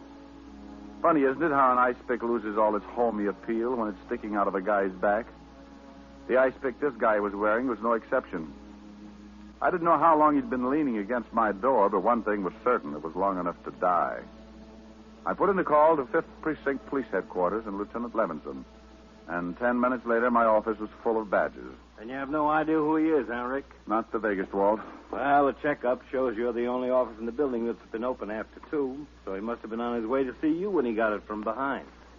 Maybe he was delivering ice and just happened to fall on his ice pick. Otis. Yeah? Otis, now that you've solved it, why don't you go down to the glue factory and let them put you up in nice little glass bottles? Oh. Well, anyway, here's a billfold in his pocket. That ought to tell us something. How about a look, Fatty? Huh? Oh, sure. Here. Quite a card collector, wasn't he? Quite. Gold Furriers, the Copper Room, O'Toole's Diner. It's lousy food. Got ptomaine once from that cheesecake. I remember. I got ptomaine just watching you eat it. I resent that. And I accept your apology. Yeah. Huh? Where's that green card from? This one? Yeah. The Apollo Health Club. Hey, that's right down the street. Nothing with the old boy's name on it, though. Afraid not. However, something tells me you'll get that from the old boy's fingerprints. Let's hope so.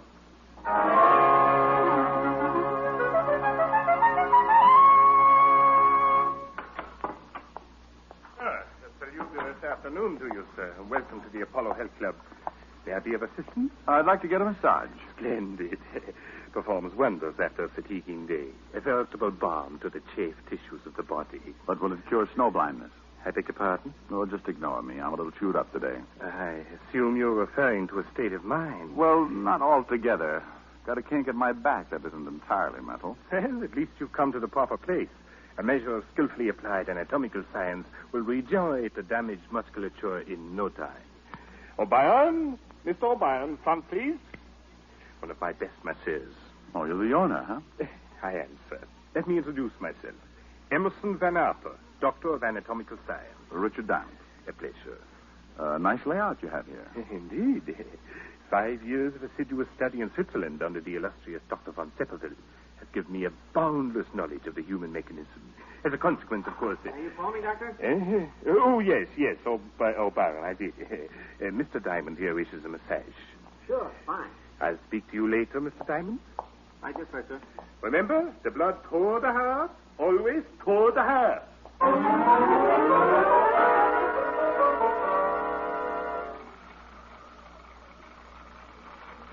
A real private detective, huh? Too private, judging from last month's receipts. Hey, you know, you really rubbed that kink out of my back. Good. Don't know if you noticed it, but I was doing all my rubbing with my right arm. Tore a muscle on my left shoulder this morning. Really put it out of commission. Oh, that's too bad. Speaking of things being out of commission reminds me, there's a body down at the morgue I'd like you to take a look at. Guy might have been a client of yours. Oh, what makes you think that? Had a card from the Apollo Club in his billfold. Oh? When could you come down? How about tonight? We close here at 10. Fine. Make it, what about 10:30? Know where the morgue is? Yeah. How'd this guy die, anyway? Somebody hid their ice pick in his spinal column. No kidding. Yeah. The corpse is a little dark-complexioned man. Kinky hair, glasses, bald spot on the top of his head. Hey, that description fits a guy who comes in here every night around closing time. Fanatic on diet. He buys wheat germ from us by the case. Know his name or where he lives? Oh, I know that.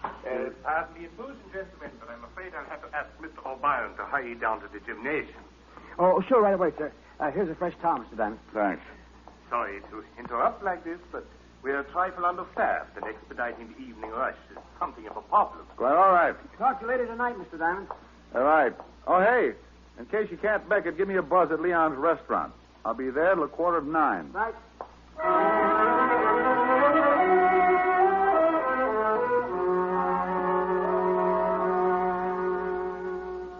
Ah, Monsieur Diamond. Hello. Bonsoir. Hello, Leon. Par ici, par ici. Which translated into English means? Right this way.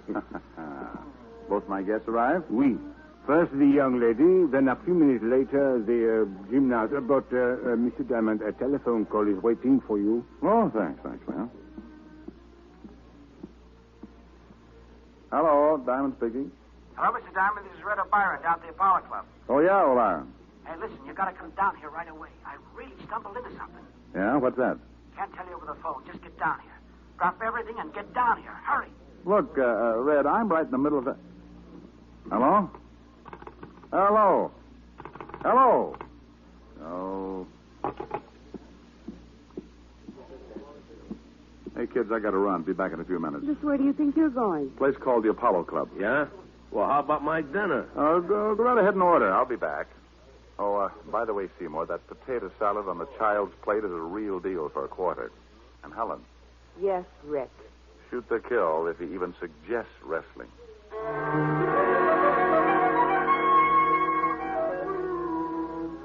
I walked out of Leon's, flagged down a cab, and spent the trip back to the Apollo Club, wondering what Red O'Brien was so worked up about and why he'd hung up on me.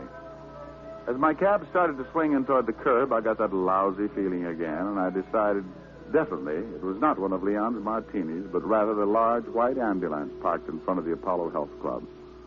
I was halfway up the steps of the club when Dr. Van Arter appeared in the doorway. Oh, good evening, Mr. Diamond. This is terrible. Terrible. What is? We've had an accident. Red O'Brien? Yes. Oh, terrible. Like losing a son. Losing? He's dead? Yes. He was performing a handstand on the rings in the gymnasium, and he slipped and fell. Broke his neck.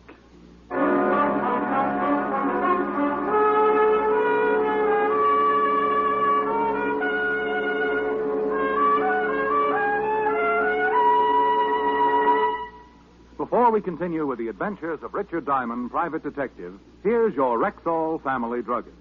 Last week, a customer told me that Something I really like about Rexall milk of magnesia is that one bottle won't be so thick I can't even pour it, and the next one thin and watery. Somehow, Rexall milk of magnesia always seems to be just right. Well, ma'am, that's because every bottle of Rexall milk of magnesia has to meet an exacting standard of viscosity, or it won't wear the Rexall label. What do you mean by viscosity? Well, an easy definition would be the degree of thickness in a liquid. Now, Rexall scientists conduct scientifically precise tests on every batch of Rexall milk of magnesia to make sure it meets this constant standard of viscosity, because that's one big reason why you'll always get a uniform dosage from every bottle. Oh, and I thought it was all just an accident. Oh, no, ma'am. There are no accidents behind the fact. You can always depend on any drug product that bears the name Rexall. And now back to tonight's adventure with Richard Diamond, private detective, starring Dick Powell. Well, hello, Otis. Is the lieutenant around? Yeah, he's around, so what? Otis, did you ever think how silly you'd look hanging from your thumbs? Ah, go soak your head. You mean that's how you shrunk yours? Ooh. Well, now, isn't that a coincidence? Is it? I was just thinking how peaceful it is around the precincts when you're not. Yeah. You shut up, you. You tell him, Paddy. How would you like to... I'd like a little information, if you don't mind. I'd like you to see what facts you can scare up on the guy who runs the Apollo Health Club. Name is Van Arter. If I remember right, the stiff we hauled away in front of your office today had a card from the Apollo Club in his billfold. You remember right? And we found out his name was Rudy Lubin. Narcotics has a file on him that goes forever. How about the ice pick? Any fingerprints? None. Well, that's always a help. I should say. Personally, I think Otis did it. Think I did what? You see, Walter, typical pathological reaction. What do you mean? Oh, don't worry, Otis. We won't let them hang you, right, Walt? Right. Not as long as we have a rope and a tree. Hey, what's up? Who you calling? Leon's restaurant. Ellen's over there breathing with her diaphragm. And Seymour... Oh, you don't know him, but he's tearing phone books apart. Good evening, Leon. Oh, hello, Leon. This is Richard Diamond. My friend still there? Oui. They are waiting for you, no? They're waiting for me, yes. Let me speak to the noisy one with the biceps, will you? Oui, bien entendu. What's all this about? It's about a guy who got stabbed in front of my door, a masseur named O'Byron who got his neck broken doing tricks on the rings, and something that O'Byron mentioned earlier. Hello. Seymour? Where are you, anyway? We've been waiting an hour. That's not the point. The point is, I want you to listen to me. Could a guy do a handstand on the rings if he had a torn muscle in his shoulder? Are you kidding? I'm very serious. Heck no, he couldn't. It's impossible. Shoulder muscles are the ones do all the work. Deltoids, trapezius, upper pecs. Yeah. Okay. Look, Seymour, you got to do me a favor.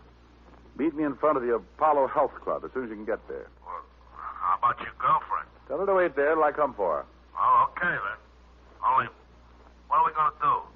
Trap a murderer. I hung up, assured Lieutenant Levinson that I was just going to do a little reconnaissance work, and then left for the Apollo Club. Seymour was waiting when my cab drew up in front. I explained to him the part I wanted him to play. Just leave it to me. If this doctor's a phony, I'll find out for you. Let's go.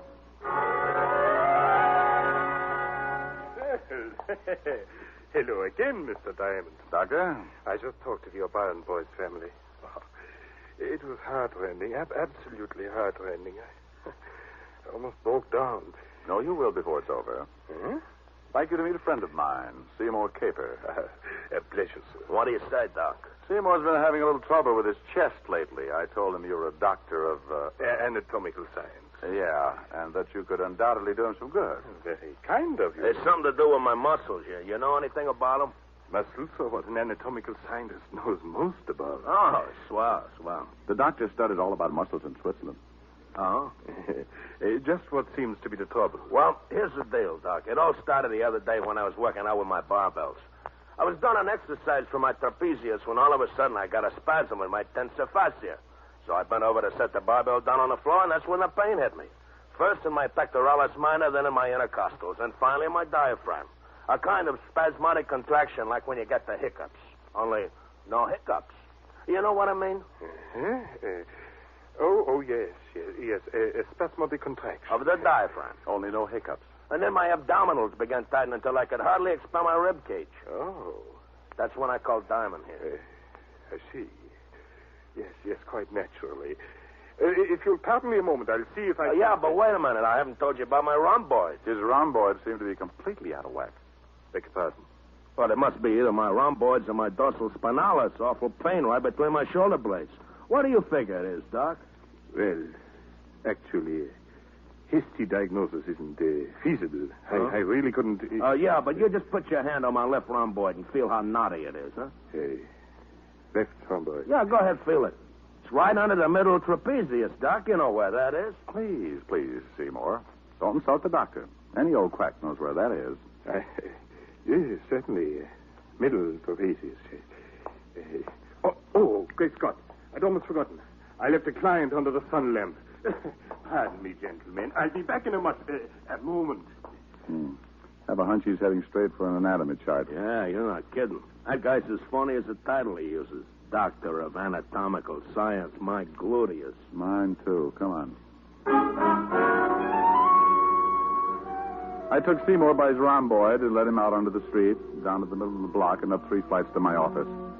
While I did my thinking, Seymour did his push-ups. 302. 303. Well, Seymour, we know 3 things. O'Brien couldn't have been exercising on the rings with an injured shoulder. 5 right. And the doctor's a phony. 6 right. Then the doctor is a front for something that's important enough to kill people over. 300 right. 8. As a consequence, you and I are burglars. 9 right. What? Starting as soon as the Apollo Club closes. But you mean we're going to bust into the joint? We're going to bust into the joint or flatten your head in the attempt.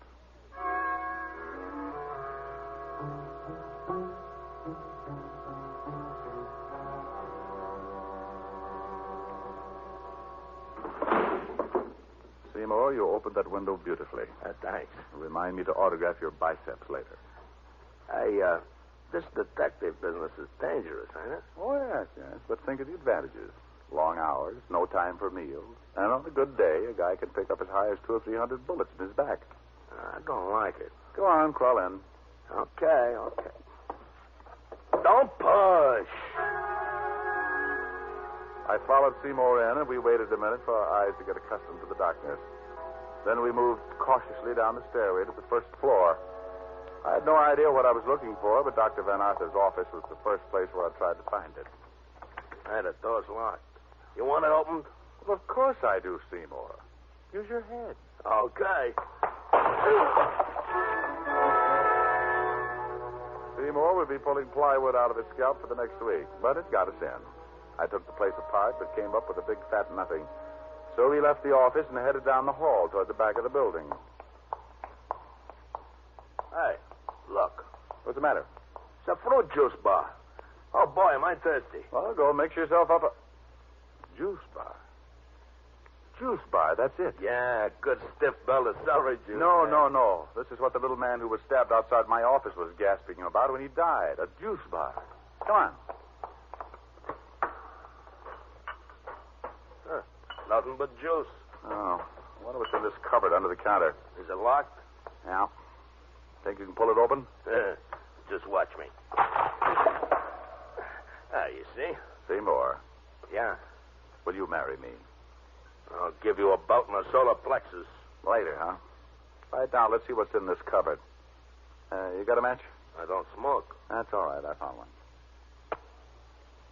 Well, what do you know about that? Nothing but cans of wheat germ. Hey, you know what that stuff is, don't you? I know that the masseur who got killed here told me that the guy who died in front of my office bought it up by the case. Hand me a can, will you? Sure. Here. This stuff is full of vitamins, you know. You want a handful? Oh, no, thanks. Yeah. Well, it must be some extra special brand. Never tasted anything like this before. Chew a little louder, Seymour. We can dance to it. Hey. Hey. That really hits the spot, man. Hey, you want to wrestle? Oh, quiet, Seymour. You know what, boy? I can fly. Seymour. I can fly, I tell you, see? Oh, man, do I ever love to fly. While Seymour stood there flapping his arms, I stuck my nose into the can he was holding. Uh-huh. Once you've smelled opium, you can always recognize the aroma, even when it's mixed with wheat germ. I was trying to decide what to do with Seymour when he slid slowly to the floor under the counter and rocked out. I loosened his collar, then started for a telephone. Leaving, Mr. Detective. Wow. Doctor, working late? I'm glad I arrived in time to offer you a drink of fruit juice. Well, thanks loads, but I'm driving. Where you're going, Mr. Detective, the weather is too hot for driving. Now, isn't that a nasty thing for a guy who sticks ice picks in people to say? Oh, that was the most unpleasant experience, I assure you. It's just that Mr. Logan began demanding a little too high a percentage for us to be in my health foods. Even went so far as to threaten me with exposure. So you grabbed up an ice pick from your juice bar and followed him out of the club? Mm-hmm. I doubt if he ever knew what hit him.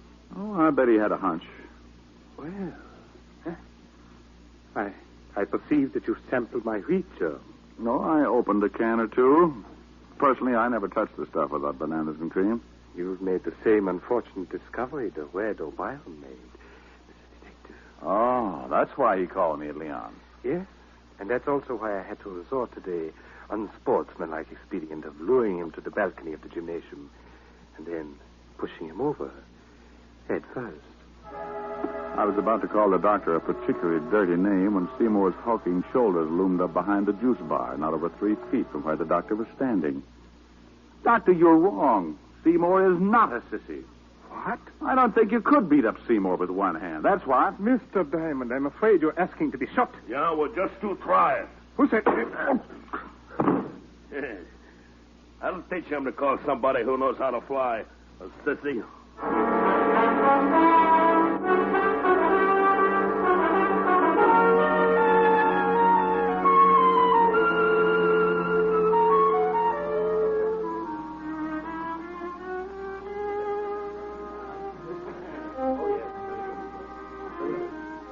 still here, though, huh? Oui, but very angry. Look, Leon, you got to do something for me. Oui. Tell the violinist to get his big fat Stradivarius over to where she's sitting. And quick. Oui, immediately. Hello, Miss Asher. Oh, come on, sweetie. I've had a rough night subduing murderers, opium eaters. Least you could do is say hello. Hello. I like that song, don't you? Look, I know all about you and your little violin bit. Huh? I saw Leon pointing us out to the violinist. He did? Mm-hmm. And where, may I ask, is little Seymour? Little Seymour ate too many goodies. He's having his stomach pumped. Oh, now that's sweet. I think so. I think the song is nice, too. I think you should sing it, too. I think I should, too. Hold me close and hold me fast, the magic spell you cast. This is La Vie en Rose. When you kiss me, heaven sighs, and though I close my eyes, I see La Vie en Rose. When you press your heart. Oh, God. Start the song again. Hold me close and hold me fast, the magic spell you cast. This is La Vie en Rose. When you kiss me, heaven sighs, and though I close my eyes, I see La Vie en Rose. When you press me to your heart, I'm in a world apart, a world where roses bloom. And when you speak, angels sing from above. Everyday words seem to turn into love songs. Give your heart and soul to me, and life will always be La Vie en Rose. Nothing? I won't say. Want to feel my biceps? All right. Well? Nothing.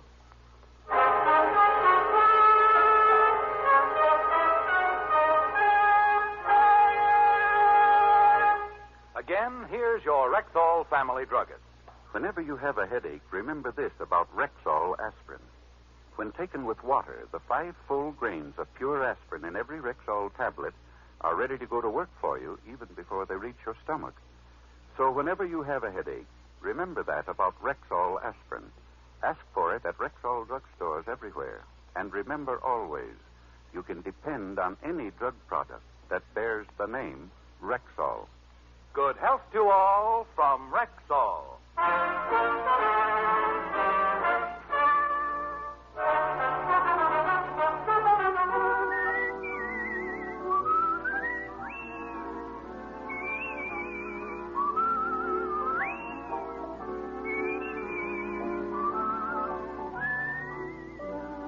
Richard Diamond, Private Detective, stars Dick Powell in the title role and is written by Harvey Easton with music composed and conducted by Frank Worth.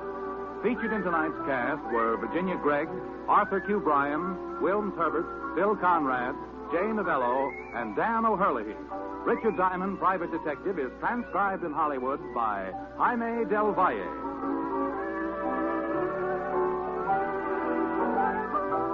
This is Bill Foreman inviting you to be with us next Wednesday at this time when we will again bring you Dick Powell as Richard Diamond, Private Detective.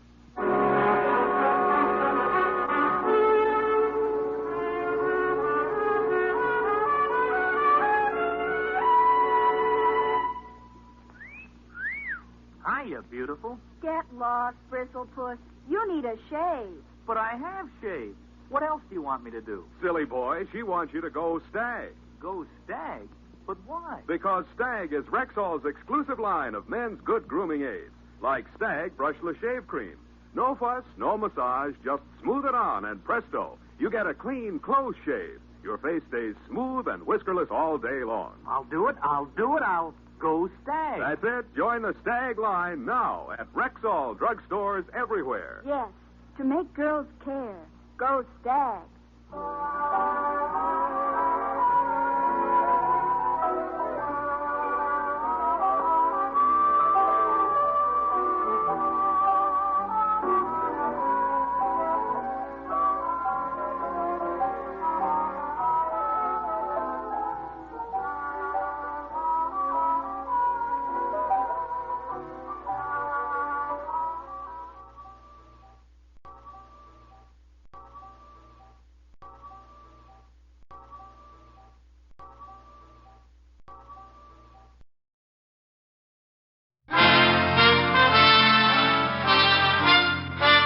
Listen while the makers of Rexall drug products and 10,000 independent Rexall family druggists bring you Dick Powell as Richard Diamond, private detective.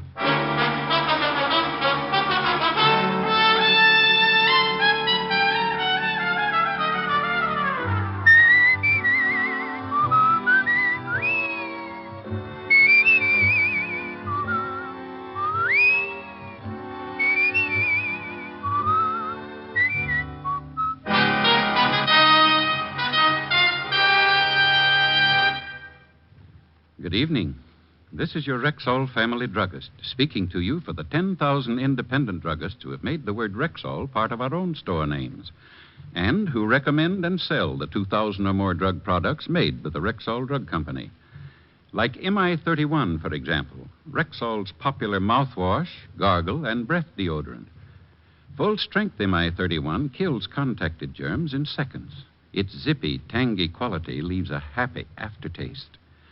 For a reliable yet refreshing mouthwash, use Rexall MI31. And remember, you can depend on any drug product that bears the name Rexall. Good health to all from Rexall. Now, your Rexall family druggist brings you a transcribed half hour with Richard Diamond, private detective, starring Dick Powell. Dick's special guest star tonight is what was your name again? I'm sorry, but I really can't tell you. You can't tell me. Well, Rexall brings you Richard Diamond, starring Dick Powell.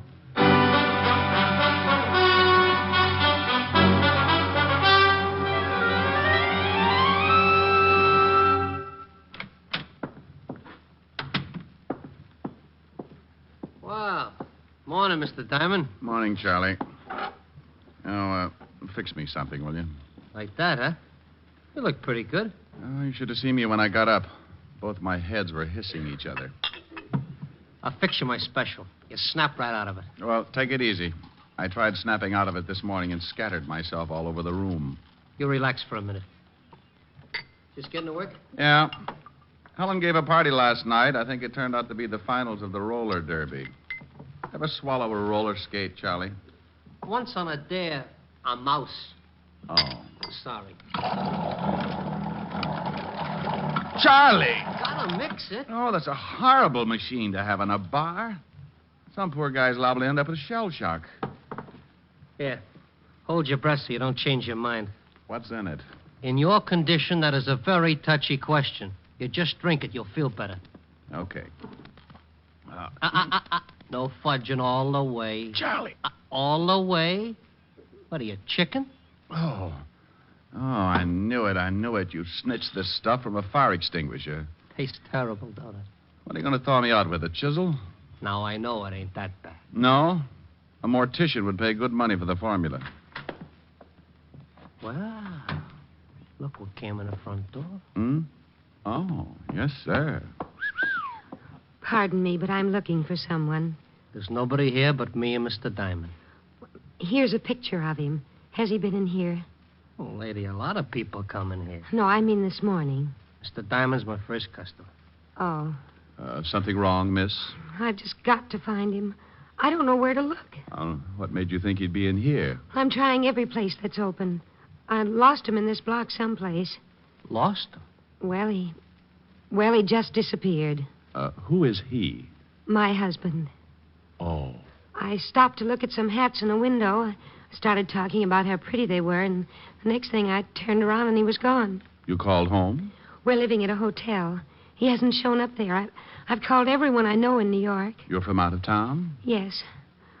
Oh, I'm so worried. Well, honey, from this picture, your husband looks old enough to find his way around. Why don't you go on back to the hotel and... You don't understand. My husband had quite a shock earlier this morning, and he was acting strangely. So you figure he might have gone looking for a drink? I don't know what I thought. It isn't like him to wander off like that. I'm so worried.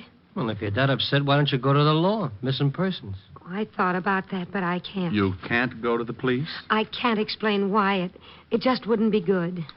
Would you mind a completely new remark? What? Haven't I seen you before, Miss... No. Nice name. Mr. Diamond sees a lot of people. Used to be a cop himself. Oh. Private detective now. Private detective? Seems to me I've seen your husband someplace before, too. Is this an old picture? Yes, I carry it around in my wallet. Are you really a private detective, Mr. Diamond, Miss... Like Sam Spade? Well, no. Sam drinks and runs around with women. I lead a rather sheltered life. Steady, Charlie. Mr. Diamond, I'm really frightened. I'm sure something awful's happened to my husband. Will you help me? I might, if you tell me two things. What are they? Why you can't go to the police, and if you can afford $100 a day in expenses. Oh, I can afford the money. You should have answered the first question first. Now I'm almost tempted to forget the last one. But I can't go to the police. Dear, when people can't go to the police, it worries me. Your old man got a record or something? A record? Well, I've seen both of you someplace. You sure you aren't working some kind of a racket? Oh, now, lady, take it easy. I lose my husband. I come in here for help, and you think I'm some sort of a criminal or something. Look, dear, I don't know what to do. I don't know where to go. I don't want to go to the police, and it has nothing to do with breaking the law. Shame on you, Diamond. Here, lady, here's a handkerchief. Thank you. Look, I'm sorry. No, you're not. You're terrible. Oh, please. Look, I'm in pretty bad shape myself. Okay, I'll help you. Wonderful, Mr. Diamond. Where can we talk? Hey, she turns him off like a hydrant. You'll help me? Oh, yes. $100 a day in expenses. Certainly. Get her. Yeah. You sure you didn't dip into one of Charlie's specials? I don't drink. This isn't drinking. It's like diving into an active volcano. Where can we talk? One of the booths. Good. I don't want anyone else to know about this. You mean after this build-up, I ain't even going to hear what it's all about? Come on, dear. Oh. Relax, Charlie. Have one of your specials. Who knows? You may be the first one to reach the moon. Is this booth all right, Mr. Diamond? Just fine. Now sit down, dear, and tell me all about it. Well, there's really not much to tell. I took my husband to an appointment this morning. What kind of an appointment? I can't tell you. And you can't tell me your husband's name? No. Not even his first name? Well, I guess I could tell you his first name. It's Richard. Richard? Yes. You can't tell me any more? No. You want me to find him, and you want me to trust you? If you will. Will you trust me? Yes. Then I'll try and find Richard, but I'll need some help. I'll try. No, please. I'll need some outside help. Who? A policeman. Oh, no, I told you. And I told you. You want me to trust you? Okay, that's what I'm going to do, but you got to trust me, too. But the police... If you and your husband aren't in trouble with the police, you got nothing to worry about. But the police... Not the police, a policeman. One man. But he'll find out why Richard disappeared. Well, don't you want to know why? I know why, but I don't want anyone else to know why. You don't want anyone else? You know why, but you... Oh, don't let me do this to myself. I just want to find him. Okay. I promise the policeman won't say anything. I'm trusting that you have a good reason for not telling me any more than you have, but to find a man, this man in the picture, and an old photograph at that, to find this man needs a lot of doing. Checking hospitals. Hospitals? Now, don't start crying. Oh, I'm sorry. Go on. When you've got to check hospitals, morgues... Morgues? Look, dear. You wait here. No, I'm going with you. Good girl. Charlie, thank you for being so patient. A pleasure, miss. Shall we go, Mr. Diamond? Yeah. And, Charlie... Yeah? I'd like to thank you, too. Anytime. Your hospitality and good manners are only equaled by your loyalty and perspicacity. Huh? All in all, you've been a living doll.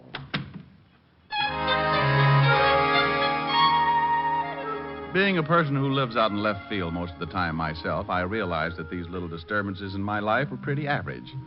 So with cute little Anonymous tagging along behind, I left Charlie's fancy bistro and headed for the 5th Precinct Police Station and the good Lieutenant Levinson.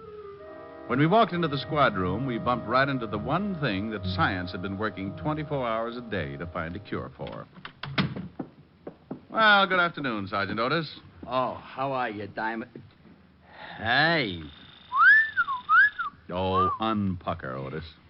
Mrs. X will think the lieutenant uses you to unstop sinks. Mrs. X? What kind of a name is that? You want to meet the lady? That's the name. Mrs. X? How do you do, Sergeant? Oh, hey, ain't I seen you someplace before? Otis, haven't I seen you someplace before? Now, what are you talking about, Shama? Sure you've seen me before. Mr. Diamond? Yeah, but this is nothing. Stick around him for a whole day sometime. Come on, let's see the lieutenant. I'll see you later, Mrs. Yes, Sergeant. It's been a pleasure. Otis. Yeah? Your eyes are hanging out so far they cover your badge. Oh. Hello, Walt. Hi, Rick. Yeah. This is Mrs. X, Walt. Dear, this is the mighty arm of the law, Lieutenant Levinson. How do you do, Lieutenant? How do you do, Mrs. X? Oh, let's not go into this thing again. The young lady prefers to be known as Mrs. X. Now, Walt, I want you to do me a favor. Yeah, young lady, haven't I seen you someplace before? Yeah, Walt. Even Otis is with us on that one. I said the same thing when she found me in Charlie's bar. Now, the young lady's lost her husband, and I'm going to help her find him. Here's his picture. See if you got anything. Oh, yeah. Are you sure I haven't seen you? Walt, we'll solve that one later. The picture. Go make like a policeman. Okay. She got a record? Lieutenant. Oh, well, I never forget her face. He's been trying to ever since he got Otis. Now, come on, Walt. Get a report for missing persons. Check the hospitals and the morgue. The morgue? Lady, please. It's a habit. Honey, we got to do these things just in case. But you think he's... Give me that picture. Lady, please. Now. What's your husband's name? She can't tell you that, Walt. What do you mean she can't tell me that? I can't. Now, you look, Diamond, if this is one of your... His first name is Richard. Richard what? That's something I really can't tell you. I wouldn't have told Mr. Diamond the Richard part, but it just sort of slipped out. Now, wait, what are you two trying to do to me? You come in here and ask me to locate this guy in the picture, and you won't even tell me his last name? Look, Walt, I promise you'll do me the favor without the questions. The young lady seems to have a very good reason for not wanting to give her name or her husband's. Now, all I want you to do is check the morgues. What's the matter with her? She wants her husband. Yes, I want my husband.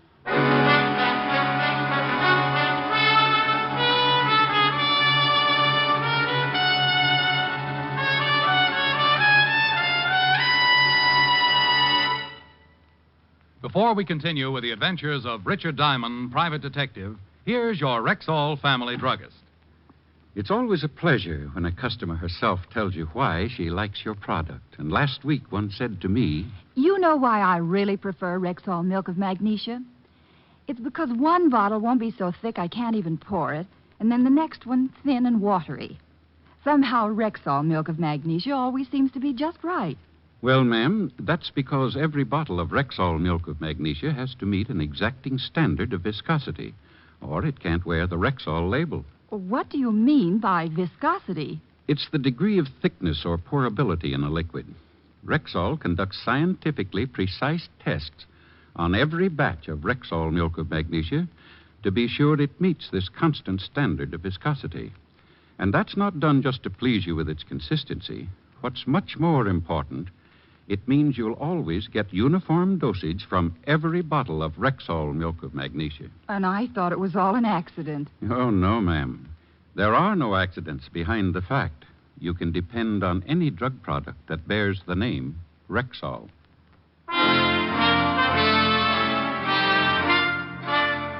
And now back to tonight's adventure with Richard Diamond, private detective, starring Dick Powell.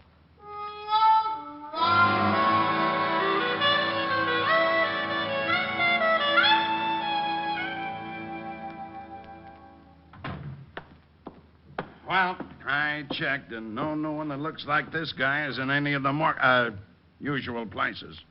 Well, that's fine. Now let's start looking for him where I lost him, Mr. Diamond. Oh, swell. Well, Walt, we really just stopped by to say hello. Killing time, you know. Sure. I appreciate everything you've done, Captain. Lieutenant. Of course. Thank you very much. But now Mr. Diamond and I have to go and find my husband. Richard. Yes.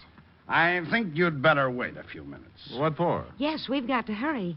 I've got to find my husband before the 8 o'clock plane leaves this evening. You're leaving tonight? You didn't tell me that. Well, Richard has to be in California by tomorrow morning. Got a little job to do? A very big job, Captain. Lieutenant. Well, what do you want us to wait for? Because I've got Otis checking on this girl, this Mrs. X. Oh, no. Walt, you promised. I promised nothing. You assumed. Oh, you're a fine buddy. Buddy schmuddy. You might be taken in by her sweet innocence, but not me. You double-crosser. Mr. Diamond, you promised. But I didn't, lady. I just checked the morgues. Oh, now you shut up. Walt. Well, I never. I've seen this girl someplace, Rick, and I've got a sneaking suspicion she's wanted. Wanted? You can't cross me like this, Fatty. Wanted? Won't tell me her name, huh? No. Won't tell me your husband's name, huh? No. Then you're hiding something. Yes. Yes? Why, yes, meaning of course. Now you stop that, Rick. Rick. Is your name Richard, too, Mr. Diamond? No, my friends call me Rick. You ever in Chicago, lady? Of course. Of course. O-F-C-O-U-R-S-E. You meaning... stay out of this. You run around with Tony Capone when you were in Chicago? You talking to me? I'm talking to her. Well, I'm glad. Tony never gave me back my elk's tooth. Well, I don't know why you're talking to me, Captain. I never gave Mr. Capone an elk's tooth. No. It's Lieutenant, dear. You got to stop promoting him. You'll get a swell head. You rat! You call me, Lieutenant? No! Well, gee, don't scare me like that. I got something on this picture you gave me. Her husband? Yeah. Hello, Mrs. X. Hello, Corporal. Otis. Yeah. You won't like it, Lieutenant. I won't like what? What I got on this picture. Something's happened to Richard. Now, take it easy. Well, what did you find out? I'll tell you whether I like it or not. Well, I sent it down to the boys in the morgue. No! Now look what you've done, you mallet head. Well, gee, what did I say? You said morgue. No. Now, honey, listen. This morgue is where they keep photographs. Oh. Well, what did they come up with, Sergeant? She sure looks pretty when she cries like that. Otis. Well, I shall quote from the report. Person in said photograph resembles one Richard Diamond, private detective. What did you say? Come to think of it, you do, Mr. Diamond. I shall continue. Member of the New York police force for 7 years. Height 6'1", 190. 80. The general conformation of the head. Note, right ear... Otis, shut up. Oh, it gets real interesting. You didn't tell me about getting mixed up with that fan dancer back in 39, Diamond. I was simply interested in starting an ostrich farm. Otis. Yeah? Do you think that picture looks like Mr. Diamond? Kinda. Thank you, Patrolman Lovelow. Patrolman? Yes, and if I ever catch you wearing a sergeant's stripes again, I'll put you on a beach so far out that I'll have to fly food into you. Now get out of here. Sergeant Levinson. Lady, please, it's Lieutenant. Well, I don't care what it is. I think you were just horrible to that nice little policeman. Is that right? It certainly is. And I'm going to write a letter to the governor about you. Now, wait a minute. And what's more, I'm going to tell him what a horrible, mean, impolite person you are. But I come in here with Mr. Diamond, and simply because I won't tell you my name, you accuse me of being a mop. Mop? Yes, mop. One of those gangsters' girls. Moll. Yes. And just because everyone thinks they've seen me before, I'm accused of all sorts of things. But, lady, No telling what's happened to my poor, wonderful husband. Lady, please, lady. You big bully. Yes. Well, okay, I'm sorry. I apologize. Can Sergeant Loveloon have his stripes back? Yes. No, thank you very much. Come on, Mr. Diamond. We've got to find Richard. Goodbye, Major.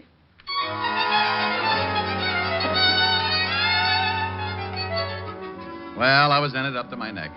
Any other time, a client like Mrs. X would have scared me right into 4 months of hibernation. But she was such a cute little screwball that I just had to go along with it. We took the picture that looked something like yours truly and started making the rounds. Starting with the last place Mrs. X had seen her husband, we showed the picture to every shop owner within a 4-block circle, but no one had seen him. Mrs. X kept checking with the hotel, making me stay at a good distance so I couldn't hear the conversation. But no one had seen her husband. We ended up right back where I first ran into her, Charlie's. Wow. Find him? No. Look, dear, why don't you check again with this place that you and your husband went to this morning for his business appointment? Maybe you went back there. Well, I guess I could try it again. Phone in the back on the wall. Thanks, I'll call him. No luck, Diamond? No. How do I get into these things, Charlie? When someone wants to give you $100 a day in expenses, you get into them. Phone. Brilliant deduction. Hello? A little lady will get it. Mr. Diamond? Yeah? It's for you.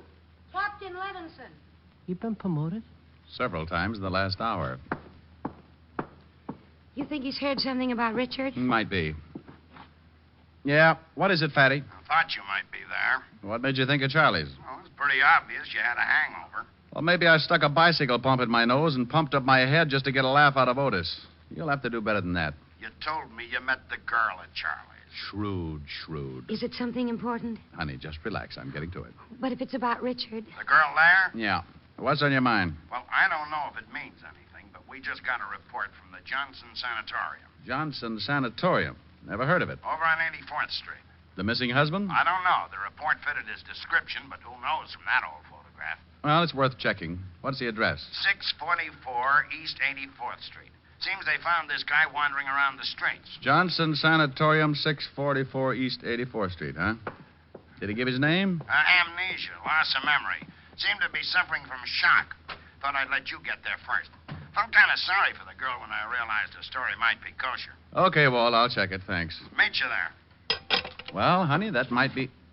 Hey, Charlie. Yeah? Mrs. X, where'd she go? Took out of here like she was shot out of a gun. Something wrong? When are you going to stop asking stupid questions? Well, that tore it. Mrs. X was probably on her way over to the Johnson Sanatorium and with a good head start. So I went out and grabbed a cab for 84th Street and kicked myself a dozen times for getting mixed up in a situation like that. Why not forget the whole thing and get some rest until my head returned to a normal circumference? Answer. Because I'd wasted a whole afternoon looking for the missing husband and hadn't even got a retainer. Yes, sir. Is something I can do for you, perhaps? I'm looking for the man you reported as... Hello, Rick. Oh, Walt. Have you seen Mrs. X? I just this minute got her. She's been and gone. What about the guy you got the report on? Took him with her. The young lady came in, took a look at the man, claimed it was her husband, paid his bill, and left. You let him go like that? I thought the man had amnesia. Well, yes, he was suffering from some kind of shock and had temporarily lost his memory. But you just let him walk out of here with... Rick, let him finish his story. The minute the man saw the young lady, he snapped right out of it. She said they had to hurry to catch a plane or something, had a lot of packing to do. Did she give her name? Yes, she signed the release. Here, let me see it. Now, take it easy, Rick. It's signed Mrs. Richard Diamond. She used my name? Is that your name? You're darn right it is. She leave any address? Phony, I checked. Oh, swell. I'll cover the airports if it'll make you happy. Oh, it'll make me very happy. She did nothing for my hangover. She didn't pay me 1 red cent for my trouble, and I think I may be getting hives. Oh, I'm going over to Helen's and have a complete nervous breakdown.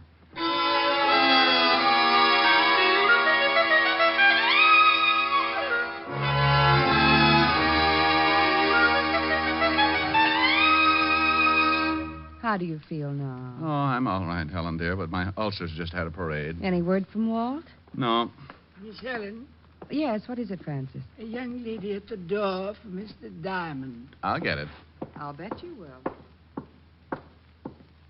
Wow.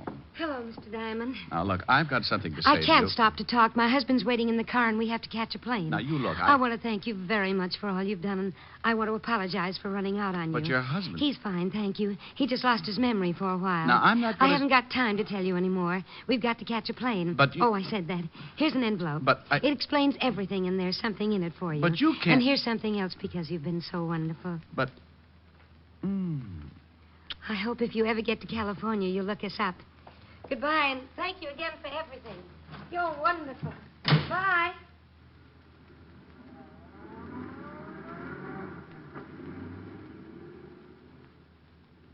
Well. All right, Blue Eyes. What was that all about? Oh, no, that was her. She, the girl. The girl. Mrs. X. What's that? Hmm? Oh, it's an envelope. Said it would explain everything. I hope it does, especially that fond farewell. Oh, that. She was just being grateful. Yeah. Go on, open the envelope. Pardon, Miss Helen. Now it's the phone. Lieutenant Levinson for Mr. Diamond. I better tell him about the girl. You'd better read what's in that envelope. Hello, Walt. Reg, that dame phoned Otis. Asked where she could find you. Oh, that's how she's found the place. Yeah, the melonhead told her you might be over at Helen's. Gave her... She's been there? Just left. And she left an envelope that she said would explain everything. Well, what did it say? I haven't read it. Well, read it. I want to know what this is all about. So does Helen. Well? Well? $500. The explanation? What about the letter? Well, it says, Dear Mr. Diamond, I know that I've caused you a great deal of trouble, so I wish to take this opportunity to thank you for your patience and understanding. As for an explanation, well, here it is. But I count on your discretion and hope that you will keep my secret. This morning, my husband and I went to a doctor because I hadn't been feeling well. We discovered and were overjoyed to find out that I was going to have a baby. Immediately, I informed my husband that I had decided to give up working until after I had the baby. The realization that I wasn't going to make any more money for the rest of the year was too much for him. The shock made him lose his mind, and he just wandered off. Although he has recovered his memory, the thought of having to support us both for the rest of the year has left him nervous and despondent. So I'm taking him back to the coast to the family psychiatrist. I wish to thank you from the bottom of my heart for all your kindness and help. Signed, Signed who? Rick! Helen, what's wrong? He's fainted. What? He looked at the signature on the letter and just flopped over. Well, what about the signature? It's signed June Allison.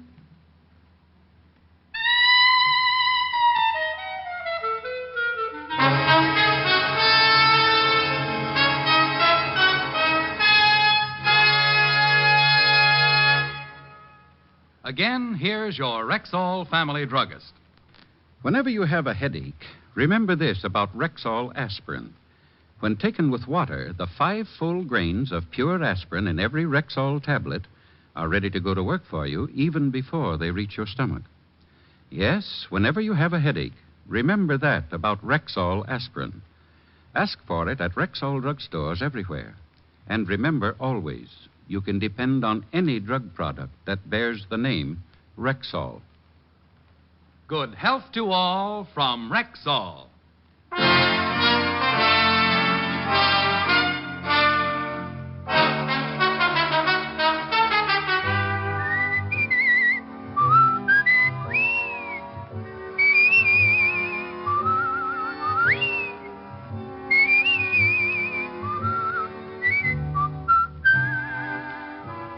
Richard Diamond, Private Detective, stars Dick Powell in the title role and is written by Blake Edwards with music composed and conducted by Frank Worth.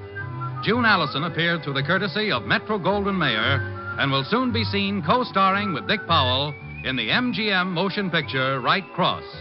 Featured in tonight's cast were Virginia Gregg, Ted DeCorsia, Wilms Herbert, and Bob Sweeney.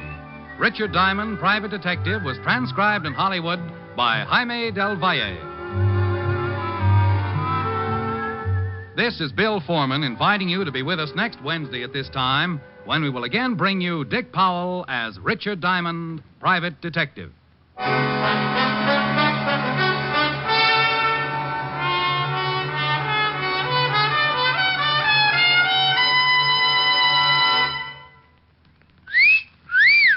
Hiya, beautiful. Get lost, Bristlepuss. You need a shave. But I have shaved. What else do you want me to do? Silly boy, she wants you to go Stag. Go Stag? But why? Because Stag is Rexall's exclusive line of men's good grooming aids, like Stag Brushless Shave Cream. No fuss, no massage, just smooth it on, and presto, you get a clean, close shave. Your face stays smooth and whiskerless all day long. I'll do it. I'll go Stag. That's it. Join the Stag line now at Rexall drugstores everywhere. Yes, to make girls care. Go Stag.